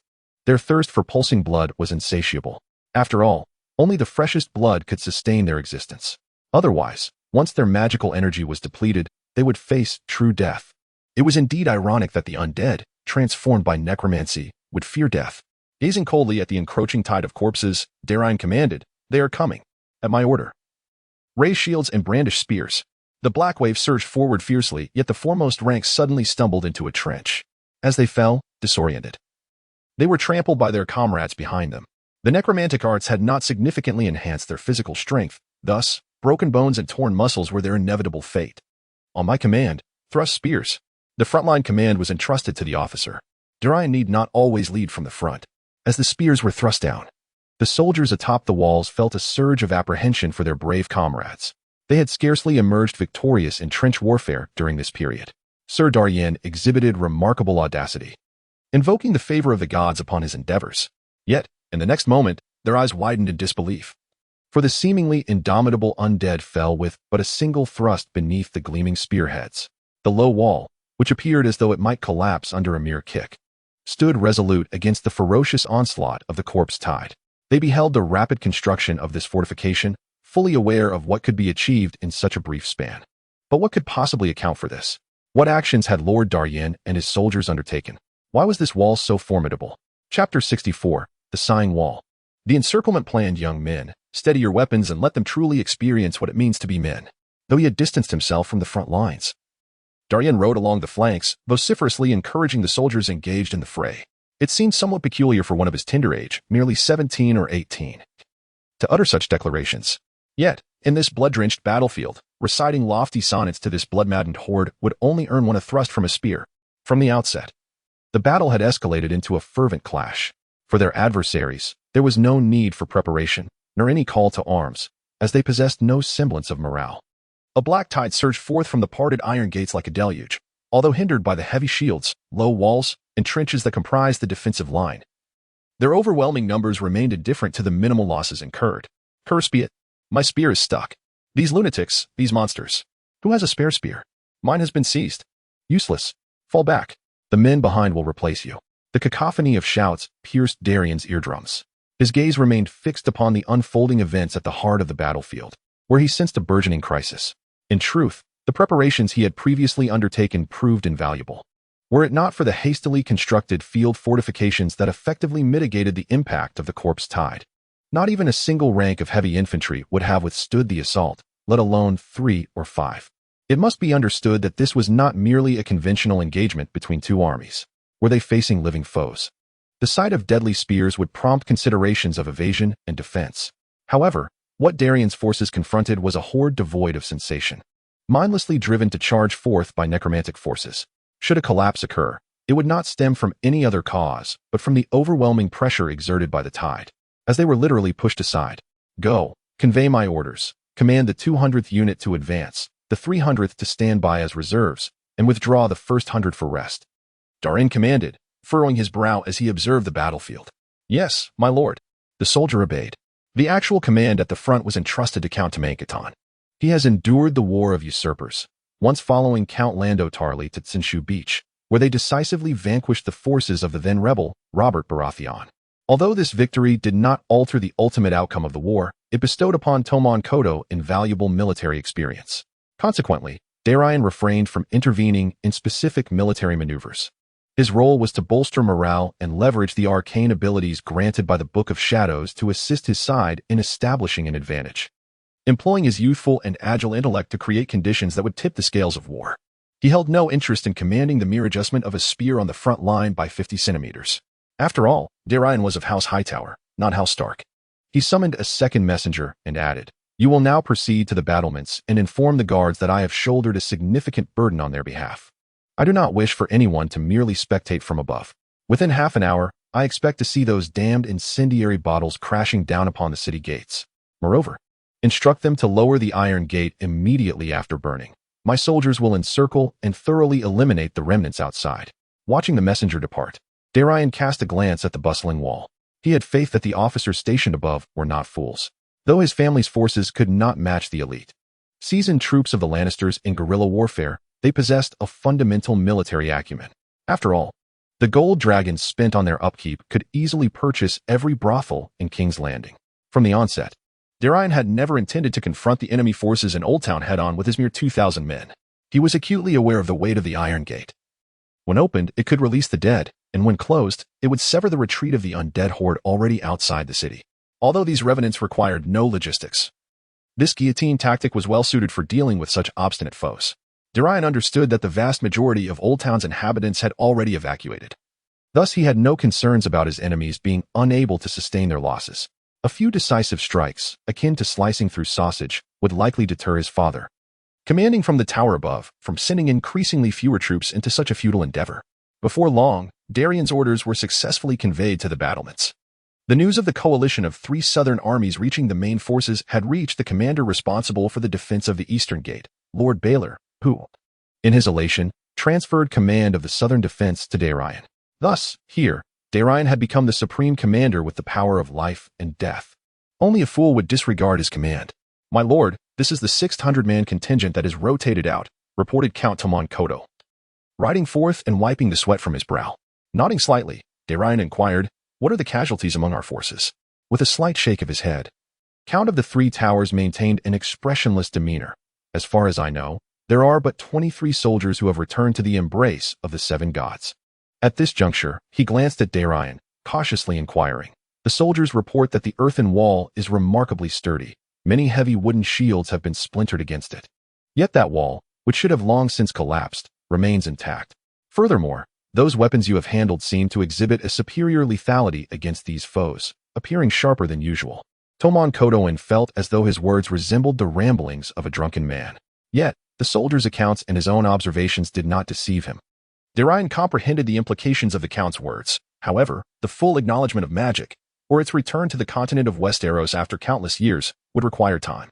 He was reluctant to become a target in this precarious situation. Thus, he chose not to expound elaborately on the matter. "You shall know in due time. For now, fulfill your duties, my lord Count.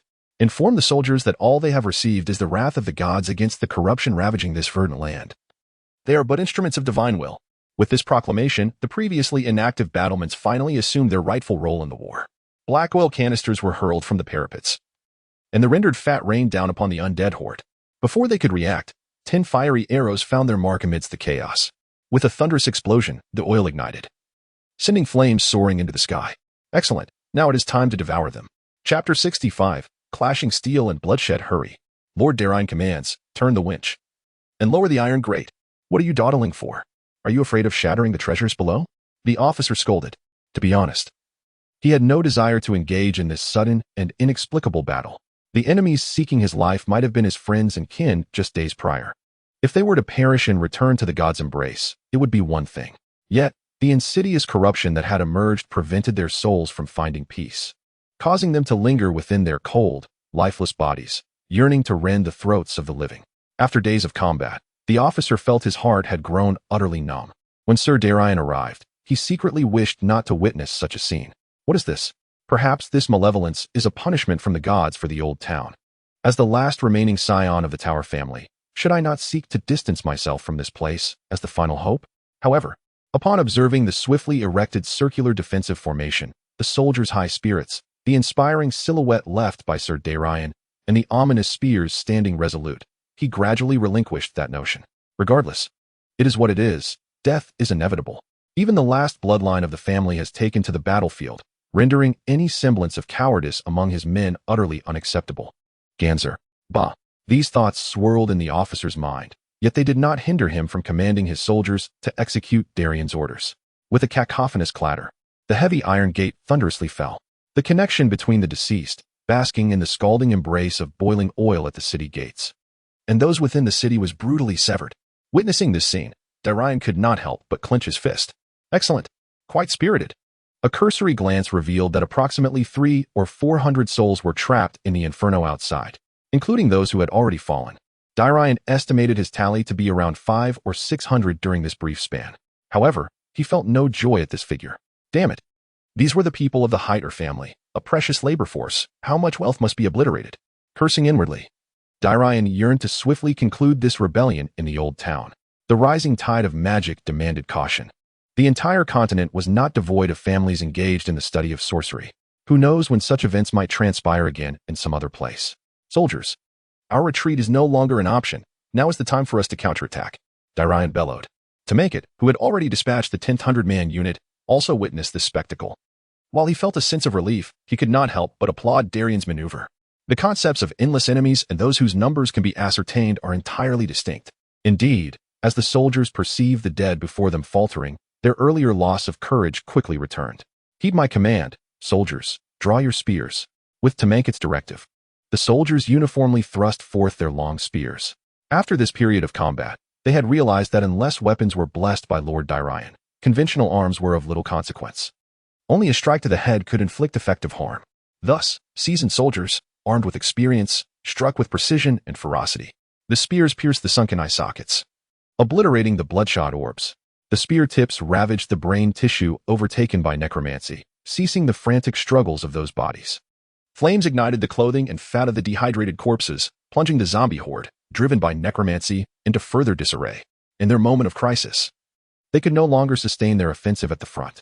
It seemed the distant command structure was disrupted, leaving these restless dead to fend for themselves. Originally mere civilians, they could not possibly contend with heavily armored professional soldiers wielding massive shields, despite their utter disregard for death. Thus, the crumbling line of defense began to solidify once more, gradually tightening its grip. The number of deceased within the encircled area dwindled, and a crossbowman emerged atop the battlements, taking aim at their heads for a final reckoning. It was over, Darian thought, reassured. No matter how fiercely the creature trapped in its cage struggled, it could not escape the confines he had prepared for it. Quickly, continue the assault. We can see the city gate. There's but a little left to finish the battle, the frontline officer shouted, and the soldiers, sensing the hope of victory, exerted themselves even more fervently. In that moment, flesh and blood flew, and dark ichor splattered. The outcome was clear. Count Tamankit approached Darian, his sweat-drenched face betraying a sense of relief. As a seasoned veteran of war, he understood all too well the significance of the first victory after hostilities commenced for an army. Confidence is not something that can be conjured through mere words. Fortunately, the 7 gods favored them. They had triumphed. My lord Darian, it seems your courage and determination have borne fruit. In this battle, our soldiers suffered minimal losses. A few more engagements like this, and we shall possess a force not inferior to that of the Lannisters. Raising an eyebrow, Darian replied with a smile. If you say so, I doubt Lord Tywin would agree, for his renowned Lioness Legion of the 7 Kingdoms is hardly something our modest numbers can rival. Count Tamankit shook his head, observing the victorious troops, and whispered, my lord, to put it plainly. A standing army maintained through finances possesses better physique and more refined combat experience than ordinary peasant soldiers. However, the battlefield is the greatest teacher, and the distinction between a strong army and a weak one is not always clear-cut. While one may effortlessly fell wooden stakes and spar with wooden swords against comrades, panic on the battlefield can lead to a scrawny rural farmer with a dagger delivering a fatal blow. I have witnessed such occurrences frequently during the War of Usurpers. Otherwise, why do you think King Robert Baratheon, with but a handful from Storm's End, was able to unseat the Targaryen dynasty that had reigned for 3 centuries? True strength is forged step by step. The battle concluded.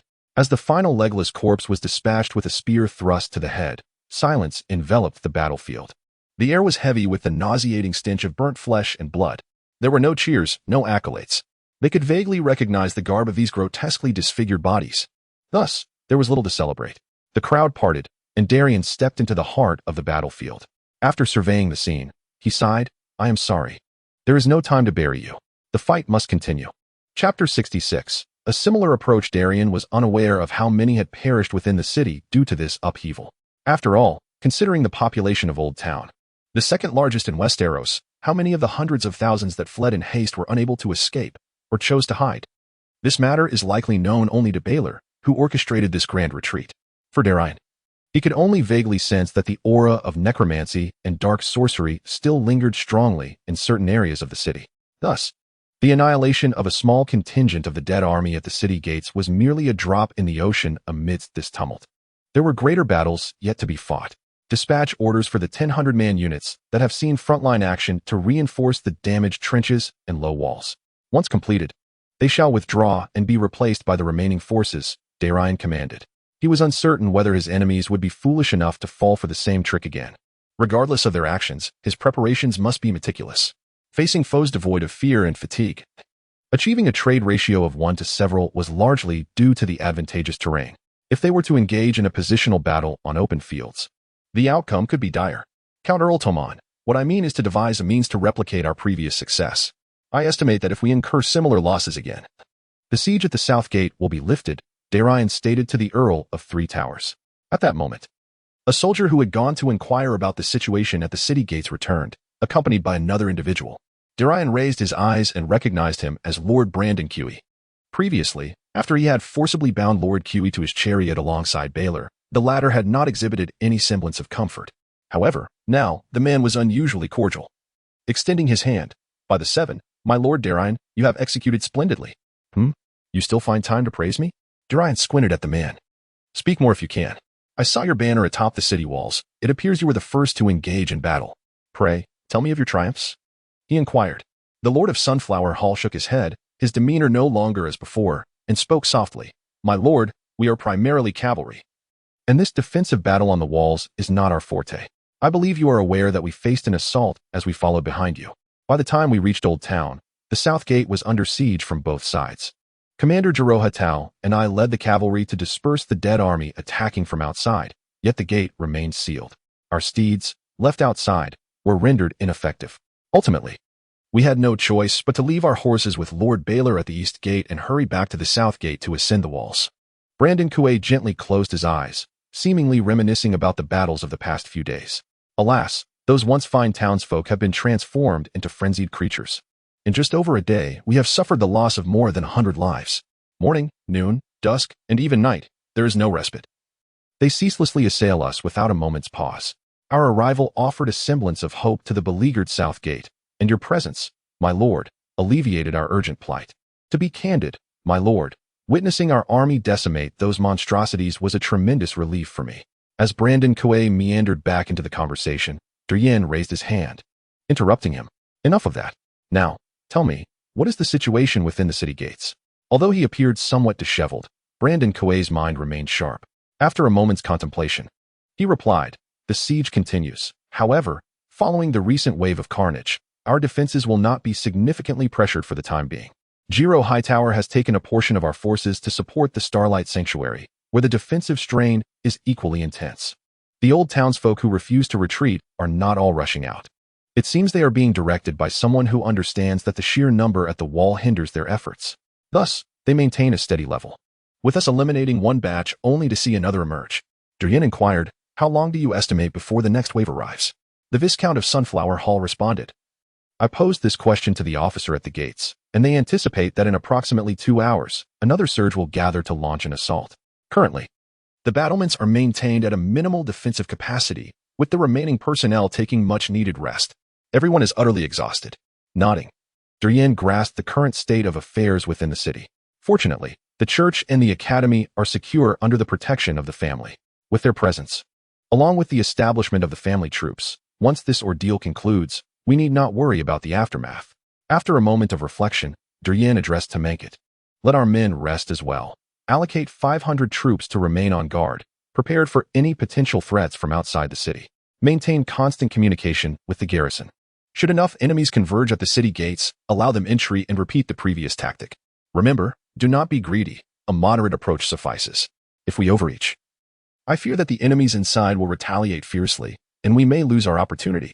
The Count of Three Towers nodded. "Understood, my lord. I shall attend to it at once." Darian paid no heed to the Viscount of Sunflower Hall as he continued to extol his own virtues. Initially, the enchantments cast upon the first 100-man unit and the temporary barriers were nearly depleted of the magical energies derived from the bloody rituals left by the purged undead legion. The meager feedback of power from the foes slain in the recent skirmish was hardly substantial. After all, he had not wielded the blade himself. Therefore, he must now take ample rest to allow his magical energy to recover swiftly. The spell, the enchantment of sharpness, may be temporarily subdued. Yet the magic sustaining this low wall has been nearly depleted. Should it be breached during the next wave of combat, it would spell great trouble.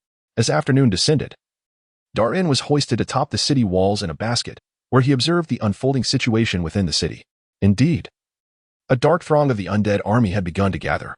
They appeared oblivious to the fate of their comrades who had previously charged forth and lost contact. Necromancy, it seems, is not an omnipotent force. Piles of corpses lay heaped in the open grounds near the southern gate. The damaged bricks of the city wall were smeared with thick, blackened blood and flesh. A nauseating stench assaulted Darian's nostrils. Once he determined that the moment had arrived, Darian issued the command for a second assault on the gates. He held unwavering faith in his soldiers, having endured the trials of blood and fire. As Tamon Kodoan had proclaimed, this army under his command would emerge as a renowned force among the Seven Kingdoms. Chapter 67, The Defense of the City Gates concludes. Curse it, these fiends are relentless. With a fierce curse, the Count of the Three Towers withdrew his longsword from a fully lifeless corpse. Another battle had concluded. It was now midday of the second day. Throughout the previous day, and even into the night, illuminated by the countless torches atop the walls, their army of over 2,000 had taken turns on duty, tirelessly repeating their tactical maneuvers. However, as time wore on, the number of deceived undead had dwindled significantly. Now, the Count had diminished to a point where even the commander felt emboldened to wield his sword. Reminiscing about his youthful valor, beside him, Darian, engaged in the grim task of harvesting, contemplated the state of affairs within the city. Perhaps the father atop the tower had realized that continuing to send forces was futile, thus ceasing the assault on the southern gate. Alternatively, the troops near the southern gate may have become insufficient. After all, the bodies littering the gateway had become too numerous to count. A single inferno combined with the relentless trampling rendered any attempt at tallying impossible. According to Darian's previous assessments, only a few tens of thousands remained within the city, and not all had necessarily met a grim fate. The main theater of battle now lay at the eastern gate, while the southern gate merely served as a trickle of skirmish. Consequently, the tide of corpses allocated to this location would not be substantial. I suspect this may be our final engagement. Soon, we shall seize the gates and the adjacent streets, commencing our counteroffensive, Darian conveyed to the Count of the Three Towers. The latter nodded in agreement, clearly endorsing his judgment. To be honest, I never envisioned a day when I would draw my sword against an enemy at the gates of Oldtown, leading the forces of the Kodoan family. With a wry smile and a shake of his head, Count Tamon understood that this topic was not suitable for discussion, so he deftly shifted the conversation. My lord, should we not lend our aid to Sir Bell? The situation at the East Gate appears far more dire than ours. We could traverse the city walls, thereby circumventing the complexities within the city. To be frank, this was indeed one of the options at present. After all, seeing that the pressure at the South Gate had significantly lessened, it was customary for Commander Darian of the South Gate Battalion to rush to the more critical East Gate. Yet, the question remained, was this truly the most prudent choice? Darian harbored reservations about relinquishing command after venturing there. The Oldtown was not his domain, and this was not a narrative where one simply ascended to rule the Celestial Tower. He hesitated to draw his recently emboldened forces of over 3,000, including the remnants of his troops, to reinforce the East Gate. Growing up in the Oldtown, Darian was well aware of the dynamics among its gates. The North Gate, connecting to the High Court, was the largest. The South Gate facilitated communication with several vassals of the South, thus also considerable in size. In contrast, the East Gate lacked significant towns outside its walls, possibly just a hilltop settlement at best. What could his elite forces achieve there? It was likely that for a considerable duration, their presence would serve little purpose beyond providing sustenance to Bell. Rather than this, it would be more prudent to continue clearing the streets around the South Gate, thereby lifting the siege on the Academy and preparing to advance towards the Conqueror's Island, where the Celestial Tower stood. The tactic of besieging Wei to rescue Zhao had proven effective time and again. I would compel the main forces at the East Gate to return, unless these undead, controlled by necromancy, were willing to forsake their homes. After all, their true home was far in Newland Town. Let them see if they could exchange places with me. Based on this reasoning, Darian dismissed the suggestion. No, we shall not proceed to the East Gate. He stroked his chin, feeling the slight prick of his stubble as his palm brushed against it.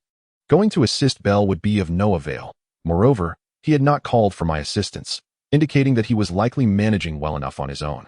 Thus, we would turn our attention to reclaiming the neighborhoods surrounding the South Gate. As he spoke, the battle at the South Gate was drawing to a close once again. The Earl of Sunflower Hall, Branton Huey, who was in command on the battlements, had descended to deliver the latest news. My lord. The lookout atop the tower reports that the undead are no longer gathering, but have retreated to the area between Steel Street and Smith Street. Indeed, after suffering such losses, they were beginning to feel the sting. A cold smile tugged at Darian's lips. Fetch me the map. He called to the attendant beside him. Is it the map of the Oldtown, my lord? The attendant inquired, only to be met with a warning glare from both the Earl of Three Towers and the Earl of Sunflower Hall. Realizing he had posed a futile question, the guard hastily departed, heading towards the city gates. The garrison of the Oldtown, of course, possessed a map. Although it lacked the precision of the one etched in Darian's memory, it was serviceable enough. Soon, the iron gate, previously closed, rumbled open once more, and this time there was no need to close it again. Let us proceed. From this moment forth, the southern gate is ours, Darian declared with a smile as he mounted his iconic black Esso steed. He stroked the horse's right-leaning mane gently and nudged its belly with his legs. The black stallion snorted and carried its master into the city. The sound of hoofbeats echoed across the scorched earth, charred by fierce flames, while behind him a well-ordered army marched in formation. The ominous clouds shrouding the city above were due to dissipate. Within the darkness of chaos, vague thoughts flowed quietly through the viscous web of arcane energy. In another dimension, transcending the notions of time and space, he directed his consciousness towards all the nodes under his control. However, in the preceding period, he had first sensed a sudden disconnection from several magical formations established outside the Oldtown, intended to replenish magical energy and expand his forces. Following that, he was confronted with the realization that the losses on the southern battlefield exceeded his expectations. By this point, he could no longer sustain his offensive at the southern gate. Was the garrison there making a final stand? This thought reverberated in his somewhat muddled mind. Standing atop the highest tower, he was unaware that, as the core of necromancy, despite retaining his intellect, the damage inflicted by magical energy on this aged body was irreparable. Mortal beings seeking to grasp the power of the divine must inevitably pay a price. As a harbinger of the magical tide, he found himself on the wrong side, and thus could only become the first sacrifice to this overwhelming wave. Withdraw. Utilize the narrow alleys of the Oldtown to ambush those humans who dared to stray from the walls. The thought spread silently. Consequently, within the shadows of the buildings, distorted figures hurried to and fro. Chapter 68. The Purge Plan at the Southern Gate. In the nearest tower, my lord, the map has arrived. A guard sprinted in, clutching a rolled-up map. Crizin, responsible for security, intercepted the soldier, unfurled the map briefly to ensure its accuracy, then carried it and pushed open the oak door emblazoned with a sword and shield motif. Inside, all the commanders of the over 3,000-strong army were present.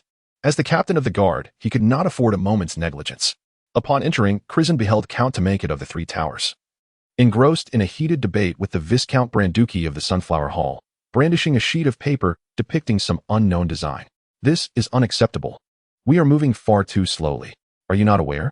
Those Tylers have already rallied their vassals, preparing to descend upon us while we are in disarray, seeking to shatter the ancient and sacred covenant. The Earl of Santaborg vociferously expressed his views on the current state of the battlefield. However, the Viscount of Brandon vehemently disagreed, retorting, "What are you in such a hurry for? Does Tiller dare to encroach upon our old town, truly believing that the members of the Royal Council are ineffectual? Our king, despite often being in a state of confusion, is not oblivious to the implications of Tiller's burgeoning ambitions. Furthermore, to reclaim Iron Street immediately, what were you thinking? Do you not realize that before you and the nobleman arrived, we had already lost nearly a quarter of our forces in just a day and a half? Were it not for the fortifications of the walls, this army would have collapsed long ago. And now, you intend to leave the safety of the walls to engage in urban warfare against those lurking in the shadows? Have you lost your senses?" The two noblemen argued heatedly, their faces flushed. Meanwhile, Darian, the final arbiter, was not focused on their verbal duel. From the outset, the question of whether to engage in battle was never in doubt. The only consideration was how to proceed. Judgments based solely on the rudimentary lines depicted on paper were hardly reliable. Nonetheless, he did not intervene in their quarrel. Under the strain of war, each individual bore immense psychological pressure, and a bit of mutual vitriol could prove beneficial. Upon seeing Crizin enter, Darian understood the nature of his burden. He gestured toward the empty surface of his desk, then, seated on the edge of his bed, gazed out at the overcast skies looming over Oldtown, remaining silent. Having served Darian for an extended period, Chryson was acutely aware of his master's temperament and refrained from uttering unnecessary words.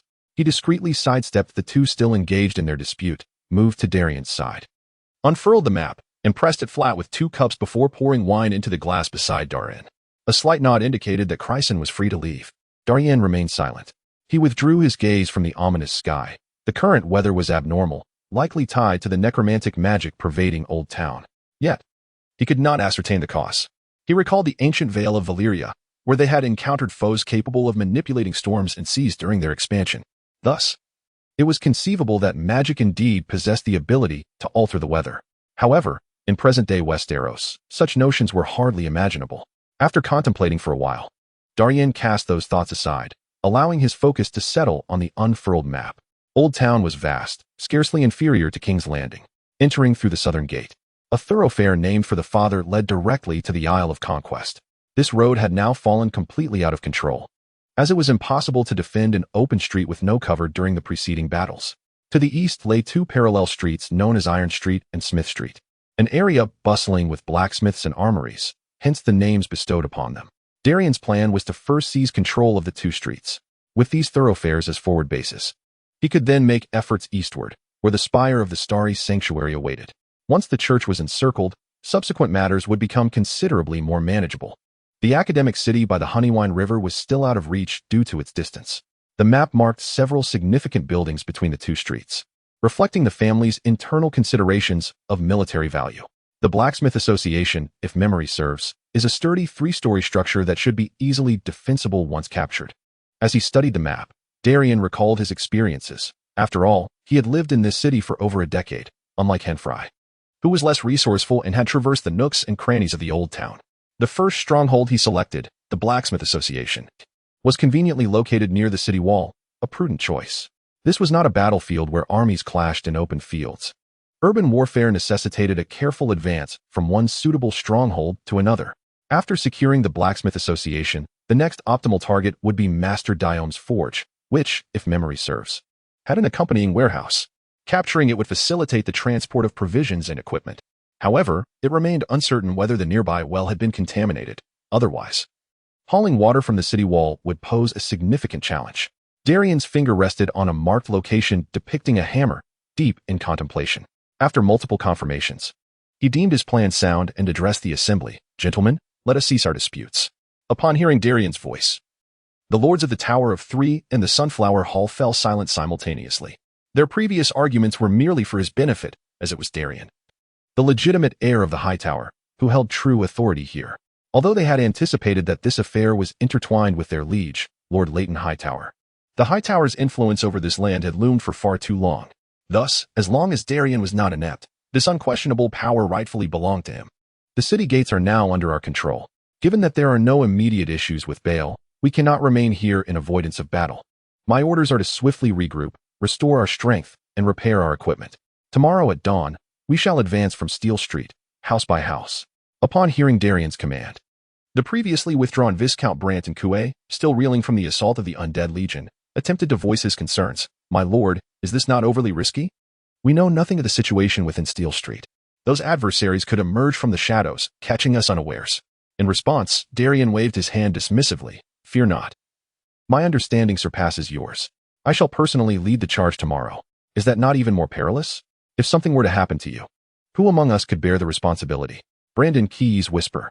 Chapter 69, Charge Forward. It was yet another morning. The buildings, ignited by chaos, no longer belched forth black smoke. However, the pale gray clouds still swirled ominously above the Old Town, lingering with an unsettling presence. I swiftly cleared away several blood-soaked altars that had appeared near the city walls. Now, Darian had donned his armor, grasping a round shield emblazoned with his family's emblem of a white tower on a gray field. His longsword hung at his waist, poised to be drawn at a moment's notice. Behind him stood an elite company of 100, meticulously selected from a throng of over 3,000. They were poised to sound the horn of counterattack and launch an assault against the hidden enemy. As their leader, Darian Hightower stood resolutely among them. From the outset, this plan faced vehement opposition from 2 noblemen and the captain of the guards, Chryson. To them, it seemed an act born of folly. Previously, the hastily assembled army of nearly 10,000, organized by Belair, had been driven to the brink of the city walls. Now, having barely halted the enemy's advance, their commander sought to charge forth with sword drawn. Had he lost his senses? However, their entreaties fell on deaf ears. Their words proved futile against Darian's resolve. Moreover, it was a matter difficult to contest, reclaiming one's ancestral stronghold and demonstrating familial valor in battle. What grounds could one offer to impede such a noble pursuit? Thus far, the Hightower lineage had produced 5 descendants. The eldest, Belair, orchestrated the grand retreat of the city and weathered the most perilous moments. The second, Gars, had been assailed and fought valiantly until he succumbed to unconsciousness. As for the third and fourth, it was best left unmentioned. Darian, with his 3,000 fresh troops, had inflicted substantial losses upon the enemy outside the southern gate and was now preparing to lead the counteroffensive himself. There was little room to criticize their actions. In true wartime, within a vast family, if more than half of the offspring are not cowards, that family is unlikely to face defeat. Such occurrences have been commonplace throughout the annals of Westeros history. Soldiers, Darian began his pre-battle address, his iron boots sinking into the muck. He raised his right arm, fist clenched, and proclaimed, "Today, we stand here, on the land bestowed upon us by our ancestors. Do you see?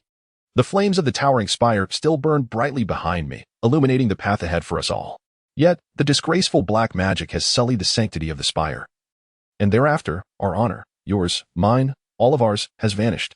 You may argue, Sir Darian, those terrifying undead are beyond our grasp. They are the gods' punishment for our disloyalty. But I must tell you, I must convey this message to you. In this world, there exists nothing more invaluable than life itself. It is your dignity, your honor, and your faith that are paramount. As long as the vile and malevolent linger like thick mud upon the soil of the Oldtown, our dignity remains in jeopardy. While your parents and brothers continue to be homeless, our honor is trampled beneath foot. As long as the sacred starry sanctuary stands besieged by such forces, our faith endures trials. Remember, you fight not solely for yourselves, but for your parents, your siblings, your children, and for the entire Oldtown. I, Darian of the Hightower family, shall bear the white tower banner upon a gray field, leading you, my most valiant warriors, into the fray. Should you witness my fall, do not cower, do not despair. Seize my sword, carry forth my will, and continue the battle. The radiance of the tower shall dispel all darkness and illuminate your path." With a resounding clang, the long sword was drawn, lifted high by Darian's right hand, its keen tip piercing the overcast sky. Opposite him stood 100 armored soldiers, raising their fists to strike fiercely upon their breastplates, their long swords clashing against their shields. The fervor for battle surged like never before. Upon the southern gate's battlements, 2 lords exchanged glances, taken aback by this revelation of Sir Darian. They had never known him to possess such fervor. They were certain this rallying cry was entirely spontaneous, without consultation. Moreover, he led the charge himself. By the 7 gods above, one could not help but recall a young man wielding a warhammer, invincible in battle. From over a decade ago, his name was Robert Baratheon.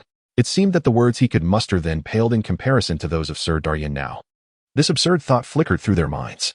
As Darian concluded his pre-battle address, he directly commanded the assembled soldiers outside the southern gate to advance towards Iron Street. "Soldiers, follow me," he called. 100 men were divided into 5 squads. 3 were tasked with eliminating potential threats on the streets and constructing a defensive line with available materials to protect their comrades assaulting the building. The remaining 2 squads, under the respective leadership of Darian and Clyson, chose 2 houses closest to the city wall on Iron Street, proceeding with utmost caution. This appeared to be a warehouse, filled with firewood and various debris. Among the 100 selected, nearly all were familiar with the area, being descendants of the Oldtown. Thus, Darian was aware of its original purpose before the assault commenced. Remember, do not show mercy. It has been so long that it is nearly impossible for any living souls to remain, and I trust you can discern the difference between the living and the dead. With this admonition, Darian kicked open the wooden door, stained with dried blood. As for himself, it was far less troublesome. Under the gaze of magical insight, the distinction between the living and the deceased tainted by dark sorcery was stark. With a resounding thud, Darian kicked open the ajar wooden door, and the familiar terrain of the Oldtown led his comrades swiftly inside. The dim environment necessitated a cautious search. "Light it up, quickly." "There, it's lit, damn it." Someone asked there. "No, not a person. Be careful. They're coming." The moment the storeroom was illuminated, Darian, who had just stepped inside and sensed something amiss, barely had time to issue a warning before the revealed undead launched their assault. Fortunately, these individuals had encountered the undead before and were well prepared for a sudden ambush. Thus, while their shouts echoed loudly, their actions were swift. The shield bearers led the charge, their heavy shields effectively absorbing the impact of the two undead attackers. Compared to these once civilians, their physical advantage was evident, as the soldiers were well fed by their families. Consequently, after withstanding the initial assault, the spear wielders and sword and shield soldiers swiftly dispatched the two foes. A victorious first battle. Chapter 70. The battle for recapture begins while Darian's side celebrated their triumph. Clizin faced complications. Their chosen target for offense was a tavern, not the kind associated with elegance, but rather a humble establishment where a blacksmith and his apprentices would unwind with a drink, occasionally attempting to charm the low-cut serving girls. Logically, the layout of this place was not particularly intricate, posing little challenge. However, when Clizin charged in at the forefront, he was taken aback to find 6 or 7 undead occupying the small tavern. They hid behind overturned benches and tables, and with no lighting. Even the torches provided little clarity. As if that weren't enough, amidst the chaos, one undead lunged at a soldier, who, in retreat, inadvertently collided with another undead trying to pry off his helmet, sending them both crashing into the tavern's central support column. The sickening sound of splintering would alerted Clizin to the imminent danger, prompting him to call for his soldiers to disengage and retreat. As Darian's chief guard, Clizin was seasoned in battle. The recent skirmishes had honed his composure in crisis. With a swift thrust, he dispatched the undead that was grappling with the armored soldier and yanked the unfortunate fellow towards the exit. Just as they escaped, the center of the tavern collapsed. Dust and debris enveloped the soldiers, leaving them momentarily stunned. Damn it, I warned old Porter long ago that this dilapidated tavern needed renovations. Clizin overheard someone mutter beside him.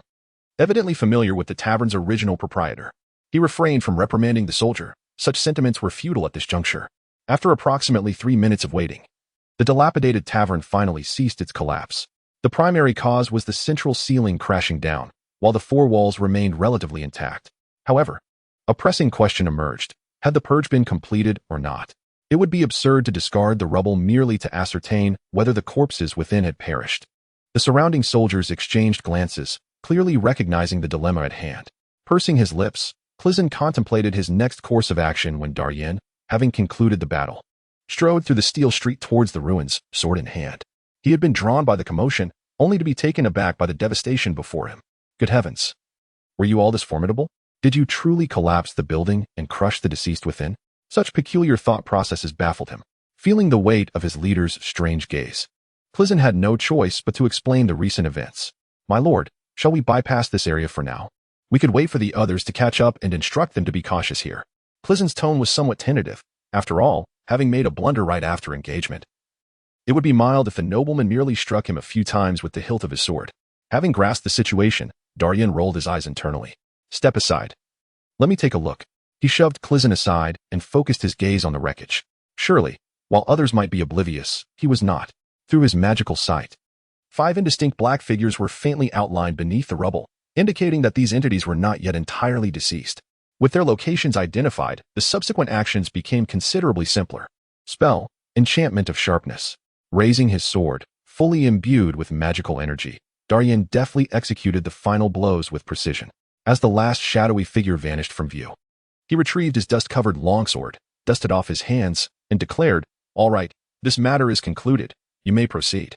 Is that all there is to it? How can Lord Darian be so certain? Clizin and his soldiers exchanged glances, then turned to inspect the sword hilt smeared with dark blood, instinctively feeling that their leader's assertion held truth. After a moment of silence, before Darian's gaze fell upon him, Clizin gestured for the troops, stating, "Let us move on, warriors. We must avoid further complications this time." Yes, yes, the soldiers replied hastily, fully aware that the crux of the situation lay in their failure, which necessitated their superior to clean up after them. Having resolved matters in this vicinity, Darian continued leading his squad towards the next building. The locations they had cleared would be occupied by soldiers arriving behind them, as it was imperative, otherwise. Leaving after a purge would render it ineffective due to the concealment of the deceased. This cannot be permitted, for this area serves as their stronghold in the ensuing conflicts. It is untenable for supplies transported from the walls to the front lines to be constantly besieged by the specter of death. What then is the purpose of organizing this extermination operation? In this offensive, remember to illuminate the room before advancing. We must learn from the experiences of our counterparts in Clizin. At the entrance of a semi-open blacksmith's workshop, Darian cautioned his soldiers. Subsequently, the heavy shield bearers began their advance. Quickly, light the torches. No rush. Make sure it's done properly. 1, 2, 3. Be cautious. They are over there. Raise shields. Prepare for defense. Bang. I struck him. Quickly, sever his head. Silence. Hold your spear steady.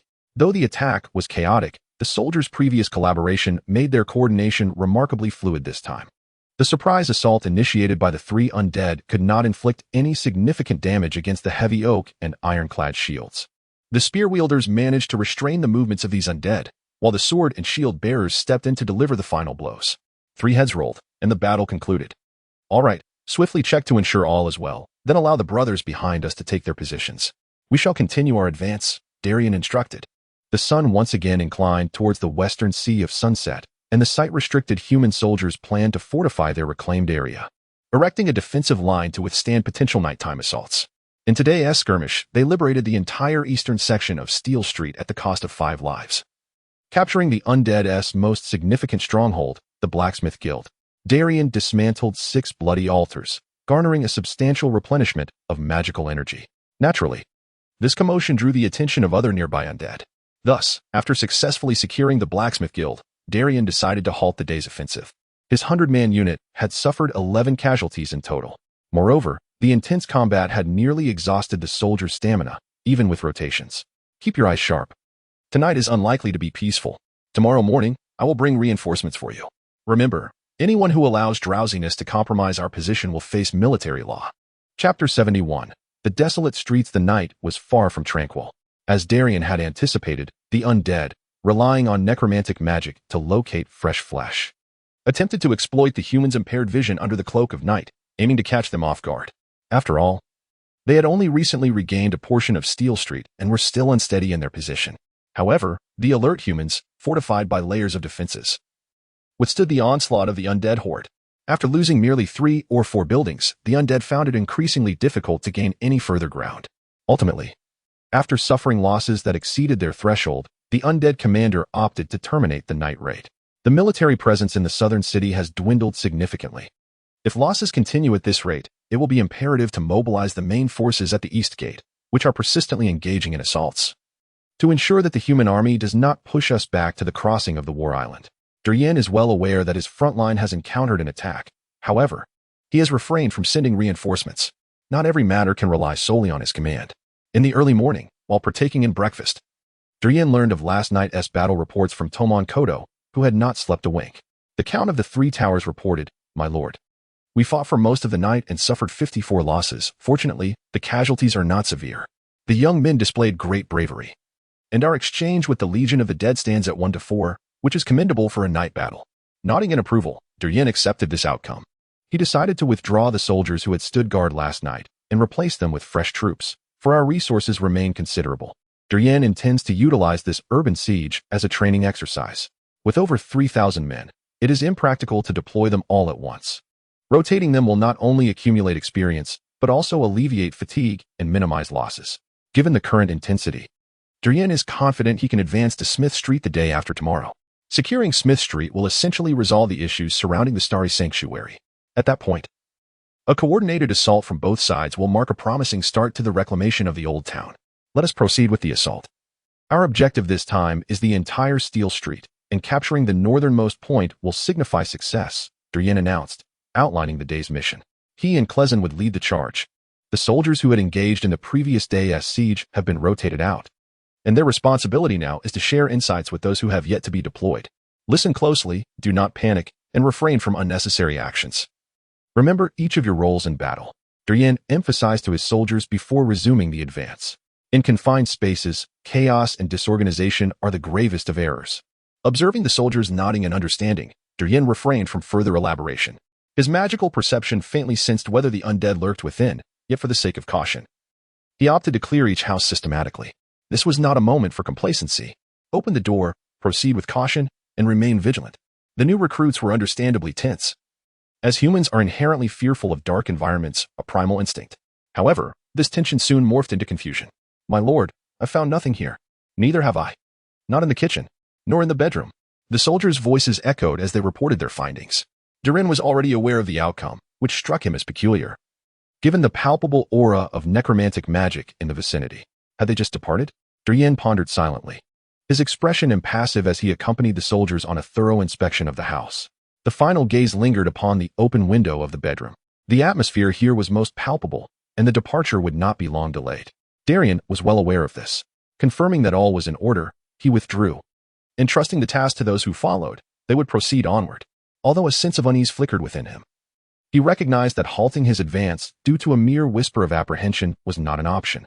Beller was drawing fire on his behalf, and he could not betray such goodwill. After regrouping, the soldiers exited the dwelling. However, upon their emergence, Darian was met with the sight of Creason, who stood perplexed on the opposite side of the street, moving in tandem with him. Upon seeing Darian, he crossed the central expanse of Steel Street in a few swift strides. "My lord, there were no casualties on our side, not a single one." Darian furrowed his brow slightly. It was important to note that during yesterday's battle, the dead had left a significant presence behind every door, each house fiercely contested by his forces. Yet today, as both armies launched simultaneous assaults, they encountered not a single corpse. Such anomalies certainly hinted at something amiss. The scent of necromancy lingered heavily in the air, unmistakably recent, and the metallic tang of last night's skirmish had yet to dissipate. What could account for this peculiar retreat? Was it a means of self-deception? Darian could not ascertain, but he was certain it boded ill. He would prefer to confront a mindless beast rather than a cunning adversary. "I share your concerns. Exercise caution and report any developments immediately." "Rest assured, my lord," Creason replied, invigorated. However, the elation from reclaiming each dwelling soon evaporated.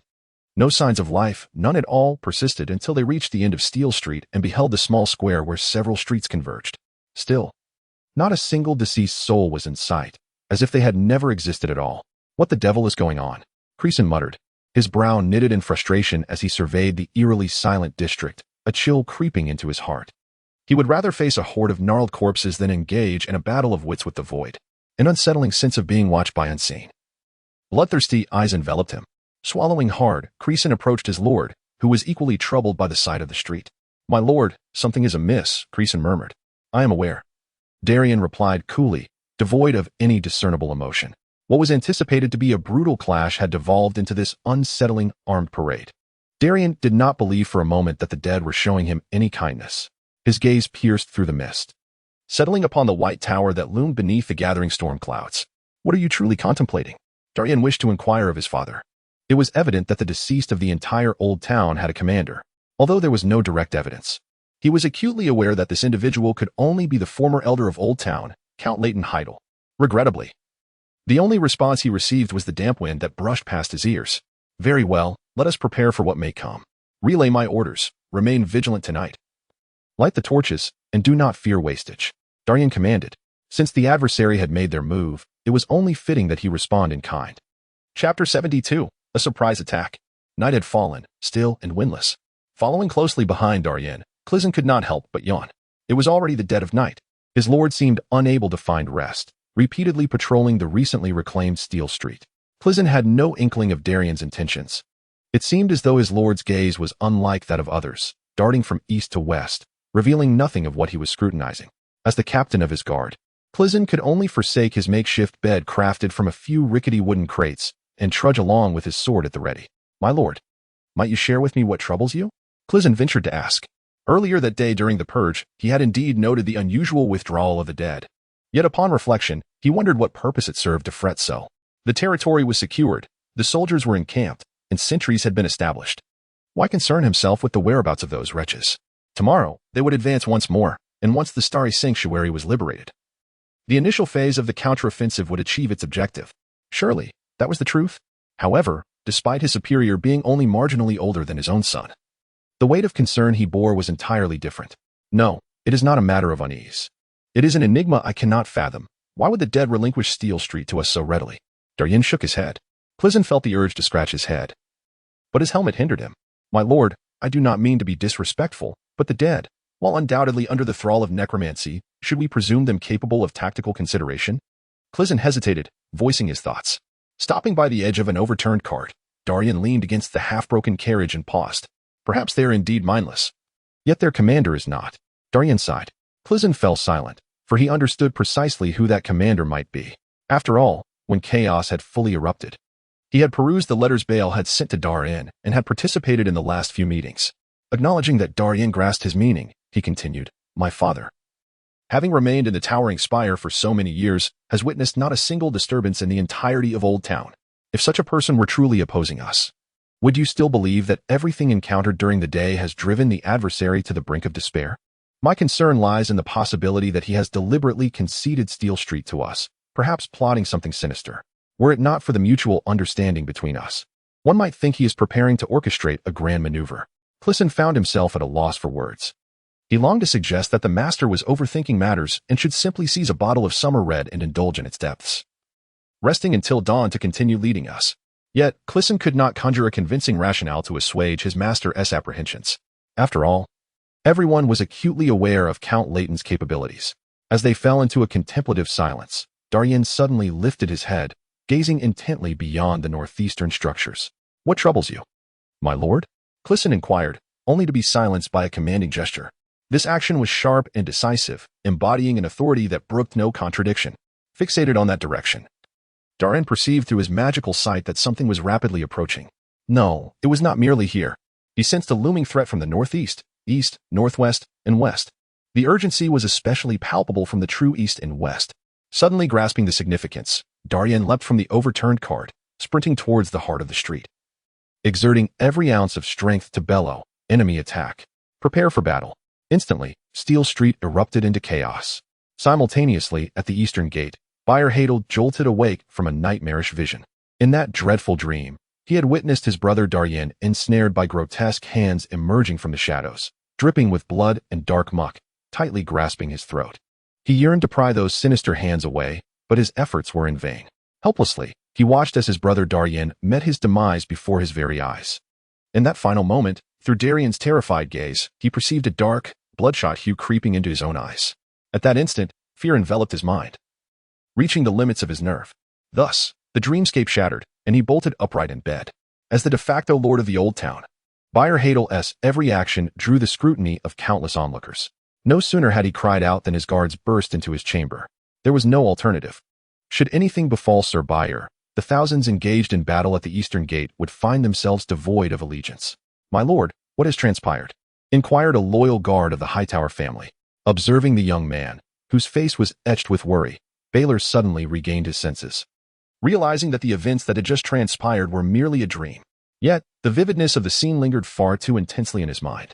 Unable to shake off his concerns, Baylor Hightower accepted a hastily offered cup of water from a maid and asked, "Is there any news from Sir Darian?" The guard was momentarily taken aback, struggling to comprehend the abrupt shift. After a brief pause, he understood whom Sir Baylor was inquiring about. He shook his head and replied softly, "No, the latest word from Sir Darian is that he has secured the southern gate, instructing us not to worry." Nodding in response, Baylor felt a slight sense of reassurance as he gazed through the window at the old town, with its layers of houses silhouetted against the night. "May the gods protect you, Darian," he whispered in prayer. "Quick, everyone, those who can hear me, gather around, swiftly." Unbeknownst to him, his brother's ethereal prayer went unheard. As Darian was now drenched in sweat, sword in hand, his voice hoarse from the exertion, he had never anticipated, nor could he have imagined, that this legion of the undead would present him with such a formidable challenge in the dead of night. Their strategy was cunning. They had deliberately launched a nocturnal assault the previous evening, leaving a trail of corpses in their hasty retreat, thereby instilling a false sense of security among the humans regarding night combat. By executing a bold daytime withdrawal, they forced Darian's forces to take shelter in recently acquired residences, stretching their ranks thin. As darkness fell, the true onslaught quietly approached. The undead surged from the unreclaimed sectors on either side, launching a relentless, all-out assault on the very center of Steel Street, which constituted the midsection of Darian's forces. They executed a pincer maneuver with astonishing precision. Chapter 73, Blood Battle. The movements of the undead were swift. As Darian caught a whiff of the impending doom and began to alert his troops, the vanguard of the corpse tide was already upon them. Simultaneously, the sentries stationed at the outskirts detected the menacing approach. The soldiers, seizing any objects at hand that could produce sound, frantically warned their comrades in other positions, given that the defense was comprised of individual residential strongholds. When the overwhelming tide of corpses surged forth, there were scarcely any effective means of resistance, save for the few arrows ignited and shot into the fray. It was akin to a black tidal wave crashing upon isolated islands. The brutal melee erupted instantly. Quick! Notify Tomon Kodo at the city wall, instructing him to bring his men for immediate reinforcement. Tell him that upon arrival, he need not seek me out. He should establish a defensive position in the midsection of Steel Street, centering around the Blacksmith's Guild. We absolutely cannot allow our defenses to be severed in half. Otherwise, the soldiers in the northern district will face the peril of complete encirclement. The soldier, receiving the command, did not dare to delay for a moment and dashed back with urgency. At this moment, Crizin awakened to the realization, "My lord, this has been meticulously planned. We must withdraw the soldiers from the north to the south." Darian cast a cold glance at him and replied, "To retreat now would mean forcing them out of the shelter of their homes and into the streets to face the oncoming tide of death head-on. Are you eager for their demise to come more swiftly?" Ignoring the bewildered Crizin, Darian sprinted towards the backyard of the Blacksmith's Guild, where his trusty black steed, Eos, awaited him. The perceptive stableman had already freed the reins, and Darian swiftly mounted his horse before the horde could surge into the northern streets. He had to deliver his orders. The sound of hooves thundered as Darian's voice resonated through the chaotic streets. "I am Darian Hightower, your commander. Now, heed my command. Hold your ground and fight until the last moment. I have already ordered Count Tomenberg to bring reinforcements. For the sake of our ultimate victory, continue to battle." Having relayed his orders, Darian turned his horse around. He needed to return to the Blacksmith's Guild to rally every available force and ensure that this crucial link between the north and south remained intact. They had to hold out until Tomon Kodoan arrived with reinforcements from the walls. Otherwise, all would be lost. While the southern segment of Steel Street and the wall defenders could potentially survive, losing the northern contingent would effectively strip Darian of any further offensive capability. After all, he could not disregard the soldiers' fear. Aside from those who had long lost their self-awareness as the undead, which army could witness 1/5 of their comrades slaughtered before their eyes without succumbing to dread? "My lord Darian, it is dangerous here. Please return to the walls immediately," spoke Brandon Kai. The Earl of Sunflower Hall wore a grave expression. This was not directed at Darian moments earlier. He had been reclining in a chair at the highest point of the Blacksmith's Guild. Upon hearing the cries, he had risen, only to see two massive black hands rushing towards him. Having been on the battlefield, he understood the peril of the situation. If Darian fell here, there would be no need to fight this battle. Enough of this. Stand with me to defend this position. Count Santera will be here with reinforcements soon. He firmly refused. They could not afford to lose this battle. Neither could their adversaries, thus marking this as the decisive confrontation. As his words echoed, the vanguard of the undead legion surged through the gaps between the buildings, spilling into the streets. Realizing that conservatism would equate to courting his own demise, Darian opted to unleash his full power. Spell, Blade of Sharpness, activated. My magical energy is fully channeled. Spell, Gift of Guards the Green Hand, activated. All filth shall not approach. The magnitude of magic summoned was so great that even the ordinary Brandon Kai could perceive the faint glow of the spell. "Do not inquire now. I shall explain later." Casting a glance at the astonished Viscount Yanghuiting, Darian spoke calmly. A torrent of words was lodged in Brandon Key's throat, leaving him in a state of discomfort. Then, he observed Sir Darian stepping onto the street. Nearby, the undead, who had been besieging the civilian houses, suddenly ceased their actions. In unison, they turned their heads, their eyes, filled with dark veins, blankly fixated on the young man standing at the center of the street. The thought that a dangerous enemy must be eradicated flickered through their minds, akin to a poorly tuned radio transmitting fragmented signals. Thus, the core of the necromantic magic that drove them executed the command. The nearest undead launched an assault, attempting to kill this individual by exploiting the blind spot behind Darian's back. However, all of this was mere folly in the face of magical perception. In the instant the creature lunged, Darian pivoted, his magically enchanted sword raised high. With a crisp crack, what seemed a light stroke cleaved half of the foe's body away. Bone and flesh shattered, dark blood splattered, and the necromantic magic could no longer sustain itself within this mangled corpse. A faint stream of magical energy returned, a feedback from the necromancy that had been devoured, just enough to serve as a supplement for maintaining these two spells. Darian mused. Realizing that this young human was effortlessly slaughtering them, the undead grew cautious. Yet, the insatiable thirst for flesh and the relentless commands compelled them to surge forward with a roar. "Hurry, follow me." Brandon Key, panic-stricken, had not anticipated Darian's reckless behavior. Witnessing the chaos of severed limbs and the encroaching tide of corpses, he gritted his teeth and called to the nearby soldiers to join the fray. With a swing of his sword that sent a head flying, Darian glanced at Brandon Key's bewildered expression. "What are you doing?" However, there was no time for such inquiries. The entire Iron Street had transformed into a butcher's yard. Darian's choice could hardly be deemed wrong, for the most crucial task at hand was to secure the central thoroughfare, preventing it from being cleaved in two by the pincers of the assault. Too many. Too many. Blood flew in all directions. For the Oldtown, we must hold steadfast. There must be a way. Look out, over there. 3 more are charging at us. Damn it, where's my sword? Help, help. Cut down that ghoul gnawing on Brian. The cacophony of cries echoed through the street, as everyone became lost in the fervor of battle. Only the victors would emerge alive from this place. Chapter 74, Triumph. Within the Oldtown, the war between the living and the dead seemed to reach a climactic peak in an instant. Without any forewarning, the already grim battlefield at the Eastern Gate has now been subjected to an almost hysterical full-scale assault.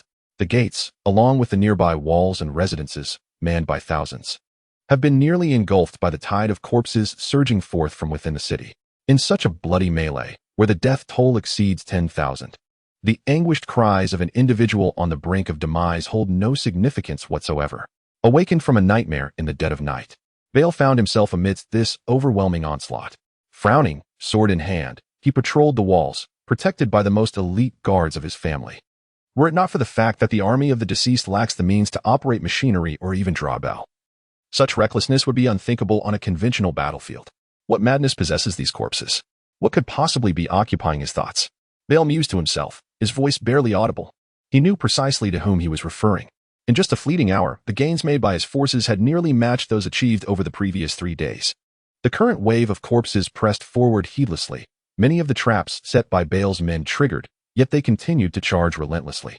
The previously methodical assaults had vanished, as if a new commander had taken charge. However, Bale was acutely aware that his father remained atop the high tower, coldly observing him. He harbored no concerns about the integrity of his defenses, yet he could not fathom his father's intentions. Lost in thought, Bale's gaze fell upon a particularly conspicuous figure amidst the tide of corpses, a rider atop a horse. He recognized the individual, sharing the same surname as himself, a distant relative of the family.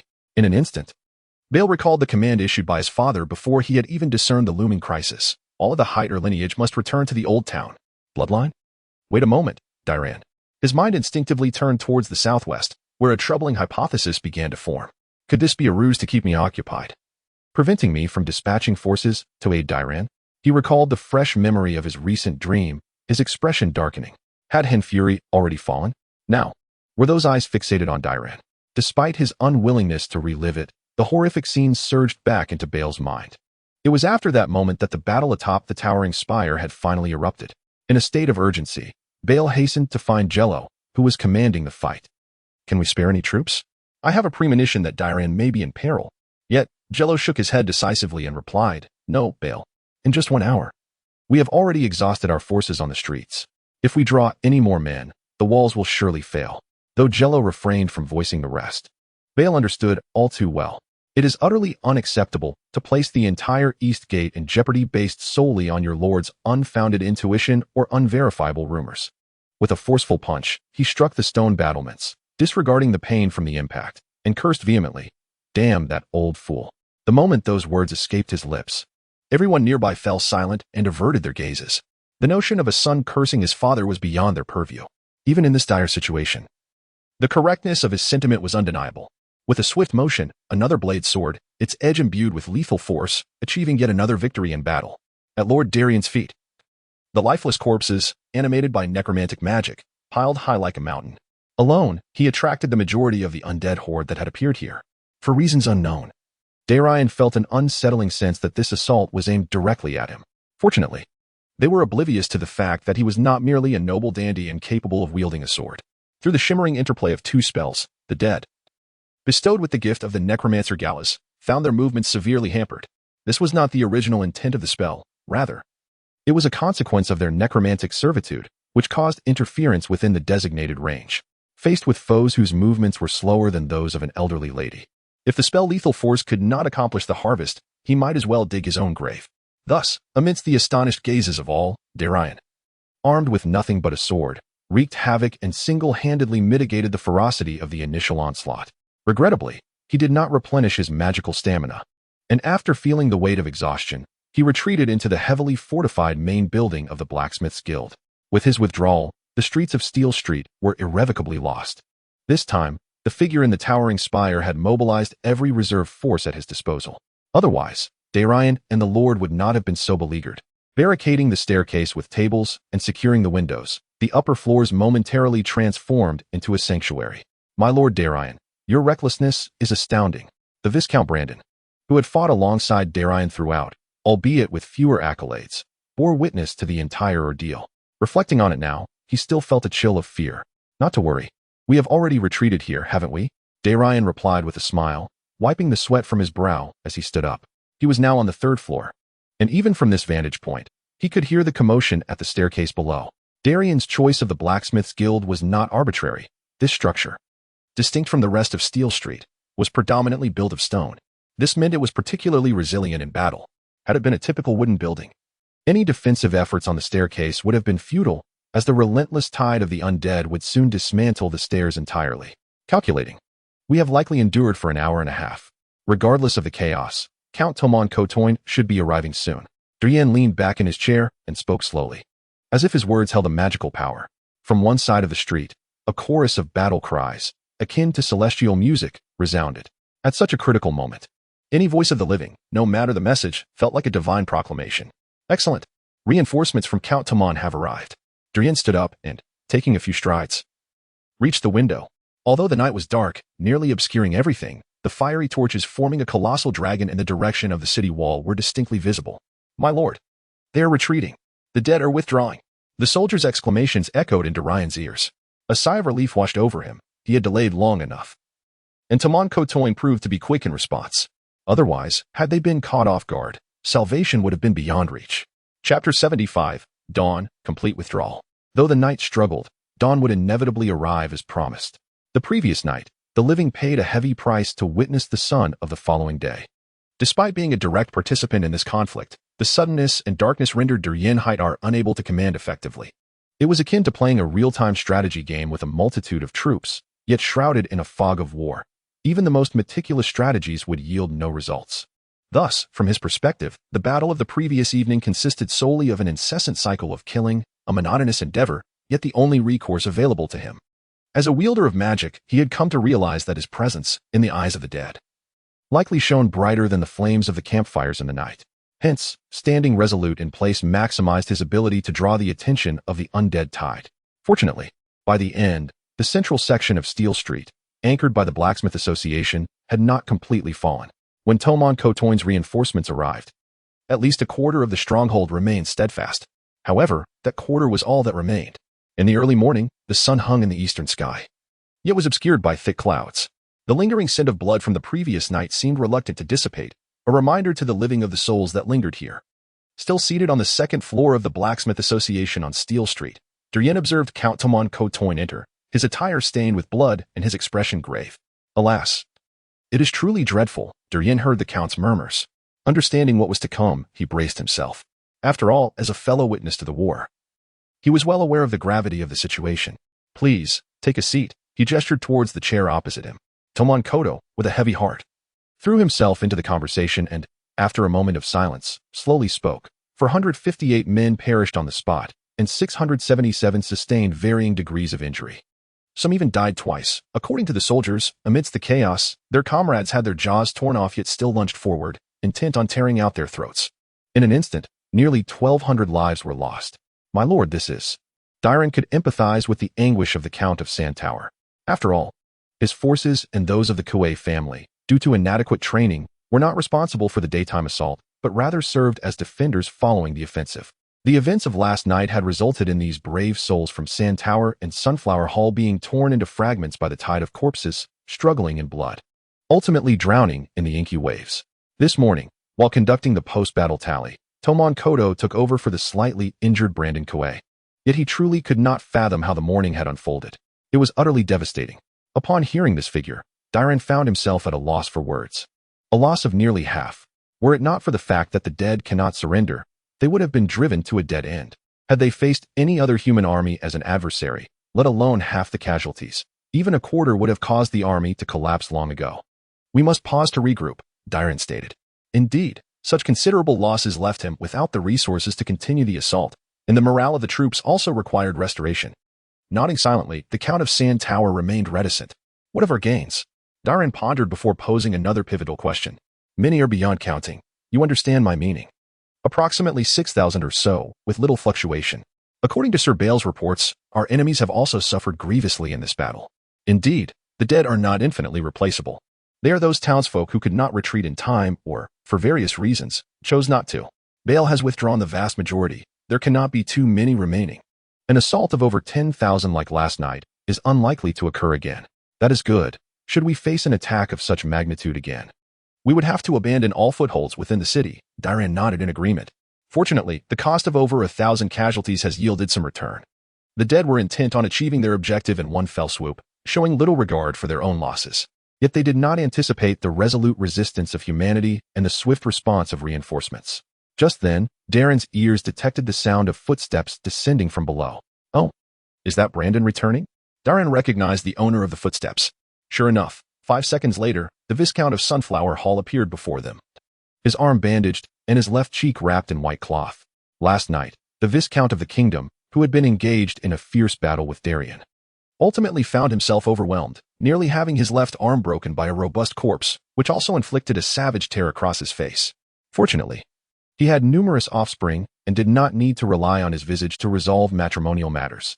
Initially, Darian had arranged for him to rest at the rear, but unexpectedly, he returned. What troubles you, my dear Viscount? Are the ladies at the rear insufficient in their ministrations? Darian jested, wishing to alleviate the oppressive atmosphere. Having long surpassed the awkwardness of youthful teasing, Brandon K. He chuckled before articulating his purpose. My lord, we have just encountered members of the church. Darian, taken aback by this revelation, momentarily lost his composure. The church?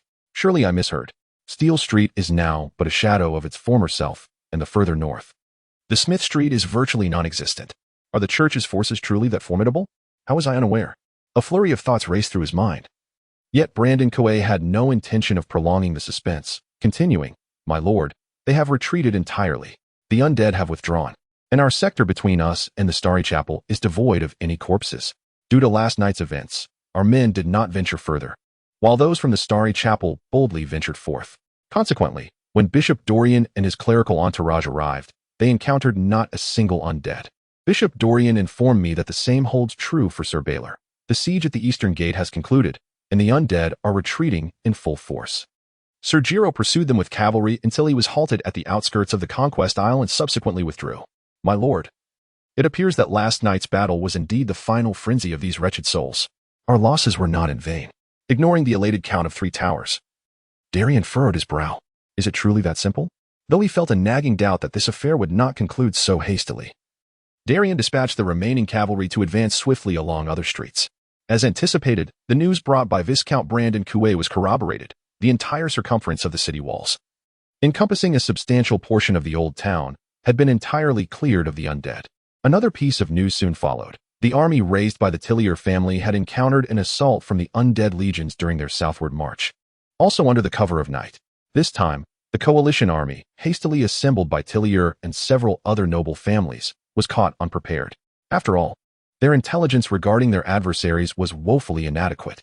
The unfortunate southern forces had not anticipated a systematic attack on their own territory, and they had not even constructed basic fortifications for their encampments. Only the battle-hardened Count Landodal, enduring the scorn of his fellow nobles, forcefully commanded his troops to construct a rudimentary wooden barricade.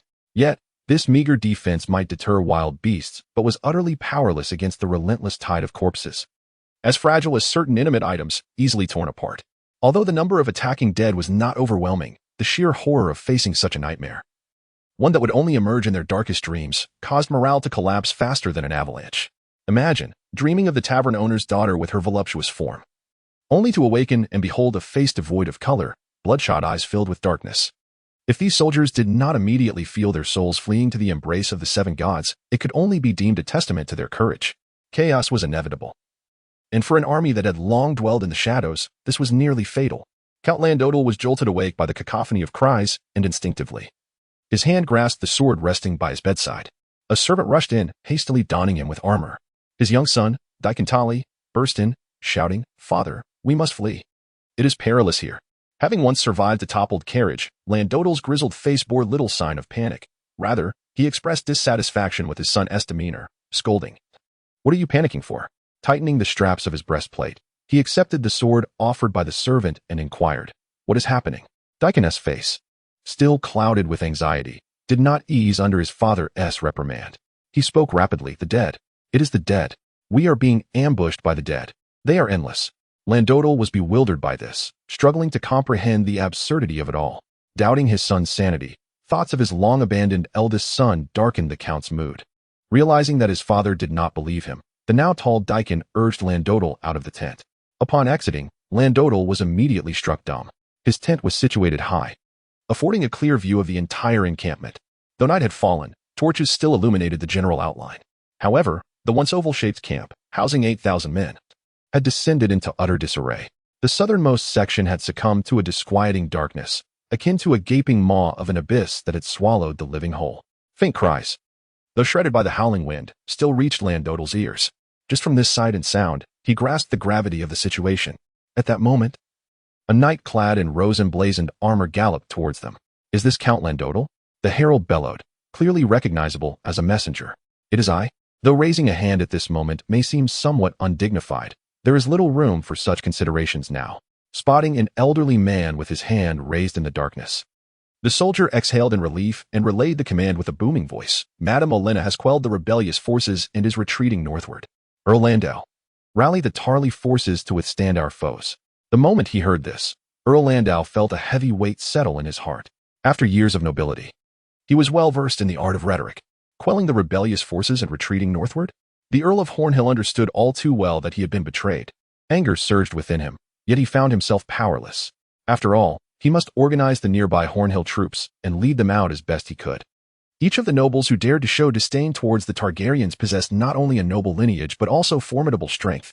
Otherwise, mere bloodline would leave them vulnerable to their daughters being seduced and their sons meeting untimely ends. The sordid affairs of usurping bloodlines and making proclamations have transpired countless times throughout history. Returning to Earl Landau, upon realizing the gravity of the situation, he hesitated not a moment and immediately commanded his attendant to fetch his horse, calling to the soldiers scattered nearby. "Raise my banner, light torches around us, and shout my name. Let all Hornhill soldiers know my location." The Earl made his arrangements, which indeed proved effective. Soon, under the not-so-clear yet sufficiently large banner of the huntsman, a multitude of Hornhill soldiers gathered. However, Earl Landau's spirits did not lift, for the true enemy was swiftly approaching alongside the fleeing soldiers. The dead were not confined to the city, although the population outside the walls was far fewer than within. In these past few days, the living, lacking adequate protection, had become a terrifying force in their own right. "Damn it, form a defensive line.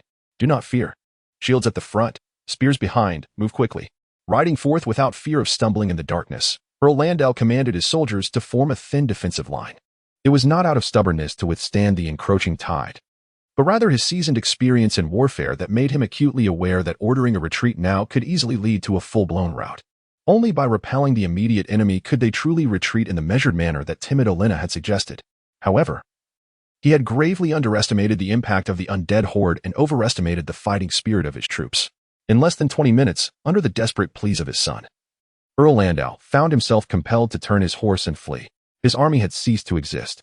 Behind Earl Landau lay the Tarly family, the Targaryens, and the desperate cries of soldiers from other great families converging upon them. As the nobles Olenna Redwine and Landau fled, they could carry away only a fraction of their retinue. The fate of the remaining individuals, beneath that ominous tide, has long been sealed. They are mere sustenance.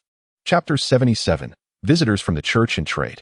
What misfortune has befallen the fools of the High Court? After listening to the report from the Viscount of Sunflower Hall regarding the outcome of that war, Darian found himself at a loss for words to express his disdain for these imbeciles. What transpired in Oldtown was completely unknown to them, yet they boldly marched southward as though courting death. Now, the aftermath of the battle has claimed over 5,000 lives. Is this not a source of trouble for me? Once again, he scorned the Rose family's unreliability on the battlefield, realizing that one person's incompetence could indeed bring down the entire team. Brandon Coué was well informed because the site of the battle was not far from Oldtown. In the chaos, the panicked troops fled wildly, some of them inadvertently running into the northern garrison established by Bale, where they were captured and subsequently revealed the full extent of the situation. The silver lining was that, for the time being, we need not concern ourselves with the northern neighbors causing us strife. Darian rubbed his temples in frustration, sighed, and continued. The bad news is that Aside from our own forces, we can utterly despair of receiving any reinforcements. The Count of Three Towers, seated across from him, let out a derisive laugh, expressing his contempt. I never expected these feeble roses to accomplish anything. Despite their numbers, they are utterly useless. Indeed, in the southern territories, it was customary to denounce the Dornish as scoundrels and ridicule Tyler as a wastrel. Everyone had grown accustomed to it, waving his hand dismissively, signaling that it was unnecessary to waste time on their account. Darian shifted his inquiry. Are the evacuated residents safe? They must not come to any harm. Otherwise, the situation will collapse entirely. The Viscount of Sunflower Hall had evidently inquired about this matter with the church and nodded in affirmation. They are safe. That location is a very concealed valley with only one narrow path for ingress and egress, while the rest are sheer cliffs. Lord Bale has indeed chosen a prime spot. That is well. We need not worry about them. Darian then asked, where are the church representatives? Bring them to me. Brandon Coué paused for a moment, clearly realizing that his superior had forgotten what he had just mentioned. With a hint of resignation in his tone, he murmured, My lord, it is Bishop Drelian himself who has come. Are you certain you do not wish to meet him? Bishop Drelian. Yes, it seems Brandon Coué may have mentioned him earlier. Never mind. Surely he did not emphasize it sufficiently. It cannot be that my memory fails me. Darian reassured himself internally. The Archbishop of the Seven Gods Church is indeed of a higher standing than a mere knightly title. Moreover, he was not a legitimate heir like Bale. Brandon Coué's suggestion was not without merit. He should indeed meet with the bishop. Rising from his chair, Darian followed the Viscount of Sunflower Hall down to the first floor. Soon, he encountered the Bishop of the Seven, draped in a gray robe. However, to Darian's surprise, the subtle aura of magic surrounding the bishop seemed to be subdued. Bishop Darian, you appear unwell. Please allow me to escort you upstairs for some rest. At least there are cushions on the benches there. Darian observed the flicker of discomfort on the bishop's face and extended the invitation. Typically, one would engage in polite exchanges at this juncture. But perhaps due to his evident malaise, Bishop Darian nodded in agreement. Very well, then please lead the way. Thus, the group settled on the second floor. Darian noticed the bishop's gaze was fixed upon him, as if scrutinizing something. However, he soon averted his eyes and spoke, Gentlemen, I thank you for your valiant efforts at the southern gate. The church is well aware of your contributions and will strive alongside you for the reconstruction of Oldtown. Darian understood the underlying implication of this statement. The church was offering a reciprocal gesture for the Hightower family's preservation of vital ecclesiastical structures amidst the chaos, signaling a commitment to absolve the church for its turmoil. After all, outside the north, the faith of the Seven monopolized the information necessary for the everyday lives of the populace across Westeros. Lords would compel peasants to toil, while the clergy, though compensated, indeed propagated the doctrines of the Seven. Therefore, to mitigate the repercussions of this incident throughout the realm, they would need the aid of these clerics. Excellent. I eagerly await the church's forthcoming actions, Darian nodded. Yet, discussing such matters seemed premature. First, they must rid Oldtown of its impurities. Bishop Darian inquired, So, Sir Darian, do you have any plans? You can trust me. After all, you are a blessed of the Lord, he added, with a hint of implication. Pretending not to notice the underlying probing, Darian replied with a blank expression. I hope the church can organize a contingent to join us in our assault on the Isle of Conquest. As you have seen, our losses last night were considerable. Bishop Darian nodded slightly. A reasonable request. The hastily assembled army of Tiller has disbanded, and indeed, we must rely on ourselves. His gaze rested on Darian's face as he slowly continued. The cardinals, myself included, can serve at Hightower's behest during this war and in the subsequent recovery efforts. But in exchange, we must collectively address the source of this corruption. The Count of Three Towers and the Viscount of Sunflower Hall exchanged glances, their expressions shifting slightly. They understood that to address the corruption collectively would mean uprooting their family's final refuge. Once they obtained concrete evidence, how could the Hyder family avoid being subjugated by the church in the future? Such a concession is unacceptable. The two immediately sought to catch Darian's eye, attempting to communicate silently. However, Darian, gazing at the smiling Bishop Drelian, rested his palm on his chin, feeling the stubble of his youthful beard. This is illogical. The church would not engage in such thoughtless actions. If they were to proceed in this manner, it would compel the Hyder family, with their formidable forces, to undergo a literal and profound transformation from top to bottom. Therefore, the intent of Bishop Drelian must certainly not align with his spoken words. Yet, why is he speaking in riddles? Suddenly, Darian comprehended the church's true ambitions. Well, how grand are your aspirations? A sly smile curled at the corners of his mouth as he nodded. Very well, I accept, but your church must persuade Beeler. He raised his hand to silence the two nobles who were about to speak. Bishop Drelian softly replied, Rest assured, Sir Darian, under the watchful gaze of the seven gods. Someone is already attending to this matter. Chapter 78. Reorganizing the situation with a clearer understanding of the church's desires. Darian felt a sense of certainty. The strategies he had previously revealed had evidently captured their attention. They believed these were significant enough to serve as bargaining chips, unaware that in Darian's possession they were irreplaceable and could not be taken away. This, however, was fortuitous, allowing him to maintain an aura of mystery and thereby evade unnecessary complications. I shall convey your will to the other cardinals. When your forces and Lord Balor's converge, we shall naturally follow in your wake. Bishop Drillian had acquired what he sought from Darian and saw no reason to linger. He recognized that the people here required swift healing from the wounds inflicted by the recent conflict. His clergy would remain to assist, while he deemed it inappropriate to stay any longer. The divine power in this dark and corrupted atmosphere felt stifled. Each breath Drillian took was fraught with discomfort. He could not fathom why Darian, who bore an indescribable strength, could lead his troops through such a brutal battle. Did the bloodline of Hyder truly harbor some hidden power? He was uncertain, but such baseless conjectures were unnecessary for discussion at the Cardinal Assembly. In this sensitive period, they could not afford to err due to their own avarice regarding Hyder. After all, everyone was acutely aware of the grim fate that befell the last bishop who offended the Great Lord. This time, Darian remained steadfast. The church's armed forces must be disbanded immediately after the conflict, or else Hyder would turn their weapons against them. The phrase armed church is exceedingly sensitive. So much so that it provokes the lords across the seven kingdoms to the point of reaching for their swords and guns at the mere thought of it. Nevertheless, perhaps the revelations brought forth by Hyder could serve as an opportunity. Contemplating this, Bishop Darian departed from the southern gate controlled by Darian, as he had further duties to attend to.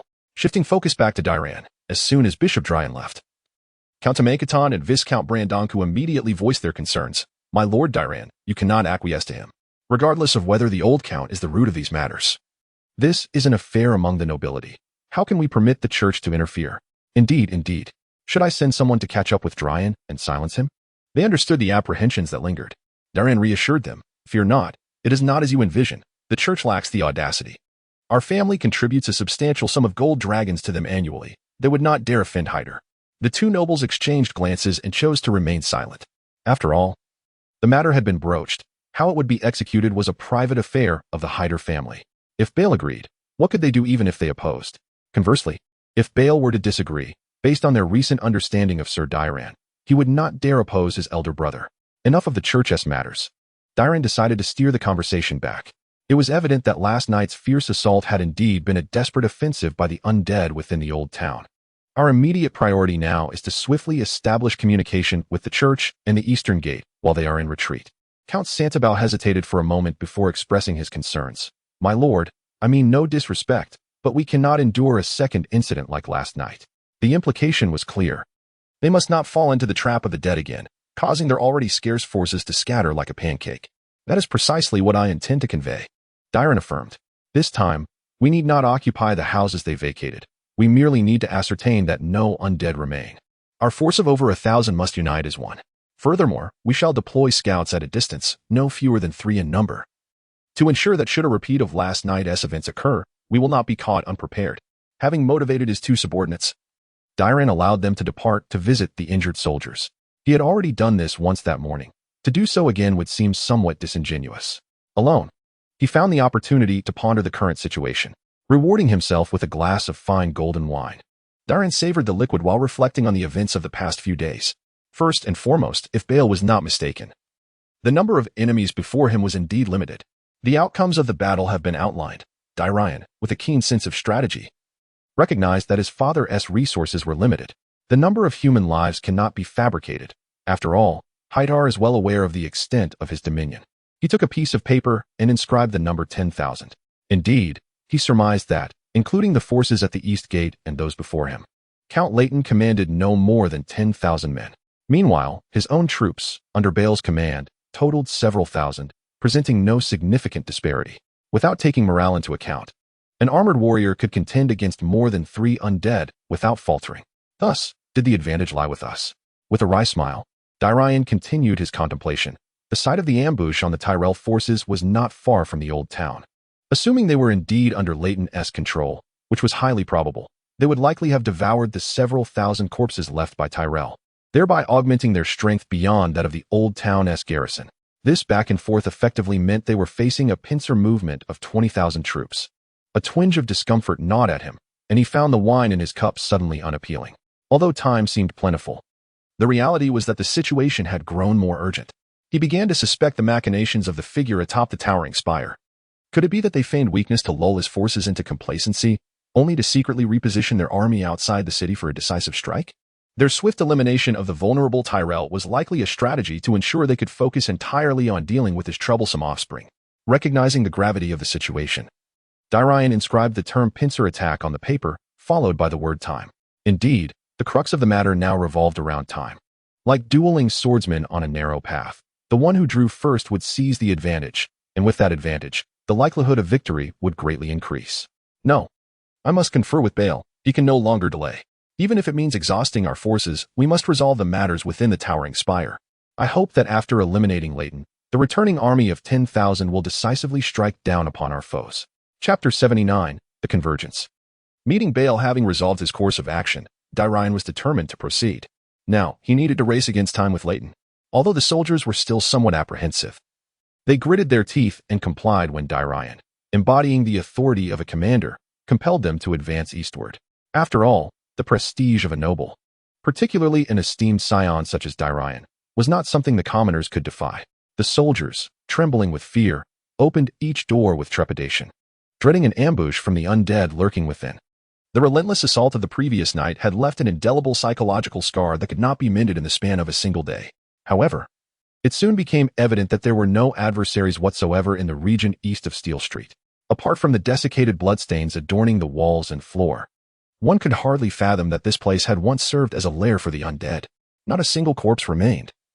For the army of the deceased had cleansed the ground with remarkable efficiency. Those unable to flee had inevitably joined their ranks. Upon realizing their safety, as the undead had indeed retreated, the soldiers' courage swelled, and their advance eastward quickened considerably. By the afternoon, the vanguard dispatched by Darian had successfully rendezvoused with the makeshift armed forces assembled by the church. In stark contrast to them, these ecclesiastical troops appeared rather shabby. Clad in ill-fitting leather armor and wielding an assortment of mismatched short swords and spears, as if the label of a ragtag militia were emblazoned upon their faces. Yet, such circumstances were understandable. After all, the various lords regarded the church with the same wariness as one would a thief. It was no small feat for the cardinals to unearth these supplies from their storerooms. It seemed that Bael had grasped the true intentions of these clerics. He was acutely aware that the church would never dare to meddle too deeply in the internal conflicts of the higher family. Faced with these lords, who had soldiers at their command, one misstep in allegiance could spell disaster, with the starry sanctuary looming under the watchful eyes of the Hider Guard. Observe. When the sanctuary caught fire, all the cardinals present at the meeting returned to the embrace of the seven gods. Was that not entirely reasonable? Given that there were hints of magic involved in this incident, the church had naturally turned its gaze toward this matter. After all, one must reap what one sows. News swiftly reached Darian. My lord, we have re-established communication with the starry sanctuary, and the intervening territory has been entirely reclaimed. He nodded in satisfaction. This further validated Darian's suspicions. Indeed, this retreat was yet another display of weakness. Otherwise, the undead, despite their lack of soldiers, would never have allowed the few human strongholds within the city to merge so easily. The difficulty of severing fingers differed vastly from that of breaking a clenched fist. And what of Bael? Any news from his end? The returning soldier perked up, responding loudly. Yes, my lord. The church has informed us that reinforcements at the east gate are nearly upon them. We have already spotted cavalry units that arrived ahead of us. They asked me to convey that Lord Bael urgently invites you to meet at the starry sanctuary. Narrowing his eyes slightly, Darian surmised that Bael's eagerness for a meeting likely indicated that they were on the same wavelength. The arrangement to convene at the starry sanctuary presumably aimed to delineate the church's role and entitlements in this war. This elder brother of his, having served as the de facto leader of the family for many years, still possessed a commendable level of acumen. Very well. I must trouble you once more to inform Baelor that I shall be arriving shortly. Additionally, instruct our troops to relinquish the majority of their control points and gather towards the starry cathedral. He turned to the injured Viscount of Sunflower Hall beside him. His tone grave. The southern gate's defense is entrusted to you. I shall leave you 200 men, including the wounded. Remember, should you come under attack, signal me immediately. Brandon Quit understood that further persuasion would be futile, thus he nodded solemnly. Indeed, my lord, I pledge to you that as long as I draw breath, the southern gate shall not fall.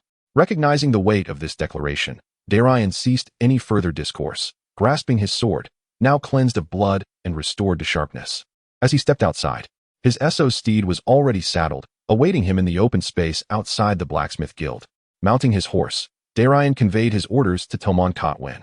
He would proceed to meet Baylor first, while the Count of Three Towers would gradually maneuver the remaining main forces to the periphery of the starry cathedral.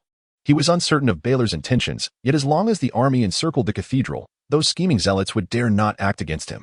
Otherwise, they would risk their own heads to test the sharpness of his sword. The warhorse, sensing its master's weight, began to stride forth.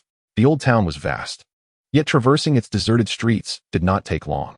Thus, before dusk, Darian beheld the true headquarters of the Holy See prior to the Conqueror's War, the starry cathedral. "My lord, behold our banner." The guard, Clezen, pointed to the gray flag emblazoned with a white tower, whispering to Darian, "It seems Baylor has arrived ahead of us. Splendid. It appears we shan't have to wait any longer." Darian pondered briefly and deduced the situation.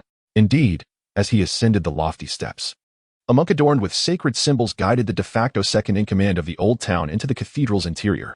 Darian had visited this place in his youth, though at the time he had little fondness for the multitude of zealots and thus paid little heed to his surroundings. Upon entering now, he could only lament the extent to which these scoundrels had siphoned wealth from every corner of Westeros.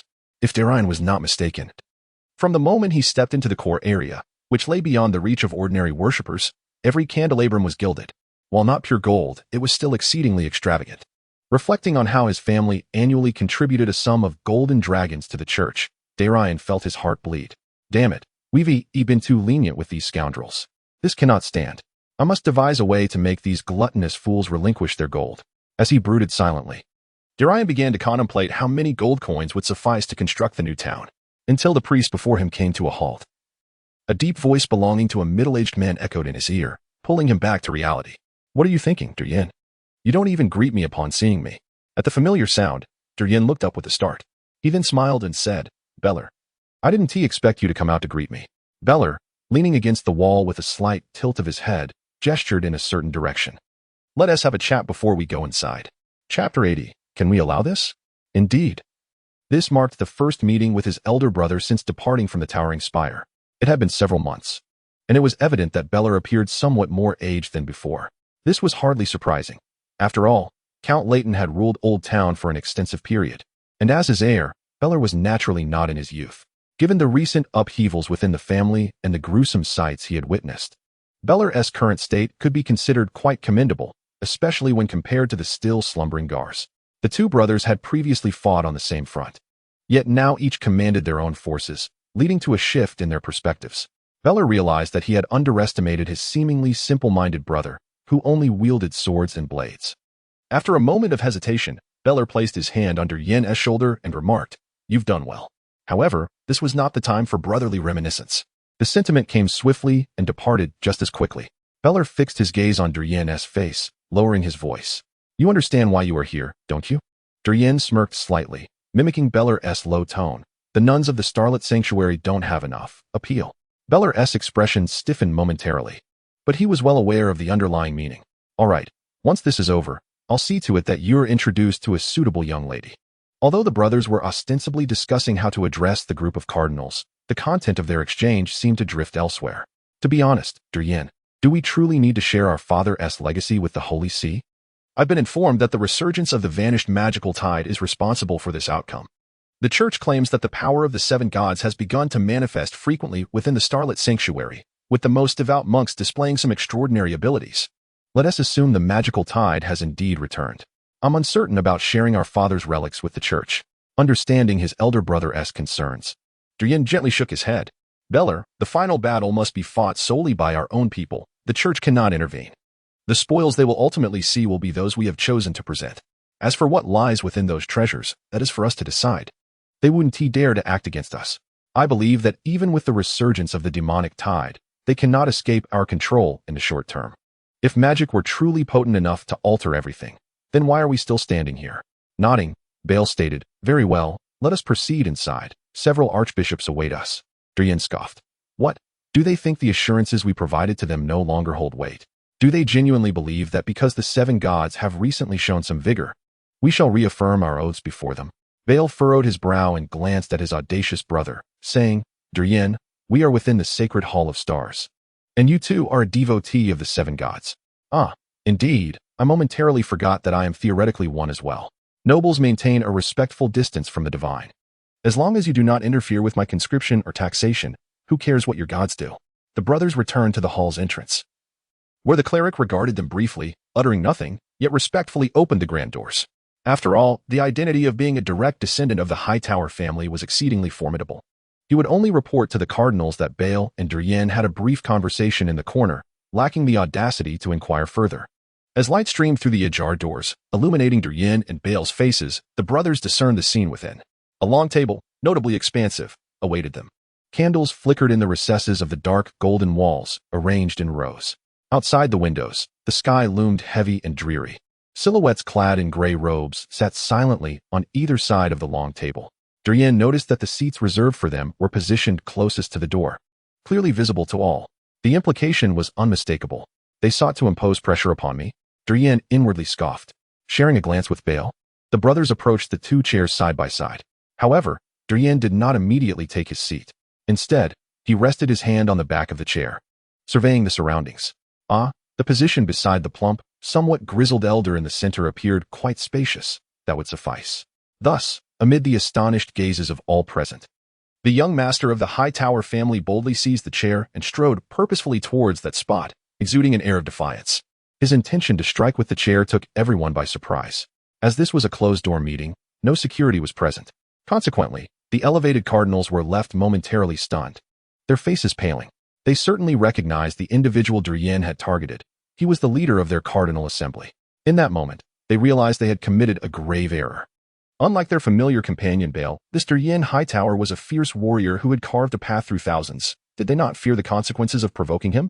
As Darian approached with a chair in hand, the chief archbishop of the conclave felt a tremor in his lips.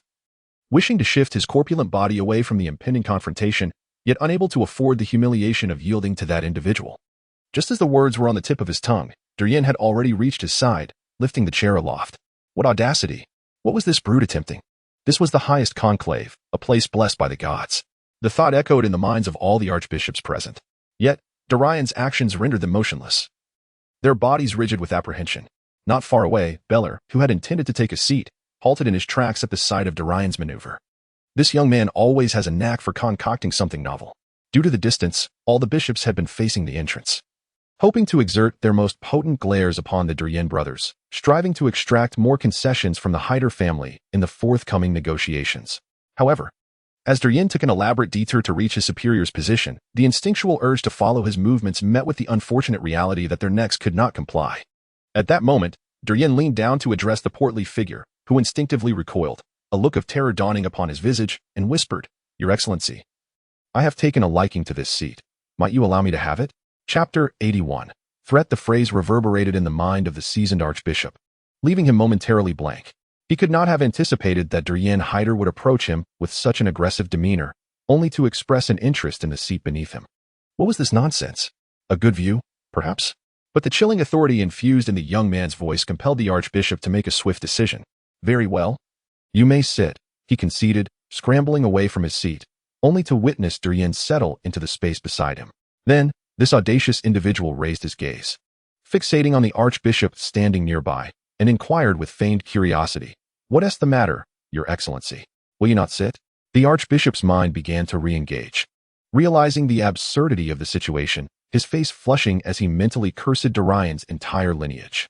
Nevertheless, under the scrutinizing gazes of the two Hightowers and the other cardinal archbishops, he could only maintain a stoic facade while remaining in a seat that had scarcely shifted.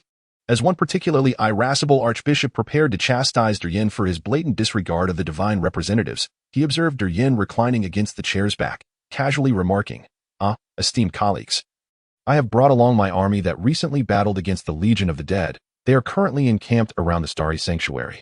Perhaps, after our meeting concludes, you might bestow your blessings upon these fine young men. The previously tranquil conference room suddenly became so silent that one could hear a pin drop. A threat. A stark and unambiguous threat. My soldiers are just outside the door. How many of you dared to confront me in such a manner? I silently cursed, thinking him a reckless fool. The archbishop's faces twitched, yet none dared to respond. At that moment, the prince, who had been reclining in his chair observing the spectacle, directly occupied the seat opposite Darian. He then seemingly attempted to diffuse the tension with the following words: "Gentlemen, my brother has perhaps spoken a bit too fervently. Blessings are unnecessary." The archbishop's expressions lightened momentarily, but the prince's next statement caused their faces to drain of color. "Ah, if the Holy See could spare a few golden dragons to comfort the soldiers who valiantly fight for the seven gods, allowing them to bask in their divine light, I am certain they would strive even harder in the forthcoming battles." Their emotions teetered on a roller coaster. The archbishops resembled cats whose tails had been stepped on. The wealth of the Holy See was their lifeblood. How could they distribute such riches to the ruffians serving the Hightower family? Some archbishops were on the verge of protesting when a cold, indifferent gaze silenced them. Acknowledging that continued discourse in this manner was futile, Bishop Darian, who had previously met with both the prince and Darian, spoke up. "As long as the Hightower family can assist the church in purging the filth from this land and trace its roots, then nothing is insurmountable." Ignoring the anxious expressions of his colleagues, he turned his attention to the prince. "Sir Belair, we can provide you with ample golden dragons and can dispatch a contingent of capable clerics to help secure your rear. However, since matters have reached this point, I believe there is no need for further subterfuge. To be forthright, the church is quite interested in the Hightower family's magical research over the years and hopes that, once this situation concludes, you could share with us knowledge commensurate with our assistance in these affairs. The church's armed forces will be disbanded immediately after the conflict, ensuring no troubles arise. I believe this proposal is rather suitable, wouldn't you agree?" Belair listened intently to Bishop Darian's words without offering any immediate response, instead directing his gaze towards Darian, who was comfortably leaning against his chair, appearing quite uneasy. This was not a sign of Belair lacking the resolve expected of a family heir. Rather, Darian now had a rightful place at the table. And whether or not he was his brother, he was deserving of Belair's attention. Aware that Belair was observing him, Darian nodded gently. For the entire Hightower family, this situation posed the least risk. The resurgence of the magical tide was not something everyone could truly exploit. The so-called knowledge of equivalence, no matter how it was articulated, ultimately reflected the church's interest in the value stemming from the necromancy unleashed in this eruption. After all, the ability to command the dead itself is a form of divine miracle. The seven gods, unified as one entity yet manifesting in seven distinct forms, include a figure seldom spoken of yet inescapably present, known as Murk. This deity is intrinsically linked to death. Consequently, one might ponder whether there exist other arcane powers within the grasp of mortals that could serve as divine miracles for the faithful. The church's ultimate desire is, in essence, to validate its own orthodoxy. The old gods of the north, the green seer, the shapeshifters, and the red god Rawler of the eastern Essos, whose apostles received divine revelations from flames, all possess distinct followers with peculiarities that set them apart. In stark contrast, the foremost belief system in Westeros, the faith of the Seven, is unable to present any tangible evidence of its divinity. Thus, it is not surprising that the church would issue such a demand.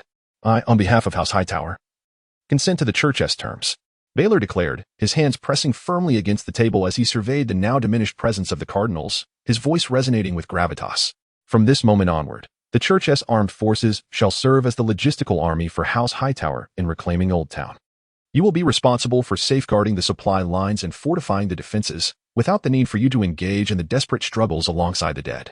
Darian interjected, "However, should I witness any negligence on your part that results in losses, I shall personally sever the heads of those responsible and display them at the city gates as a tribute to the souls of the departed."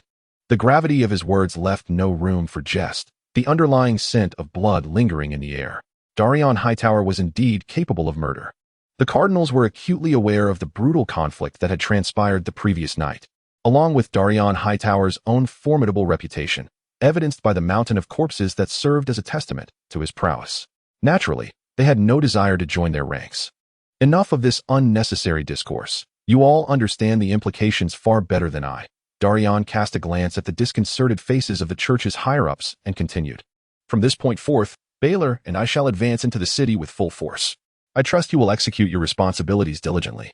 With that, he forcefully patted the shoulder of the stout cardinal beside him, rising as he exchanged a meaningful glance with Baylor. The stage was now set for the two brothers. Chapter 82. The Advance and Encirclement War knows no mercy. Following their agreement with the church, Darian and Baylor swiftly convened to assess the current situation. He noted that although his brother's understanding was not as profound as his own, he had nevertheless arrived at the conclusion that swift resolution was imperative. This was fortuitous. sparing Darian the effort of persuading Baylor. Otherwise, with just over 1,000 men at his disposal, no matter their fighting capabilities, he lacked the confidence to directly assault the towering citadel. In this age of technology, warfare, to a certain extent, cannot function without numbers. Fortunately, it appears that the Legion of the Dead has indeed retreated. Darian experienced the most tranquil night since his arrival in the Oldtown. The undead did not launch an assault. Only sporadic skirmishes broke the stillness, yet they stirred no significant turmoil. The soldiers endured the night with trepidation, ultimately witnessing the dawn of a new day. Early in the morning, Darian, under the escort of Chryson, returned to the encampment situated on the periphery of the Starry Sanctuary. In truth, yesterday, Darian had raised the tiger skin as a standard. His army was not yet fully assembled, only the vanguard cavalry had arrived, presenting a fayade of besieging the sanctuary. The infantry's march could not be hastened, as supplies still required transport.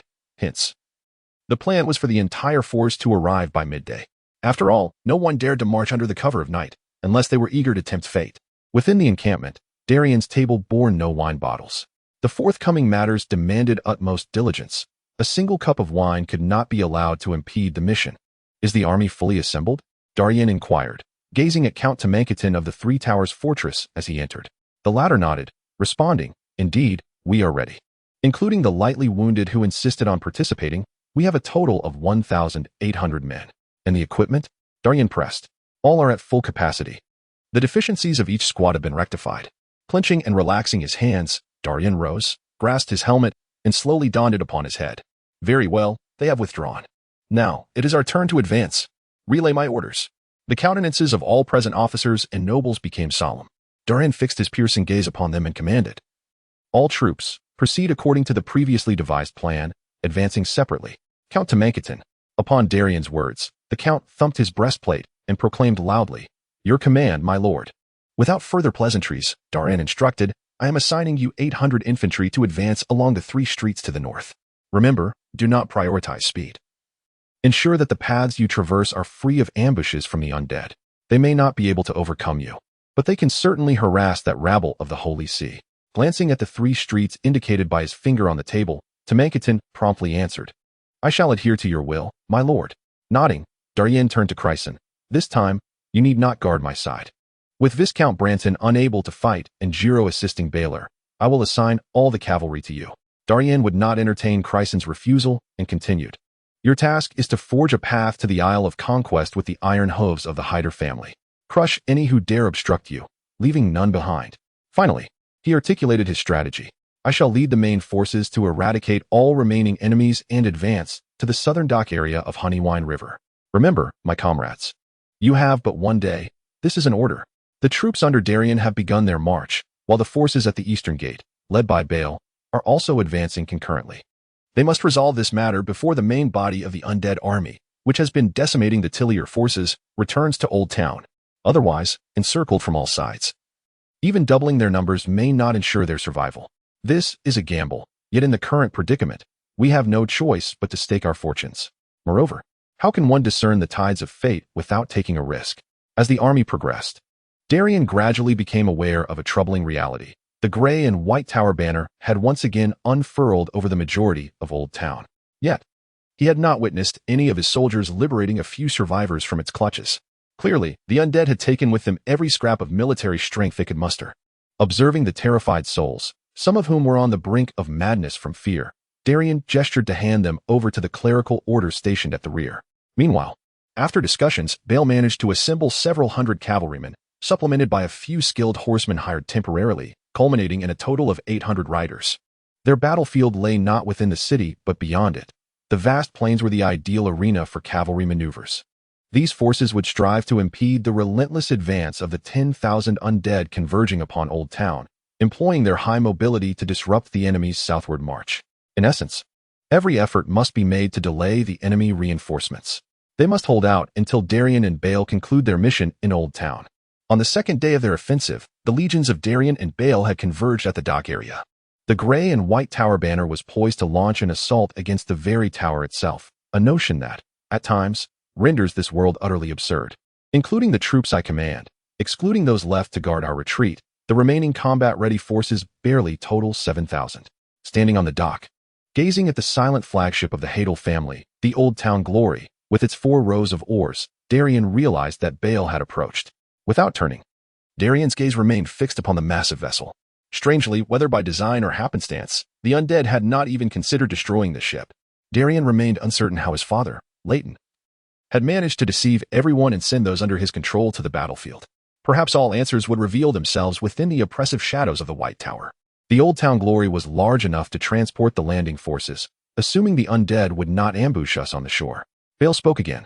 Darian let out a sigh, gesturing toward the island of conflict that lay across the narrow expanse of sea, and softly remarked, "I fear they will not comply with your wishes." Indeed, he was already aware of the whereabouts of the departed legions that had retreated. He also understood the reason behind the absence of the other Oldtown fleets from the harbor. The dead had somehow commandeered the ferries, transporting them all to the island of conflict. Furthermore, they had maneuvered other vessels to the island, leaving behind the Oldtown ship, the Glory.